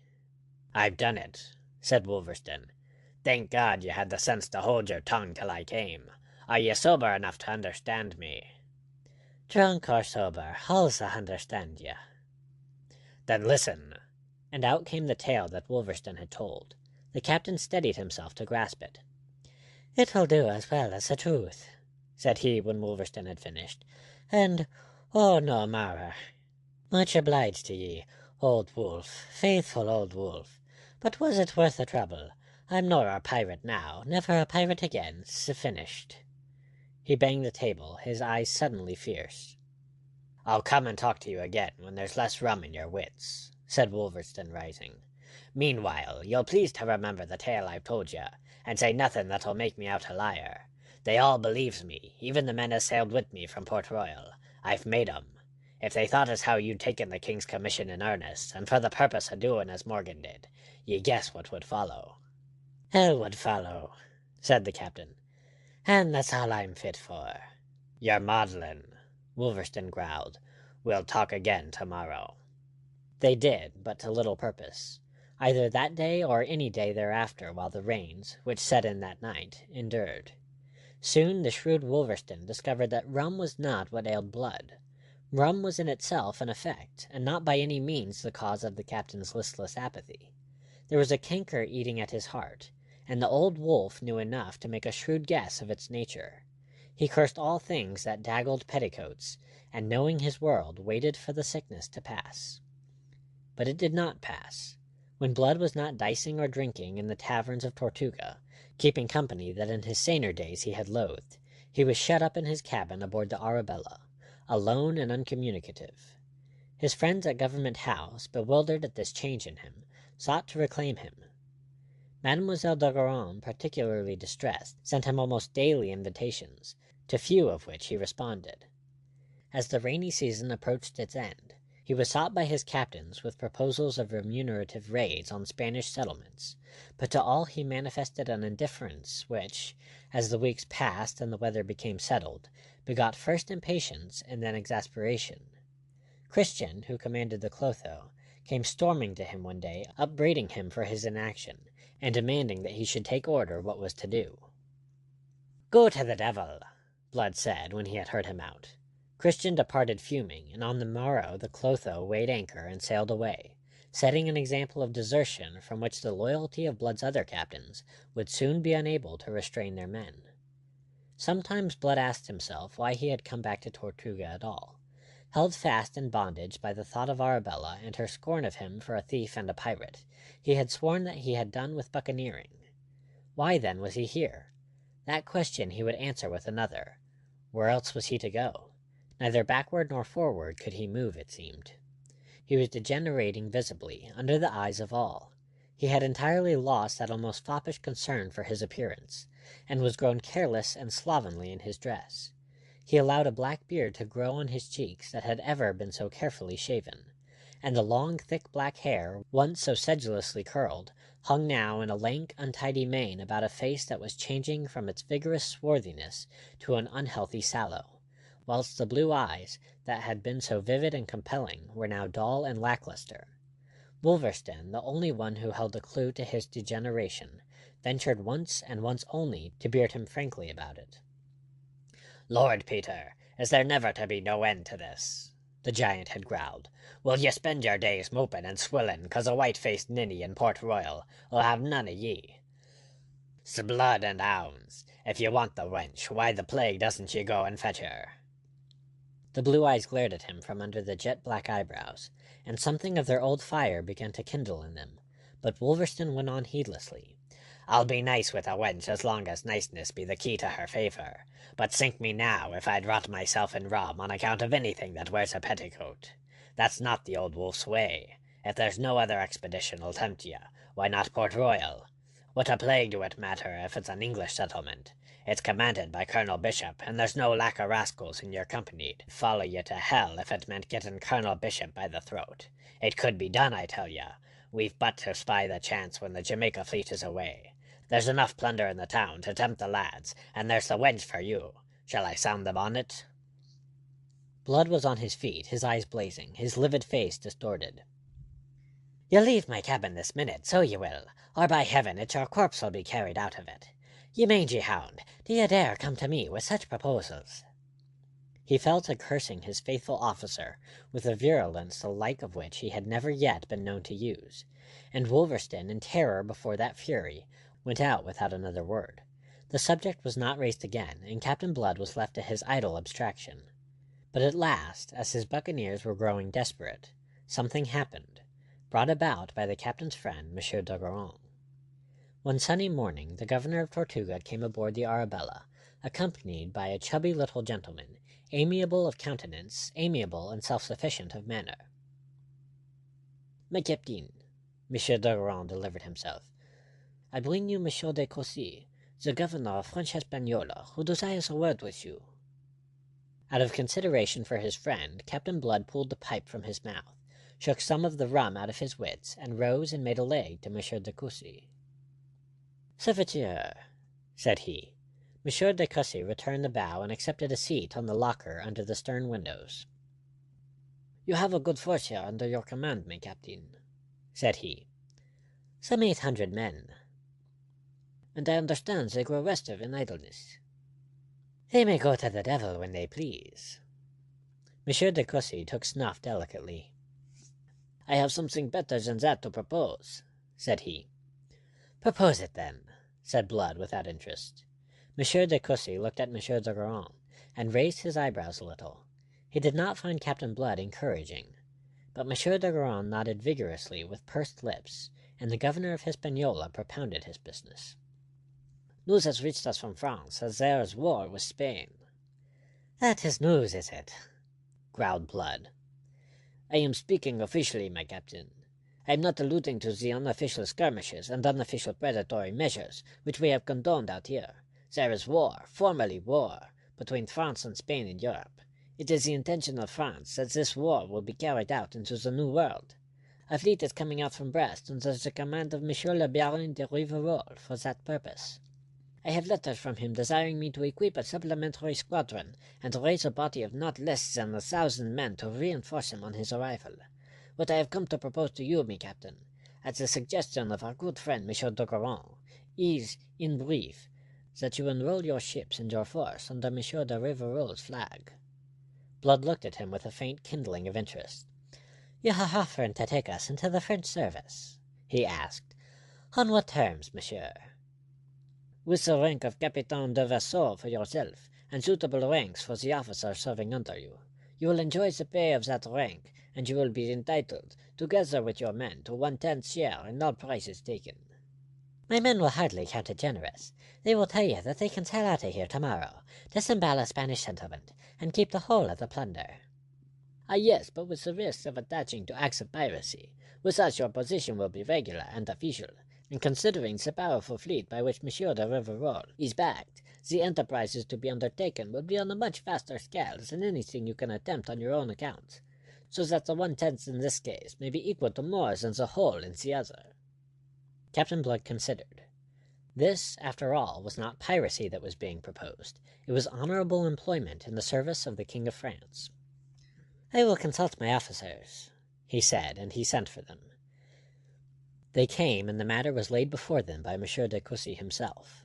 Hagthorpe announced at once that the proposal was opportune. The men were grumbling at the protracted inaction, and would no doubt be ready to accept the service which Monsieur de Cossey offered on behalf of France. Hagthorpe looked at Blood as he spoke. Blood nodded gloomy agreement. Emboldened by this, they went on to discuss the terms. Iberville, the young French filibuster, had the honor to point out to Monsieur de Cossey that the share offered was too small. For 1/5 of the prizes the officers would answer for their men, not for less. Monsieur de Cossey was distressed. He had his instructions. It was taking a deal upon himself to exceed them. The buccaneers were firm. Unless Monsieur de Cossey could make it 1/5, there was no more to be said. Monsieur de Cossey, finally consenting to exceed his instructions, the articles were drawn up and signed that very day. The buccaneers were to be at Petite Gauve by the end of January, when Monsieur de Rivarol had announced that he might be expected. After that followed days of activity in Tortuga, refitting the ships, boucanning meat, laying in stores. In these matters, which once would have engaged all Captain Blood's attention, he now took no part. He continued listless and aloof. If he had given his consent to the undertaking, or, rather, allowed himself to be swept into it by the wishes of his officers, it was only because the service offered was of a regular and honorable kind, nowise connected with piracy, with which he swore in his heart that he had done forever. But his consent remained passive. The service entered awoke no zeal in him. He was perfectly indifferent, as he told Hagthorpe, who ventured once to offer a remonstrance, whether they went to Petite Gauve or to Hades, and whether they entered the service of Louis XIV or of Satan. End of chapter 25.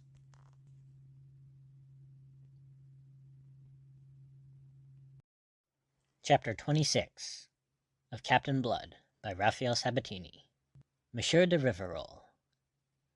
Captain Blood was still in that disgruntled mood when he sailed from Tortuga, and still in that mood when he came to his moorings in the bay of Petite Gauve. In that same mood he greeted Monsieur le Baron de Rivarol, when this nobleman with his fleet of 5 men of war at last dropped anchor alongside the buccaneer ships, in the middle of February. The Frenchman had been 6 weeks on the voyage, he announced, delayed by unfavorable weather. Summoned to wait on him, Captain Blood repaired to the castle of Petit Gove, where the interview was to take place. The Baron, a tall, hawk-faced man of 40, very cold and distant of manner, measured Captain Blood with an eye of obvious disapproval. Of Hagthorpe, Iberville, and Wolverston, who stood ranged from their captain, he took no heed whatever. Monsieur de Coucy offered Captain Blood a chair. "A moment, Monsieur de Coucy. I do not think Monsieur le Baron has observed that I am not alone. Let me present to you, sir, my companions. Captain Hagthorpe of the Elizabeth, Captain Wolverston of the Atropos, and Captain Iberville of the Lachesis." The Baron stared hard and haughtily at Captain Blood, then very distantly and barely perceptibly inclined his head to each of the other three. His manner implied plainly that he despised them, and that he desired them at once to understand it. It had a curious effect upon Captain Blood. It awoke the devil in him, and it awoke at the same time his self-respect, which of late had been slumbering. A sudden shame of his disordered, ill-kempt appearance made him perhaps the more defiant. There was almost a significance in the way he hitched his sword-belt round, so that the wrought hilt of his very serviceable rapier was brought into fuller view. He waved his captains to the chairs that stood about. "Draw up to the table, lads. We are keeping the Baron waitin'." They obeyed him, Wolverston with a grin that was full of understanding. Haughtier grew the stare of Monsieur de Rivarol. To sit at table with these bandits placed him upon what he accounted a dishonouring equality. It had been his notion that, with the possible exception of Captain Blood, they should take his instructions standing, as became men of their quality in the presence of a man of his. He did the only thing remaining to mark a distinction between himself and them. He put on his hat. "You're very wise now," said Blood amiably. "I feel the draught myself." And he covered himself with his plumed castor. Monsieur de Rivarol changed colour. He quivered visibly with anger, and was a moment controlling himself before venturing to speak. Monsieur de Coucy was obviously very ill at ease. "Sir," said the Baron frostily, "you compel me to remind you that the rank you hold is that of Capitaine de Vaisseau, and that you are in the presence of the General of the armies of France by sea and land in America. You compel me to remind you further that there is a difference due from your rank to mine." "I am happy to assure you," said Captain Blood, "that the reminder is unnecessary. I am by way of accounting myself a gentleman, little though I may look like one at present, and I should not account myself that were I capable of anything but deference to those whom nature or fortune may have placed above me, or to those who being placed beneath me in rank may labour under a disability to resent my lack of it." It was a neatly intangible rebuke. Monsieur de Rivarol bit his lip. Captain Blood swept on without giving him time to reply. "Thus much being clear, shall we come to business?" Monsieur de Rivarol's hard eyes considered him a moment. "Perhaps it will be best," said he. He took up a paper. "I have here a copy of the articles into which you entered with Monsieur de Coucy. Before going further, I have to observe that Monsieur de Coucy has exceeded his instructions in admitting you to 1/5 of the prizes taken. His authority did not warrant his going beyond 1/10." "That is a matter between yourself and Monsieur de Coucy, my general." "Oh, no, it is a matter between myself and you." "Your pardon, my general. The articles are signed. So far as we are concerned, the matter is closed. Also, out of regard for Monsieur de Coucy, we should not desire to be witnesses of the rebukes you may consider that he deserves." "What I may have to say to Monsieur de Coucy is no concern of yours." "That is what I am telling you, my general." "But, nom de Dieu, it is your concern, I suppose, that we cannot award you more than 1/10 share." Monsieur de Rivarol smote the table in exasperation. This pirate was too infernally skilful a fencer. "You are quite sure of that, Monsieur le Baron, that you cannot?" "I am quite certain that I will not." Captain Blood shrugged and looked down his nose. "In that case," said he, "it but remains for me to present my little account for our disbursement, and to fix the sum at which we should be compensated for our loss of time, and arrangement in coming hither. That settled, we can part friends, Monsieur le Baron. No harm has been done." "What the devil do you mean?" The Baron was on his feet, leaning forward across the table. "Is it possible that I am obscure? My French, perhaps, is not of the purest, but—" "Oh, your French is fluent enough. Too fluent at moments, if I may permit myself the observation. Now look you here, Monsieur le Filibuster. I am not a man with whom it is safe to play the fool, as you may very soon discover. You have accepted service of the King of France, you and your men. You hold the rank and draw the pay of a Capitaine de Vaisseau, and these your officers hold the rank of lieutenants. These ranks carry obligations which you would do well to study, and penalties for failing to discharge them, which you might study at the same time. They are something severe. The first obligation of an officer is obedience. I commend it to your attention. You are not to conceive yourselves, as you appear to be doing, my allies in the enterprises I have in view, but my subordinates. In me you behold a commander, to lead you, not a companion or an equal. You understand me, I hope." "Oh, be sure that I understand." Captain Blood laughed. He was recovering his normal self, amazingly under the inspiring stimulus of conflict. The only thing that marred his enjoyment was the reflection that he had not shaved. "I forget nothing, I assure you, my general. I do not forget, for instance, as you appear to be doing, that the articles we signed are the condition of our service, and the articles provide that we receive 1/5 share. Refuse us that, and you cancel the articles. Cancel the articles, and you cancel our services with them. From that moment we cease to have the honor to hold rank in the navies of the King of France." There was more than a murmur of approval from his three captains. Rivarol glared at them, checkmated. "In effect," Monsieur de Courcy was beginning timidly. "In effect, monsieur, this is your doing." The Baron flashed on him, glad to have someone upon whom he could fasten the sharp fangs of his irritation. "You should be broke for it. You bring the king's service into disrepute. You force me, his Majesty's representative, into an impossible position." "Is it impossible to award us the 1/5 share?" quoth Captain Blood sulkily. "In that case there is no need for beat or for injuries to Monsieur de Courcy. Monsieur de Courcy knows that we would not have come for less. We depart again upon your assurance that you cannot award us more, and things are as they would have been if Monsieur de Courcy had adhered rigidly to his instructions.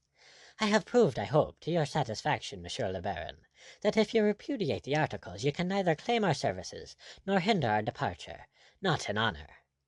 "Not in honor, sir. To the devil with your insolence. Do you imply that any course that were not in honor would be possible to me?" "I do not imply it, because it would not be possible," said Captain Blood. "We should see to that.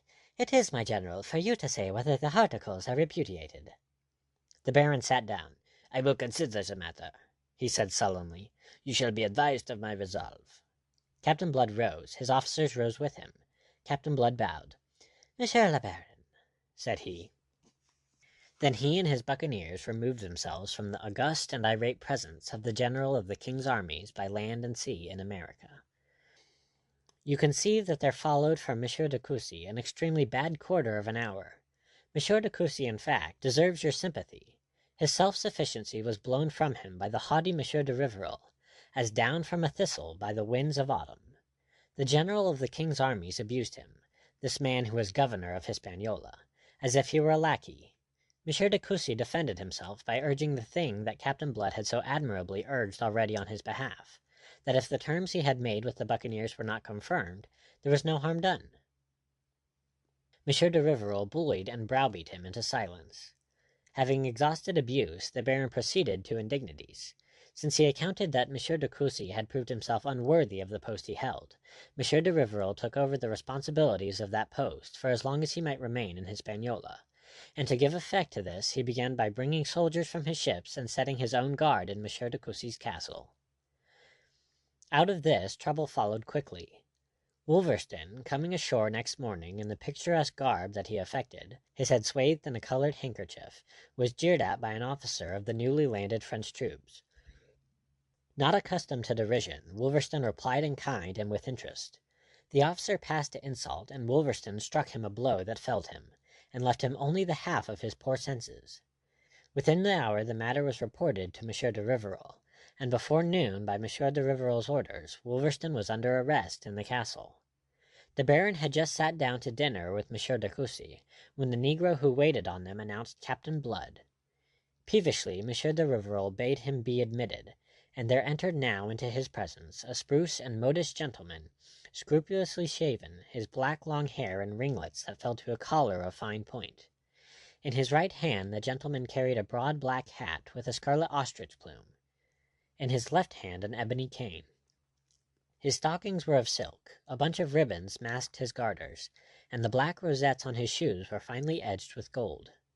For a moment Monsieur de Rivarol did not recognize him, for Blood looked younger by 10 years than yesterday, But the vivid blue eyes under their level black brows were not to be forgotten, and they proclaimed him for the man announced even before he had spoken.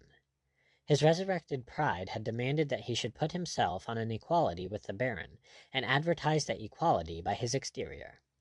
"I come inopportunely," he courteously excused himself. "My apologies. My business could not wait. It concerns Monsieur de Courcy, Captain Wolverstone of the Lachesis, whom you have placed under arrest."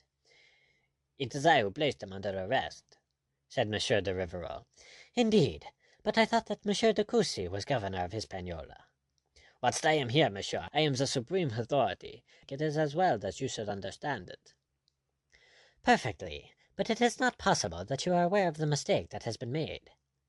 "Mistake, you say?" "I say mistake. On the whole, it is polite of me to use that word.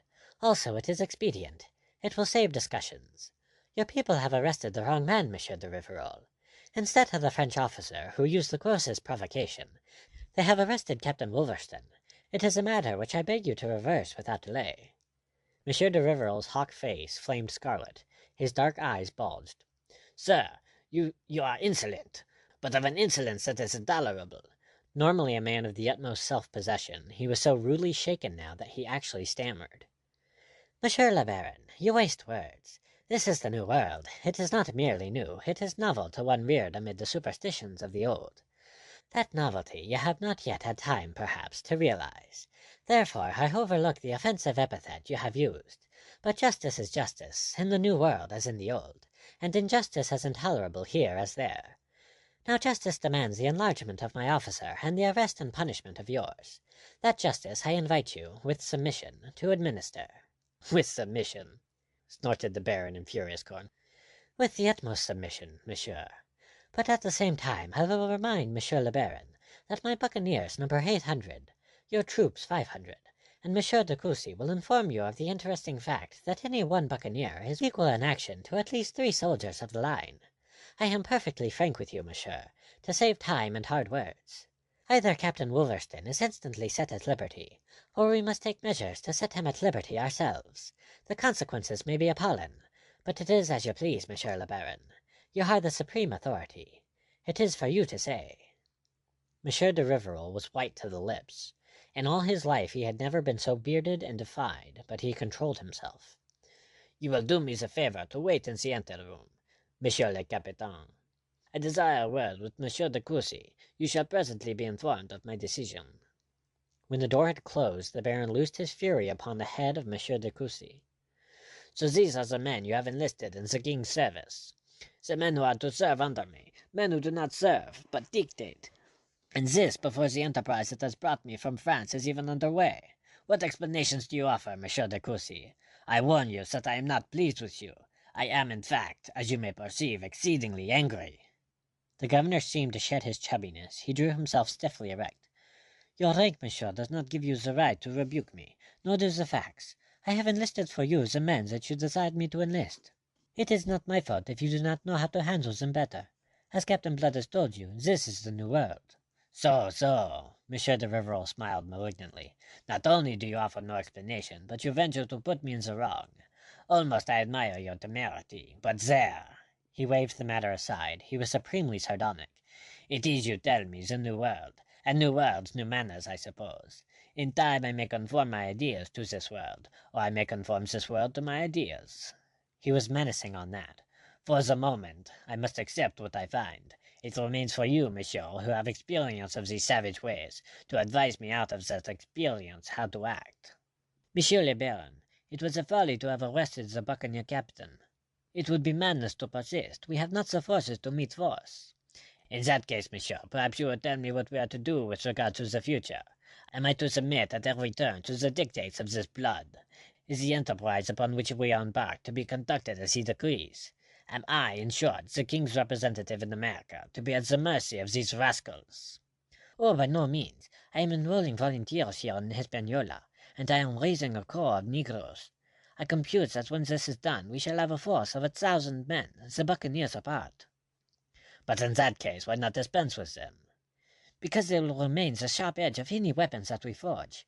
In the class of warfare that lies before us, they are so skilled that what Captain Blood has just said is not an overstatement. A buccaneer is equal to 3 soldiers of the line. At the same time, we shall have a sufficient force to keep them in control. For the rest, monsieur, they have certain notions of honor. They will stand by their articles, and so that we deal justly with them, they will deal justly with us, and give no trouble. I have experience of them, and I pledge you my word for that." Monsieur de Rivarol condescended to be mollified. It was necessary that he should save his face, and in a degree the governor afforded him the means to do so, as well as a certain guarantee for the future in the further force he was raising. "Very well," he said. "Be so good as to recall this Captain Blood." The captain came in, assured and very dignified. Monsieur de Rivarol found him detestable, but dissembled it. "Monsieur le Capitaine, I have taken counsel with Monsieur le Gouverneur. From what he tells me, it is possible that a mistake has been committed. Justice, you may be sure, shall be done. To ensure it, I shall myself preside over a council to be composed of 2 of my senior officers, yourself and an officer of yours. This council shall hold at once an impartial investigation into the affair, and the offender, the man guilty of having given provocation, shall be punished." Captain Blood bowed. It was not his wish to be extreme. "Perfectly, Monsieur le Baron. And now, sir, you have had the night for reflection in this matter of the articles. Am I to understand that you confirm or that you repudiate them?" Monsieur de Rivarol's eyes narrowed. His mind was full of what Monsieur de Coucy had said, that these buccaneers must prove the sharp edge of any weapon he might forge. He could not dispense with them. He perceived that he had blundered tactically in attempting to reduce the agreed share. Withdrawal from a position of that kind is ever fraught with loss of dignity, but there were those volunteers that Monsieur de Coucy was enrolling to strengthen the hand of the king's general. Their presence might admit anon of the reopening of this question. Meanwhile, he must retire in the best order possible. "I have considered that too," he announced, "and whilst my opinion remains unaltered, I must confess that since Monsieur de Coucy has pledged us, it is for us to fulfill the pledges. The articles are confirmed, sir." Captain Blood bowed again. In vain Monsieur de Rivarol looked searchingly for the least trace of a smile of triumph on those firm lips. The buccaneer's face remained of the utmost gravity. Wolverstone was set at liberty that afternoon, and his assailant sentenced to 2 months' detention. Thus harmony was restored, but it had been an unpromising beginning, and there was more to follow shortly of a similar discordant kind. Blood and his officers were summoned a week later to a council which sat to determine their operations against Spain. Monsieur de Rivarol laid before them a project for a raid upon the wealthy Spanish town of Cartagena. Captain Blood professed astonishment. Sourly invited by Monsieur de Rivarol to state his grounds for it, he did so with the utmost frankness. "Were I general of the king's armies in America," said he, "I should have no doubt or hesitation as to the best way in which to serve my royal master and the French nation. That which I think will be obvious to Monsieur de Coucy, as it is to me, is that we should at once invade Spanish Hispaniola, and reduce the whole of this fruitful and splendid island into the possession of the King of France." "That may follow," said Monsieur de Rivarol. "It is my wish that we begin with Cartagena." You mean, sir, that we are to sail across the Caribbean on an adventurous expedition, neglecting that which lies here at our very door. In our absence, a Spanish invasion of French Hispaniola is possible. If we begin by reducing the Spaniards here, that possibility will be removed. We shall have added to the crown of France the most coveted possession in the West Indies. The enterprise offers no particular difficulty.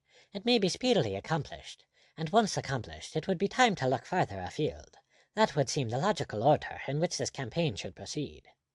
He ceased, and there was silence. Monsieur de Rivarol sat back in his chair, the feathered end of a quill between his teeth. Presently he cleared his throat and asked a question. "Is there anybody else who shares Captain Blood's opinion?" None answered him. His own officers were overawed by him. Blood's followers naturally preferred Cartagena because offering the greater chance of loot. Loyalty to their leader kept them silent. "You seem to be alone in your opinion," said the Baron, with his vinegary smile. Captain Blood laughed outright. He had suddenly read the Baron's mind. His airs and graces and haughtiness had so imposed upon Blood that it was only now that at last he saw through them, into the fellow's peddling spirit. Therefore he laughed. There was really nothing else to do. But his laughter was charged with more anger, even, than contempt. He had been deluding himself that he had done with piracy. The conviction that this French service was free of any taint of that was the only consideration that had induced him to accept it. Yet here was the haughty, supercilious gentleman, who dubbed himself General of the armies of France, proposing a plundering, thieving raid, which, when stripped of its mean, transparent mask of legitimate warfare, was revealed as piracy of the most flagrant. Monsieur de Rivarol, intrigued by his mirth, scowled upon him disapprovingly. "Why do you laugh, monsieur?" "Because I discover here an irony that is supremely droll. You, Monsieur le Baron, General of the King's armies by land and sea in America, propose an enterprise of a purely buccaneering character, whilst I, the buccaneer, am urging one that is more concerned with upholding the honor of France. You perceive how droll it is." Monsieur de Rivarol perceived nothing of the kind. Monsieur de Rivarol, in fact, was extremely angry. He bounded to his feet, and every man in the room rose with him, save only Monsieur de Coucy, who sat on with a grim smile on his lips. He, too, now read the Baron like an open book, and reading him, despised him. "Monsieur le filibuster," cried Rivarol in a thick voice, "it seems that I must again remind you that I am your superior officer." "My superior officer! You, lord of the world! Why, you are just a common pirate. But you shall hear the truth for once, and that before all these gentlemen who have the honor to serve the King of France.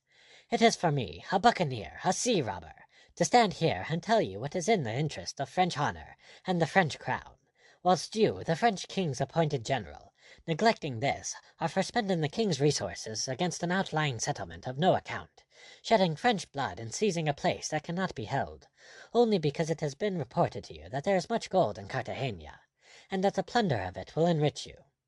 It is unworthy of the huckster who sought to haggle with us about our share, and to beat us down after the articles pledging you were already signed.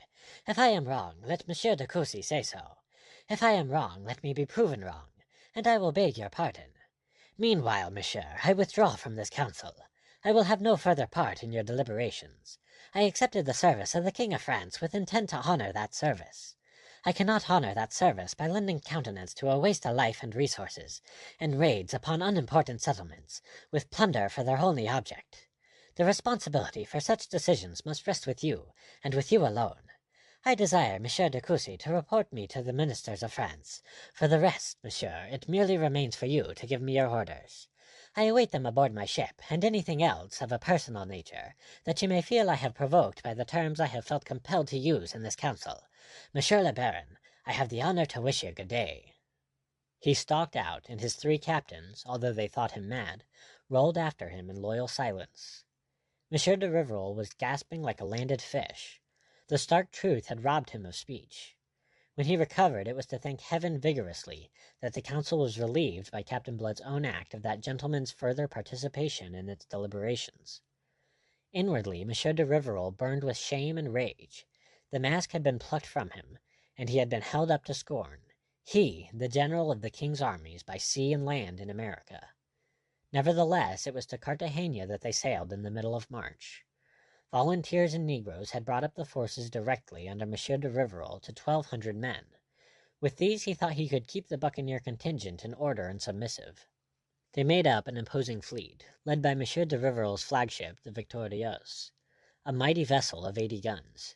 Each of the 4 other French ships was at least as powerful as Blood's Arabella, which was of 40 guns. Followed the lesser buccaneer vessels, the Elizabeth, Lachesis, and Atropos, and a dozen frigates laden with stores, besides canoes and small craft in tow. Narrowly they missed the Jamaica fleet with Colonel Bishop, which sailed north for Tortuga 2 days after the Baron de Rivarol's southern passage. End of chapter 26.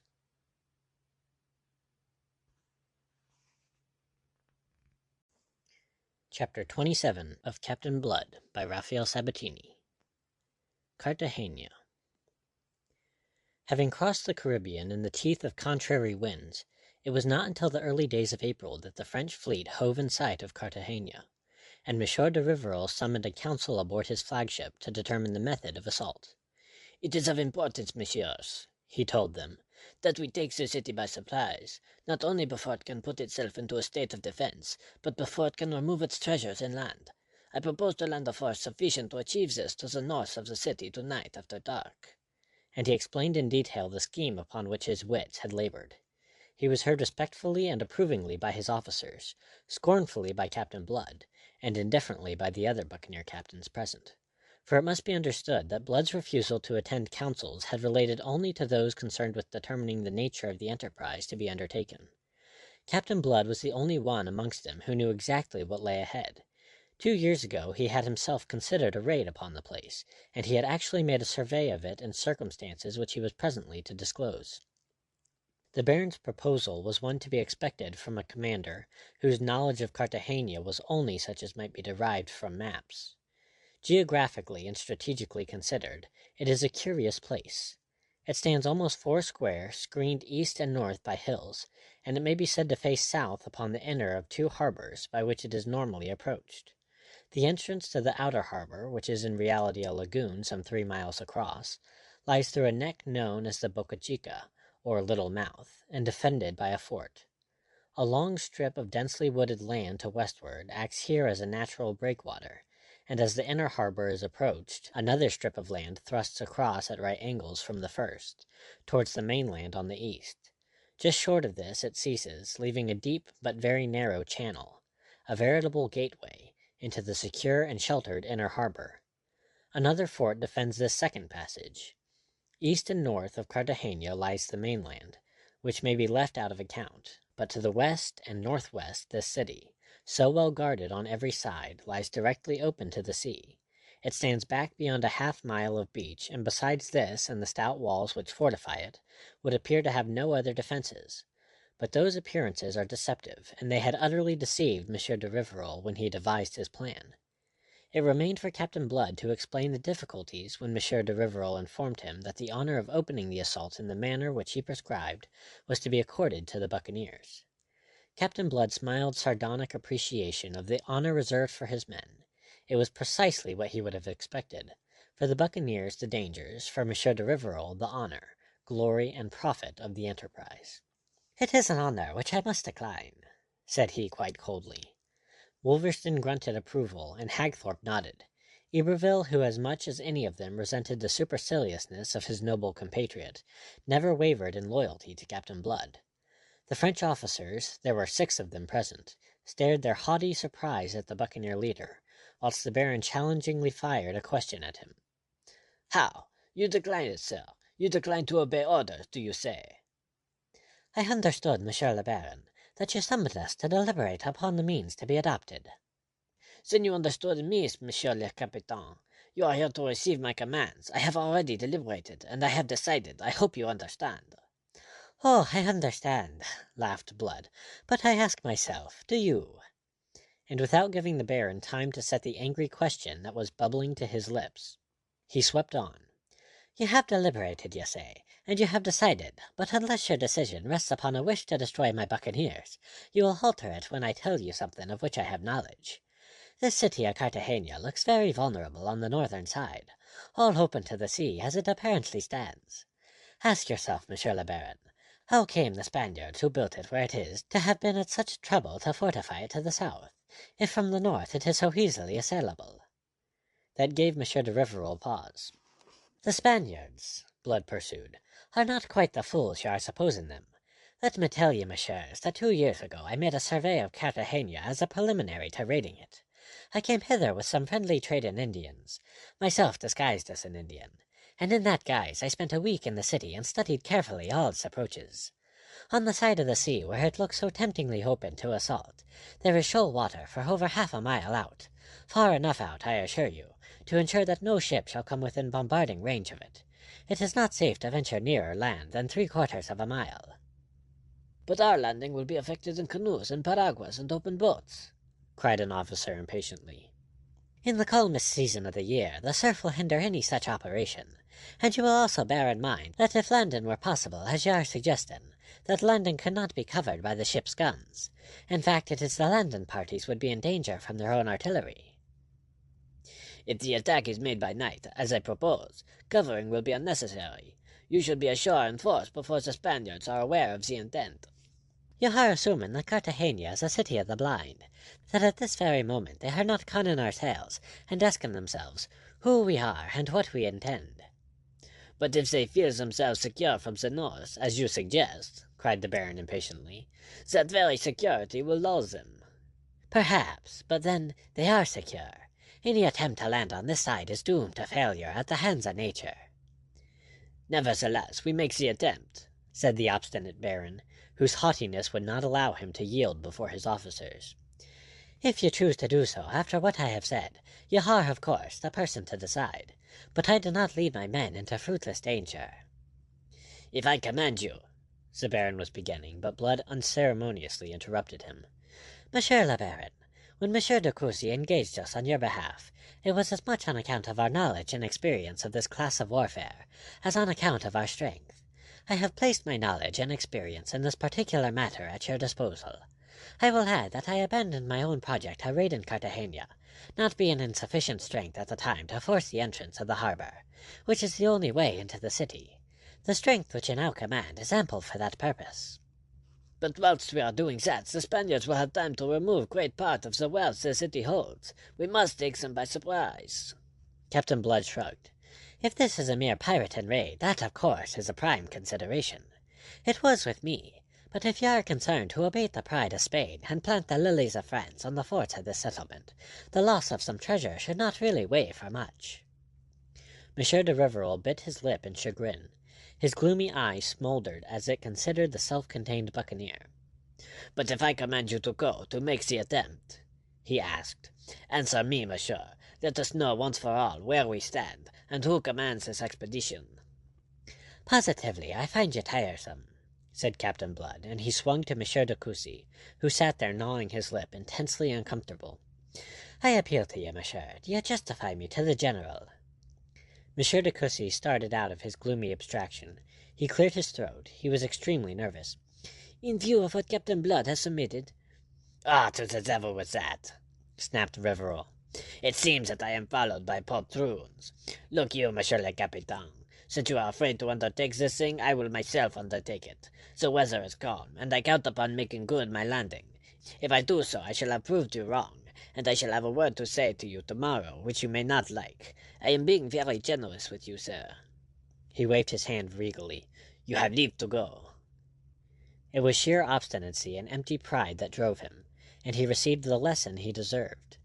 The fleet stood in during the afternoon to within a mile of the coast, and under cover of darkness 300 men, of whom 200 were Negroes, the whole of the Negro contingent having been pressed into the undertaking, were pulled away for the shore in the canoes, piraguas, and ship's boats. Rivarol's pride compelled him, however much he may have disliked the venture, to lead them in person. The first 6 boats were caught in the surf and pounded into fragments before their occupants could extricate themselves.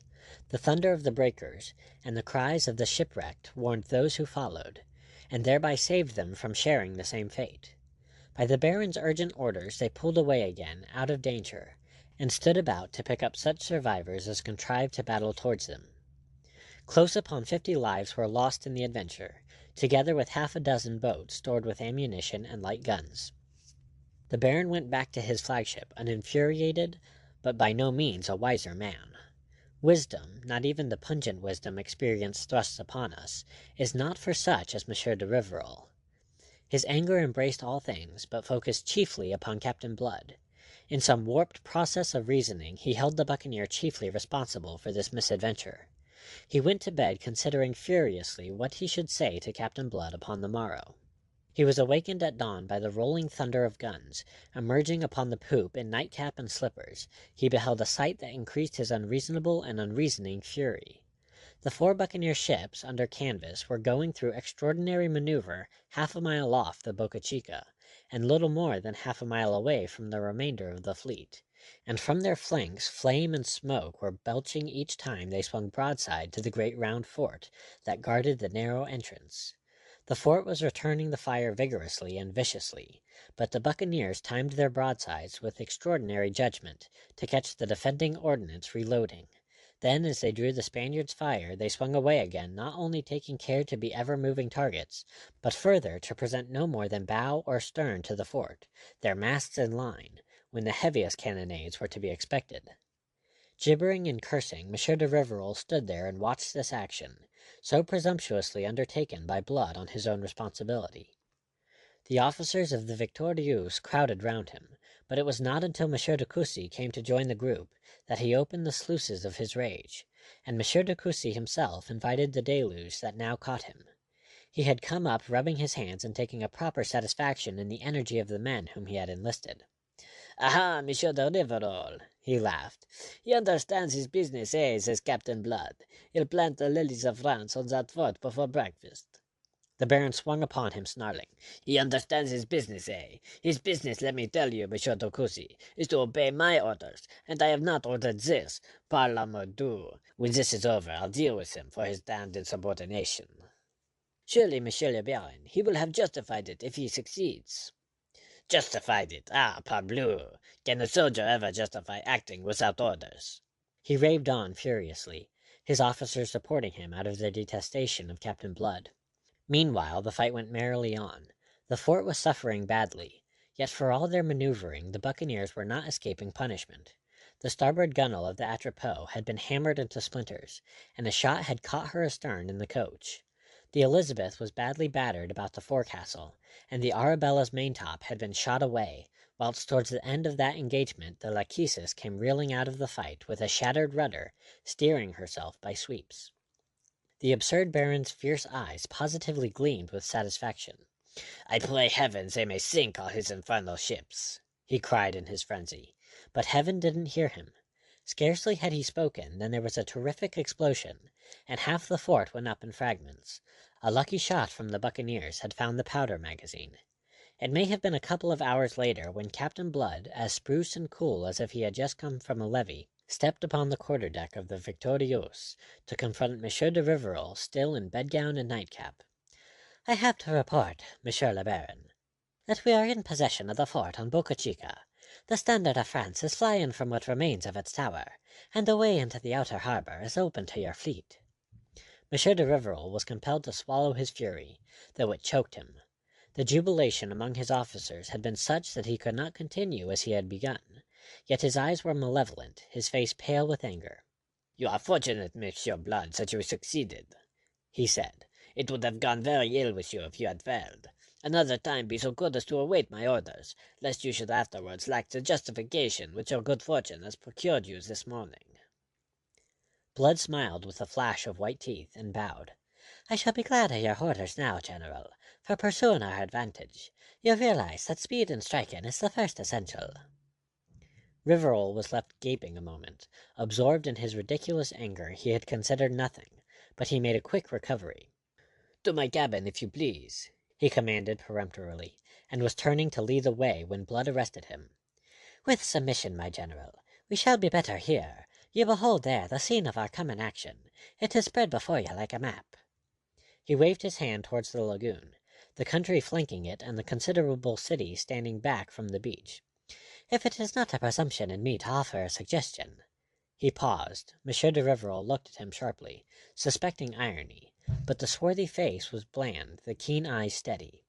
"Let us hear your suggestion," he consented. Blood pointed out the fort at the mouth of the inner harbor, which was just barely visible above the waving palms on the intervening tongue of land. He announced that its armament was less formidable than that of the outer fort, which they had reduced, but on the other hand the passage was very much narrower than the Boca Chica, and before they could attempt to make it in any case, they must dispose of those defenses. He proposed that the French ships should enter the outer harbor, and proceed at once to bombardment. Meanwhile he would land 300 buccaneers and some artillery on the eastern side of the lagoon, beyond the fragrant garden islands dense with richly bearing fruit trees, and proceed simultaneously to storm the fort in the rear, thus beset on both sides at once, and demoralized by the fate of the much stronger outer fort. He did not think the Spaniards would offer a very long resistance. Then it would be for Monsieur de Rivarol to garrison the fort, whilst Captain Blood would sweep on with his men and seize the church of Nostra Senora de la Pupa, plainly visible on its hill immediately eastward of the town. Not only did the eminence afford them a valuable and obvious strategic advantage, but it commanded the only road that led from Cartagena to the interior, and once it were held there would be no further question of the Spaniards attempting to remove the wealth of the city. That, to Monsieur de Rivarol, was, as Captain Blood had judged that it would be, the crowning argument. Supercilious until that moment, and disposed for his own pride's sake to treat the buccaneer's suggestions with cavalier criticism, Monsieur de Rivarol's manner suddenly changed. He became alert and brisk, went so far as tolerantly to commend Captain Blood's plan, and issued orders that action might be taken upon it at once. It is not necessary to follow that action step by step. Blunders on the part of the French marred its smooth execution, and the indifferent handling of their ships led to the sinking of 2 of them in the course of the afternoon by the fort's gunfire. But by evening, owing largely to the irresistible fury with which the buccaneers stormed the place from the landward side, the fort had surrendered, and before dusk, Blood and his men, with some ordnance hauled thither by mules, dominated the city from the heights of Nuestra Senora de la Pupa. At noon on the morrow, shorn of defences and threatened with bombardment, Cartagena sent offers of surrender to M. de Rivarol. Swollen with pride by a victory for which he took the entire credit to himself, the Baron dictated his terms. He demanded that all public efforts and office accounts be delivered up, that the merchants surrender all moneys and goods held by them for their correspondence. The inhabitants could choose whether they would remain in the city or depart, but those who went must first deliver up all their property, and those who elected to remain must surrender half and become the subjects of France. Religious houses and churches should be spared, but they must render accounts of all moneys and valuables in their possession. Cartagena agreed, having no choice in the matter, and on the next day, which was the 5th of April, M. de Rivarol entered the city and proclaimed it now a French colony, appointing M. de Coucy its governor. Thereafter he proceeded to the cathedral, where very properly a Te Deum was sung in honor of the conquest. This by way of grace, whereafter M. de Rivarol proceeded to devour the city. The only detail in which the French conquest of Cartagena differed from an ordinary buccaneering raid was that under the severest penalties no soldier was to enter the house of any inhabitant.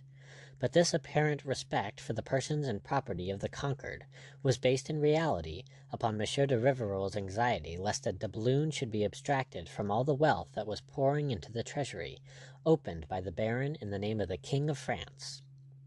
Once the golden stream had ceased, he removed all restrictions and left the city in prey to his men, who proceeded further to pillage it of that part of their property which the inhabitants who became French subjects had been assured should remain inviolate. The plunder was enormous. In the course of 4 days, over 100 mules laden with gold went out of the city and down to the boats waiting at the beach to convey the treasure aboard the ships. End of chapter 27.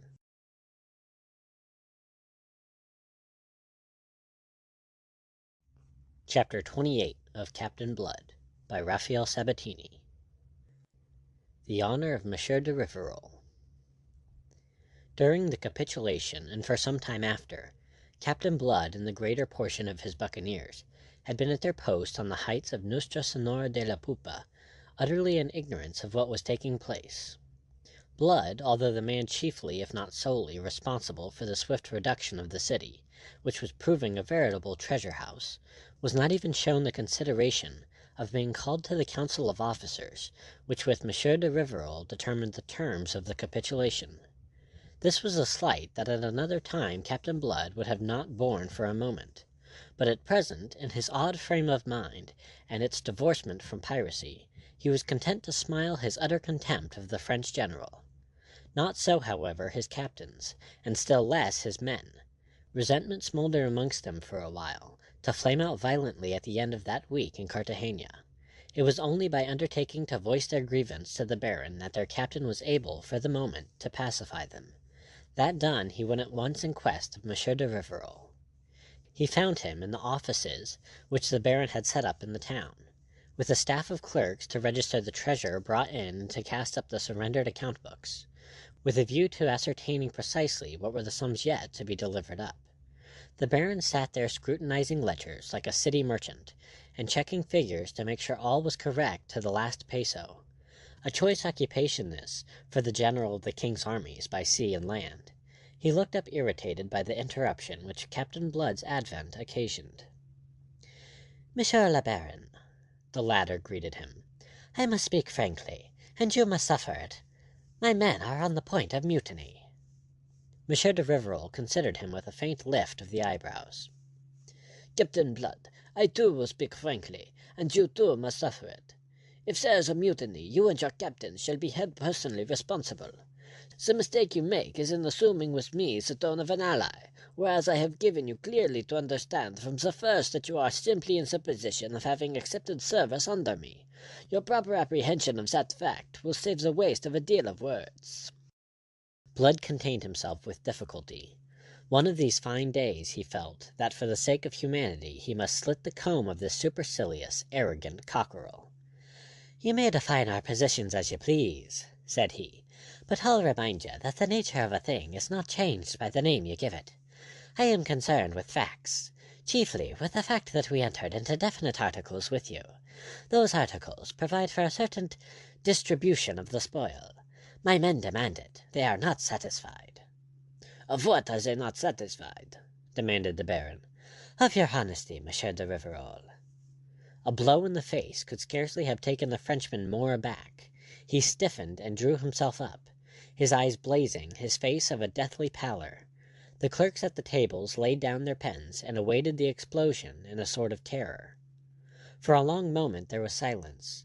Then the great gentleman delivered himself in a voice of concentrated anger. "Do you dare so much, you and the dirty thieves that follow you? God's blood! You shall answer to me for that word. Do it entail a yet worse dishonor to meet you. Fa!"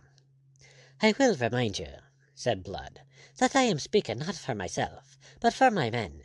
It is they who are not satisfied, they who threaten that unless satisfaction is afforded them, and promptly, they will take it." "Take it," said Rivarol, trembling in his rage. "Let them attempt it, and—" "Now don't be rash. My men are within their rights, as you are aware. They demand to know when this sharing of the spoil is to take place, and when they are to receive the fifth for which their articles provide." "God give me patience. How can we share the spoil before it has been completely gathered?" "My men have reason to believe that it is gathered, and anyway, they view with mistrust that it should all be housed aboard your ships and remain in your possession. They say that hereafter there will be no ascertaining what the spoil really amounts to." "But, name of heaven, I have kept books. They are there for all to see." "They do not wish to see account books. Few of them can read. They want to view the treasure itself. They know, you compel me to be blunt, that the accounts have been falsified. Your books show the spoil of Cartagena to amount to some 10,000,000 livres. The men know, and they are very skilled in these computations, that it exceeds the enormous total of 40 millions. They insist that the treasure itself be produced and weighed in their presence, as is the custom among the brethren of the coast." "I know nothing of filibuster customs." The gentleman was disdainful. "But you are learning quickly." "What do you mean, you rogue? I am a leader of armies, not of plundering thieves." "Oh, but of course." Blood's irony laughed in his eyes. "Yet whatever you may be, I warned you that unless you yield to a demand that I consider just, and therefore uphold, you may look for trouble, and it would not surprise me if you never leave Cartagena at all, nor convey a single gold piece home to France." "Ah, pardieu! Am I to understand that you are threatening me?" Come, Monsieur le Baron. I warn you of the trouble that a little prudence may avert. You do not know on what a volcano you are sitting. You do not know the ways of buccaneers. If you persist, Cartagena will be drenched in blood, and whatever the outcome, the King of France will not have been well served." That shifted the basis of the argument to less hostile ground.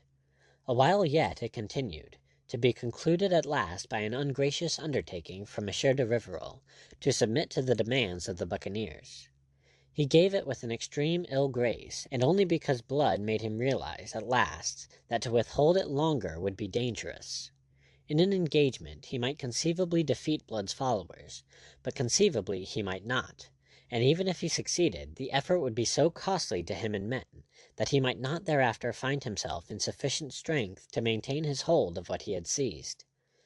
The end of it all was that he gave a promise at once to make the necessary preparations, and if Captain Blood and his officers would await him on board the Victorieuse tomorrow morning, the treasure should be produced, weighed in their presence, and their fifth share surrendered there and then into their own keeping. Among the buccaneers that night there was a hilarity over the sudden abatement of Monsieur de Rivarol's monstrous pride. But when the next dawn broke over Cartagena, they had the explanation of it.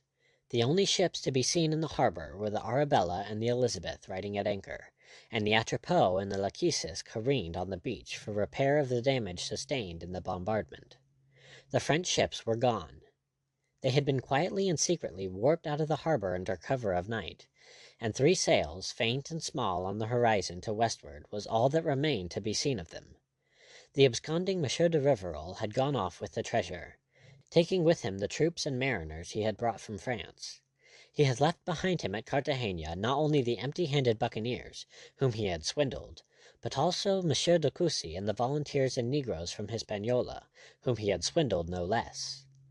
The 2 parties were fused into one by their common fury, and before the exhibition of it the inhabitants of that ill-fated town were stricken with deeper terror than they had yet known since the coming of this expedition.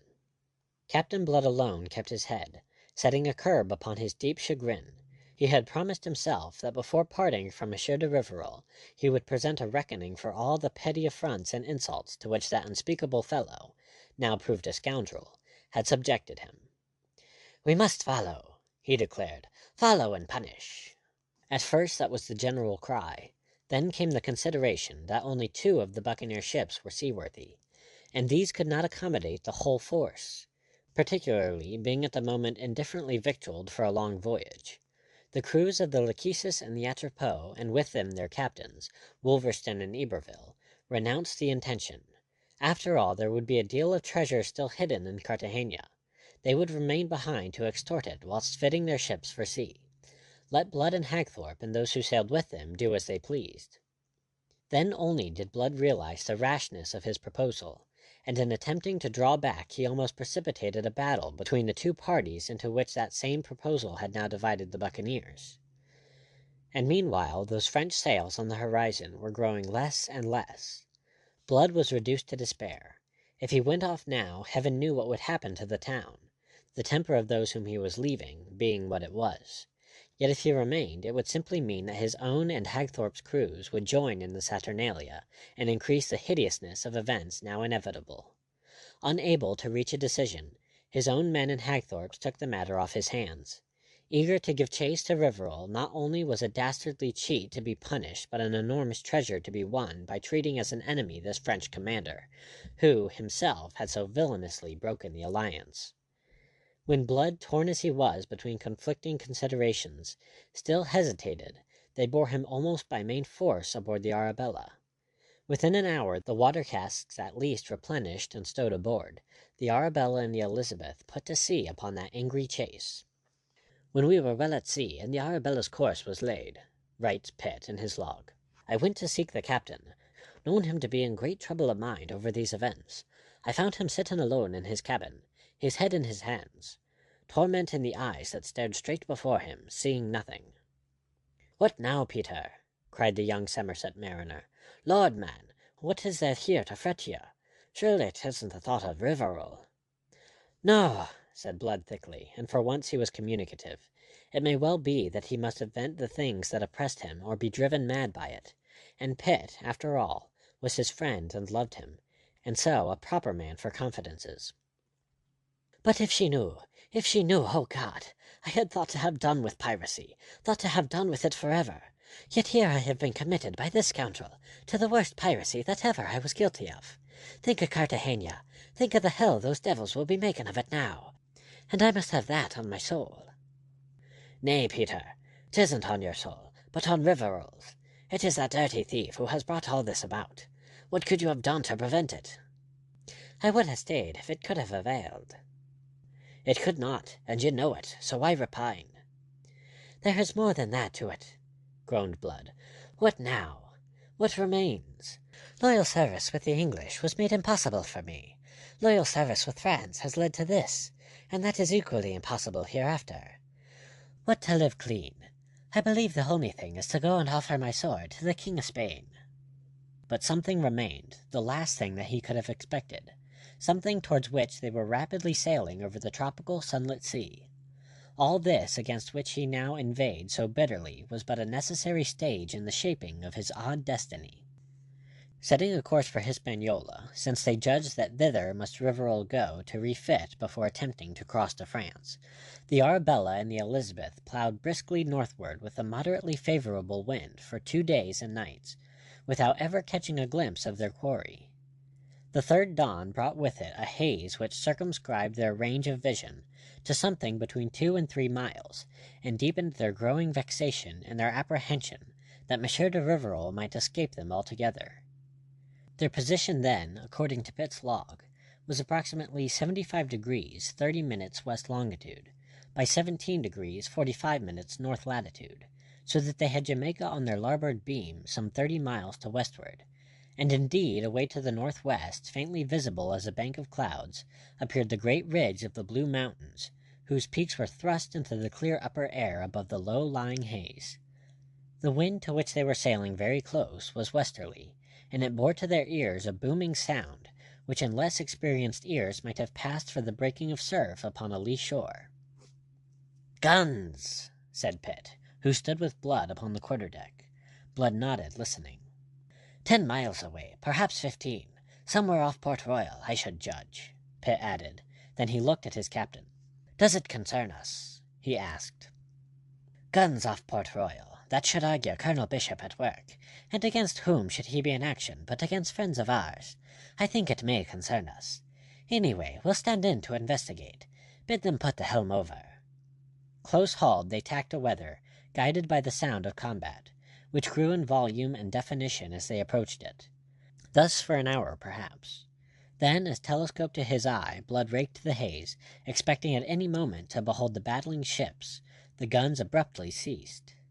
They held to their course nevertheless, with all hands on deck, eagerly anxious, scanning the sea ahead, and presently an object loomed into view, which soon defined itself for a great ship on fire.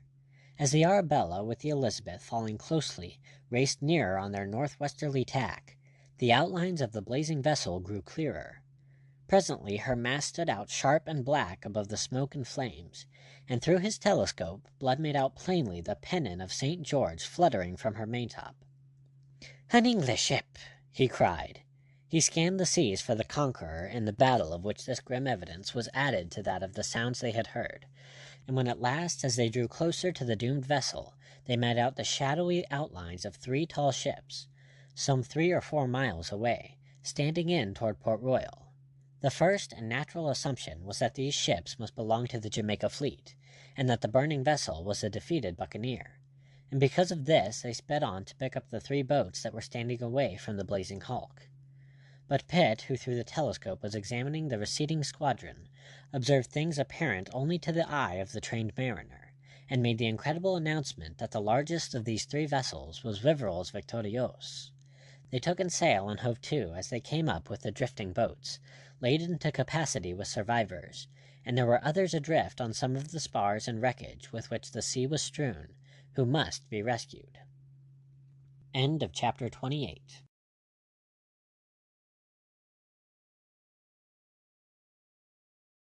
Chapter 29 of Captainblood by Rafael Sabatini. The Service of King William.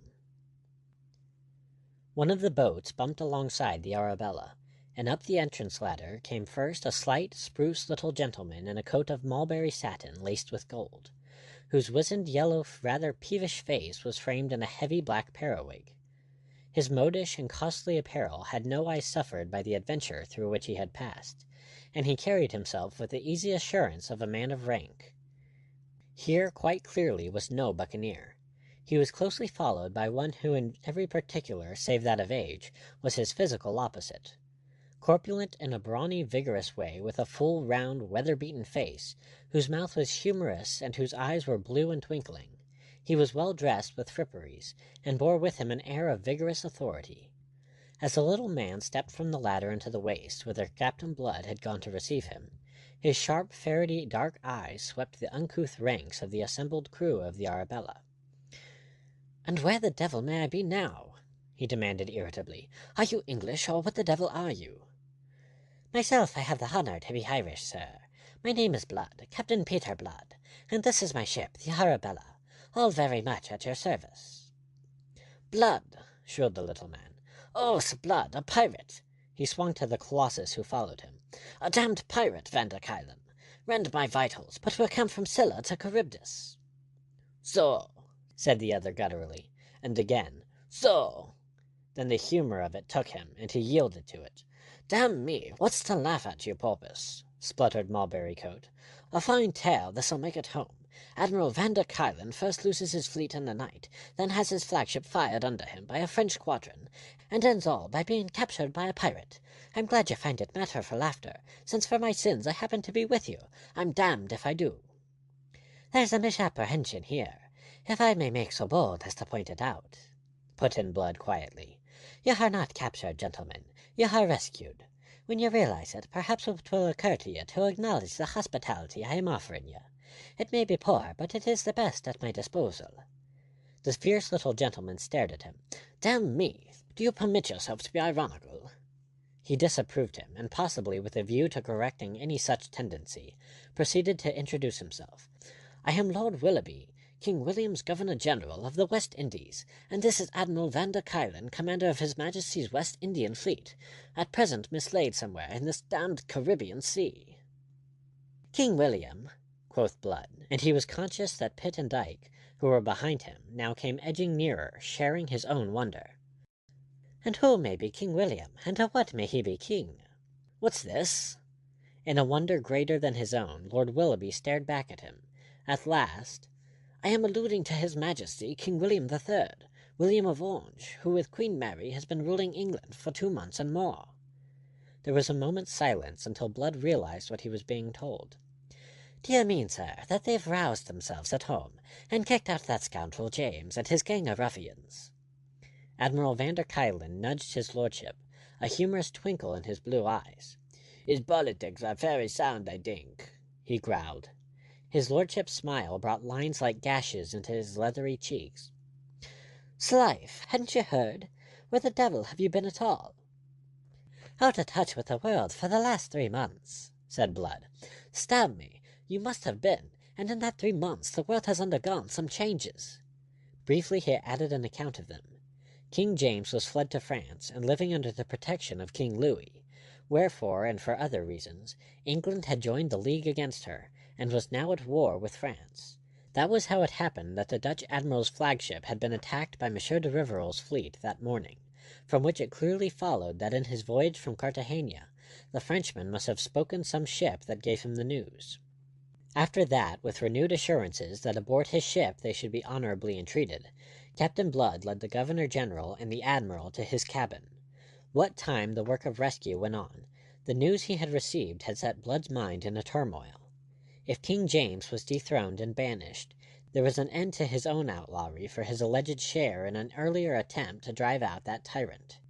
It became possible for him to return home and take up his life again at the point where it was so unfortunately interrupted 4 years ago. He was dazzled by the prospect so abruptly opened out to him. The thing so filled his mind, moved him so deeply that he must afford it expression. In doing so, he revealed of himself more than he knew or intended to the astute little gentleman who watched him so keenly the while.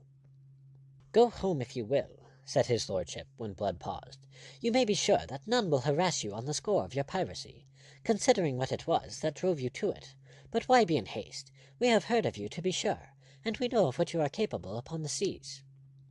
Here is a great chance for you, since you declare yourself sick of piracy, should you choose to serve King William out here during this war. Your knowledge of the West Indies should render you a very valuable servant to His Majesty's government, which you would not find ungrateful. You should consider it. Damn me, sir, I repeat, it is a great chance you are given." "That your lordship gives me," Blood amended. "I am very grateful. But at the moment, I confess, I can consider nothing but this great news. It alters the shape of the world. I must accustom myself to view it as it now is, before I can determine my own place in it." Pitt came in to report that the work of rescue was at an end, and the men picked up, some 45 in all, safe aboard the 2 buccaneer ships. He asked for orders. Blood rose. "I am negligent of your lordship's concerns in my consideration of my own. You'll be wishing me to land you at Port Royal." "At Port Royal?" The little man squirmed wrathfully on his seat. Wrathfully and at length he informed Blood that they had put into Port Royal last evening, to find its deputy governor absent. He had gone on some wild chase to Tortuga, after buccaneers, taking the whole of the fleet with him. Blood stared in surprise a moment, then yielded to laughter. He went, I suppose, before news reached him of the change of government at home, and the war with France." "He did not," snapped Willoughby. "He was informed of both, and also of my coming before he set out." "Oh, impossible!" "So I should have thought, but I have the information from a Major Mallard, whom I found in Port Royal, apparently governing in this fool's absence."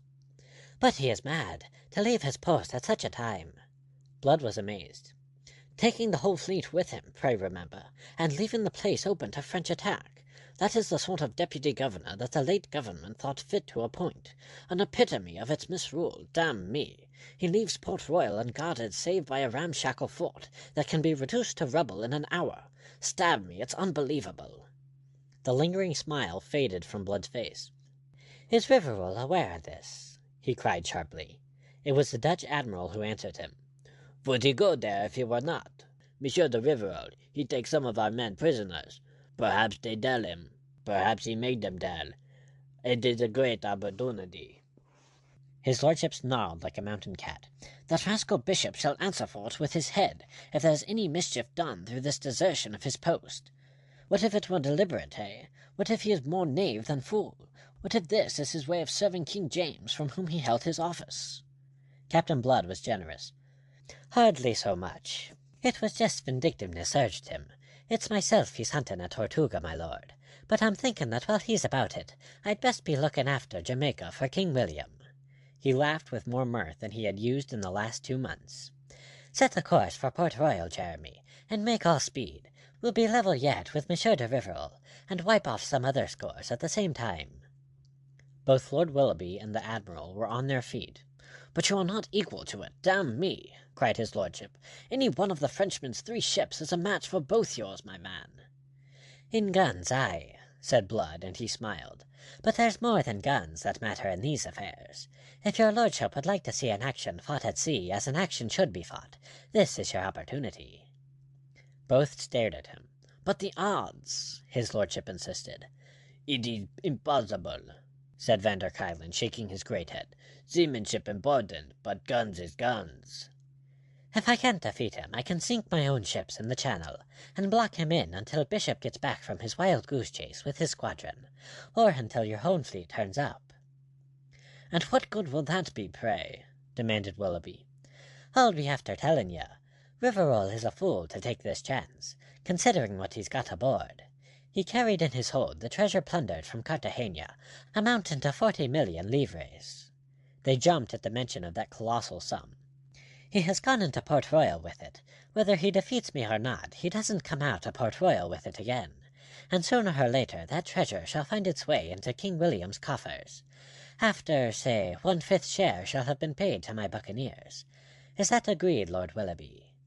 His lordship stood up, and shaking back the cloud of lace from his wrist, held out a delicate white hand. "Captain Blood, I discover greatness in you," said he.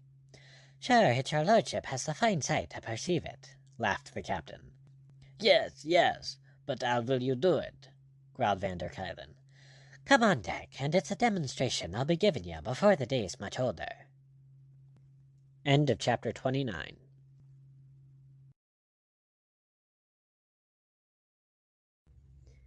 Chapter 30 of Captain Blood by Rafael Sabatini. The Last Fight of the Arabella. "Why do you wait, my friend?" growled Van der Kuylen. "Aye, in God's name!" snapped Willoughby. It was the afternoon of that same day, and the 2 buccaneer ships rocked gently with idly flapping sails under the lee of the long spit of land forming the great natural harbor of Port Royal, and less than a mile from the straits leading into it, which the fort commanded.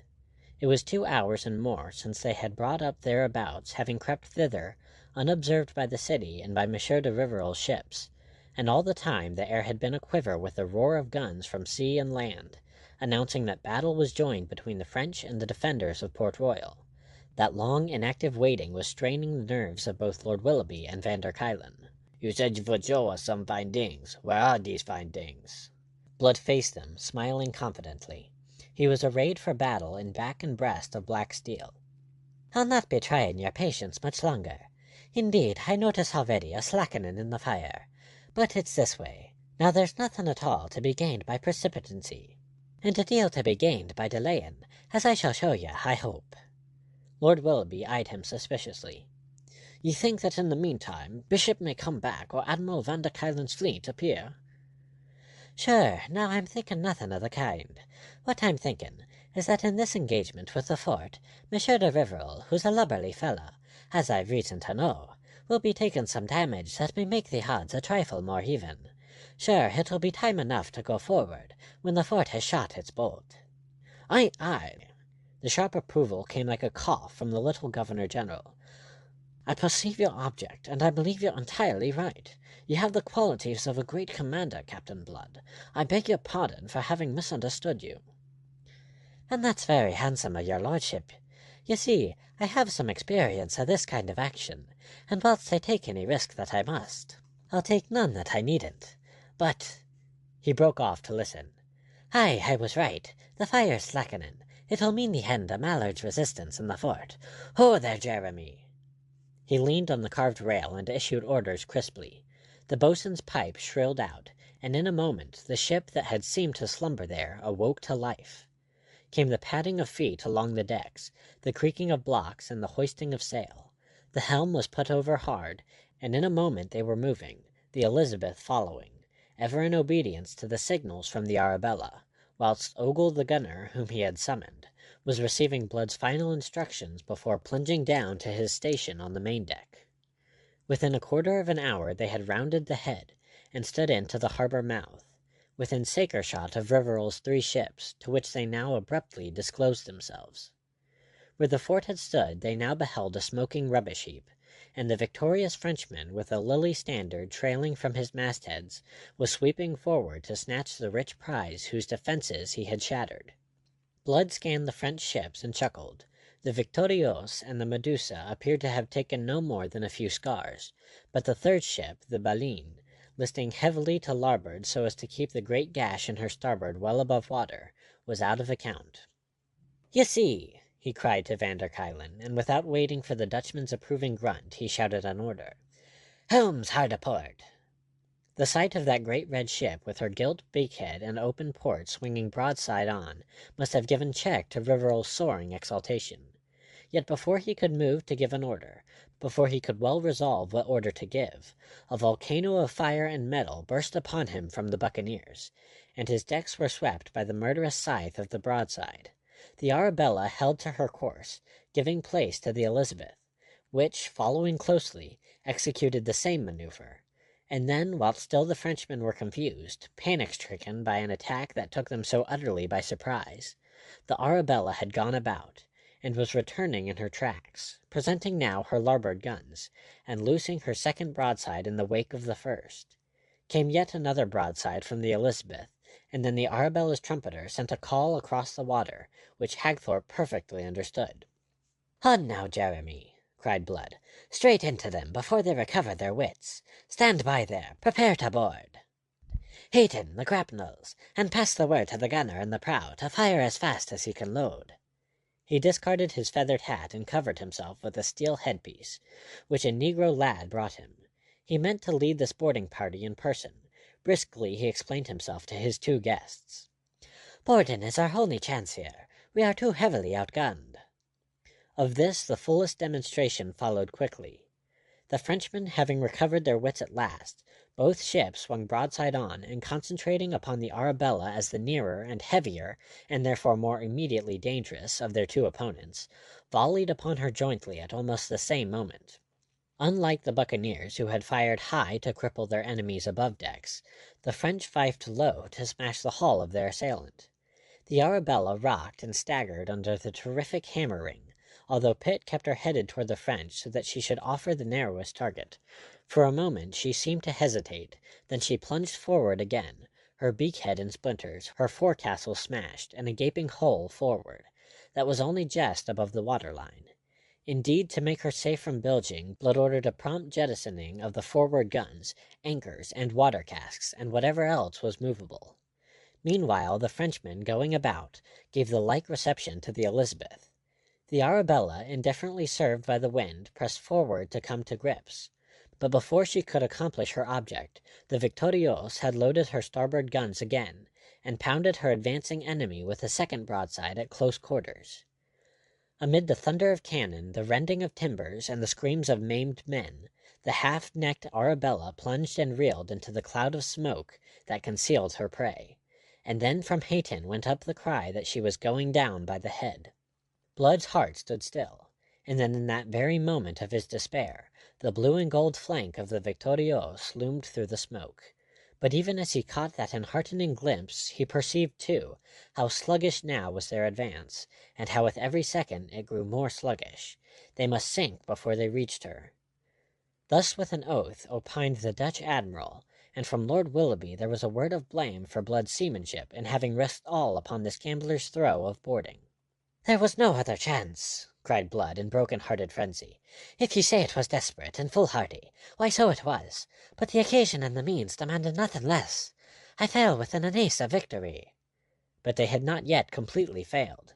Hayton himself and a score of sturdy rogues whom his whistle had summoned were crouching for shelter amid the wreckage of the forecastle with grapnels ready. Within 7 or 8 yards of the Victorieuse, when their way seemed spent, and their forward deck already awash under the eyes of the jeering, cheering Frenchmen, those men leapt up and forward and hurled their grapnels across the chasm.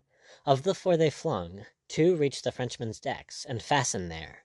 Swift as thought itself was then the action of those sturdy, experienced buccaneers. Unhesitatingly all threw themselves upon the chain of one of those grapnels, neglecting the other, and heaved upon it with all their might to warp the ships together. Blood, watching from his own quarter-deck, sent out his voice in a clarion call. "Musketeers to the prow!" The musketeers, at their station at the waist, obeyed him with the speed of men who know that in obedience is the only hope of life. 50 of them dashed forward instantly, and from the ruins of the forecastle they blazed over the heads of Hayton's men, mowing down the French soldiers, who, unable to dislodge the irons, firmly held where they had deeply bitten into the timbers of the Victorieuse, were themselves preparing to fire upon the grapnel crew. Starboard to starboard, the 2 ships swung against each other with a jarring thud. By then Blood was down in the waist, judging and acting with the hurricane speed the occasion demanded. Sail had been lowered by slashing away the ropes that held the yards. The advance guard of boarders, 100 strong, was ordered to the poop, and his grapnel men were posted and prompt to obey his command at the very moment of impact. As a result, the foundering Arabella was literally kept afloat by the half-dozen grapnels that in an instant moored her firmly to the Victorieuse. Willoughby and Van der Kuylen on the poop had watched in breathless amazement the speed and precision with which Blood and his desperate crew had gone to work.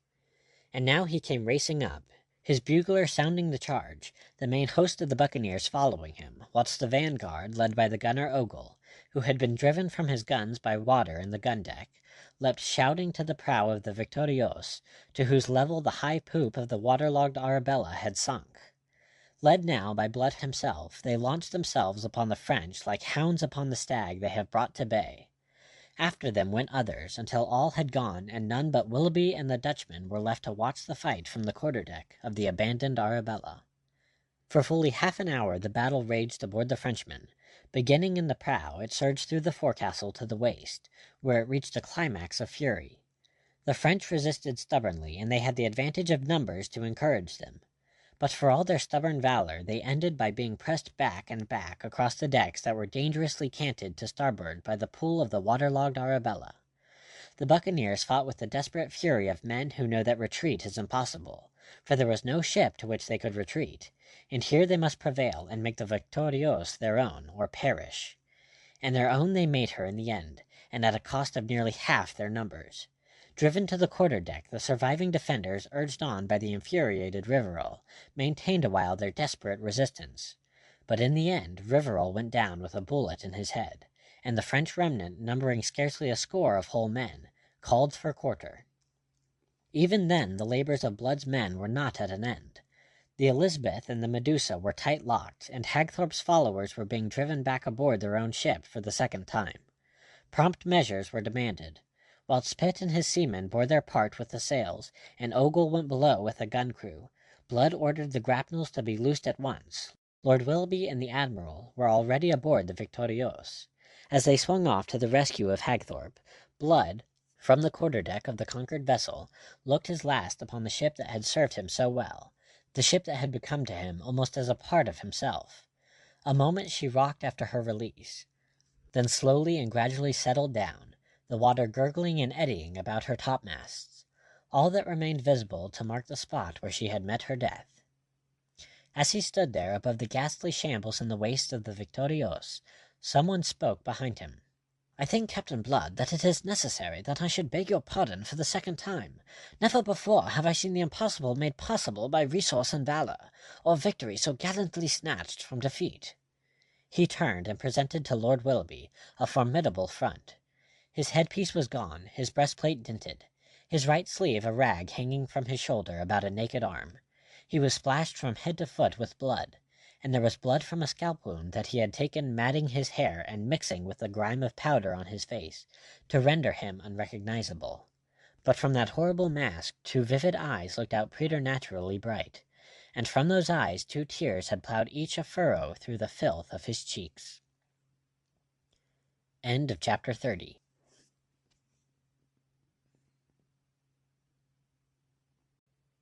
Chapter 31 of Captain Blood by Rafael Sabatini. His Excellency the Governor. When the cost of that victory came to be counted, it was found that of 320 buccaneers who had left Cartagena with Captain Blood, a bare 100 remained sound and whole.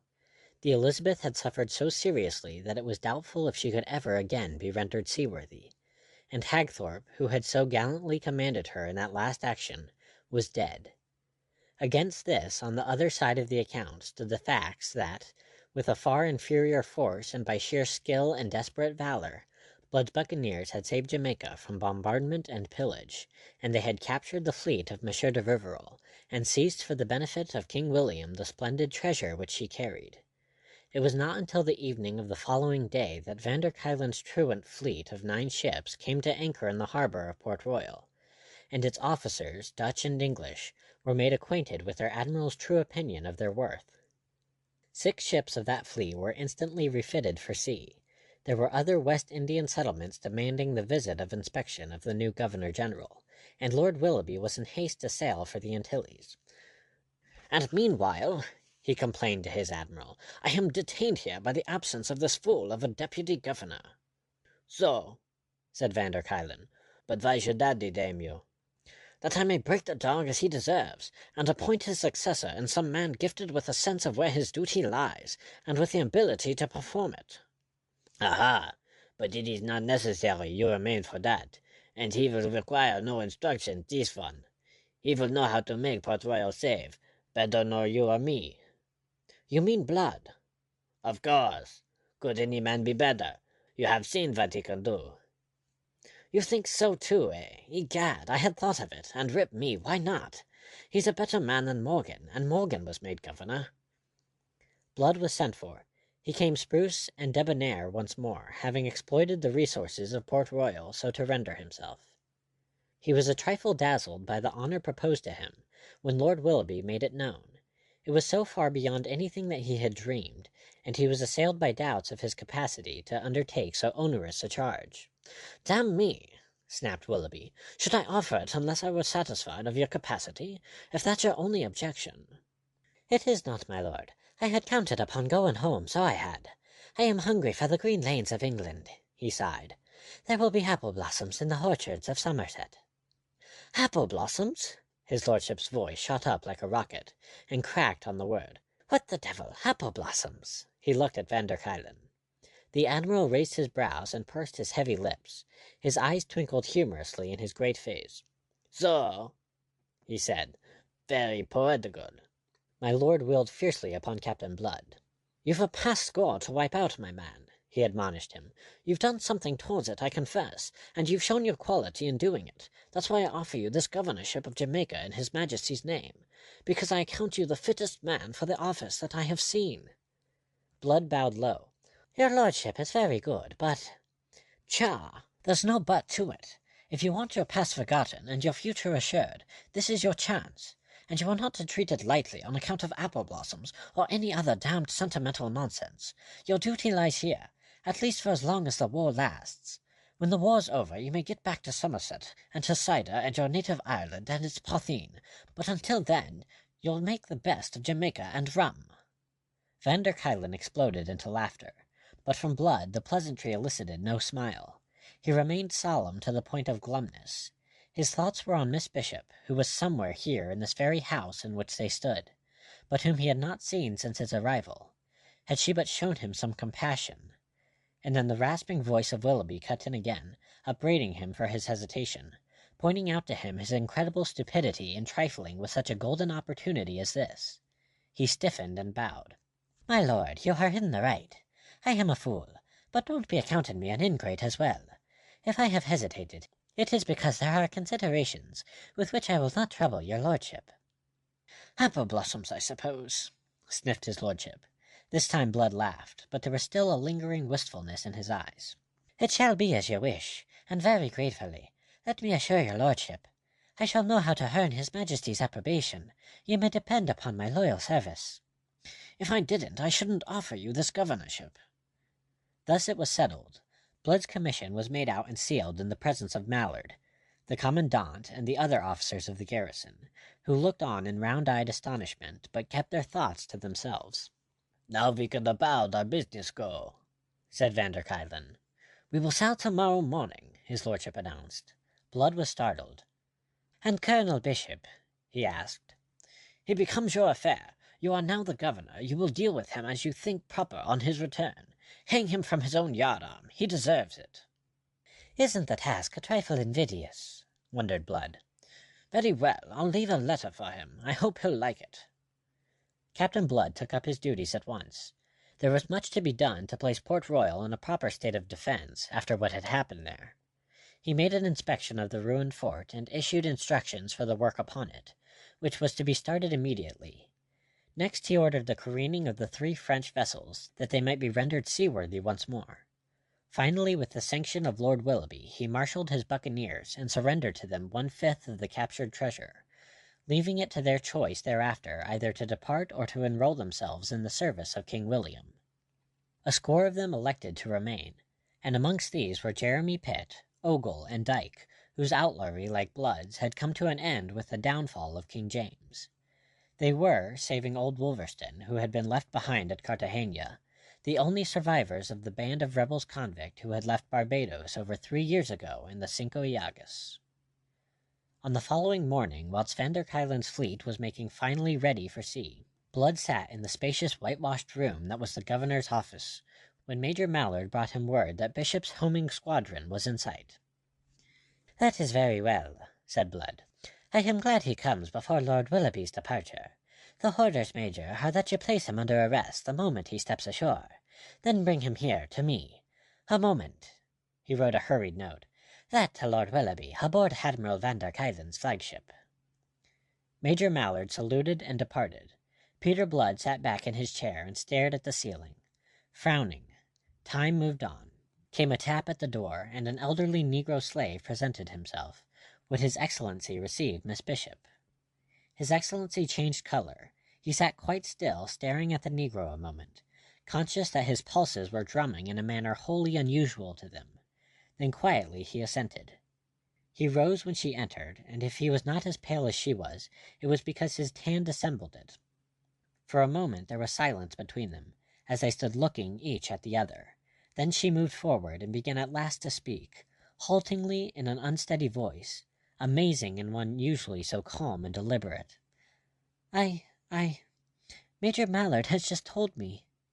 "Major Mallard exceeded his duty," said Blood, and because of the effort he made to steady his voice, it sounded harsh and unduly loud.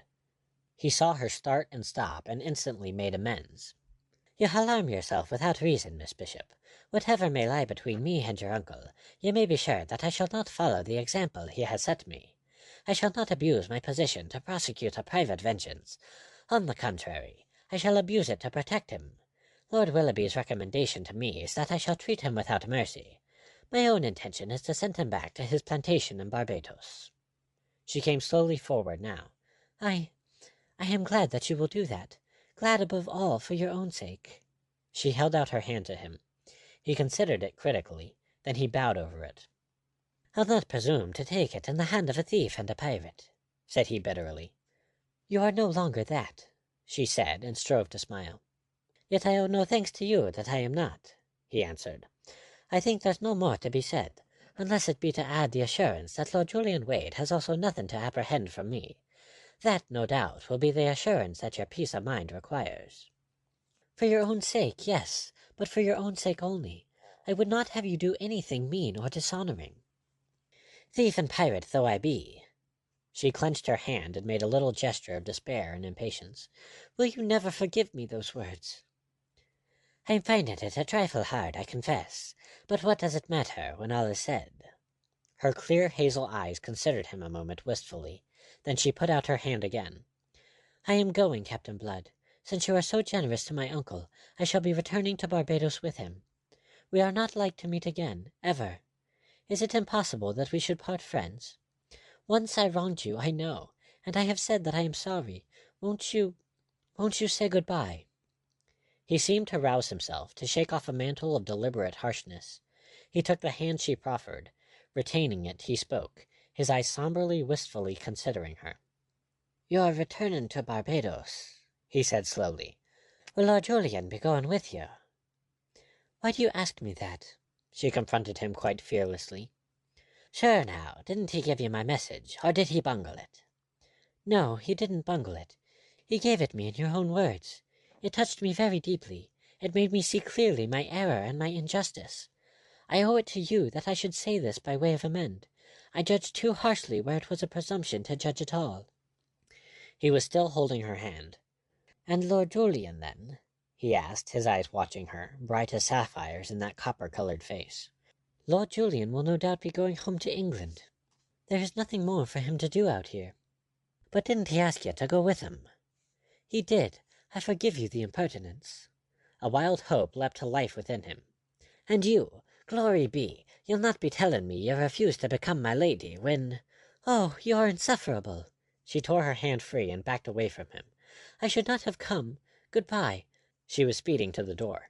He sprang after her and caught her. Her face flamed, and her eyes stabbed him like daggers. "These are pirates' ways, I think. Release me." "Arabella," he cried on a note of pleading. "Are ye meaning it? Must I release ye? Must I let ye go and never set eyes on ye again? Or will ye stay and make this exile endurable until we can go home together? Oh, you're crying now. What have I said to make ye cry, my dear?" I thought you'd never say it." She mocked him through her tears. "Well now, ye see there was Lord Julian, a fine figure of a— There was never anybody but you, Peter." They had of course a deal to say thereafter. So much, indeed, that they sat down to say it, whilst time sped on and Governor Blood forgot the duties of his office. He had reached home at last, his odyssey was ended. And meanwhile Colonel Bishop's fleet had come to anchor, and the colonel had landed on the Mole, a disgruntled man to be disgruntled further yet. He was accompanied ashore by Lord Julian Wade. A corporal's guard was drawn up to receive him, and in advance of this stood Major Mallard and two others who were unknown to the deputy governor, one slight and elegant, the other big and brawny. Major Mallard advanced. "Colonel Bishop, I have orders to arrest you. Your sword, sir." "By order of the governor of Jamaica," said the elegant little man behind Major Mallard. Bishop swung to him. "The governor? You're mad." He looked from one to the other. "I am the governor." "You were," said the little man dryly, "but we've changed that in your absence. You're broke for abandoning your post without due cause, and thereby imperiling the settlement over which you had charge. It's a serious matter, Colonel Bishop, as you may find.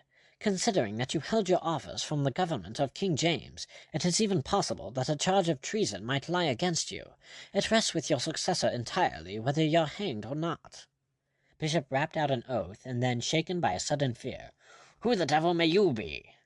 he asked. "I am Lord Willoughby, Governor-General of His Majesty's colonies in the West Indies. You were informed, I think, of my coming." The remains of Bishop's anger fell from him like a cloak. He broke into a sweat of fear. Behind him Lord Julian looked on, his handsome face suddenly white and drawn. "But, my lord," began the colonel. "Sir, I am not concerned to hear your reasons," his lordship interrupted him harshly. "I am on the point of sailing, and I have not the time. The governor will hear you, and no doubt deal justly by you." He waved to Major Mallard, and Bishop, a crumpled, broken man, allowed himself to be led away. To Lord Julian, who went with him, since none deterred him, Bishop expressed himself when presently he had sufficiently recovered. "This is one more item to the account of that scoundrel Blood," he said through his teeth. "My God, what a reckoning there will be when we meet!" Major Mallard turned away his face that he might conceal his smile, and without further words led him a prisoner to the governor's house. The house that so long had been Colonel Bishop's own residence. He was left to wait under guard in the hall, whilst Major Mallard went ahead to announce him. Miss Bishop was still with Peter Blood when Major Mallard entered. His announcement startled them back to realities. "You will be merciful with him. You will spare him all you can for my sake, Peter," she pleaded. "To be sure I will," said Blood, "but I am afraid the circumstances won't." She effaced herself, escaping into the garden, and Major Mallard fetched the colonel. "His Excellency the Governor will see you now," said he, and threw wide the door. Colonel Bishop staggered in and stood waiting. At the table sat a man of whom nothing was visible but the top of a carefully curled black head. Then this head was raised, and a pair of blue eyes solemnly regarded the prisoner. Colonel Bishop made a noise in his throat, and, paralyzed by amazement, stared into the face of His Excellency the Deputy Governor of Jamaica, which was the face of the man he had been hunting in Tortuga to his present undoing. The situation was best expressed to Lord Willoughby by Van der Kuylen as the pair stepped aboard the Admiral's flagship. "It is very poetical," he said, his blue eyes twinkling. "Captain Blood is fond of poetry. You remember the apple blossom, so ha ha!" End of chapter 31. End of Captain Blood by Rafael Sabatini.